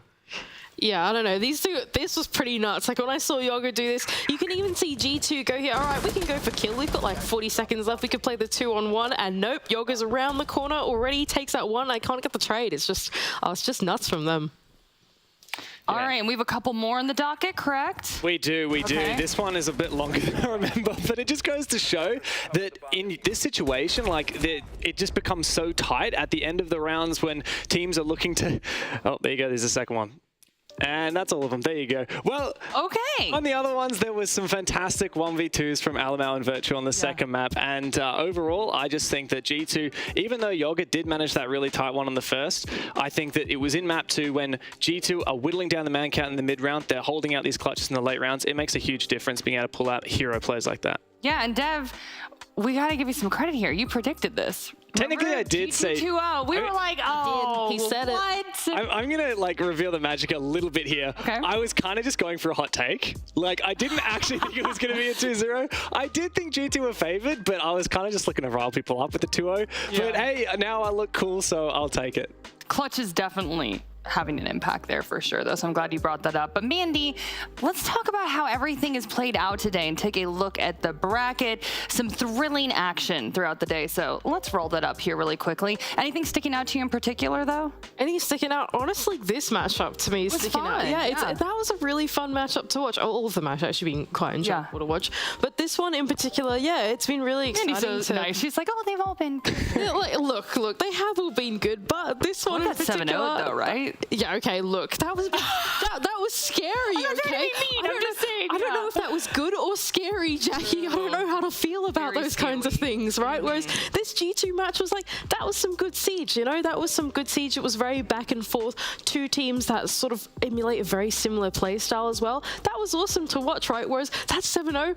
Scary times, okay? I do not want to be in that world. It really surprised me earlier today, aside from obviously W7M making it a bit easier against Koi than it probably should have been, was OXG winning in their first game. OXG played incredibly well, and, you know, after Astralis gets knocked out, you know, in just a couple of hours, they'll be the only team left from NA.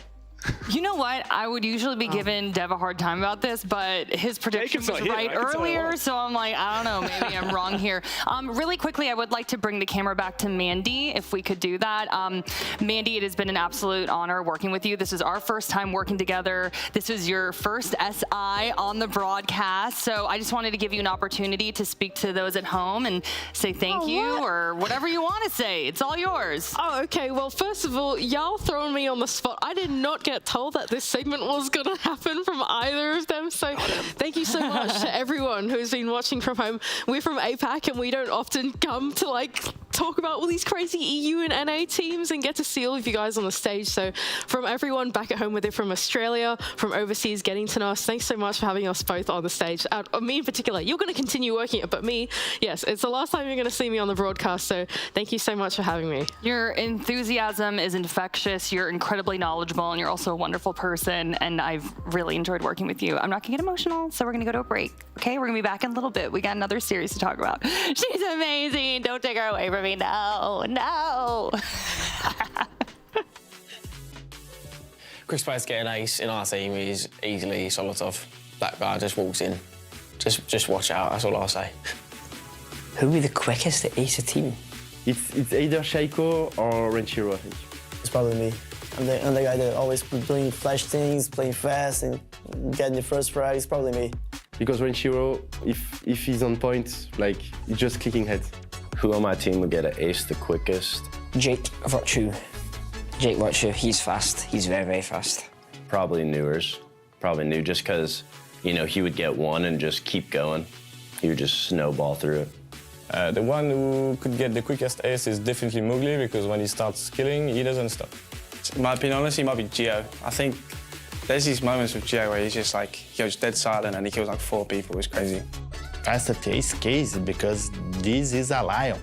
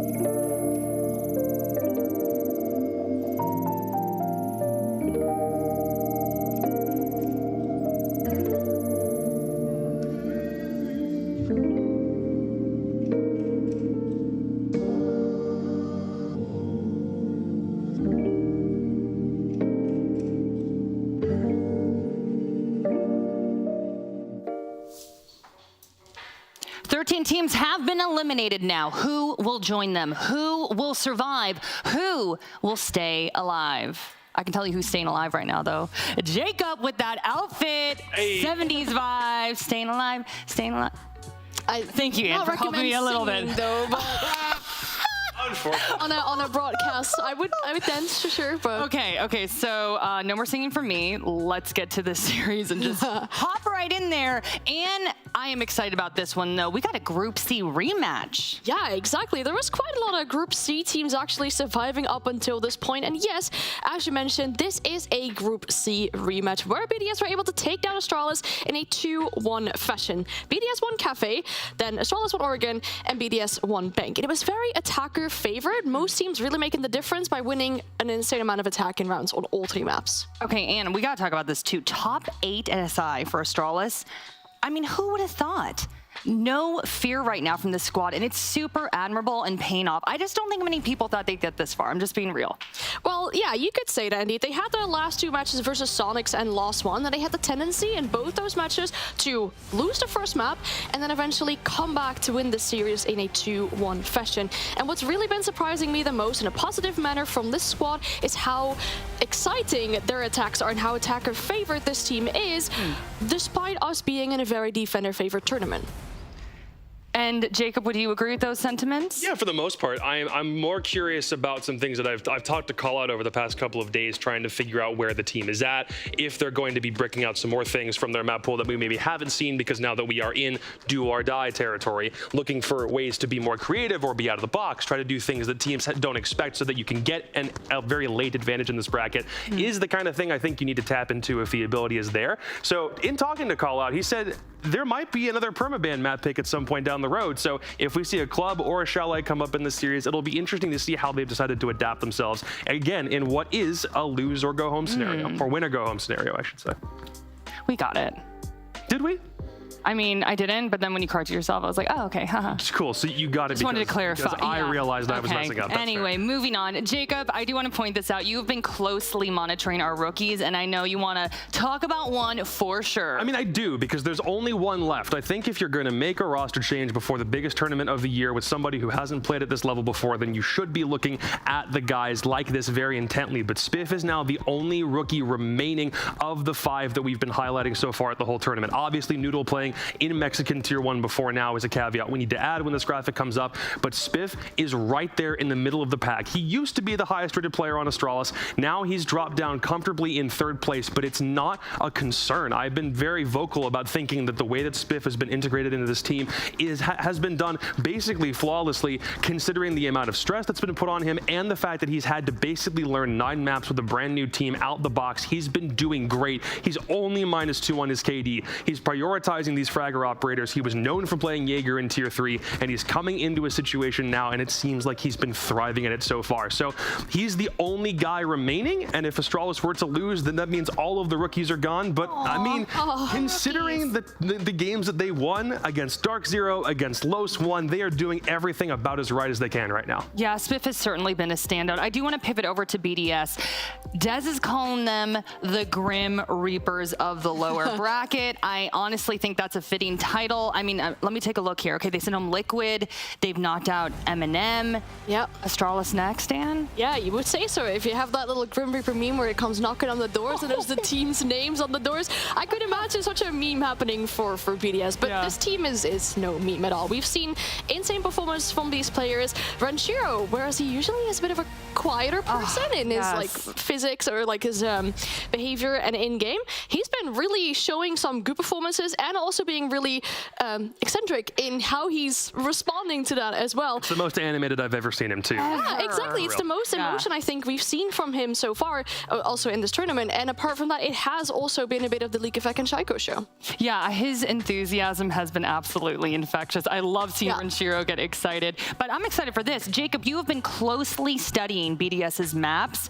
What are your findings? I want to put on like a top hat and a monocle right now because there's a mystery front. Something's happened on this train. There is something very curious with BDS's maps so far. They've played the most maps out of anybody in the tournament coming into today. They've had to play every single series going all the way to map 3 out of the 7 that they've played. They've won their own map selection every single time and lost their opponent's map pick every single time. And some maps of note in the midst of this also make things quite interesting, because it's not like they're just having the same maps picked against them and they're losing consistently, though there is a bit of a trend for that.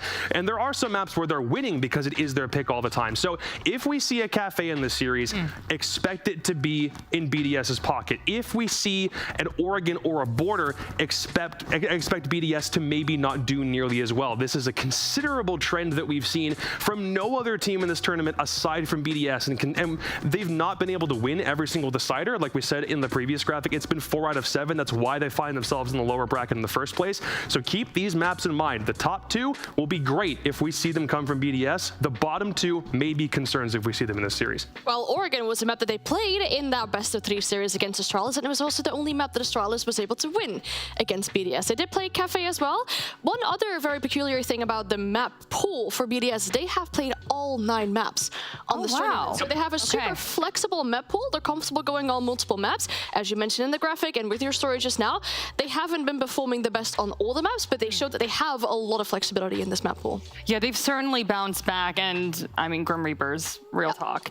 Okay, I believe we're ready for the map ban. We're working to bring that information up on your screen right now. So here it is. I mean, again, just think about those maps from the mystery. Are we going to see them? Are we not going to see them? It's a villa, a club, and a theme. So funnily enough, we get to avoid basically every map that was listed there. So we're not getting like a free win or a free loss based on anything there. We're going to maps that are relatively neutral as far as what BDS has already encountered in this tournament so far. I'm liking the villa pick first and foremost, because we haven't seen almost any villa throughout this entire tournament. It still registers as one of the lowest played maps that any team has ever decided to go to. But there's also a Clubhouse. I talked to Call Out. He said there might be another opportunity for a permaban, and they're playing Clubhouse again. The only real concern here is that the last time they played it at this tournament, they lost it, and they're still 0-2 on this map for the whole of the 2022 season until now. So these first 2 are especially spicy. I'm just happy to see all new maps for all other maps that we've seen in this previous matchup. Shows that both teams are actually quite flexible when it comes to playing multiple different maps. And for these maps in specific, I mean, if you look at it for BDS, right, they have a very strong map pool, so all they gotta do is ban away the maps that they think Astralis are super comfortable on, and then play maps that they feel more comfortable on themselves. If I look indeed at Villa, it was a permaban for BDS for a quite long time. It's not that great of a map for Astralis, we could say, as they only have a 25% win rate on it. They took some losses on that map in NAL. It was their decider for the Oxygen game. Okay, and there is an error right now. I believe we flipped something. Okay, just wanted to point that out. I was going to say that indeed, because the Villa pick is from Astralis, and it's really peculiar to me as to why they would do that, because yes, BDS will take out a few of like Astralis' strongest maps. Right. And then as Astralis, you can decide, okay, we can go to Bank, which is a good map for us, a really good map for BDS, or we go to a map that BDS might not be that strong on in recent history, but it's also not the greatest of maps for ourselves either. I mean, I don't mind throwing a little bit of ambiguity into the mix. So if we're going to get a spicy couple of maps, I'll take it. But again, I'll reinforce the notion, one of these teams probably needs to win this thing 2-0. Take advantage of the fact that you maybe don't have a super strong map from your opponent in this series. Again, Clubhouse is not a map that we see from Astralis consistently at all. So the fact that we're even in this position in the first place, win 2-0 and you're good. If it goes to a third, you probably don't want that much pressure on you in a do or die scenario. Oh, I don't want to see either of these teams go. But who's going? Predictions time, man. You're not keeping Shaiko off the main stage. I love my boys in Astralis. I love trying to rep NA. I don't want 2 NAL teams to go home in the same day, but you're going up against Shaiko. You're a BDS that's found new life with what Renshiro put up against every team he faced over the past couple of days. It's got to be BDS for me. I love Astralis, but it's just not their day. It'll be BDS for me too. If I look at this comfortableness that BDS bring into this map pool, a map ban phase, where they can pick maps that they're comfortable on just because it's not that good of an Astralis map, I just think that BDS have won this map ban phase, and indeed, if we go to 3 maps, then it also is looking very favorable for BDS. All right, well, the Grim Reapers of the lower bracket versus the team that will not give up. Who will come out victorious? Astralis versus BDS. Fluke and Hap, take it away. Thank you very much, Jackie. And yes, here we are for one last swing. Oh, NA, things are a little bit dangerous. It is getting dangerous. It is the last spot we have to give out for Plus Bell. So either of these two teams is going to be taking it, and then we're going to believe. I believe it was going to be another EU matchup if BDS wins it in the lower bracket. Either way, doesn't really matter too much at this point. That last spot, that's what counts. And that's it. At this point, with the results that we've had today, yesterday wasn't a good day for Latin America. Today, it wasn't a great day for EU as well, but it was survivable matches. The last one and this one are not. One of these two teams' journey will end right here. It's always the scary thought. Someone is going to be going home. Someone does not get to go inside of Plus Bell as a player. Well, as players, they might still be able to go, but more of a play there. Like, make your dreams come true. Every single player in this game wants to go to the 6th Invitational, wants to go to that main stage and play in front of the crowd. And all of you are coming home in just a couple of days. But which of the teams will you be facing or seeing? I can't tell you. Can you tell him? I know the game can tell us. Oh, the game can tell. Time will tell. Time will tell. And obviously, on the back of how these two teams have been, there's been some rough, rocky days. There have been games where they haven't quite been able to get into it. And then we've seen such dominant performances from either of these three rosters. Really, it's anyone's game. And I know the map pool was a point of conversation, a point of sort of contention. But how people play on the map, how they play in the game in the day, that's the important part right now. And getting there, seeing what we can sort of get from these players this far into the tournament, this late in the water. I mean, that's got to be the sort of moment where you go, who's got more in the tank? Well, we're about to find out who got more in the tank. At least we know that on BDS's side, there was quite a bit of energy starting to come out from some of the players that usually have been a bit more quiet. Of course, we know Astralis as a team that is always energetic. They are always bringing their best and trying to be as loud as they possibly can. We might actually, get the opportunity to listen in. No, there's not going to be any chanting right now. That already happened. We missed that. And that means we're getting underway. It is headed towards Villa for that first map. But first, the bets. That is how it goes. Well, first the poll. That's pretty... oh, yeah, true. It's pretty sided. Pretty sided to one side. Yeah. That's what it means, yeah. Yeah, that is... Yeah. That is true. I'm not lying. Speaking facts. Can you lie? My name is not Stein, see? I just like Oh. Well, your name is not Flores. Either that you have visual similarities. Dockerby and Flores, both removed here from Astralis' first map pick. Astralis' lead in, starting on their attack. We've already obviously seen this map a couple of times throughout today, let alone the rest of the tournament, although it sort of wasn't the most common in the build-up. It's almost had as many picks today as it has over the entirety of groups. Yeah, about that. The map has been played for a total of 9 times. This will be the 10th. But the one thing about it is that the win rate stays very equal. And that's kind of weird to say, considering, that we've seen 3 plays today. We're going to see another play now. Still 52% defensive, which isn't massive. Slight favor towards the defense, which is what BDS hope to exhaust here. Defenders, protect your bombs before they go to the attack themselves. What face are we going to get? That's always the sort of start of this. Are we going to get the full, table-hidden shout and scream and energy of BDS that we'd not seen up until the past day or two, up until everything was to play for, up until they needed to win or they were going to lose. No more second chances, and will we get the same energy from Astralis, a team that, as you said, and we've had the joy of following over the past year from their closest success in Charlotte to this being one of the last couple remaining NA teams. Oh, they keep flying that flag and singing the chants. Round 1 of the series begins. It has officially started. Not just the map bans, not just the preparation phase. Now the action will start and come in soon. Some early drones were taken out already.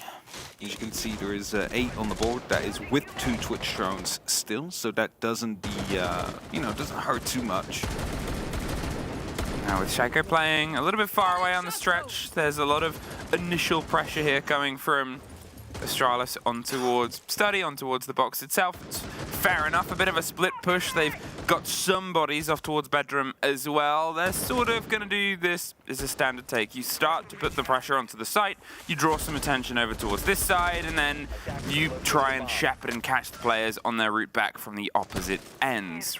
Spiff, he is the lead in here, the recent pickup, the young gunner that has been fantastic for the team, including clips of moonwalking, as we said, steadying his way across. There's a bit of pressure on red stairs and underneath, so he's going to have to maybe try and lean into the fight, or the fight might lean into him. Likafak, he's kind of got himself propositioned. If he goes unchecked here, it could be pretty big, or it could be a freebie. Oh, just set up, yes, misses the opportunity first. Selma's on its way.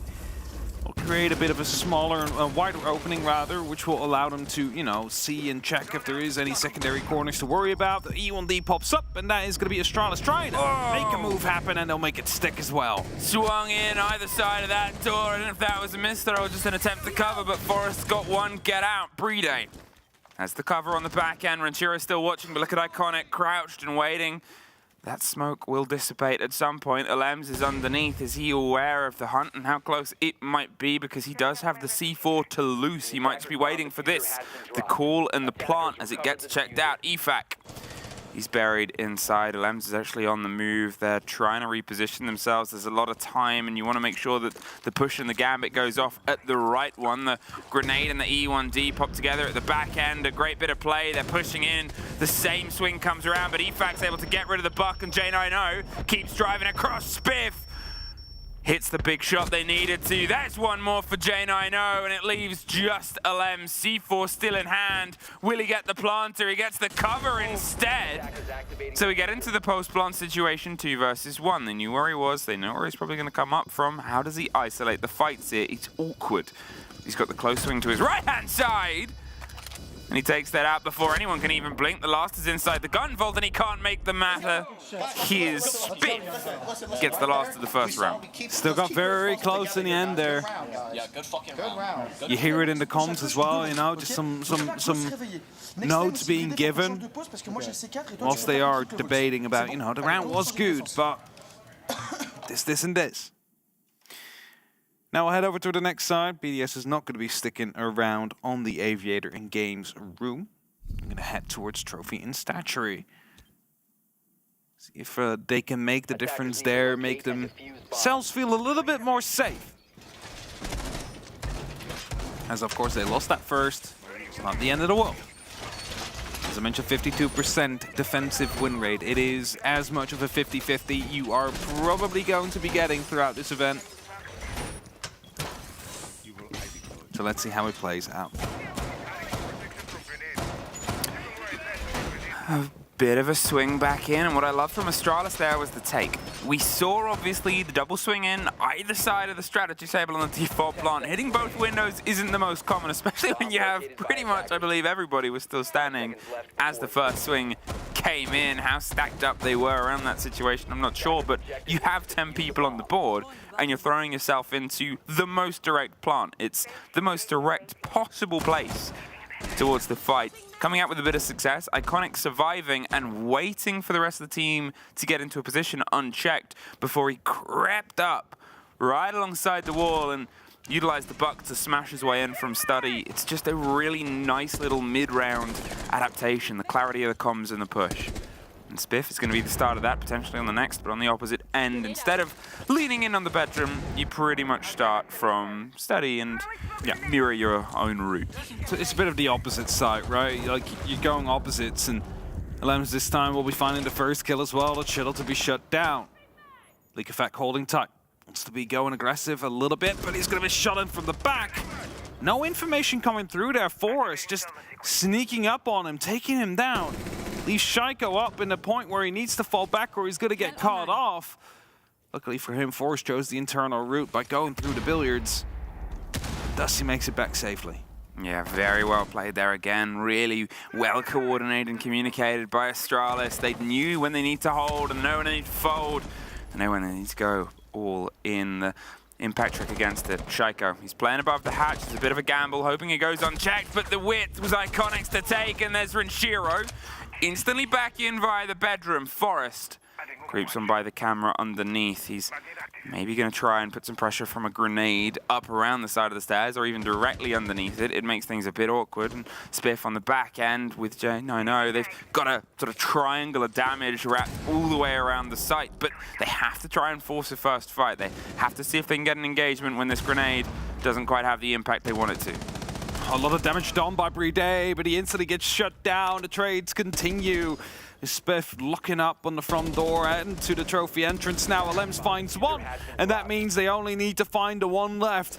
Maestro Camera will be giving away the information. The pings will be there as well, and the two remaining players of BDS will start falling back. He needs to hunt them down, bring it to 1v1s, and he will do just that. Entering the statue room, all he needs to do is start hunting for that diffuser. There is a player in the corner as he was just being sprayed by. He does not land the first. It's Alems with the drop shot that will land the round for BDS. Tucked himself in the corner, and I feel like this is a series that's going to go the distance. You can see it.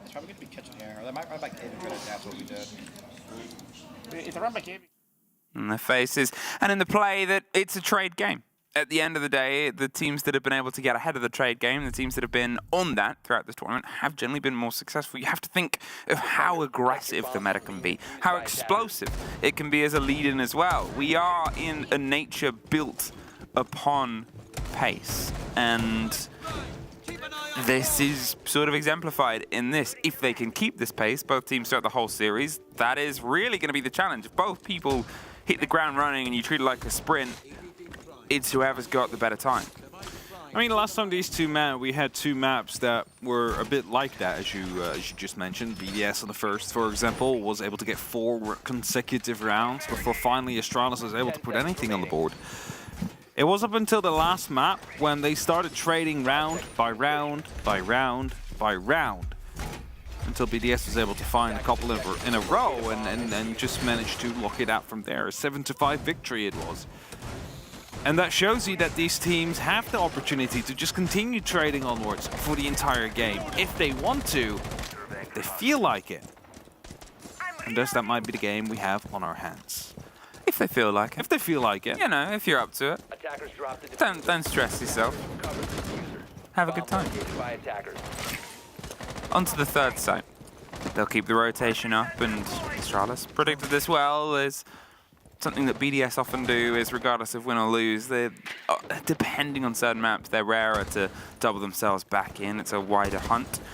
Iconic, playing the role of the Jackal, going for those loose thread players. There is these positions that EFAC and Shaiko play that are a couple of steps closer to the fire than anyone else, and if they can make those uncomfortable through the sort of cavalcade of soft, you might be able to charge that all the way back in, but it's on the back end. Art instead, via Piano, they're going to get that cross line down in the corridor, or they might have the super shorty to open themselves up.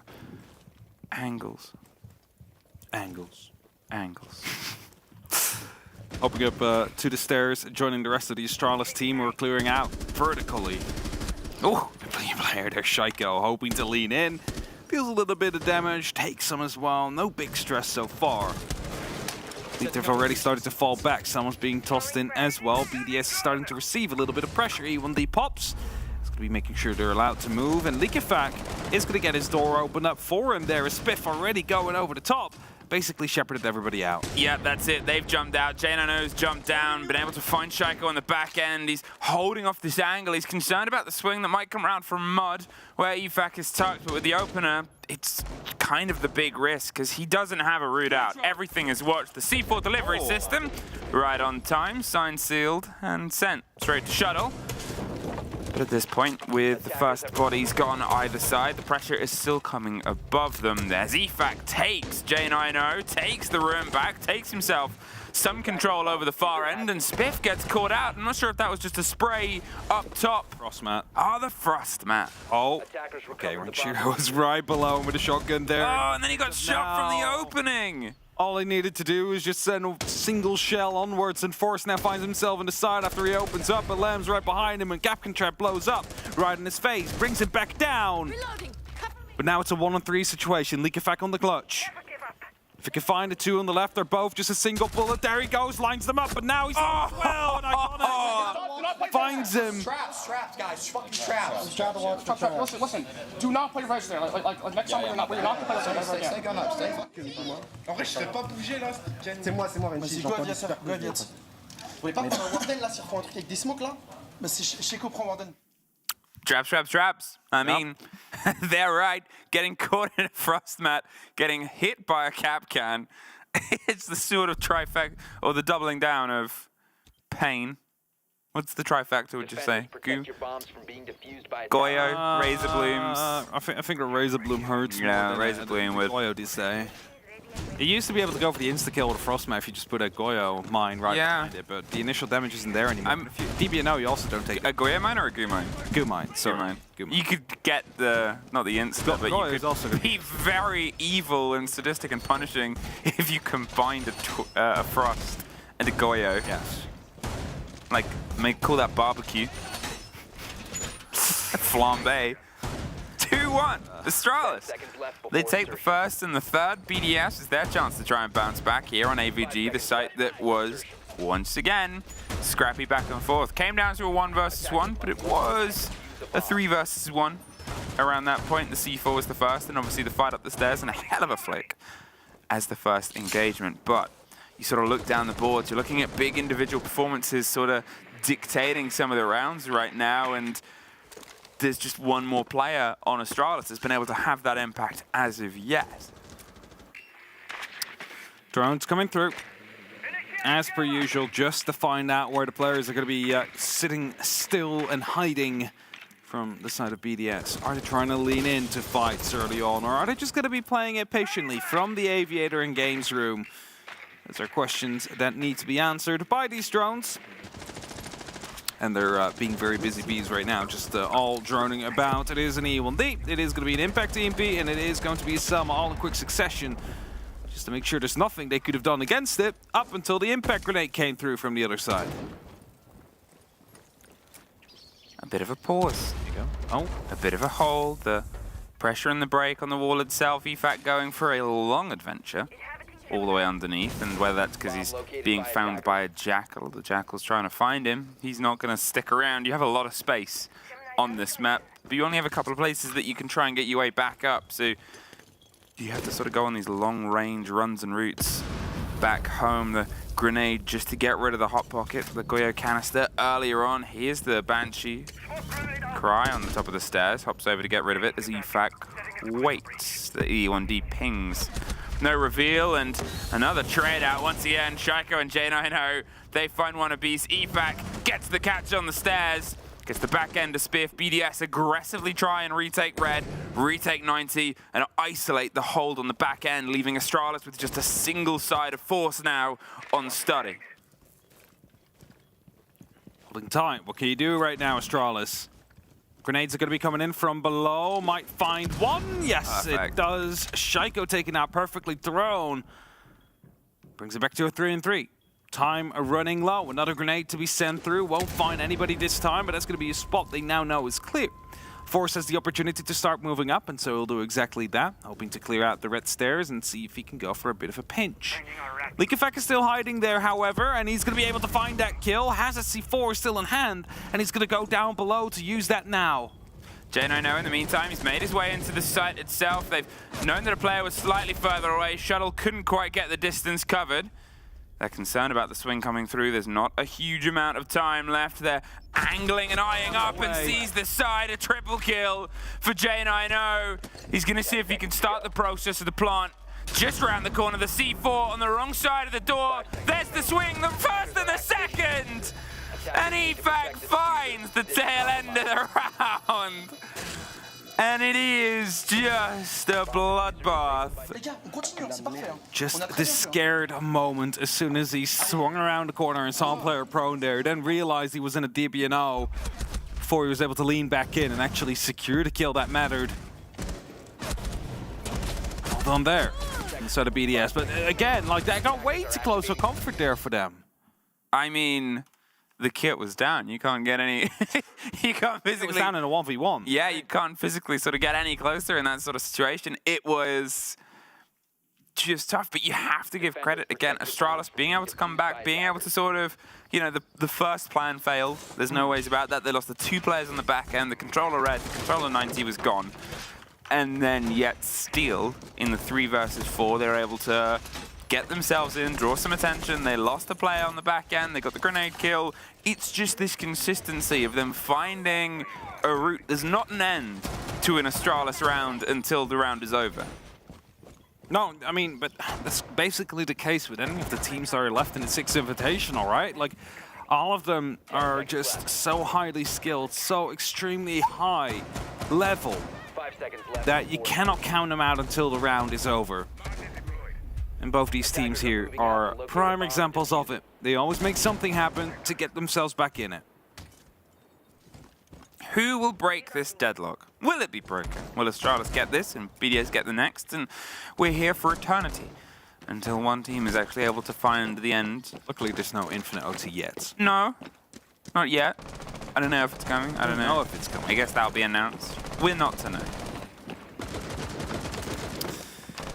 Iconic just running over the rooftops. Oh, Spiff. Close to the first engagement.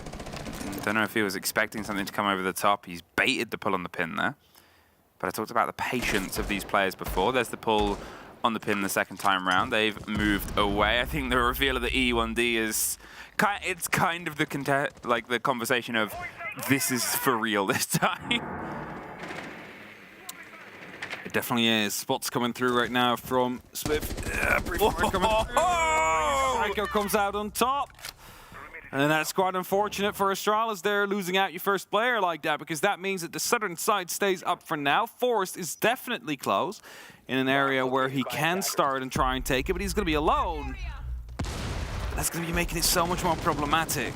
Iconic. He's cutting off the rotate here, or hoping at least to. I don't know that they've already slipped past this. Forrest is going to get that read sooner rather than later, and, well, there's the sort of reveal of that. The bullets bouncing off the sides of the window. The statement piece of, well, we know what we're doing, and it's slipping on by a minute 25. And there is at least still a big bit of pressure. There's Iconic on the small box, getting one more, and there's Iconic cleaning the floor of the footprints by removing the people that left them. Nice double kill to come through for Astralis. At least gives them the advantage they need. Now they're aware of the fact that a player is just hiding in that same corner out there. Red ping comes through, Shuttle finds Breed. It's just going to be a matter of time now until the rest of BDS will be found, as it's only up to Renshiro. He's going to get pre-fired. There's no way for him to live. And Astralis, they find themselves with that 3rd round. Good round, guys. Way to figure out how to make that shit explosive right there. Good shit. En fait, arrêtez de vouloir compenser les duels. Faut juste qu'on joue en équipe, les gars. C'est tout. Moi, j'étais bloqué. Hein. Bah, j'étais venu t'aider. J'étais venu faire quoi? Vas-y, go kitchen. Go switch. Kitchen? I got that. Yeah, some of you might be wondering, why did they turn from American into French right now? But that's just... If you're listening on the radio at home, if you're driving in your car... and you're listening. And you're listening. I don't... Do we go out on the radio? I don't know. Canadian radio? Who knows? Maybe someone is, you know, pirating some broadcast station. I hope not. I kind of hope they would. Pirate broadcast station to play the 6th Invitational for people driving home. Pretty cool. No. Yeah, it's obviously the listeners.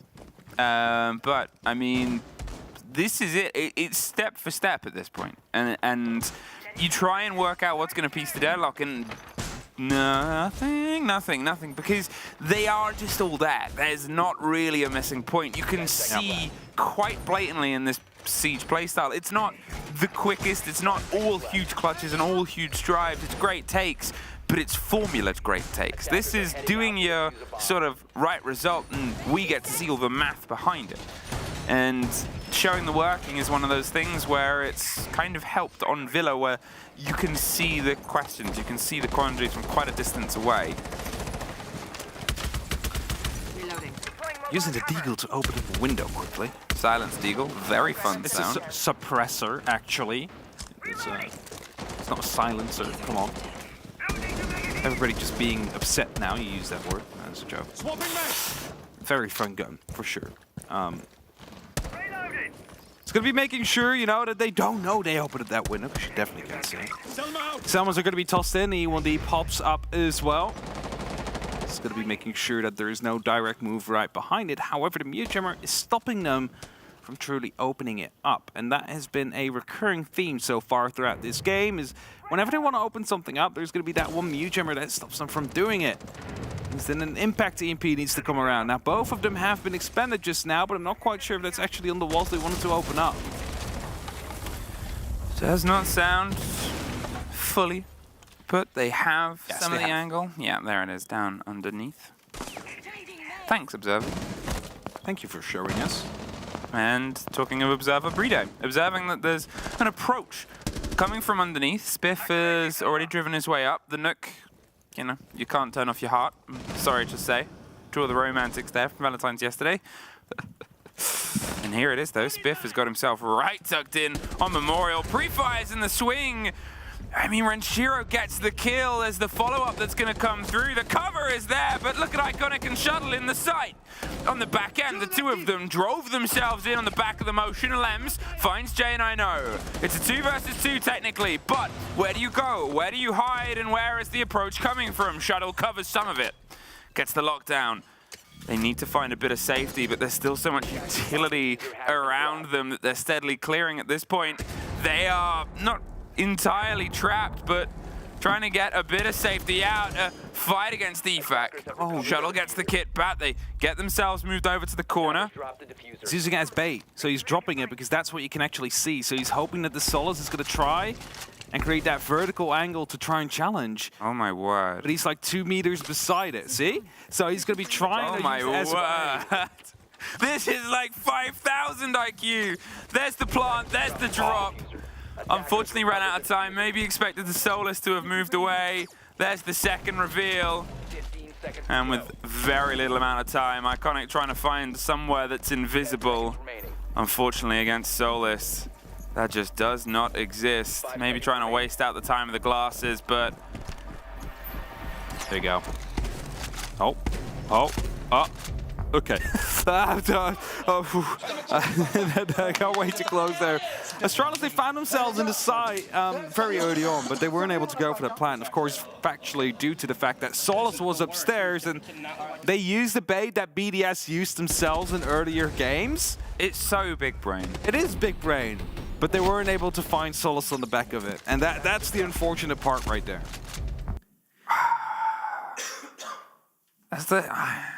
I mean, I guess that's the thing, is like, you're like, how do they think of that? I think BDS actually showed it first in one of their games, so it's like using a trick out of their own book. I mean, giving them a cookie of their own dough, as we would say in the yeah, the Dutch saying. Yeah, the Dutch saying. If they're taste your own medicine, for those of you watching at home that do not know what it meant. Think a cookie. A stroop waffle of your own. Yeah, of your own stroop and waffles. We're losing it. It's been a long, like 2 weeks. How many rounds have we cast? I don't know. I haven't been taking count. I mean, I know we've done 1 day of 60. Yeah. Which yesterday. Was that yesterday? Oh, it wasn't yesterday. No. It was the day before yesterday. Yesterday might have been more, actually. Oh, dear. Anyway, doesn't matter whether we're losing it. Who's losing this? Hey, no one yet. We're still even. We're still 3 apiece. We're still having, again, these movements, and it was a really good break onto the side. You cannot sort of question that, but if we're talking answers, once again, someone steps in against them and seems to have it. It's now BDS's chance to set the pace. They've got to make sure that the time of the game doesn't slow down. It's been quite quick, quite punchy. Astralis have made sure the movements that they want to do happen when they want them to happen. And sometimes BDS have gone into habits of not quite being in the right place at the right time. I still think Astralis do need this first map to at least give us a map 3 possibility. I still have just that feeling that even though BDS haven't been performing the greatest on Clubhouse, they should be able to take down Astralis. Forrest takes down Liquefac. It's going to be a very early kill to come through. And the mirror windows are going to be making it quite difficult to actually get control of Piano, unless you just rush through Art. I mean, bit of an explosion, a breakdance under a Piano, but can't quite get the proper connection, the impact, the range. They're making sure that there's still some question of what is safe, where can be approached, where is going to be the fight back. The yellow ping, purely on the player. They're hoping there's a bit of motion. They're going to use the grenade, pull it from range, bounced on the top. Are they in? Oh, half in, and then they get the kill on the back of it. Forest. He might not know how to stop a Piano player inside the piano room, but he's good at books. Reading room. Doesn't need to stop the piano player anymore. He's already stops. Oh, not playing, singing, playing, actually. Yeah. Grenades coming through from below. Another down comes through. Finally, the punish is there onto Forest, who they've tried to hunt down for a little bit. For now, it's not only the rounds that keep on trading, but the kills as well throughout the majority of the game so far. Lambs is going to be alerted of the fact that someone is out up onto the stairs, and SMG-11 just fired a couple of times. A smoke canister has popped, and well, I believe they still want to go for the push forward. A little bit of damage done, but they are going to be running up this staircase very soon, I think. It's the 3 versus 3, and oh, 2 of them are seen by Spiff, but he just can't make the connection in time. They pull back. Fair enough. You're looking at not a huge amount of time, and BDS haven't really been able to drive into the site. The flashes force the player on the corner away, and it's caught from the top of the stairs. Shuttle. He's locked in, loaded, waiting. The swing through the smoke goes into a Lems, but then gets the end of him because of the damage done, leaving just Renshiro. 20 seconds. 2 players still on the board. He's expecting to be swung already, but you can see that Astralis have pulled themselves back. They're all the way tucked in behind. They've got a 2-tier firing line, 1 crouched, 1 stood. As soon as he goes 2 steps wider, you assume he's going to get shot in the face. Oh, or he just doesn't go. Saving KD there. The fucking shit, Brox. I'm gonna be captain here. I'm keep the captain. On a toutes les infos et tout, c'est juste des petits détails. Et il y a un truc aussi, c'est que Renshiro just has so much. He's in the same mindset as us. He is. Losing it. Get him on the cast. Get him to join us. Whilst he's playing, doesn't matter. Okay, round and round and round and round and round and round and round we go. 4, 2, 3. Still even-handed. A little bit slower on the approach there for BDS in that you didn't really have too much direct attention to the site there. If we compare it with sort of how Astralis did, they would get a bit explosive, very close to the site. Whether they won or they lost, they were there. They were causing these problems very, very close, and it sort of forced BDS to move. BDS, instead of trying to force the movement on Astralis, they wanted to fight the movement. They went into piano, they went underneath, they hunted for these loose players. That's the right way to go about it. You cannot just go for a side take whilst you still have those 1 or 2 loose players out there, because you are going to be stalling out. And when you do stall out, that's when those flanks start coming in. And that's when those flanks are effective, because suddenly you are going to be pinched between 2 parts of the opposite team's sandwich. Now, as Astralis is getting themselves ready, Capcan traps are being set up. They're using the same kind of game plan that BDS had before in terms of setting up a lot of the traps to slow down the approach. Going to be Leak Effect that wants to be entering first. However, due to the barricade, he's going to be locked in a little bit more. He's going to be having to give away his game just a little bit more than he usually would have to. Was that C4? There we go. Well, the damage done takes down the drone. Brede lives, but again, a lot of damage taken. 4-3, BDS. If you want to try and keep up this route and rotation, you got to make sure that you keep pace here. Obviously, Brede was the first to suffer a bit of a blow, but as they sneak their way in, do they know of either the player coming up the pantry stairs or close around to the bottom of it, or Shuttle here in China? Well, they know about Shuttle here in China. The sprays just catch the tippy top of Shuttle, and Forest, as I said, around the bottom of these stairs is actually trying to make his way up, back up Brown. He's eyeing up the chance of, well, maybe I haven't been seen as Spiff suffers on the wrong end of a grenade. He's got to make a move.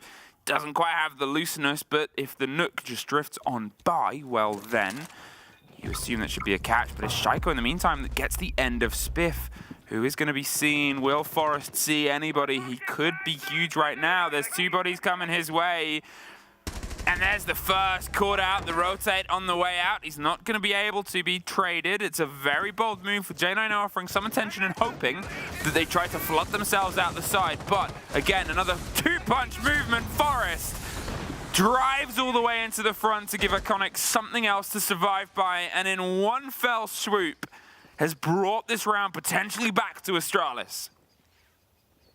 With that 3v3 in 45 seconds, it is going to be up to the remainder of BDS to make something happen. Now, Shauko is aware of the fact that someone is in the walk-in closet. Leakefak will find a first on the actual stat tree room. The damage done towards Iconic. Forrest is the only one that's free to play wherever he is right now. Shauko does not connect yet to Iconic. He's going to go on the hunt. Takes a little bit more damage, actually. Now potential run out is being explored by the smoke player. Leakefak takes a lot of damage. He's going to go on the hunt himself as well, but Iconic with a bit of a flick takes him down. It's only up to Shauko in a 1v2. 10 seconds on the clock. Can he find any? The pre-fires come through. Yes, that's one, but he's going to be on a single shot of HP, and a rotate comes through. Forrest is down below. The camera will be giving away the information. He's just going to be, no, I was going to say, he's just going to be walking through the Syria laser gate to give the kill. But not the case. And that's the first time a team finds 2 rounds in a row so far. Oh, timeout called. Let's listen in. Ouais. En fait, on perd trop de personnes en voulant clair par en dessous. Est-ce que c'est vraiment la bonne chose à faire ou pas? Est-ce qu'on repartirait pas sur du carré, quelque chose de classique, quelque chose qu'on connaît? Parce que là, le problème, c'est que ça marche à moitié. Mais pourquoi ça marche pas? Alors moi je vais vous dire ce qui se passe, c'est qu'on n'a pas de couilles, c'est une dinguerie. Je suis arrivé en bas, le seul mec qui était aggro kitchen les gars, c'était China. Et après il a fait un punch wall. Qu'est-ce qui s'est passé? Chez Coach tu pouvais pas prendre la master parce qu'il y avait une castle. Après on pouvait pas rentrer buanderie parce qu'il y avait un capcan. Et après on est resté là à attendre. Et on n'a pas du tout le droit de bête. Mais le truc c'est qu'on se dit, ouais faut faire attention, moi faut que je push que si on a le contrôle trap. Et genre je demande à Sheko s'il a le contrôle trap, il me dit non. Je dis bah ok, bah je push pas, j'attends. Oui, mais au bout d'un moment, il faut y aller. Oui, je suis d'accord, mais au bout d'un moment, il faut porter ses couilles. Et le truc, c'est que à partir du moment où vous avez dit ouais, il faut push, machin, bah moi j'étais dans mon drone master, tu vois, donc j'étais pas prêt du tout. Pour moi, c'est la bonne façon d'attaquer. Et de l'autre côté, il y avait une. Bit of discussion between Leakefak and Lems going on. Probably about what's going wrong and what's going right and what they should change to find success now, because now they're 2 behind. It's no longer trading these rounds. They need to find 2 themselves in a row as well to get themselves back on the block, get themselves back in a position where they can go for at least overtime and then see what happens from there on. You know, going into the next map as well, Astralis, they know the heat that can come from Club. They know that probably with Club on the board, sure you can have a good one, but against BDS, you often expect it to go to 3 maps. They want to try and lock this out with as much sort of power as possible, so they still have a fight later on. They're in a good position. They've got a good bit of movement now. They've really quite obviously enjoyed playing a good Villa here, and BDS have these little moments, these little responses, but they're missing the true connection. Need a bigger response as well. Afraid of any jump outs or spawn peeks to come in. Rightfully so. I mean, gotta be careful of it. It's often that when that repel sound comes in, people are just gonna be waiting for you to show your head and either take it off clean or you find them.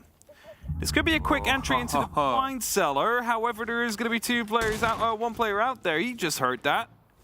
He thinks. He's not quite sure. Or they leave. They leave.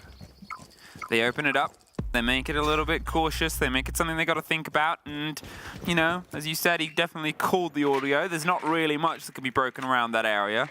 Whether it's pushed behind it or not, it'll at least draw some focus, maybe for a little bit of time until they get an idea that it's empty. And it's a route later. It's an option, a surprise tool that you may use later on. They'll have to continue watching it, or at least pay attention to said area. Rotations from BDS still all around are trying to open up as much as they possibly can and find if they can find an entry on the way there. Grenades are going to be tossed in as well, just through the hole. Actually, I think it just stuck in it. LM still finds the initial kill though. J9 does get taken down.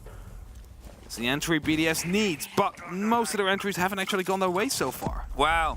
There's a bit of a blindside in. Likefak is trying to find somebody, but everybody's left apart from this. The slow creep up the stairs.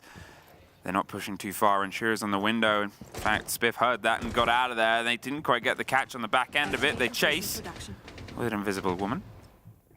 But Efak drops just on the other side and tucks himself, hoping that whoever was down in the basement is ready to come up and say hello. But look at this, Forest. He's hoping somebody goes for the long-range rotate and he can just get a freebie. It's like that there's a reason they opened this, I know it. I can feel it. There is going to be a rotation. Like in the comments, like, guys, I got this. This is a free kill. A thing is going to happen here. He's standing. I was going to say, it looked like he might be going out, but he's not giving the full game away. It's an awkward entrance space. Going through a tunnel. Nobody wants to get into a fight from a tunnel. Don't think they're actually going to be using it on BDS. I think it truly was just a distraction move and just like a be worried about this. Oh, Forest though. Great connection, iconic with a rotate up the top at the same second, and well, it doesn't matter if they're being pinged, you're just running away from it.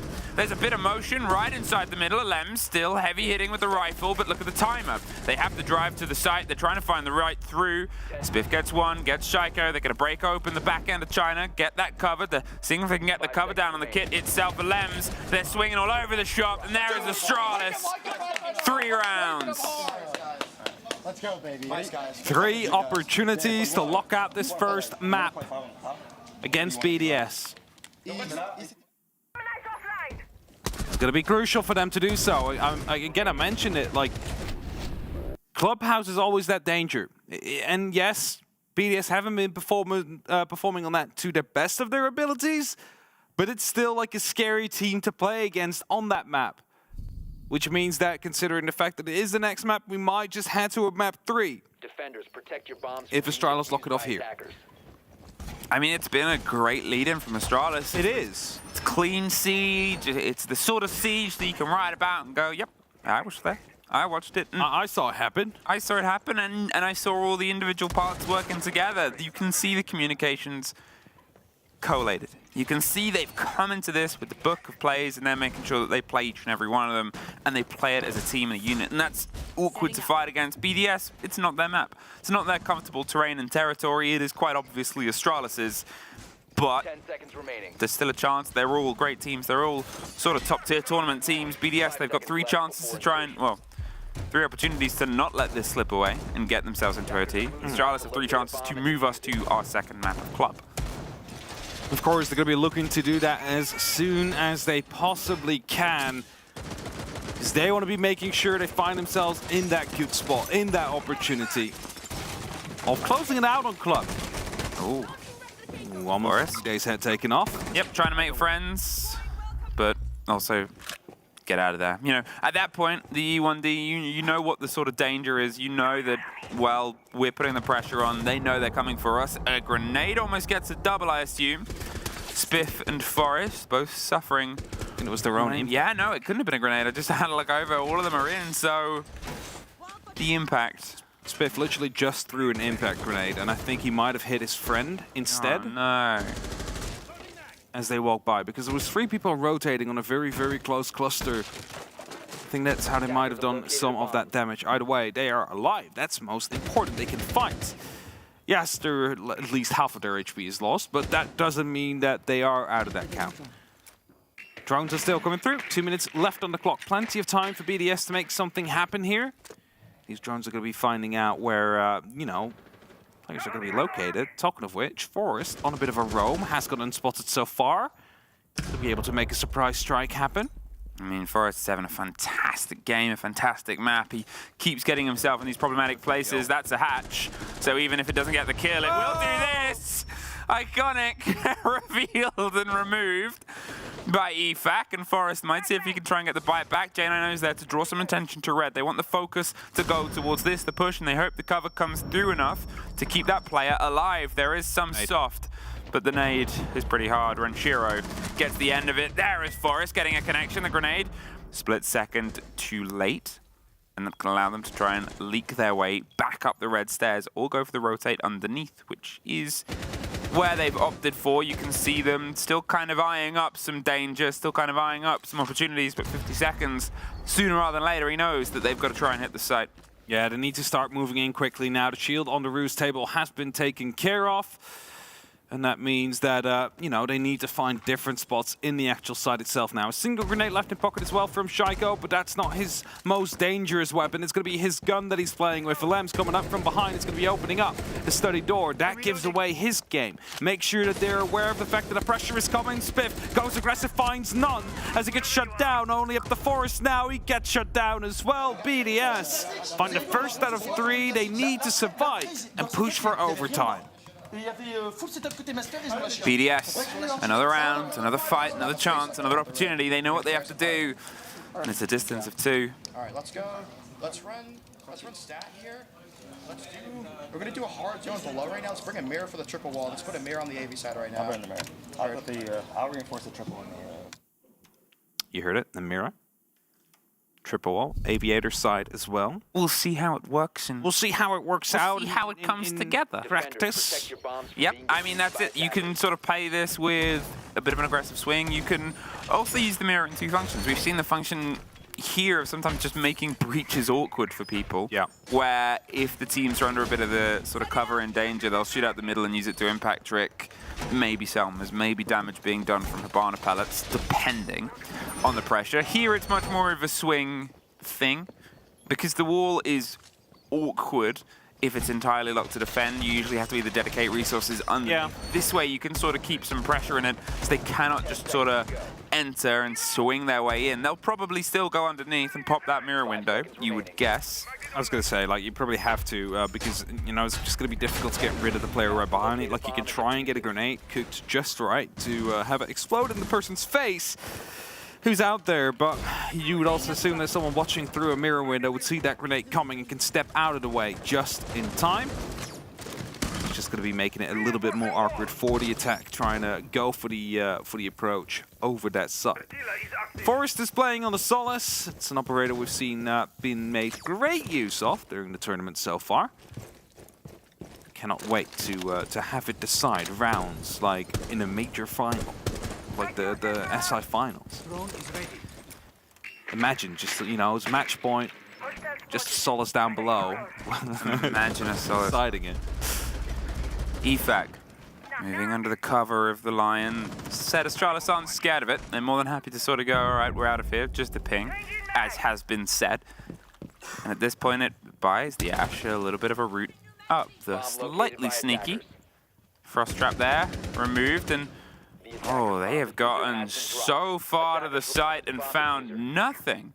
All the way up to the door, and without the support, you don't want to get caught. You've still got the chance of people coming around behind you. Just heard somebody, I think, at the bottom of the stair set, Forrest, making some movements. There's the call and the reveal of the Claymore. They'll now say, okay, there's pressure on the stairs itself. Jane, I know, he's there to try and get something as well, but with the C4 underneath, as I said, when they see the mirror window, which they've probably seen now, they'll have to try and find a way to build on the back of it, and Spiff, assuming he got that kill through it. The thing is, the mirror window here is not really going to be too much of a trouble for BDS, because they just walk in, get the kill, survive the C4 that gets tossed out underneath them. Now that mirror window definitely not a big issue anymore. They can just start walking into the trophy, because, you know, they will have it on their side at that point. All the way up the top, there's concern about the opposite end of the stairs, but the Solus is reading all of this on the approach. They know where they can go, and they know why they're trying to get there. There's Forrest. He's seeing the drones, seeing what's watched, and you can use this as a timer. There it is, gone. And he goes back out. He doesn't want to take the flank yet, but he wants to know that he can take it later on, and they can't watch it. The fight on the side of the chassis holds the angle, but it's 2 people trying to force themselves through a single angle. There's the drive. They're going for the plant. The swing is EFAC's to take. There's a fight right inside the cubby. Iconic locks one, can't get the next, and they just get it secured. Wrong side of the shots. Solace not really in the right position, or not having the right information to land the shots with the P90. Should have been a deny on that diffuser. That shouldn't have gone down, but it did. And that means it's now a 2-on-3 clutch. Leakafact, the first one to find contact potentially. Gets one shot down into J90. Gets it down in the meantime as well. Meeks makes it that 1v3. And Forrest gets shut down. Doesn't get very far. Shaiko with that final kill. That is going to be 5-6. 1 round away from headed to overtime here. It's getting very close. Let's have a listen in. Call this setup, bro. Listen, go back to Amy to get take a ward on the shield on the map side, facing wood. Let's bring the mirror, set up the mirror and go down there. Brox, take a souls instead of illusion. They bring the opposite mirror and then the game's in. Put that there in the beginning, don't force yourself to logic or try to bench out. Listen, if Dave says a question is already still got you. So like, they're not putting initial study set pressure right there, so like if they're trying to do that vertical clear on him, one of you guys, whoever's playing like that map shield, just flow in your study right there, make sure it's Astralis and playing. I have the fast one. Yeah, right. But quite literally, like Jack, when you're playing on that red stairs with my zone, or layer in from the master side, or we shoot some drones over there. Just like this or something. Give him 2 ADS on red to start, and the last one map shield. Alright. And then you can flip over. I'm not being impacts. Listen, I'm gonna spawn kill mud burn. I'm sure the cheese it. I have not. I've yet to like, dude. Dave, can you make less than settle? Cheesing the spawn peak? Well, is that what he said? Maybe. I guess we'll find out. He's yet to die. But one of the things I quite like about the timing, that obviously we've got a lot of different timeouts, a lot of different coaches, a lot of different styles, a lot of different times. We are potentially 1 round away from locking this out. So a lot of what Callout was giving them there was, let's change this hold this way because this is what they're doing. And I quite like that as the read. They're sort of saying, this is what I've seen from them, this is where they're coming. And instead of going, that we've seen a lot of do this, boys, you know, get the energy, or yada yada, he's sort of saying, swap this for this and this for this, go here, this is where we're slowing them down. This is the hold. Giving them the concrete details. And it's almost, you know, I was saying before, it's a good playbook from Astralis. It sort of reads like you're getting this playbook. You couldn't have a more playbook speech there from a coach. Of course. Pulls the team over to the line, says this is the take, this is the hold, this is what we're going to tweak, go around the back end. See, the thing Get the touchdown. That works with like the last minute play, right? But if you have to call a timeout in like 3 up. Yeah. Oh yeah, it only works because different one. Because it's the last round. As I kept on saying when we were watching this Spur out to the Americans the other day, it's last down in the 4th. Yeah. I don't know what that means. I don't know what it means They either. just say it in the movies a lot. Ooh. And it's last down in the 4th. And J90 runs out of there. Not fully punished, but definitely scarred and scraped from the damage. Nobody caught out on a spawn peek or a spawn swing or the cheese either. Not on BDS's side at least. J90 took a bit of damage. Drones coming through. There's going to be quite some players down below, as mentioned before. Red Stairs is going to be the big issue, but there's going to be 2 ADSs out there. Yeah, you're going to be dealing with that. There's no flashbangs on Likafak. Let's get a different operator over to get some throwables over there before the grenades can land in the desired spots. Asking for some heart breach there to open up. Line of sight, that is going to be giving you visibility over direct carpet hallway. It's exactly going to be there right away, but just look at that. It's not just the 2 ADSs. There's also going to be 3 magnets. That you're not getting through this. Like, you need to go for a gunfight here. Forest underneath with the Solus on the hunt once again. They've played themselves underneath in a slightly different place, and the impact does a lot of damage to Shaiko, but doesn't cement the kill. However, it does sort of say, look, you got to move or I'm going to move you. A lot of a flash, but no bang at the end, just a bit of sizzle as they survive with only, well, a lot of their usage gone in terms of the catch that we heard an ADS reactivate. We still see discs, shuttles waiting to hope to catch another loose player, but with what was dedicated, BDS know they've got to try and put the pressure from elsewhere. EFAC, he's looking for a fight just close to the left. They swing out and oh no, Spiff! So almost got himself caught there. EFAC did not expect it, so didn't get the catch. Renshiro was the first gone. The Solar swings and Shuttle gets the next, right on the small break. Likafak is going to see if he can try and push himself up the main stairs. It is being watched close out, and Spiff definitely saw that engagement. Puts them into the 5 versus 2. Alems is caught by the hop out. And it's just Bride against all of Astralis. They seem to have a very good awareness in where he is. He doesn't have the time to go on a major rotate anywhere else. He's just got to sort of try and make his way around here. But it's a very awkward site to get in. The pre-fires, the angles, the sprays, shoulder of damage and a shoot back. There's the trade out. And Astralis take their map. They managed to take the first. That will put them up 1 leg over BDS. Now they know they're going to be headed towards their territory in terms of Clubhouse. It's not that BDS are unbeatable there. It is just that they are a very scary team to play against on that map. figure it out at some point how that's going to be going after we go for a quick break as we head into map 2 afterwards.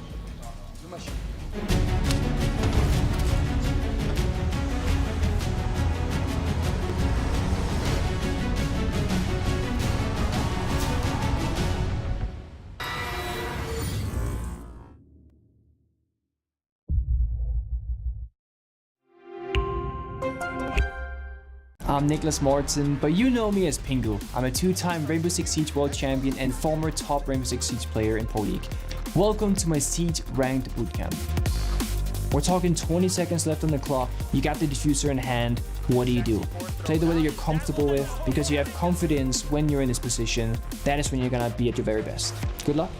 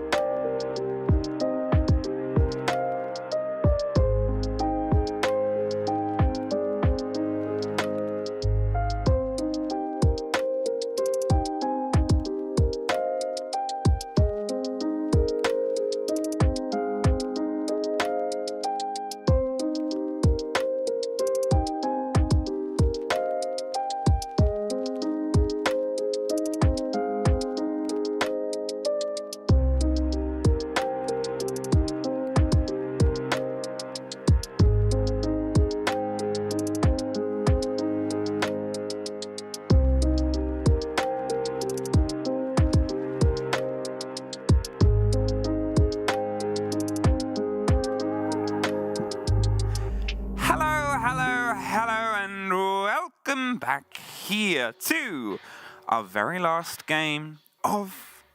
It's not technically the groups, it's the stage 2. It's still playoffs. Yeah, playoffs. I was about to say groups because I'm so used to saying it. The very last game of... Stage 2 playoffs. Stage 2 playoffs. The decider, the final team that you lucky folks with tickets will not be seeing on the main stage. And Astralis have taken their map, the first map. It got a bit close at the end there, but 7-5. And BDS Clubhouse is up next. It was good pulls, good plays, good Astralis. And as I said, BDS, they sort of came back a little bit. They did come back a little bit, right? They managed to bring it all the way down to the very last rounds. Just not overtime. That is what they needed. That's not what they got. And now that will put us in the current situation. As we are going to the next map soon, of course we still first have the remainder of the replays. We have the map summary. So have the person dropping the hatch, making it a bit of a trap board.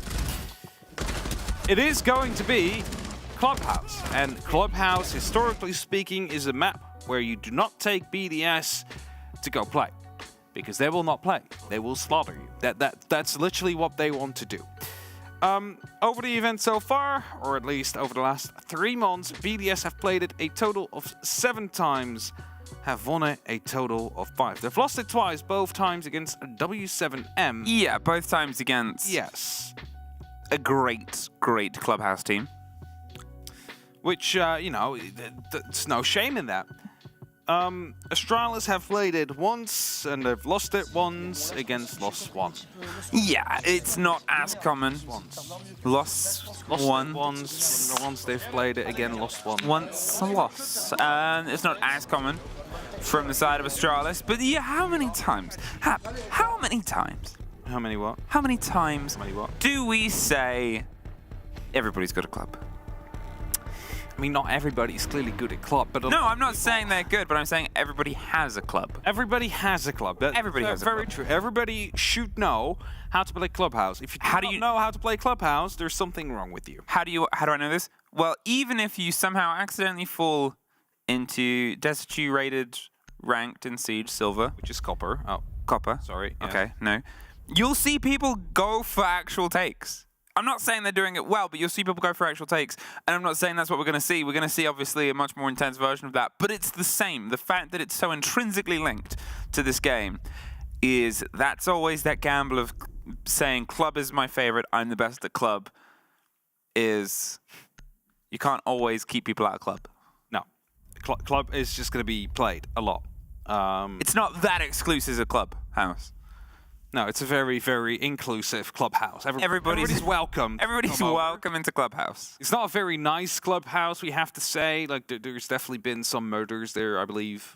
It's a lot of guns. You should tell the police. Other stuff that's negative things, yeah. Seen as negative. There's bags of talcum powder in one of them. There's how dare they? Cool rock and roll. Milk powder. Cool rock and roll. It's one of the two.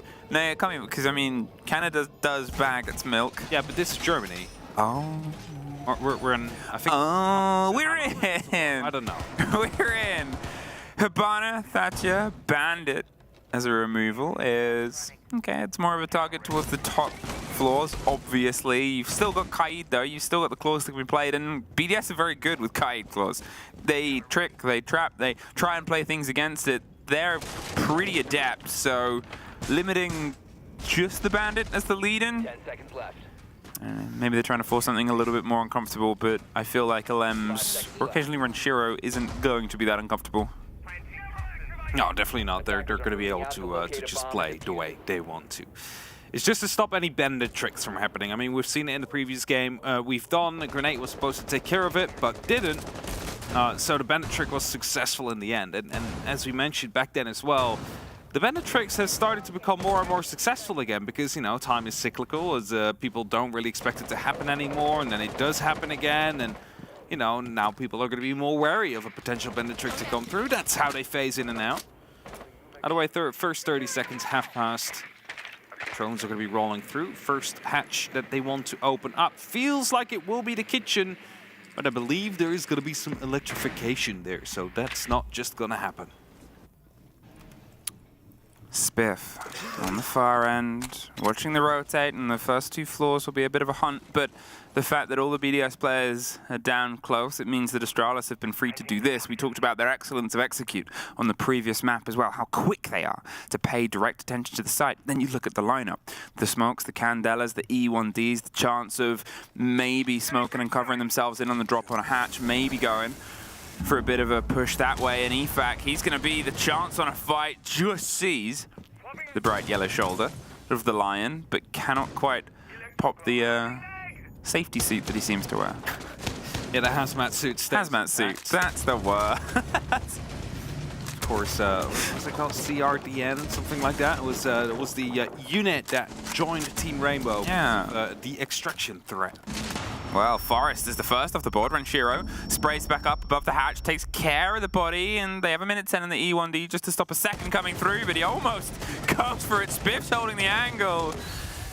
And that time, suffers a bit of damage. The blinds on the back end are blue. They're forcing the player into an absolute hellscape of smokes, blinds, and flashes, with J9O getting one on the back, and Iconic moving amongst the madness. Alems, though, he's able to stop at least the kill. They've dropped onto Moto, and Iconic doing everything, swinging which ways and around to take them out. Cannot quite find the connection with Shaiko, and brings us into the 2 versus 3, 45 seconds. Shuttle, he's going for the plant. EFAC's going for the rotate around the back end. Shaiko gets Spiff and a post plant, 3 versus 1. They know where he is, though.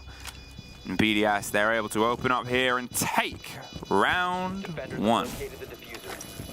Quite easily. I mean, there was still going to be that big of a fight, and you know, the bit of explode.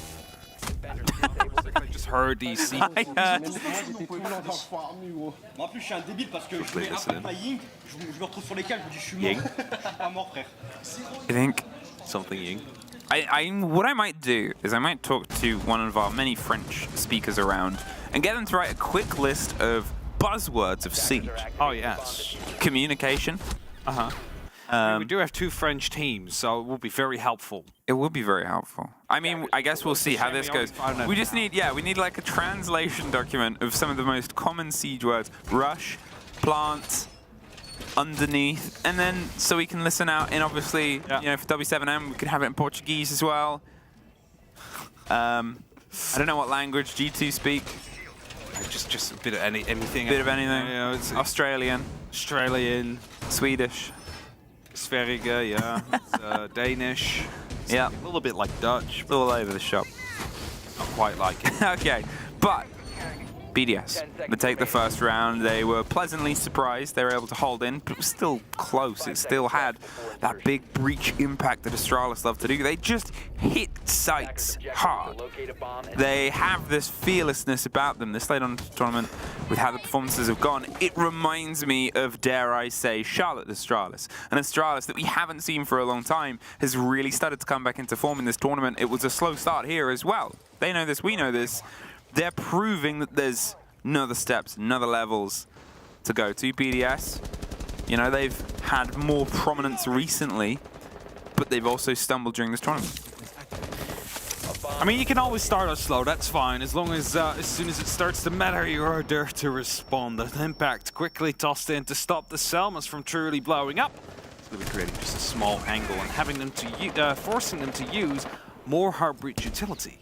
It's also the cost as well. You're thinking, why didn't you use them? But because they've got to do this, get the hatches open, get the width on construction open, you have the exothermics, but if one of those goes wrong with Kaid potentially on the board, well, you've still got to try and force that fight. Spiff, he's got himself underneath on the billiards table, but what he's going to throw up is probably a much more dangerous ball. Renshiro, however, stops him before he can start playing that game. Gets him from the hatch, and 2 rounds in a row, Renshiro's been able to get a kill via a hatch. At least keeping BDS in a good spirit here, making sure that they are starting off strong on club, because it's never fun losing that first map, and it is really just the amount of, you know, mental gymnastics you can go through to make sure that you enter that second map just as fresh as you went into the first. There'll be quite some spots coming out from that drone. No one there, however, to try and reply for it as of yet. Impact grenade again used means that the bathroom will stay partially shut. Shane, I know, he's getting his eyes slowly around the corner, and there it is. Alems on the back gets Forest. They tried to hope the fight would swing in, but BDS is swinging everything right now. Shuttle, he's caught out between a rock and a French place. And EFAC is the final one with a statement. BDS. Second round, and Astralis, the low energy, timeout. Let's see what they got to say. Listen, Brax, you get us a team match. Like I told you, we're gonna get like half second things. Last night there as well, we got a fucking breach open. What do? We stacked them on the same fucking thing and just drone these. They can't be happening, you know. Take an IQ, take aim grenades, take your hard breach, move around map, open the wall spray. It's like way too long. Just like Jack, right there with Shuttle. I don't care if the walls open. Just get it up, You need to apply more pressure on that fast against these guys, and when you take these guys, we'll see it. We're not going to win the game, but we are. Speed of show, everything we're doing. Gonna be cash here. Let's get the show. Find out if you want to do that with IQ AMPs and running around. I'll get wall though. So you take the Miranda. Listen, I'll take the green. I want to get things for them now. I'll take the Miranda. It's taking too long. They need to be quicker. Need to be quicker, and as he's pointing out, that's the team. You know, we got the breach open, and then what? There has to be a second part to it. There has to be some of that movement. That you had the comparison between last map and this map. They're both in some ways heavy maps. They're both in some ways, you know, big spaces and big routes that you got to take to get to places. There was much more action. As I said at the time, it felt like Astralis' map. This doesn't yet. No, I think that's very fair to say. BDS have been able to shut them down perfectly. Didn't really have to worry about any of the Astralis pushes so far, because as mentioned before, it's like you get the breach open, then what? Like they sort of just fall apart. They don't really go for like a synchronized 1, 2, 3 execute. And that means BDS just is given the freedom to take these fights one by one. Able to use that well. Now round 3 is going to be starting. It's bar and stage. We have some architects on the board. It's going to be the castle and the Azami. Both of them are going to be making it quite difficult to take control of what's in.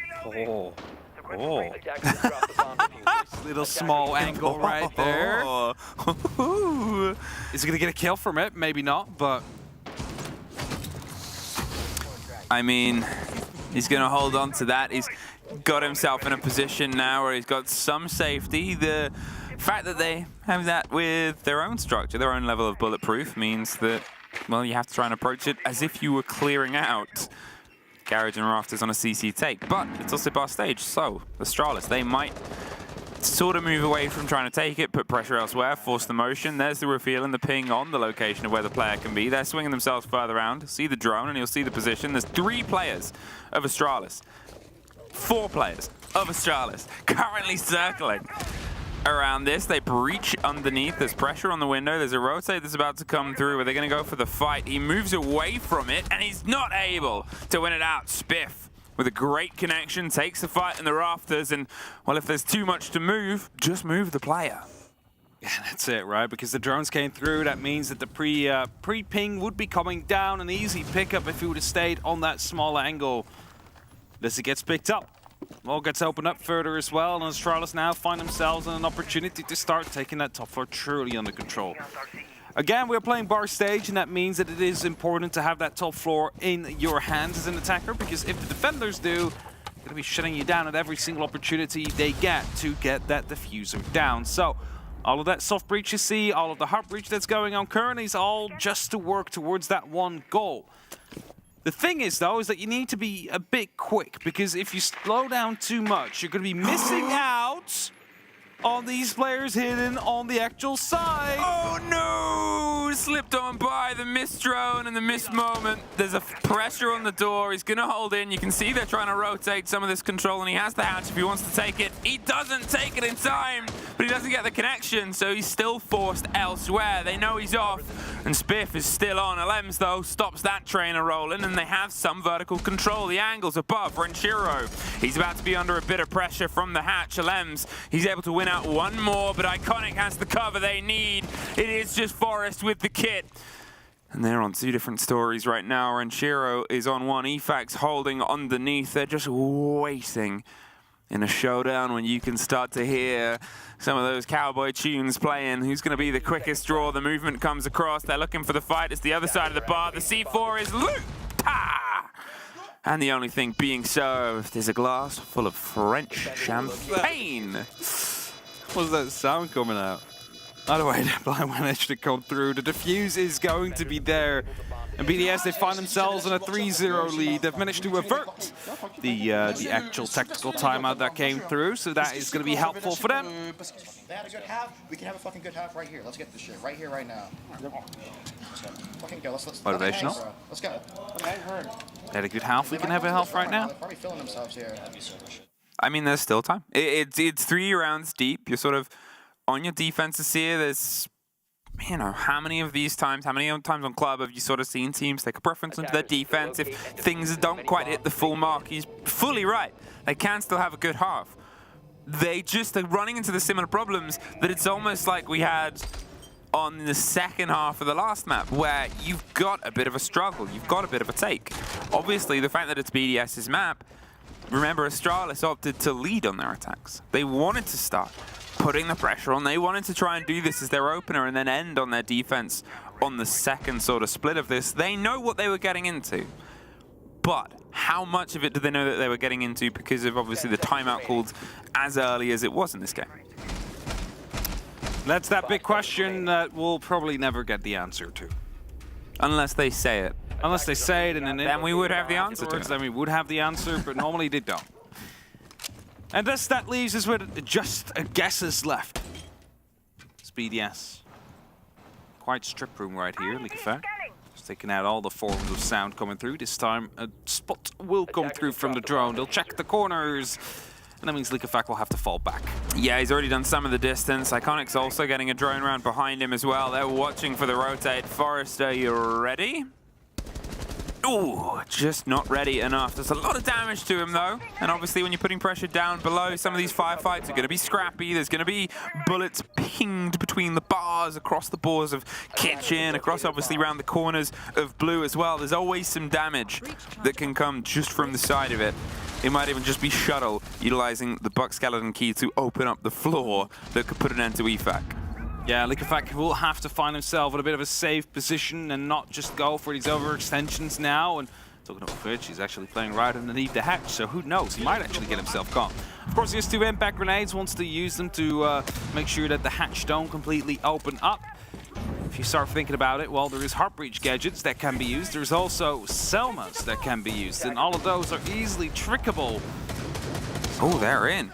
They just went for the drop, they went for the fire, and Chiro, he's holding off as best as he can, but Forrest doesn't take any damage from the engagement. They are putting so much intense pressure right onto the back line of the site, and it's what we talked about and what they talked about in their timeout too. You don't just make a breach, you make use of the breach as well. Alems and Shaiko, they bite back via Moto. They get it crossed off on the swing round. They're waiting for a little bit more of an appearance on the hatch, and Shuttle, he's not entirely sure where to swing, but he gets gifted the head of Alems, and he almost finds a second follow-up immediately. J90, pressure on the back end, Iconic, pressure down the middle, and suddenly Astralis have been able to wrest control of the body count in this round of 2 versus 2. But with the plant being secured, will Shuttle be able to get up and pop off? There's the first. He's looking for the second. A rotate is his! And Astralis get their first round. Plants comes through, the clutch there as well. They needed to be aggressive, and it's exactly what they did and exactly what they were. Opening up the wall instantly, starting to push through. Successful here. Some classic being called there, which I would translate to a default hole that's going to be coming out from Jim. Of course, again, I am by no means a French speaker. What? I know, it's crazy. I'm not actually French. I'm not Miloš either. What? Yes, I know, it just keeps on getting crazier and crazier as we move on. So, you know, all I can do is just pick out simple words. Like you said, you know, the buzzwords coming through. Don't quite have all the buzzwords. But some of them. You know a couple of buzzwords? Yes. I know one buzzword. What's the one buzzword? B. And she's walking up. Out of herself she is. 3-1. Astralis get their first round, and it was a nail biter. Can I please leave production? I don't want to fuck around anymore. This is getting too much like this. And it was a nail biter. Yes. Now you can do this round. I'm not going to be helping you anymore. Okay. What a joke. I'm sorry. What a joke. This is a professional. Oh my god. Astralis, starting with the approach on the back end. They had questions about what they did on the back of their utility usage, and the answer is hopefully this time going to be killed people. EFAC, he impacted this last time round, and Forrest is there to get the catch if he tries it again. They have no idea Forrest is in position. Oh, and he doesn't quite get the full punish. He's not quite able to have that big impact. He escapes. However, that really should have been a freebie. He suffers some damage on the way out the door. EFAC's not shying away from the fight himself. But if that was the performance of Forrest we had, or in line with it from Villa, that would have been an easy pickup. Shaco hiding, Leakefek hiding. Both of them. Not moving about. C4 on the roof, Shaco! Knew about Iconic. Decided to take him out of his misery. That's going to be the entry kill in the end. After we've had like 2 close gunfights either side, it's going to be C4 just lobbed over. Forrest coming in from below. Has some grenades to use. Actually, just one. He's going to be taking it in his hands. He's going to hope to send it. He's not going to find anything. Spiff will find Renshiro though. Brings it back to even numbers. Now Forrest needs to be finding himself a way back up. But is he going to be walking right into the middle of Leakefek and Shaco? No way you really want to be. He doesn't have the grenades to make the sort of pop and presence, but Spiff sort of making the statement here on the opposite end, and obviously being able to take care and get revenge of what was pulled away from you last time. It's a big bit of growth, but they need to have that lead-in smash factor. They need to have that energy, this electrified, and this locked shuttle cannot quite get that open. It needs to be this. A direct route right up the stairs, ready for the call of the Banshee. There's going to be a swing of a heavy-hitting gun. I said he can play that, and Forrest with the swing up. J90 gets one, Alems gets one right back. Shaco goes down. They're inside gym, they're locked in. They've been able to slip their way right the way up. A 1 versus 2 technically, but can get the player up. They have time to go for the plant. Shuttle's getting the blind at Spiff with the swing round on the back end. Gives the game and can't get the connection. Shuttle, once again, in a clutch situation. He's waiting, hoping somebody is on the other end of that, and we are holding our breath, but the call of the motion is one either side. BDS, look how much health they're on. It won't take much. Shuttle's just got to try and make that connection. The smoke goes on the back end. He's running out of time for plant. He's got to try and bait some of this. He's got to try and bait some of the pressure. He's now moved himself all the way right in. And BDS pulled the round back. Lack of information there on the fact that a player was down, Shaco was down. If they knew they could have moved quicker, they might have been able to actually lock it out as they were, and Astralis would have been 2-3 now.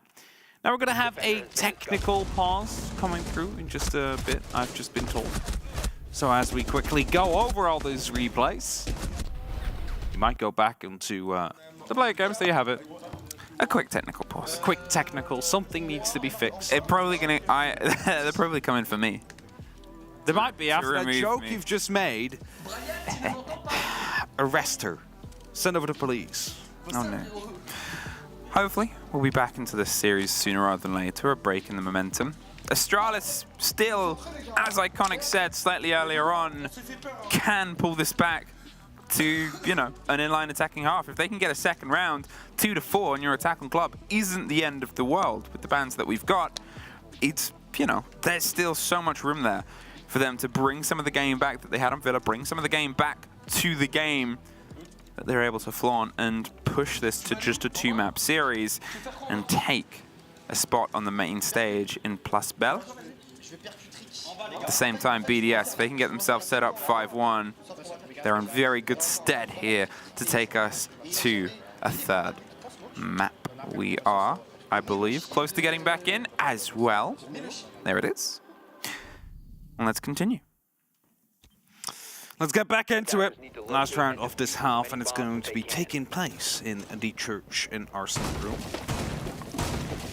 Now, we've seen a successful round from Astralis here, which was, of course, the quick get in, attack the triple wall, get through, get those kills, get the plant down, and it worked out. Are you going to be able to run that twice? Probably not. So do they need to find a different solution? Probably yes. What the solution will be, we'll get to find out in just a couple of seconds. Now, it is crucial that they are going to be taking care of these roamers, because what it looks like right now is that Likafak and Shaiko, two of the probably like most consistent gunners on BDS so far, and I know Likafak, you know, he's just a rookie, so he's not really like having the same amount of consistency yet like Shaiko has had over his career. They're out roaming. They're out looking for players on Astralis. And that means that Brede and Renchiro both yet to find that connection. Well, actually, one has gone for the rejoin. That was Renchiro. Are left on site. Drones coming through. Top floor cleared out first. That's exactly what they need to do. Yeah, rolling on. Getting some eyes and ideas here, and a bit of a break in the momentum. Before we have the turn of the half, it's still gives them some time to think about what they might be able to tune in, because it was close there for Astralis. They were sort of knocking on the door. They had the 3 versus 2. Obviously, one of them was down, but well within their rights and abilities to get them back up. Alems, we saw him accidentally, I think, misthrow the claw the last time he was here, and when they actually came to attack it, he was trying to get the prompt to get it back. So this is a slightly different tale, and if you're wondering why he's tucked up so high, it's because it just makes the deployment of it instant. Every second helps. Every second does help. Impact EMP just used to try and open up the hatch on the motorcycle. Not successful. Lem's able to trick that out and will be making his way back out. So now they can actually use an exothermic on it. But do they want to? Because, well, they've just tricked one. They do have the pocket of the buck. And you got to think, well, where is that going to go now? The trade-off is, if you're putting the pressure from here, you need shuttle wall, triple wall opened. Even if you've got shuttle doing it via the exothermic, no, is the answer there. They're doing that on the hatch instead. Or the breach of Iconic. Is that going to go on kitchen? And you force yourself to have to either take the hatches in the swing, the doorways, and sort of enter via that route, or not go for the plant spot that they've gone through for all of their previous attacks here. They now have to make a pretty tricky decision based on one good use of that Kaid juggling. As I said, the Bandit isn't going to stop them. The Kaid, that's where they're happy to sit, the French. Effects being used. Successful. Very dangerous. Forest is inside. Drops are coming through as well. Shuttle, if you manage to get that plant down. No, it's the swing from the dirt tunnel that stops them from happening, and that keeps BDS in a good spot here. Forest moves on. Spots one, goes for the second, but does not quite connect. Leaves it only up to Spiff in this 1v3. The Diffuser down on the ground. Is he going to go for the recovery, or is he going to go for the kills instead? He will find one. Almost dies by the Bandit wire up on the wall, or the Cade Claw rather. If he steps too close again, that will be the end of him. 15 seconds. The kitten may as well be a Narnia at this point. He's got across a very dangerous version of it. 2 guns, 2 gunners either side. Brede still with a smoke canister in pocket as well. If he wanted to, he could just end this by throwing that down, not knowing how close Spiff is towards the end. Well, we are at the end of the half. 5-1, the French team lead on their Clubhouse. That's exactly what they need to push themselves to a map number 3 to try and lock it off over there and continue their fight through the lower bracket. Round by round is the call that's coming now from Astralis. Round by round. Don't want to be focusing too much now on the details for 6 rounds from now, because, you know, you need to survive up until that point. Church Arsenal first. Yep, all the way down to the basement. Will this be BDS taking us to the 3rd map quite quickly? That's always the sort of moment here, is, you know, if you're able to get yourself a quicker response, then, yeah, you'll be less tired, you'll be a little bit more energized, you have the confidence of a quick hand on your map, but it sort of gives Astralis that, like, blink break, and then they're back in, maybe with a little bit more. Obviously, as we said, this is the last game before the teams, I'm not going to say have a day off. They're probably going to be quite busy tomorrow. They'll be very busy, scrimming, preparing, watching pods. But 5 seconds to go. You know, it's that do or die moment. One of these 2 teams will not be continuing onto the main stage. Here we go, though. The start and the extension, they've got themselves prepped for maybe a cheeky go out the window and the door. They've got the bait of the alibi, the Prisma. They're hoping somebody maybe put some pressure onto it, and then they could swing on the back of that on the door itself. No gifts, J9O. He's got himself locked up around Adam. The keeper barrier is giving him a little bit more wiggle room, but it's still not massively survivable. So how long do you sit here? And how long? Well, not very. Spiff, he rotates back. The pair of them, they're getting out of there. BDS and their attacks are going to be making sure they lock it off here, or at least try. It's going to be the Ying opening up the hatch first. Now, this is going to be providing an avenue for those Candelas to just go through and allow Shaiko to push on, just like Likifak. But they might be going for different approaches as well, and that's what they usually do. You open up as many hatches as you possibly can. You open up as much of the vertical area you can, just to make sure you buy yourself options and you limit that of the defenders. Now, as the time ticks down, it is a very heavy turtle hold here from Astralis, and that means that if BDS realize this, they're just going to be coming knocking. Castle barricades and motorcycle, though, are going to be potentially helpful if they do drop through. Oh, thought it might have been something there. Just hates that bit of wall. What else in particular? What else does he hate? That bit of wall. And he's going to steadily make his thoughts well known. They're concerned, as you would be, about a C4 coming from underneath, but what they otherwise will have to deal with is a lot of potential impact tricks. There's still 5 in pocket here for them to maybe play underneath the kitchen hatch, keep that coordinated, but there's otherwise not the pressure coming down to it. It's the fight here over onto the wall itself for now. They've utilized the hard breach charges. Maybe we just missed the approach onto the kitchen hatch. Maybe they're not curious about it. Quick spots coming down with the Solace. Still locked. I think it's going to be clear. Yeah, still locked. No worries as of yet. 40 seconds counting down. Keeper barriers are being set up. BDS, you need to pull the trigger right now. And that is going to be coming with this blowtorch, opening up a line of sight. Oh! Survives. But a player hidden in the corner out there is going to be more important. Shaiko walks in, finds one, and survives for the second as he's trying to take the fight there. They suddenly just exploded. Shaiko on the back end, the blue gets it. J9O is just swung on, and Spiff is suddenly all alone. BDS decided it was time to strike. They struck. And Spiff, he's going to see if he can get all of them on the back. A secondary take here. Reloads, has time, doesn't have much room.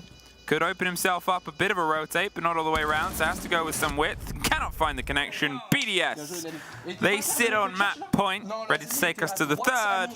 And there's 5 attempts for them to make it happen. There's a lot of opportunity to do so, and if you can explode like that, where you don't really have the control, they just pull a trigger, and they win. And this is something I've said about BDS in different maps as well. Cafe, top floor / bar cocktail. Sometimes the structural work is not done, yet they pull the trigger and they're able to just move through. They're able to just get those kills and they're able to just get that plan down. That's a strength they have. Of course, they don't want to rely on it, but if they aren't able to work quick enough, it is always that trump card they have in the back of their pockets. Bar stage, Astralis. Again, they're taking it round by round, making sure that they are trying to stay in it that way. It's looking very dicey now, because they need to come back 5 consecutive rounds in a row before OT hits. Billiards is being barricaded again. Don't know what that was, probably to shoot a drone. Hey, it's a Solace. If you got a drone, Solace will get it. That's the drive through, and they can be problematic. This, you know, it's not the most impactful site in terms of just hunting drones that are laid out. There's too much range. It's not like Cafe, where you can sort of get an eye, but the 3 drones dropped in that phase here, it's pretty solid work for the new operator. It's very solid work. A lot of the information game taken out early. I don't know how that's going to be playing out in the end of things, you know, when you just needed that 1 extra drone to locate that 1 player that was missing, for example. Quick echo play outside. You need to do for 10 seconds before the drone becomes inactive, and you need to go physically outside to recover it. It's a bit more dangerous. Opening will be made on construction, and of course, as per any bar stage round, verticality is key. You need to be taking construction. You need to be, well, not necessarily take the bedroom under control, but if you are able to put up some pressure down that way, that will help you out. So inside strip, Shuttle wants to go for the swing out the door and put the pressure on the back end, but look at Alems. He's sort of watching one end. He swung around when the breach came together, obviously. They also have some pressure, but there's nobody really in that place to get caught. Iconic can rotate up. He's hanging around the bottom of red right now towards, you know, the back end, but with the Alems putting pressure onto Forest, at what point do you go for the movement? At what point do you go for the fight back? J9O under an increasingly small amount of territory that he can control. The blinds go out. He puts the glasses back on. He's more than ready for the hop in. There's nothing too specific to hide behind, but they push the player out at least. An aggressive take over the top. Shaiko finding one more on the back. They're concerned of the rotate I talked about before, but it's not coming yet. Iconic has a long, long road to go. It's a very long road. More breaches are coming through, and as the Yoka drone is getting itself in position to try and stop any plant from happening. So be careful it doesn't get caught on the way down there, because then suddenly you lose out on so much denial. Rotations are starting to come through from BDS, so is some more verticality just to confirm that the kitchen is cleared. No need to worry about it, so is its hallway. And there is this time on BDS. They don't need to hurry. They know how much time they need to get this to stick. And that's exactly what they're aiming for. Oh, the push potentially coming in from Strip. Yeah, they've, I think, read where the back end was, and Spiff's holding onto the bathroom. There's been a rotate up the stairs. Iconic, he's made himself a little bit closer towards the fight. The grenade rolls through. The pressure is on him, and he knows his number's been called, but 20 seconds. If he's drawing attention, that's a good play. The spray comes against it. Spiff's able to get out of there. Bride's going to see if he can stick the plant. With Shuttle moving a drone round maybe to stop this. It's making its journey. It won't get there in time. And it's a post-plant situation. They can only read and watch and see if they can pull the players. Iconic holding himself onto lounge, onto pit. The swing up doesn't quite go their way, but it's a trade at least. Bride gets one more. It's all down to Shuttle. We are going to map 3. Very convincing second map to come through from BDS, but it's kind of what we said already throughout the entirety of the first map and this one, is that when we're headed towards Clubhouse, BDS is expected to make short work of Astralis. That leaves us to go down to that final map to decide which of these teams is going to be allowed to continue. But before we head there, a quick break, so don't go anywhere.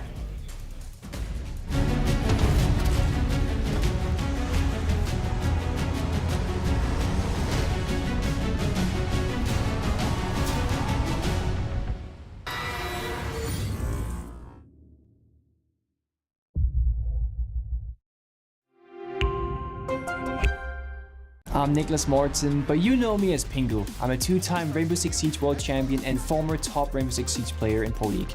Welcome to my Siege Ranked Bootcamp. We're talking 20 seconds left on the clock, you got the diffuser in hand, what do you do? Play the way that you're comfortable with, because you have confidence when you're in this position, that is when you're gonna be at your very best. Good luck.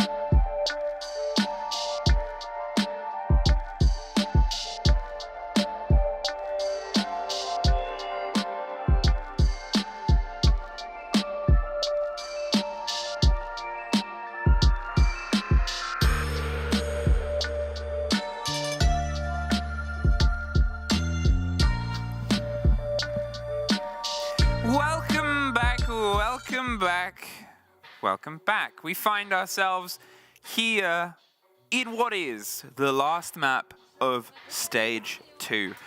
Only one more will decide our final team. Now we're going to the Thames. Heading to the Thames to join the stage on Plus Bell. Will it be Astralis? Will it be BDS? I know one thing happened. The viewers will be there! Was that not what you were going to say? I was going to say it will be on theme park. Oh, okay, we'll be on theme, yeah. The viewers will be there. Not the fame, you know, not the Thames park. I wonder how many words we've said over the past week. See, that would be an interesting one to count. I have probably said significantly less than you. Say a lot of words. Say a lot of words, but I was sick. Yeah. You were, yeah, you missed out. You were lazy. Doesn't help. No, I wasn't lazy. Oh. Food poisoning. I was having a new best buddy for 5 hours. Clubhouse was the best buddy of BDS. Yes. They were very happy there. I mean, if it's the thing that we sort of said, you know, there is a reason that teams pick maps. There's a reason teams ban maps. And although the first map was a closer fight, the Astralis we got there was so much more comfortable, so much more confident than the one we got on Club. But the BDS on Club was the exact reverse story. I mean, it ends within 100% cost. It's not often you see that. That is not often you see that. Not LM specifically. Can we listen in, please? I want to hear... I don't know if we can. I don't know if the mic is that portable. Yes. No, that's French. Oh, that's French.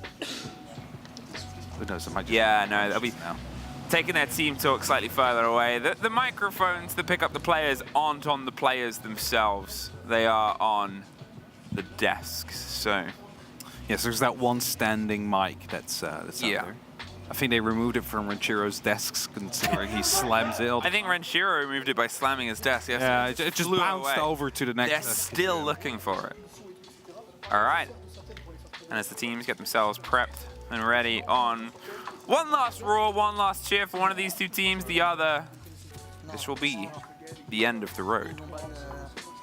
Ready being given by a BDS. High fives are coming through. Brede, come on. Brede! Brede! Right, Shaco's on point. Leak Effect skips as well. Oh, no, he's just the last one to receive it. So, Entirely BDS has just given out their high fives and fist bumps. The match, in the meantime, has begun. We're headed to Theme Park. Last map of Stage 2 of the 6th Invitational. Loser goes home, a winner goes to Plasbel or Placebel, depending on how you want to say it. And we'll be playing in front of the crowd. Alright, how do you solve a problem like Theme Park? Theme Park has been around a lot of this tournament. We've had tastes of it from a lot of teams, a lot more than you would have expected, I think. Well, yes, I mean, we knew we were going to be seeing a lot of different maps, right? Yeah. But it's always a bit of a good treat to see maps that we usually do not see in Best of 1. Yeah, Theme is a horrible Best of 1 map, but an interesting Best of 3 map. Yes, exactly. And talking of which, it has actually played 15 times so far. It's going to be 16 now. That is how math works. Total of 183 rounds and roughly a 60% winning rate on defense. Nice. Now, if we compare that to Villa, that was a 52% defensive win rate. And if we compare that to Clubhouse we just had, that's going to be 57%. So this is the most defense-sided map of all of them, I assume. Actually, of every single map? Well, I mean, Oregon and Skyscraper are basically equal. Yeah, basically isn't equal. They are equal. I mean, they all are 59%. They just have less plays. There's less of a... fine. But I think that's the reason. That's the explanation of why it isn't a common Best of 1 map is you're sort of agreeing to be on the back foot, leaving it all the way to the end. You have to be super confident. And because of it, of getting in this position, it's not specifically that people hate playing Theme, I think. It's been around long enough that people are a little bit used to it. The changes to the meta over the past 6 months to a year have added a lot of cool ways to hold it and adapt on it. However, it still has that overhanging idea that for some people's money, this starting site, this first site, is one of the toughest to attack out of all of them. Yes, it is definitely a tough one to go at. I mean, if you just look at some of the attacks we've seen, it often just becomes a bit of a Hail Mary, right? Because they aren't quite able to open up. They need to open up, so you just go through the 2 doorways that are there, and that just doesn't work out. So yeah. But that's also how teams who excel at Theme Park excel at Theme Park. They're able to attack throw. They're able to just put up their attacks in general. So whoever is going to be coming out on top of this first half is probably going to be in a good position to become the winner of this match, especially since BDS is starting off on the attack. If they find 3 or 4 rounds, I'm not going to say it's over, but it could just as well be over. And the best of all of the Dutch folk on our talent. All right. Oh, sorry, Easy. Sorry, you know. I'm right here. Anna's given us a very fantastic statistic from the backboard saying BDS have their shared best attacking win rate on this map with 73%. So, they are a threat on this opening half. As I was saying, that's how you differentiate yourself from your opposing team. If you are good on your attacks, and if you find 3 or 4 rounds, you will be... Well, not quite vibing because it's still a lot of stress because if you lose, you go home. But a bit closer to vibing than the team that's currently behind at that point. So, as the drones come through, they will be taken out momentarily by Forest if does persist. There'll be 2 players of Astralis currently a little bit offside to prevent the top of Dragon to fall quickly. C4 will get rid of that first drone. It's not going to be picked up by the Pest. With a quick and aggressive swing to go through, and Shaiko, he's taking the ground instead. There he is, able to swing on the back. They had the bait with the drone, looking for the next. They're holding onto the vault, just misses the movement, leans back into the engagement. EFAT gets caught out close. Shaiko cannot quite get the full bite to J9 on the back end, but as the wall is going to turn into more of a dangerous obstacle, can he be as obstinate as that will be? J9 is removed. And the breach gets slightly repaired and replaced. The Lems is cutting off the rotate, just mistimes it. Some of the things that fell apart for Astralis was not quite getting the full bite on those rotating players. There's at least the end of the down problem with Spiff actively droned out on the back. They need to return towards the site itself. They cannot just keep handing bodies, not even to the problem, but away from where the problem needs to be solved.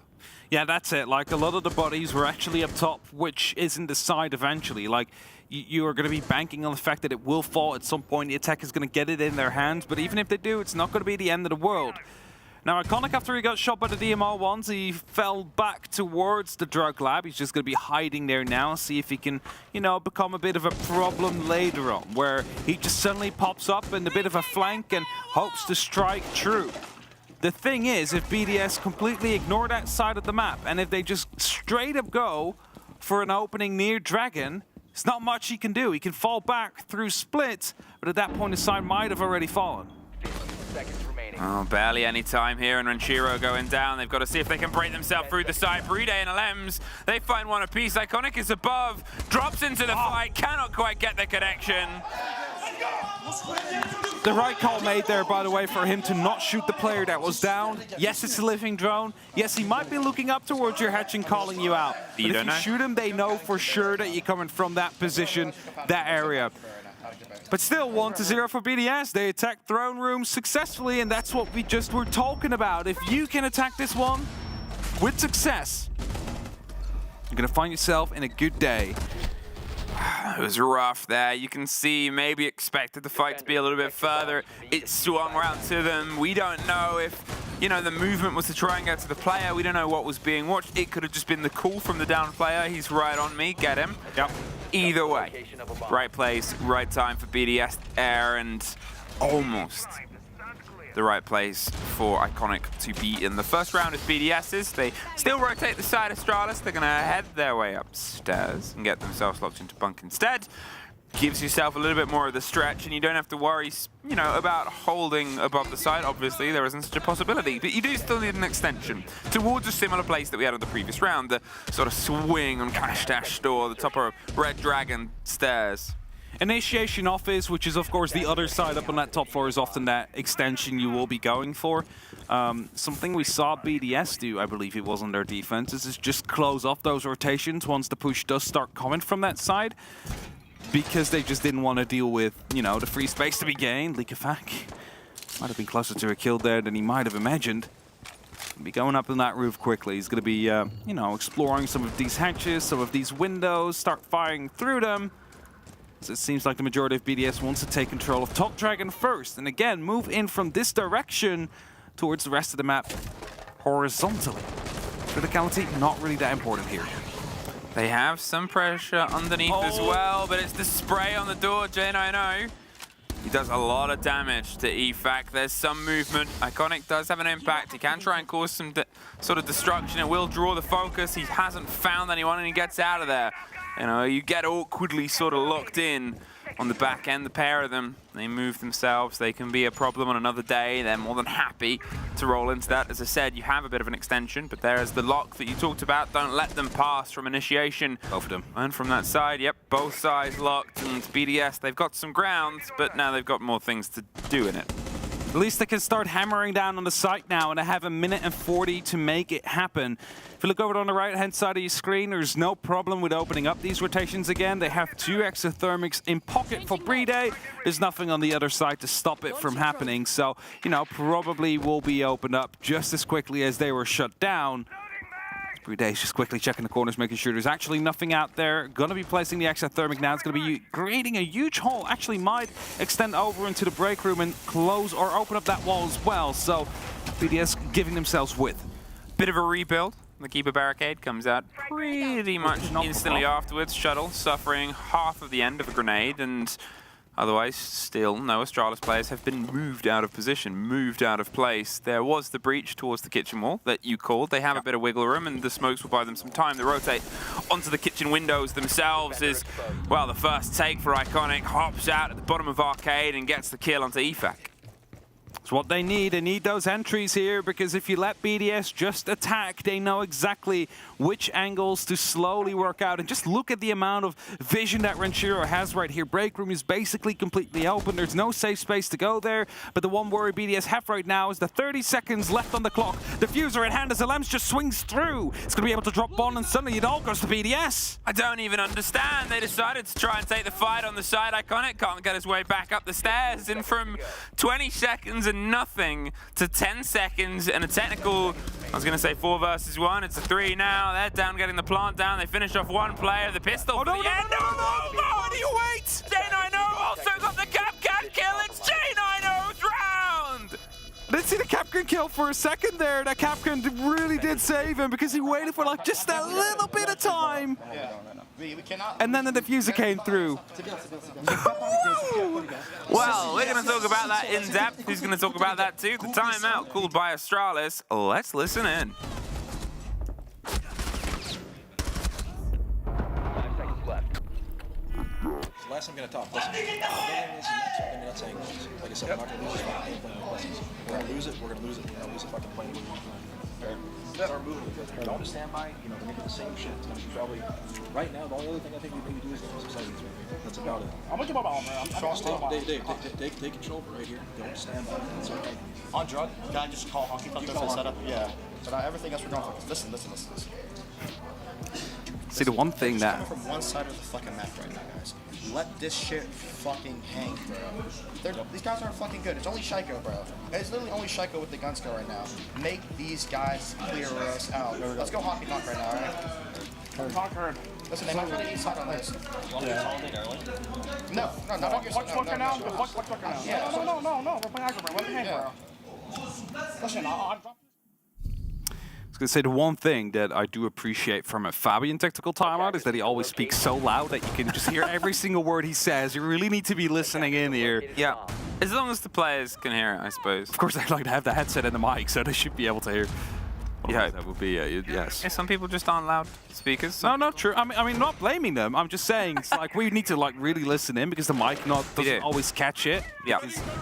Like the mic is on the other side of the table. Compared to the coach. So, yeah. Either way, we are headed towards lab. It's a side on the first floor that's not thrown, for those of you wondering. What I wanted to talk about there was why did they take the timeout? Well, let's be honest. They probably... It was huge from J90, but they had lost that round. Yes. That's the purpose. A death to a Capcan, running away and turning their back on the one remaining player. The death and the diffuser was perfect timing. You're not going to have that if J90 doesn't make the moves he makes. No one's questioning that. But at the same time, for what was going on, it was a comedy of errors at the end there for BDS. Now, Astralis called out, we're playing aggro. We are going aggressive. We are taking these fights. We are making it difficult for them because apparently only Shaiko is currently having the gun skill to match them. There's still kills on other team members as well on the side of BDS, but there's no denying it. Shaiko, he's always on point. He's always the one just tapping off those heads like it's nothing. It's just so frustrating to play against. Forest hanging around on the workshop, on the swing round on the back end, hoping a fight drives into his direction. There's also the support of Gong and, well, now no support from Cash. They rotate out.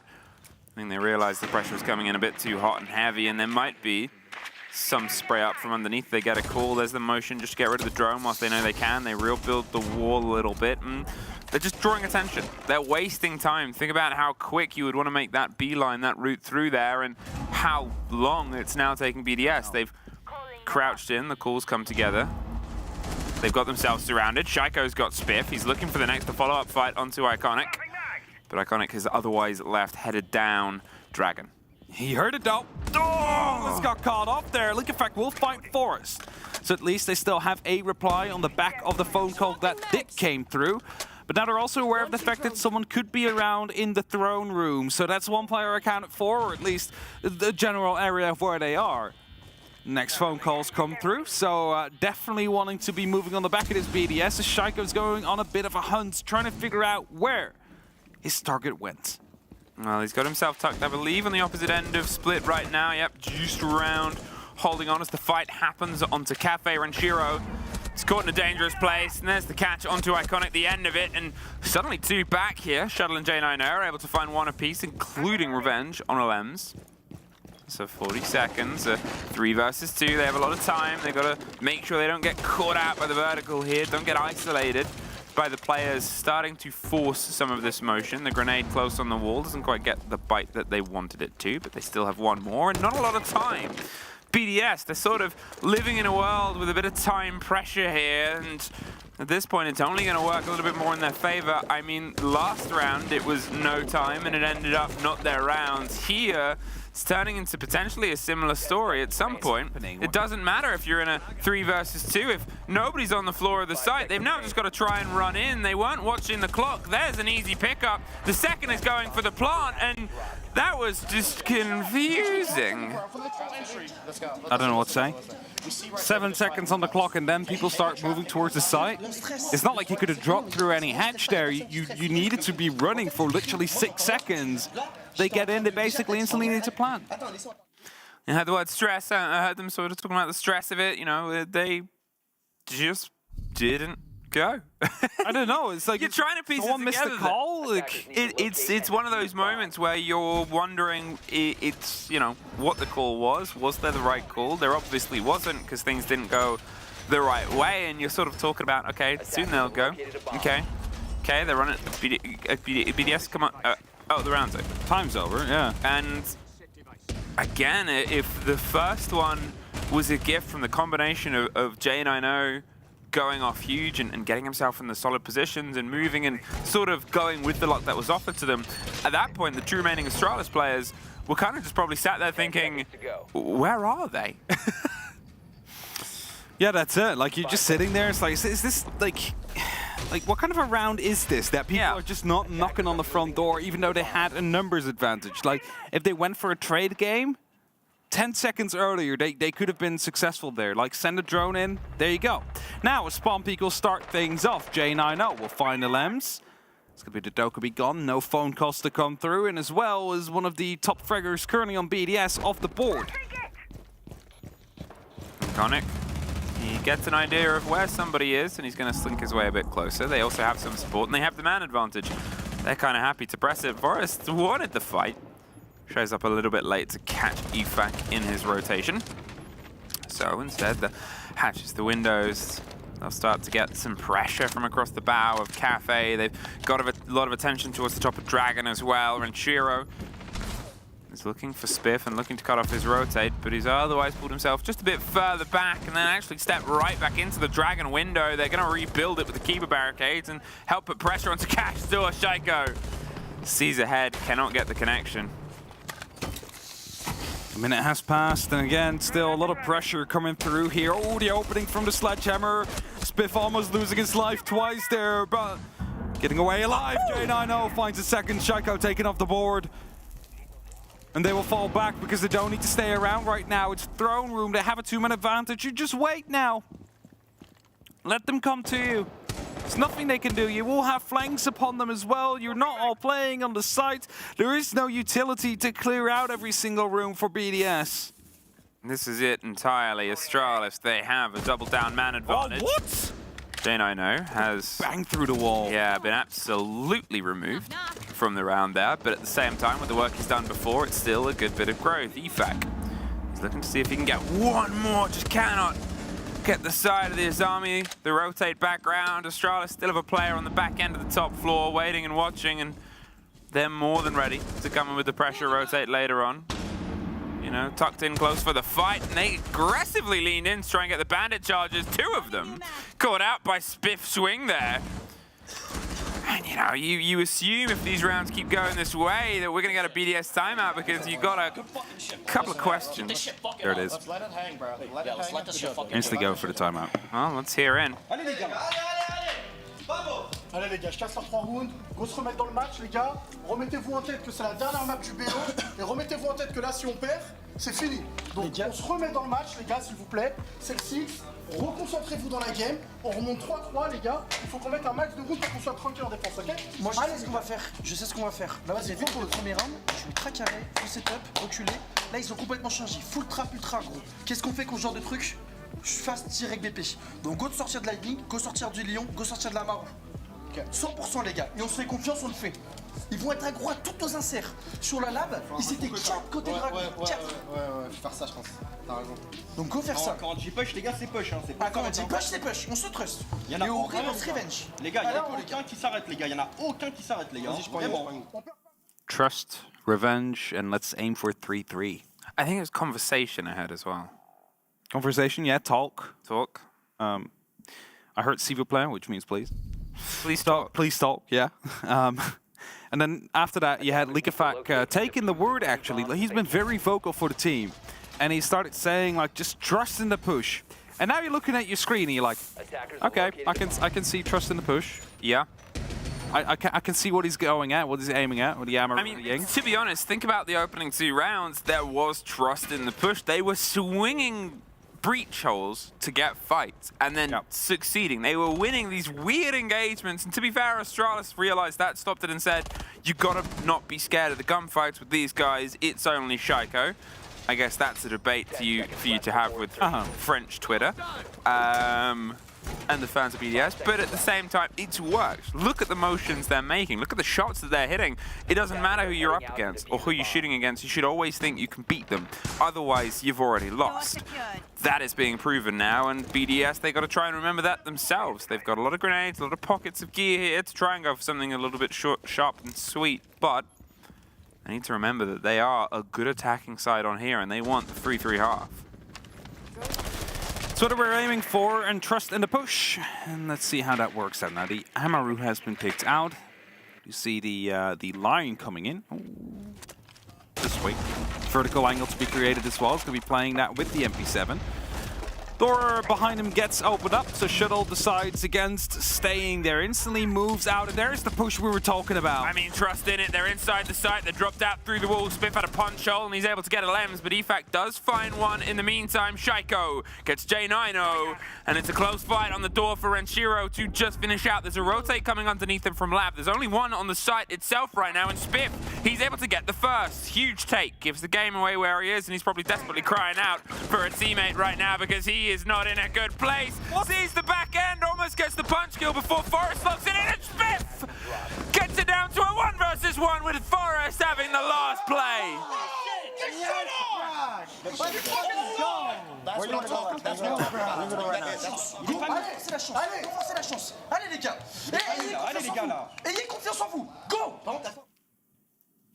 Likafak's not happy. Starting to become even more vocal now. Such a weird round ending there. Like, just I mean, I get why the gunfight was taking place. You thought someone was going to be stuck in a corner, the grenade was there, the gun was there, just he managed to slip past both and then find someone with his back against the wall because he was fighting someone else on your team. I mean, it just worked out well for Astralis right here, and they find themselves full 1 up. They did what they needed to do on their defense. They managed to find those 4 rounds to at least honor the statistics. One more potential here, and you cannot doubt that there are mistakes and problems happening here from BDS. It should be BDS rounds. The fact that it's not is a credit to Astralis taking risks and being rewarded for them, but also that sort of deficit of BDS get themselves into these positions that would have fresh tweeting, this is a BDS round, and then things fall apart. Exactly. I think round 2 was a very good example of that. This one, you know, was a bit more close in that round, but still well played by Astralis. All we can say about it. We're able to just perfectly punish whatever BDS is tossing at them because there is that little bit of a disconnect. They managed to, well, wedge themselves in between. Shaiko has a drone. Is he aware of the fact that the Izami's out there? Phone call goes off. That is going to be moving in for a quick check. Oh, he's going to get his drone shut out. There it is, yes. At least they know of Spiff's location right now. The question is, how are you going to be dealing with it? Recently energized.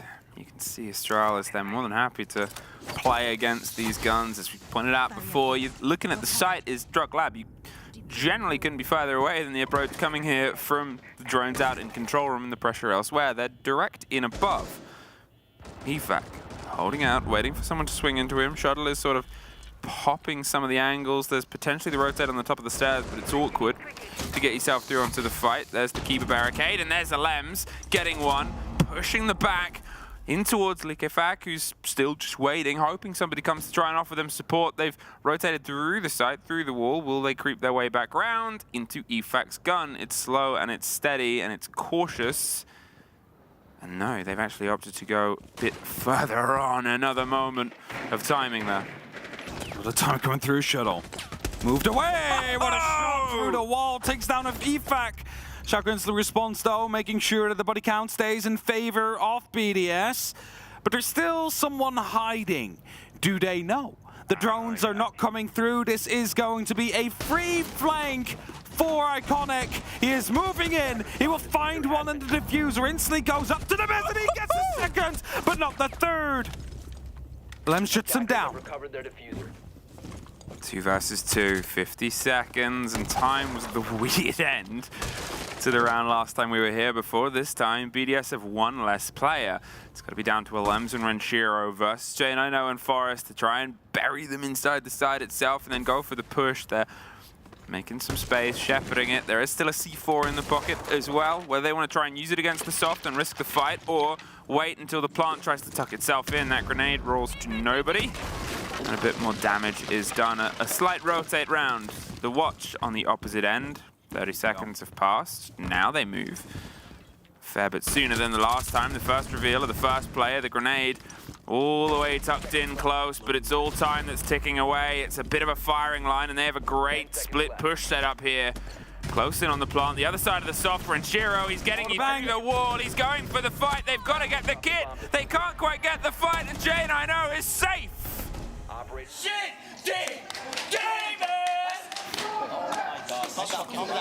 Parties are starting, but they're being told to calm down because the job is not done yet. They know what kind of a team BDS is. All they need now, one round to get back into it. Suddenly they are flying again. It is just that that J9O clutch in round 2 somehow hurt them so badly. Just haven't been able to get back into the game fully. I mean, there's a disconnect here with BDS on their attacks there, whether it's the sheer weight of what they had to do and what they have to do on this map, the fact that it's this or it's done. It's such a sort of stress, and you can see how close they're getting. You can see the sparks, but you can see the fizzle, you can see the slip-ups, and Astralis fantastically punished them and made the best out of a bad French day time and time again. However, now they've got to see if they can try and get it done on their attack. It's a much shorter distance than probably they expected. You can see in here that they wanted the 4-2. They've got one better. They only need 2 more to continue on to the main stage. That's it, 2 more rounds, and they find themselves in the right spot to be. Plasbel, where everybody will be coming to, well, I assume also cheer them on, because Astralis, it is a team that is just so likable, right? You only have to listen to their pre-game chants and you already become a bit of a fan of them, because just the energy they bring. And the energy they are bringing right now is what is killing BDS, because they're starting to run out. They are starting to, well, have these bigger and bigger disconnects to just happen. People miss drone. People forget to drone. Forest, quick in onto Gong, watching underneath the hatch, not quite caught out. They've got the thatch, so they should be able to get the wall open without too much of a problem. And pre-fire on the door, hoping to catch the punches, but otherwise nothing more than the call that they're coming through. There's Renshiro though, finds the Thatcher, finds some of that cover. You can still get the wall open with a shot hole above and a grenade. Do they know about this fight on the balcony? Yes, Spiff gets the Lems, takes him out of the mix. The Solace is gone, and well, so is that man advantage. Yeah, quickly taken back. Luckily for BDS though, it's going to be the Thatcher that's off. It's going to be making it quite hard to actually open up, as Likafak is forced to fall back now as well. J9O goes on a bit of a chase, hoping to do that through Drug Lab, and actually might be gifted it, because there is the Goyo just sneaking through. He's not checking it! He gets the kill as well. Likafak, you should have checked your window. Had a mistake there at the moment. J9O in the perfect place. Now that man advantage has swung its way back over to the opposite end. The grenade will pop that Goyo canister early, get rid of it, so it's not a problem, not a thought for later on. There's another grenade that gets rid of the Keeper barricade, and it should get rebuilt. There it is, right on the door. But the rotate is coming from the opposite end, Astralis. They've moved over. They're doing some of the pressure on the top. They've got some of the attention paid towards the hatches. They're going to hit the back end of the site and yellow itself, and you know, you can get pretty good bits of damage, whether it's the change of not having the Thatcher. As I said, you can still, with that one remaining grenade and the 3 flashes to burn it, get a wall open. Just might not be the wall that you maybe initially wanted.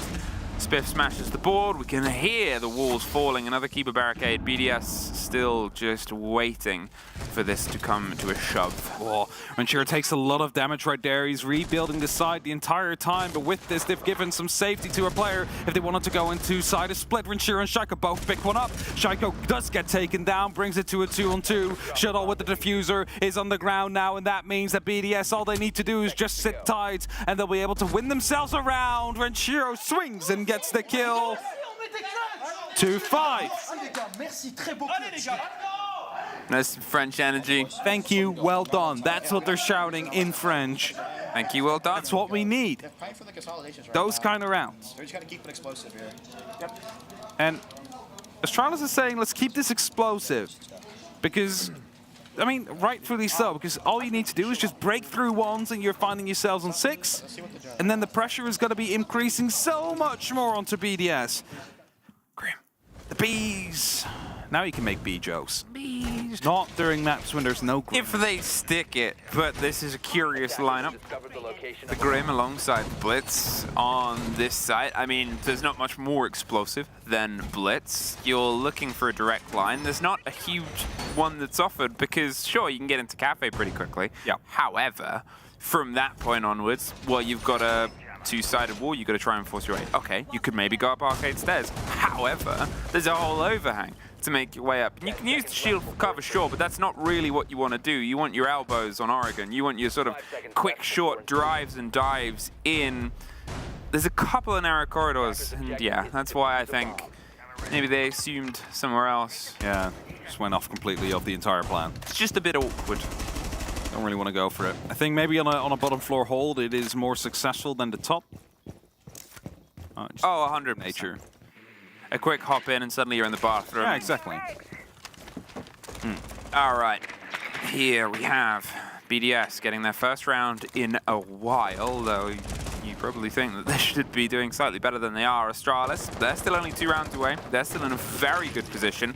And if BDS were under a bit of pressure before, finding themselves on map point would potentially be devastating. A quicker bit of a breach. They're able to shoot off the X-Kairos. They're making things awkward on here. They might go for a bounce grenade round on the side. The keeper barricade's going to stop that. It lets them have a rotate out. They knew the pressure would come to them. They can only really play that trick once. I really like seeing keeper barricades being used to allow players to rotate out, just in general. Like, close it off, someone runs past, now you're suddenly in a safe position and no one was there to actually stop you from doing so. It saves you that HP that is oh so valuable in some of these gunfights. And the full rotation of Astralis has been called. All of them now will be finding themselves on the eastern side of the building. Will potentially be trying to fight through horizontally that way rather than directly keep on knocking on the sides. Because all you really need is to have that control. It's a bit of a waste, but I mean, it's just flashbangs in the end. So they're going to get the breach open. They thought that maybe they'd have to play the Thatcher against it, but I think they might just be, yep. Just to be sure. Just to be sure, and also obviously there's a meat jammer there likely. However, EFAC, he's found his way around the back. He's looking for one. The second can't quite get there in time. Spiff. Luckily for them, Shuttle was able to get the breach down. The C4 is a little bit late to the party, but Lems finds J90. Spiff does find Renshiro. They're still trying to push the drive here, Astralis. They're still saying, well, we started, let's finish the motion, and suddenly it's an even hand and a 3 apiece. They're watching for the rotates on the back end. They've got some of the clarity in towards the site itself. They're waiting for BDS to lean themselves into one more engagement, and they have plenty of time too, but time is a precious resource. The pre-fire on the angle, the swing round, the rotation, and just slipping by. Waiting for Iconic to rotate up to a spot where it can be helpful, and he's doing that right now by going over towards Cafe. Meantime, I believe we have a repel on as well, so really a 3-prong attack coming through. The grenade is not going to be taken down, leak effect, but does a lot of damage here. I mean, that's it. He has been under so much pressure. You can see Astralis is hunting him. Iconic, he's not going to be able to take that without just taking the damage, which he can't afford right now, but you got to make sure you're confident in the engagement straight after. Spiff is in the site. EFAC removes Forest from it, and there's suddenly just Spiff left alongside. Brede on the back end. Doesn't have the diffuser, doesn't have the fight. BDS. If it was Brede turning his back to him there, it would have been potentially done. But he chose to fight and he came out on top. 5-3. I mean, you want to do like drug right now? Well, I don't know if they get the choice. I don't know if they get the choice. I don't think they do. They can go for the labs if they like. I mean, they could take it. It's a take. Is it going to help you? I mean, you never know. You never know if you've got a player that drives your way up there, and instead of taking Cafe and putting pressure onto that end or doing the work onto Cash, you could maybe go in lab and then push up the stairs and do some damage on the opposite end. But a quick change off the Candelas and the crossbow opted instead for some remote control damage. Spiff staying on the Yana, trying to find the fights. It is, I'm not going to say nail biting, but it's neck and neck, that's for sure, across the board. Everybody is putting in damage, everybody's putting in work. More than just Shaiko can gun, but that includes every single person in the server. Over the first half, BDS has been able to pick up 4 entry kills. But they only managed to pick up that one round. Yeah. Shows you what kind of a mental state they were after that J9 clutch, just unable to, well, really convert those rounds due to Astralis just fighting back, not giving up when they're beaten, and we do not often see 612. Yeah, I was going to say 612 SD this one, because this one is suppressed, I believe. Yeah, you do not often see that gun. Fair enough. We'll see if they can try and get some work out of it. If you're in the right place, in the right corner, maybe, if you're going for some damage. But we've seen Astralis very happy to take these long firefights. You have to be cautious, because when they're not trying to take them, they're definitely trying to weigh them up. They've got multiple Astralis players happy to go for individual engagements. Efak, he was hoping somebody would be putting pressure onto the window, but the Roteros are being driven in from a safe height. That one rolls on through. He might actually try and go for a C4 if another RC Rotero starts rolling down. Oh, that's for his door, so he's going to have to run back. No safety for him there. Spiff quickly entering the arcade stairs, being shut out from the mezzanines. Forrest and J9O explode on them, though. That's it, over the back end, they swung in. Alems, he's trying to bite some of the bullets back, and suddenly it's a 3 versus 3, some team damage, but they're able to win it out. A 6-12 kill, but it's a 2 versus 2. Out of nowhere, we find ourselves once again in a showdown with a little breath and a pocket of space. Shuttle knows that there's a player tucked on the corner. They have a 6-12. They're hit by a goo mine, and they have to try and move themselves further away. They've still got to try and get this kit down. That's the problem. Efak, he has the C4. The RCE Rotero just going to drift on by and give the read on where he is, and they pull themselves back elsewhere. Will he try and go a bit further around? He's going to go for the rip, the tear, the throw. The catch doesn't quite get on the other side of the pillar, but they get in a bit closer. Brede with the pistol cannot quite shut down Shuttle. And they're going for the plant once again. They're sort of baiting the motion here. There's one in control, but Astralis, they have so much time.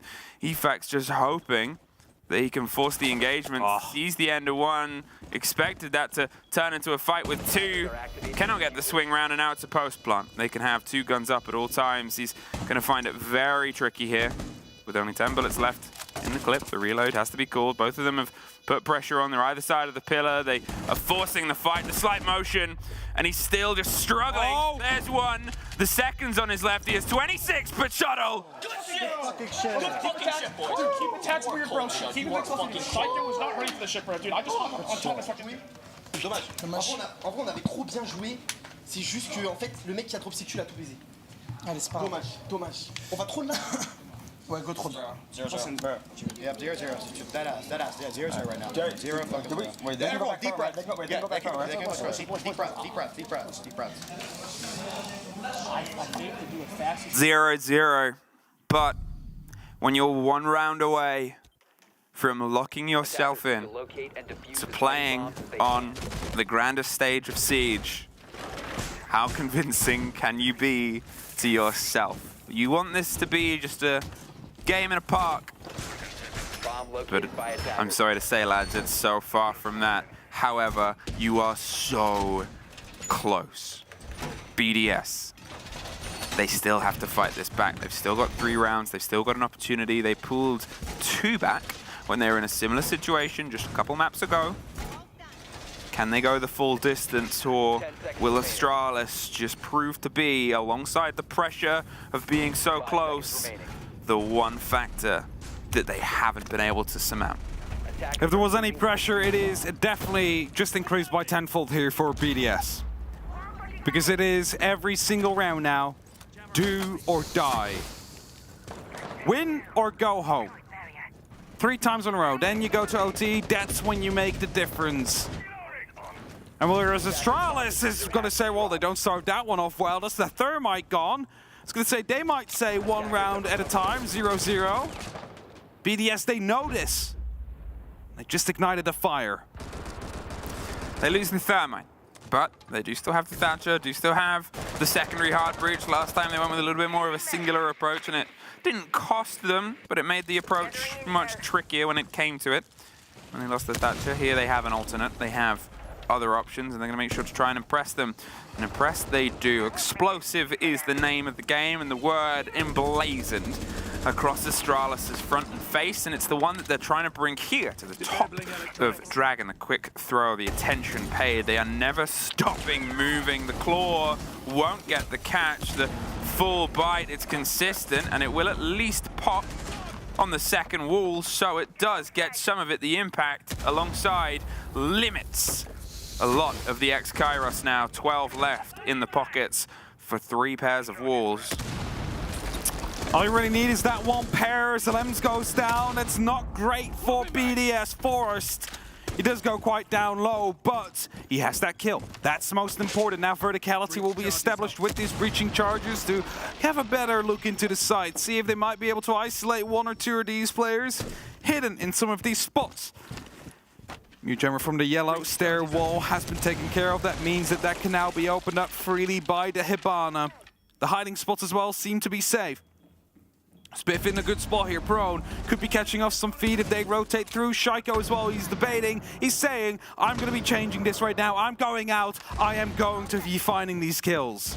55 seconds and the close roll of the grenade to break their way open. They might move behind it. He's so tempted, but he needs the call. The peppered pre-fire on the back end, the breach on the barrel side, and they're in and they're out. Shaiko on the back, Renshiro, but Forrest was already tucked in a corner they did not quite know about. Iconic's able to find the back end on the killer. 2 versus 2, and there's EFAC doing his best, but he's isolated on the wrong end of Drug. They have the kit in the back end of sight. They don't quite have the confidence to go for the plant, but with 20 seconds left, they have to try it sooner rather than later. They're baiting for time. They're watched on the camera. They know as soon as they went for something, they wouldn't really get anything. They're gonna not quite get the pop of that. The call of the Malusi, the swing of the big guns. There's the second. BDS fight for at least 1 more round. 2 left in the divide. They stay alive for now. Let's go, guys. Let's go. Come on. We got this shit. Let's go. And you gotta understand, like, you cannot go for a plan if you're in a 1v3 situation. There is a camera on you. They will be going for a swing, and if one of your teammates is fighting someone else on the opposite side of the map, it is an effective 2v1. He probably didn't know he had the man injured. He thought it was effective 2-on-1 on that throne. Otherwise, maybe a push would have happened there. I don't know. You never know. Until you watch that vault afterwards. 6-4. 2 more rounds for BDS to get back onto. 2 more opportunities for Astralis to lock themselves in for the next round and the next phase of the 6 Invitational. The first body last time was Shaiko, with the peak and the peer down towards the approach, and was able to pull out part of Astralis. You assume that's not going to be a problem, that they can sort of play a lot, although we've seen BDS dabble with it from plenty different angles. As you said, the entry statistic has been quite a good one for them. It's just the follow-up that's really let them down at points. But here, when it means more than anything, if they can try and find the back end of it, it's still coming close, and they know this. It was, what, 2 standing and a technical 3 versus 2 there, 3 versus 1. It's these break moments that are never a million miles away for Astralis. And again, you know, they keep saying, let's keep on being explosive. And the thing with that is, it only needs to stick once. Yep. And at some point, if you just keep bashing your head against the door, it will open. Or not, I mean, otherwise it's the definition of insanity. But if it works out, it is just the explosiveness that, at some point, makes the strongest doors break.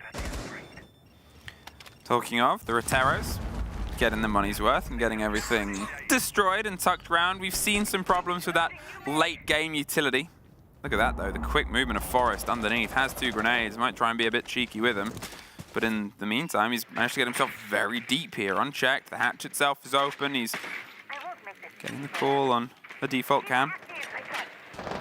Just saying, hey, like this is still up, so that is going to be limiting my movement. But is on Nuck. Is on Nuck. So could move past it, but you know, starting to throw grenades or starting to shoot is going to give away that game. And this is what he might want. The bottom of yellow stairs with the grenade hooked up over the top is potentially how you'll often get that, alongside the push and the hold of Spiffs, and maybe some attention paid towards Cafe. Lock the player in so they can't get a full rotate out. Spiff with the slow creep, the drone over the top, wants to try and fire on the back of it. They've turned their back to the engagement, but the fight is happening down the bottom. I talked about that grenade. They seem to have some awareness of the Nook, and Spiff needs to try and push with this. He rotates around so he can. He's more than ready and able. Does he know that they've pulled back? He does not. EFAC was sat waiting in the back line, and this shuttle now, he's going to wait for some support to come alongside. It's just a bit of lack of information there. Drone should have checked out defaults to find out if the player was in there. I'm sure we'll find J9O before Shuttle just gets a free rotation, a double kill as well. And that's going to be the double man advantage now given back towards Astralis. They will lose one more. LM strikes with the MK14. The remaining players now coming in from initiation. There is a rotation they can use, but as soon as they do, there is going to be multiple guns aimed at Iconic. Yes, a single Candela left to make this happen. 30 seconds on the clock.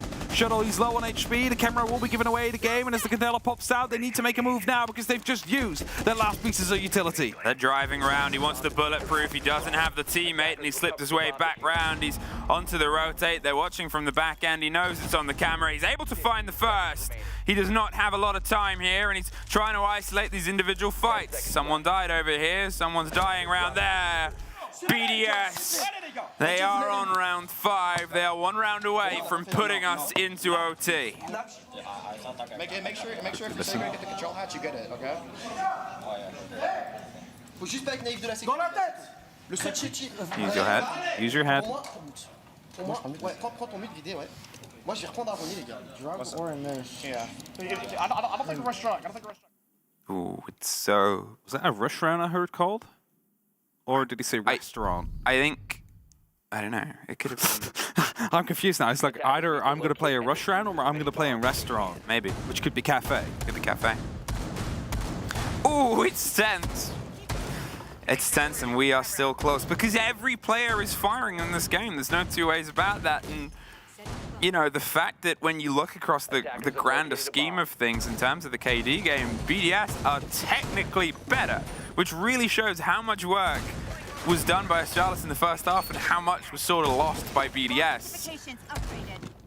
And now they've started to eke these rounds back, but they're still close. There's still these sort of nail-biting moments because I've said many times throughout this, a round isn't over for Astralis until it's over, and we're on the next round. Attackers are heading out to defuse a bomb. We're on the next round indeed, round 12. Either we go to overtime, and truly it will be 0-0. Or we will be seeing Astralis be the final team to qualify themselves for Place Bell for Stage 3 at the 6th Invitational. Prevents another EU-EU matchup in the lower bracket. And pressure starts. Over the back end, the break on the control room hatch, the attention paid towards Cash on this side. Remember last time it was the sort of 2 versus 2. They were trying to eke the plant in because everybody died within a blink of an eye because of the fight that happened here on the opposite end. J9O starts with some pressure. The Keeper barricade has its own response to it. But BDS not taking too much of a risk, not trying to lean themselves in. They know those are being replaced, and at that point there's other work to be done, and it starts with Iconic. On the far end, breaching and breaking through the barricades. Prodding, prying, trying to find this grenade over the top. Very well placed, does half the damage to LMs. Not quite the full bite, but again, anything helps. The spray over the top all the way to the back, Forest. Sort of making the statement that control room is ours. Dare you to swing it. Just suppressing over there after he got shot so he can make his way back out again. Another grenade is soon to be tossed in. No, it's not. Shaiko took Cash into his own hands, finds the kill, but he's going to get traded out. Spiff finds the return kill. 4-on-4. We continue trading throughout these games. But this is maybe the most important round for both these teams right now. Iconic takes a chunk of damage. The pressure might come back in, and there's another rebuild on that window. But EFAC, he might be the next force to either be reckoned with or removed here. There's still this calm, still this pressure. Cafe and Spiff rotating his way back up the yellow stairs, back up towards that corridor, cut the fight. Iconic goes down. There's J9O instantly with one back, and he's pushing his way all the way up towards the site. The ping's on the player, they're moving to the rotation. They're concerned about the loose fight to the right-hand side. Lems, he's under a bit of engagement. Shuttle's going for the plant. Brede, how close is he? They don't know! He's crouched, but there it is, J9O! With a triple, it is just the Lems left in a 2 versus 1. The man, the IGL, the noise for the team. 30 seconds to see if he can try and stop this plant and play. They're on the wrong side of the door. They swing and he can't find it. It's a trade! And Astralis to the stars, never gave up, made sure they made the most of it all. And you see it on Spiff's face there. You cannot deny he's been a huge part of this for the team, but to be fair, all of them are the drive. It is Astralis that will move on. It is them that will be playing in front of the crowd. And the reigning major champions have been defeated. They won club as we expected. They brought it close here on theme, but I cannot help but think that the J9O clutch in round number 2 was the match-defining action that eventually got Astralis to where they are now. A quick celebratory dance before they're gonna go over to BDS and, you know, fist bump them one last time before they will go back to France. BDS will not be joining us on the grand stage in Place Belle, and we were so close for the French fans to have that moment. We will not, but it's because Astralis do not understand the word surrender, do not understand the concept of giving up, but they definitely understand the concept of Rainbow Six Siege. They definitely do, and as I mentioned before, they are a team that is, it's just so easy to cheer for them. The amount of energy they bring, they're so enjoyable to watch right before the match, during the match, and after the match. So I'm pretty sure that a lot of the people coming in to Place Belle will be very delighted to see them play. And that's it for live games for part 2 of a 3-part epic. But before we entirely hand things over, let's go to a quick break before we're back with the desk.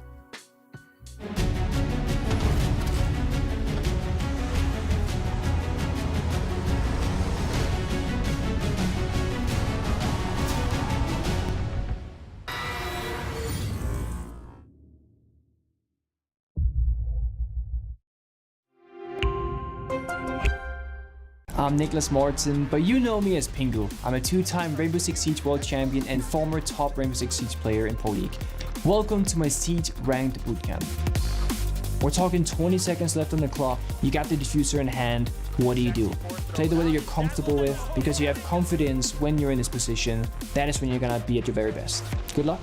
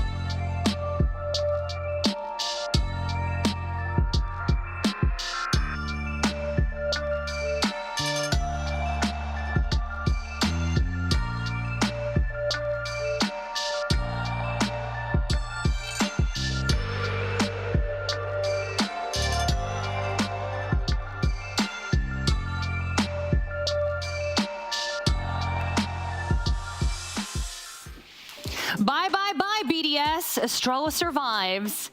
And Forrest is with me now, the MVP. I mean, I can see you're still shaking a little bit, so I can only imagine how you feel right now. Can you take us to those last rounds? What was your mindset? What were you thinking? We just had the game plan thinking like, we gotta do something different or they're just gonna smoke us. And so we tried getting crazy and it failed like the second to last round. The last round, I think it was just like, we saw like a huge gap. I was telling the team just commit to right now and just hope it works out, and thank God it did. How did you keep your composure, or were you not composed, really? I was screaming. There was no composure. I was screaming the whole time. I love it. Dude, the E-United days to the Wichita Wolves days to back here, it's been crazy following your trajectory all the way back to SI main stage now. It's been a really long journey to get here. What's it mean to you to finally make SI main stage? This is a dream come true. Everyone's grinding for it. Now I'm finally here to like prove that I'm good enough. But I'm trying to get the hammer though. Yeah? Yeah. Yeah? I'm here for it, man. All right, I like the motivation. This is a really back and forth game. When do you think that first realization hit, all right, we can win this game's gonna go our side? Villa. That's like a map we just didn't really practice too much, and we knew like we have a pretty good Villa.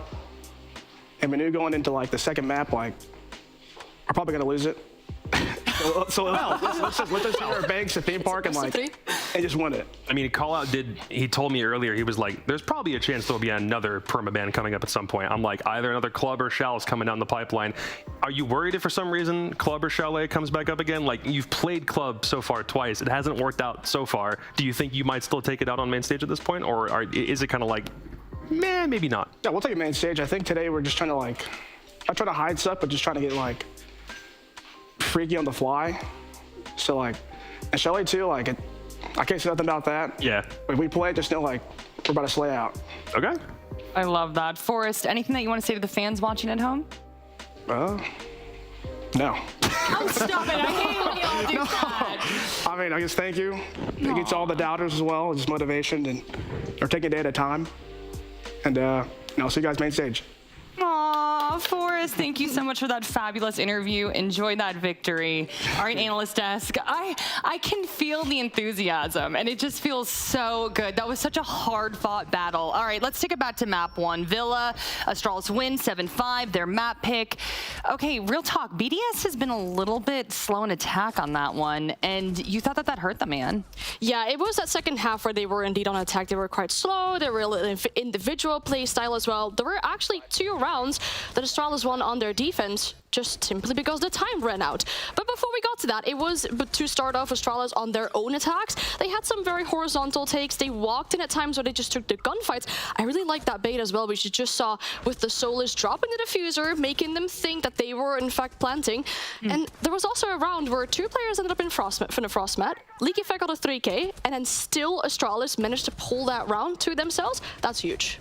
Yeah, and Jacob, Astralis was getting some clutch plays on their map pick as well. Forrest, in particular, actually, our MVP. Which is actually really funny because he said that they hadn't really prepped that much for Villa in the interview. He said that that wasn't really a priority, and it felt like it was a lot of impulse play. I think if you have that much roam capacity on Villa, it's both a clear sign that BDS didn't know how to contain it, and because Astralis were given so much free space, they were going to take that and they were going to exploit it to its fullest. If you've got Forrest running around as Solus as many maps as he was, or giving J9O all of that free space off site, that's exactly what they were going to do, and they did it. It was fantastic.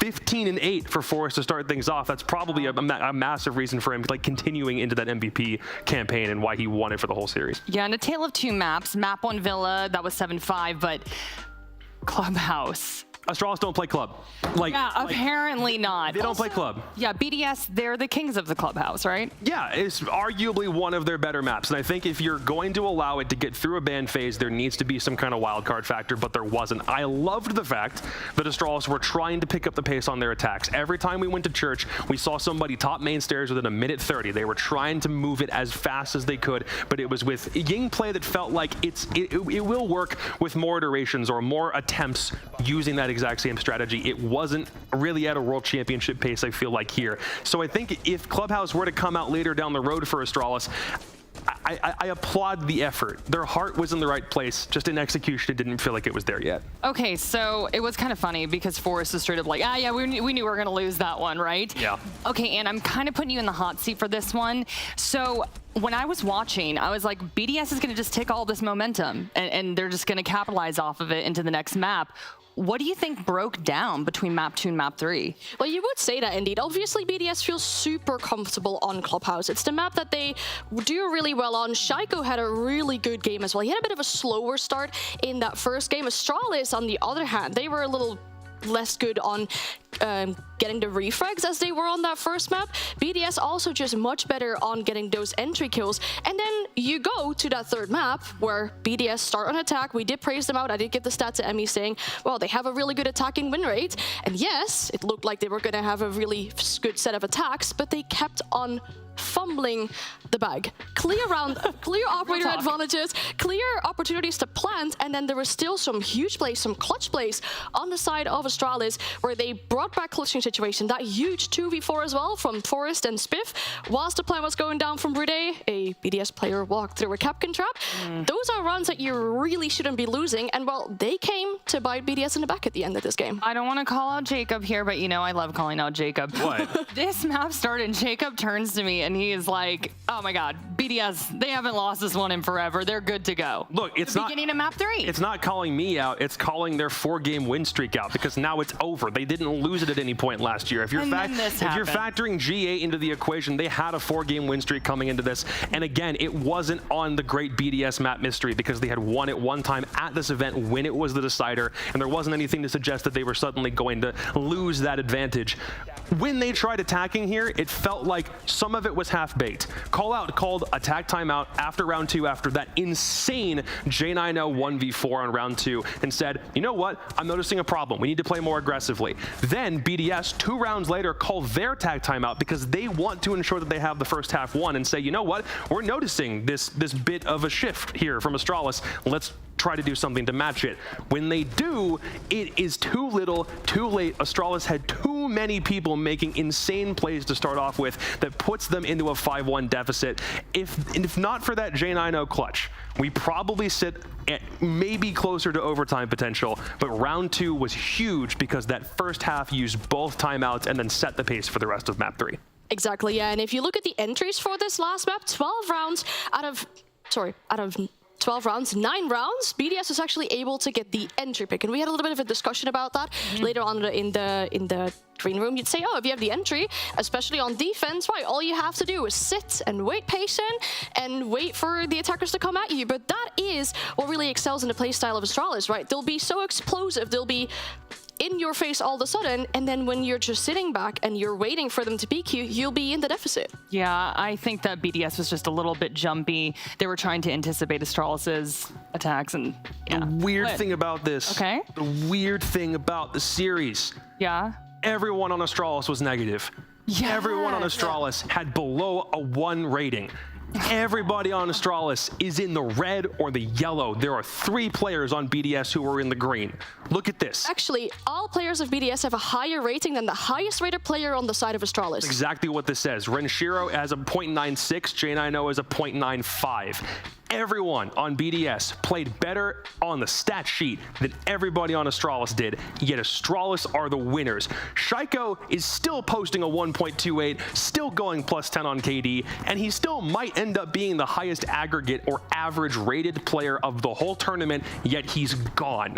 Stats How in the world here. have Astralis pulled this off? Stats don't matter here. I'm not going to lie, though. This is a heartbreaking loss. I can't even imagine what's going through BDS's head. Also, Renshiro coming out of nowhere. You know, it was a hard-fought battle, but okay, I'm not going to cry. And I'm really excited for Astralis. It's just, you know, it's been one of those days, okay? And let's take a look at the bracket. Let's talk about all the heartbreaking losses, all the amazing victories. Let's just take a look back. yeah, I mean, for BDS as well, you can't win them all, right? It puts a little bit of an end to their streak of winning tournaments, row in a row. And now Astralis, they're going to have to play against Koi next. I was actually really curious. I would have loved to be able to ask that question, but the interview was over before I knew how they feel about Koi and how they feel about going up against such a strong team that has won the Berlin Major and is also making a pretty good run here. Look, Astralis, from getting second place in Charlotte back to here, it's already a phenomenal story about how they said they were getting too complacent. They were allowing their egos to run away with them, and it's nice to see them back in this position. It's also great for a team like Koi, who themselves had a really off stage 3 and needed to find a way to fight back in. They are the masters of taking advantage of opportunities, and it seems like Astralis against Koi is probably my favorite game of Friday, simply looking at what we have on the docket. I also love the fact that we have either a LATAM or a North American team confirmed for Grand Finals, and North America still isn't completely knocked out because we've still got 2 of them left. I was so worried BDS were going to knock out the other team, but it still seems like everyone has a fighting chance except APAC. Very true, very true. But let's talk about the schedule. We are taking a little break. We are off tomorrow, but don't worry, we got tons of action ahead. We begin with the Wolves versus G2, Koi against Astralis, and Oxygen versus W7M Friday, starting at 10 a.m. So make sure you set your alarm. I'm sad, and Jacob. Don't be sad. Look at these games. They're so good. They make me sad. It's EU versus EU. They make me sad. That's true. You're going to have to knock one of your own people out. It's not good, EU versus EU. Well, really quickly, I know that this is the final desk segment for both of you for this SI, and I just wanted to give you both the opportunity to speak to the fans and say anything that you'd like to say. And I'm looking at you, so you gotta go first. Oh my God, I'm not good with these types of things, but I've really enjoyed my time. It's actually gone so fast as well this last 1.5 weeks, what it is that we've been working. I've had a lot of fun. Great games. Just like being on the desk. Sorry, that was such an and outro. Look, man, you put her on the spot. What did you expect? Well, you know what? I feel like you're going to have a lot to say. So, Jacob. Usually I have a lot to say. All I can say now is thank you. We'll see you this weekend. Okay, stop. Y'all are going to make me cry. Well, we will see you all on Friday. And group hug time. Yay. Oh, God. Get in here, Jacob. Oh, Get in. fine, Go over. We got you. I want to be on the boxes instead. We'll see you guys later. Baby Ann. Oh, bye. I'm sad. Nice job.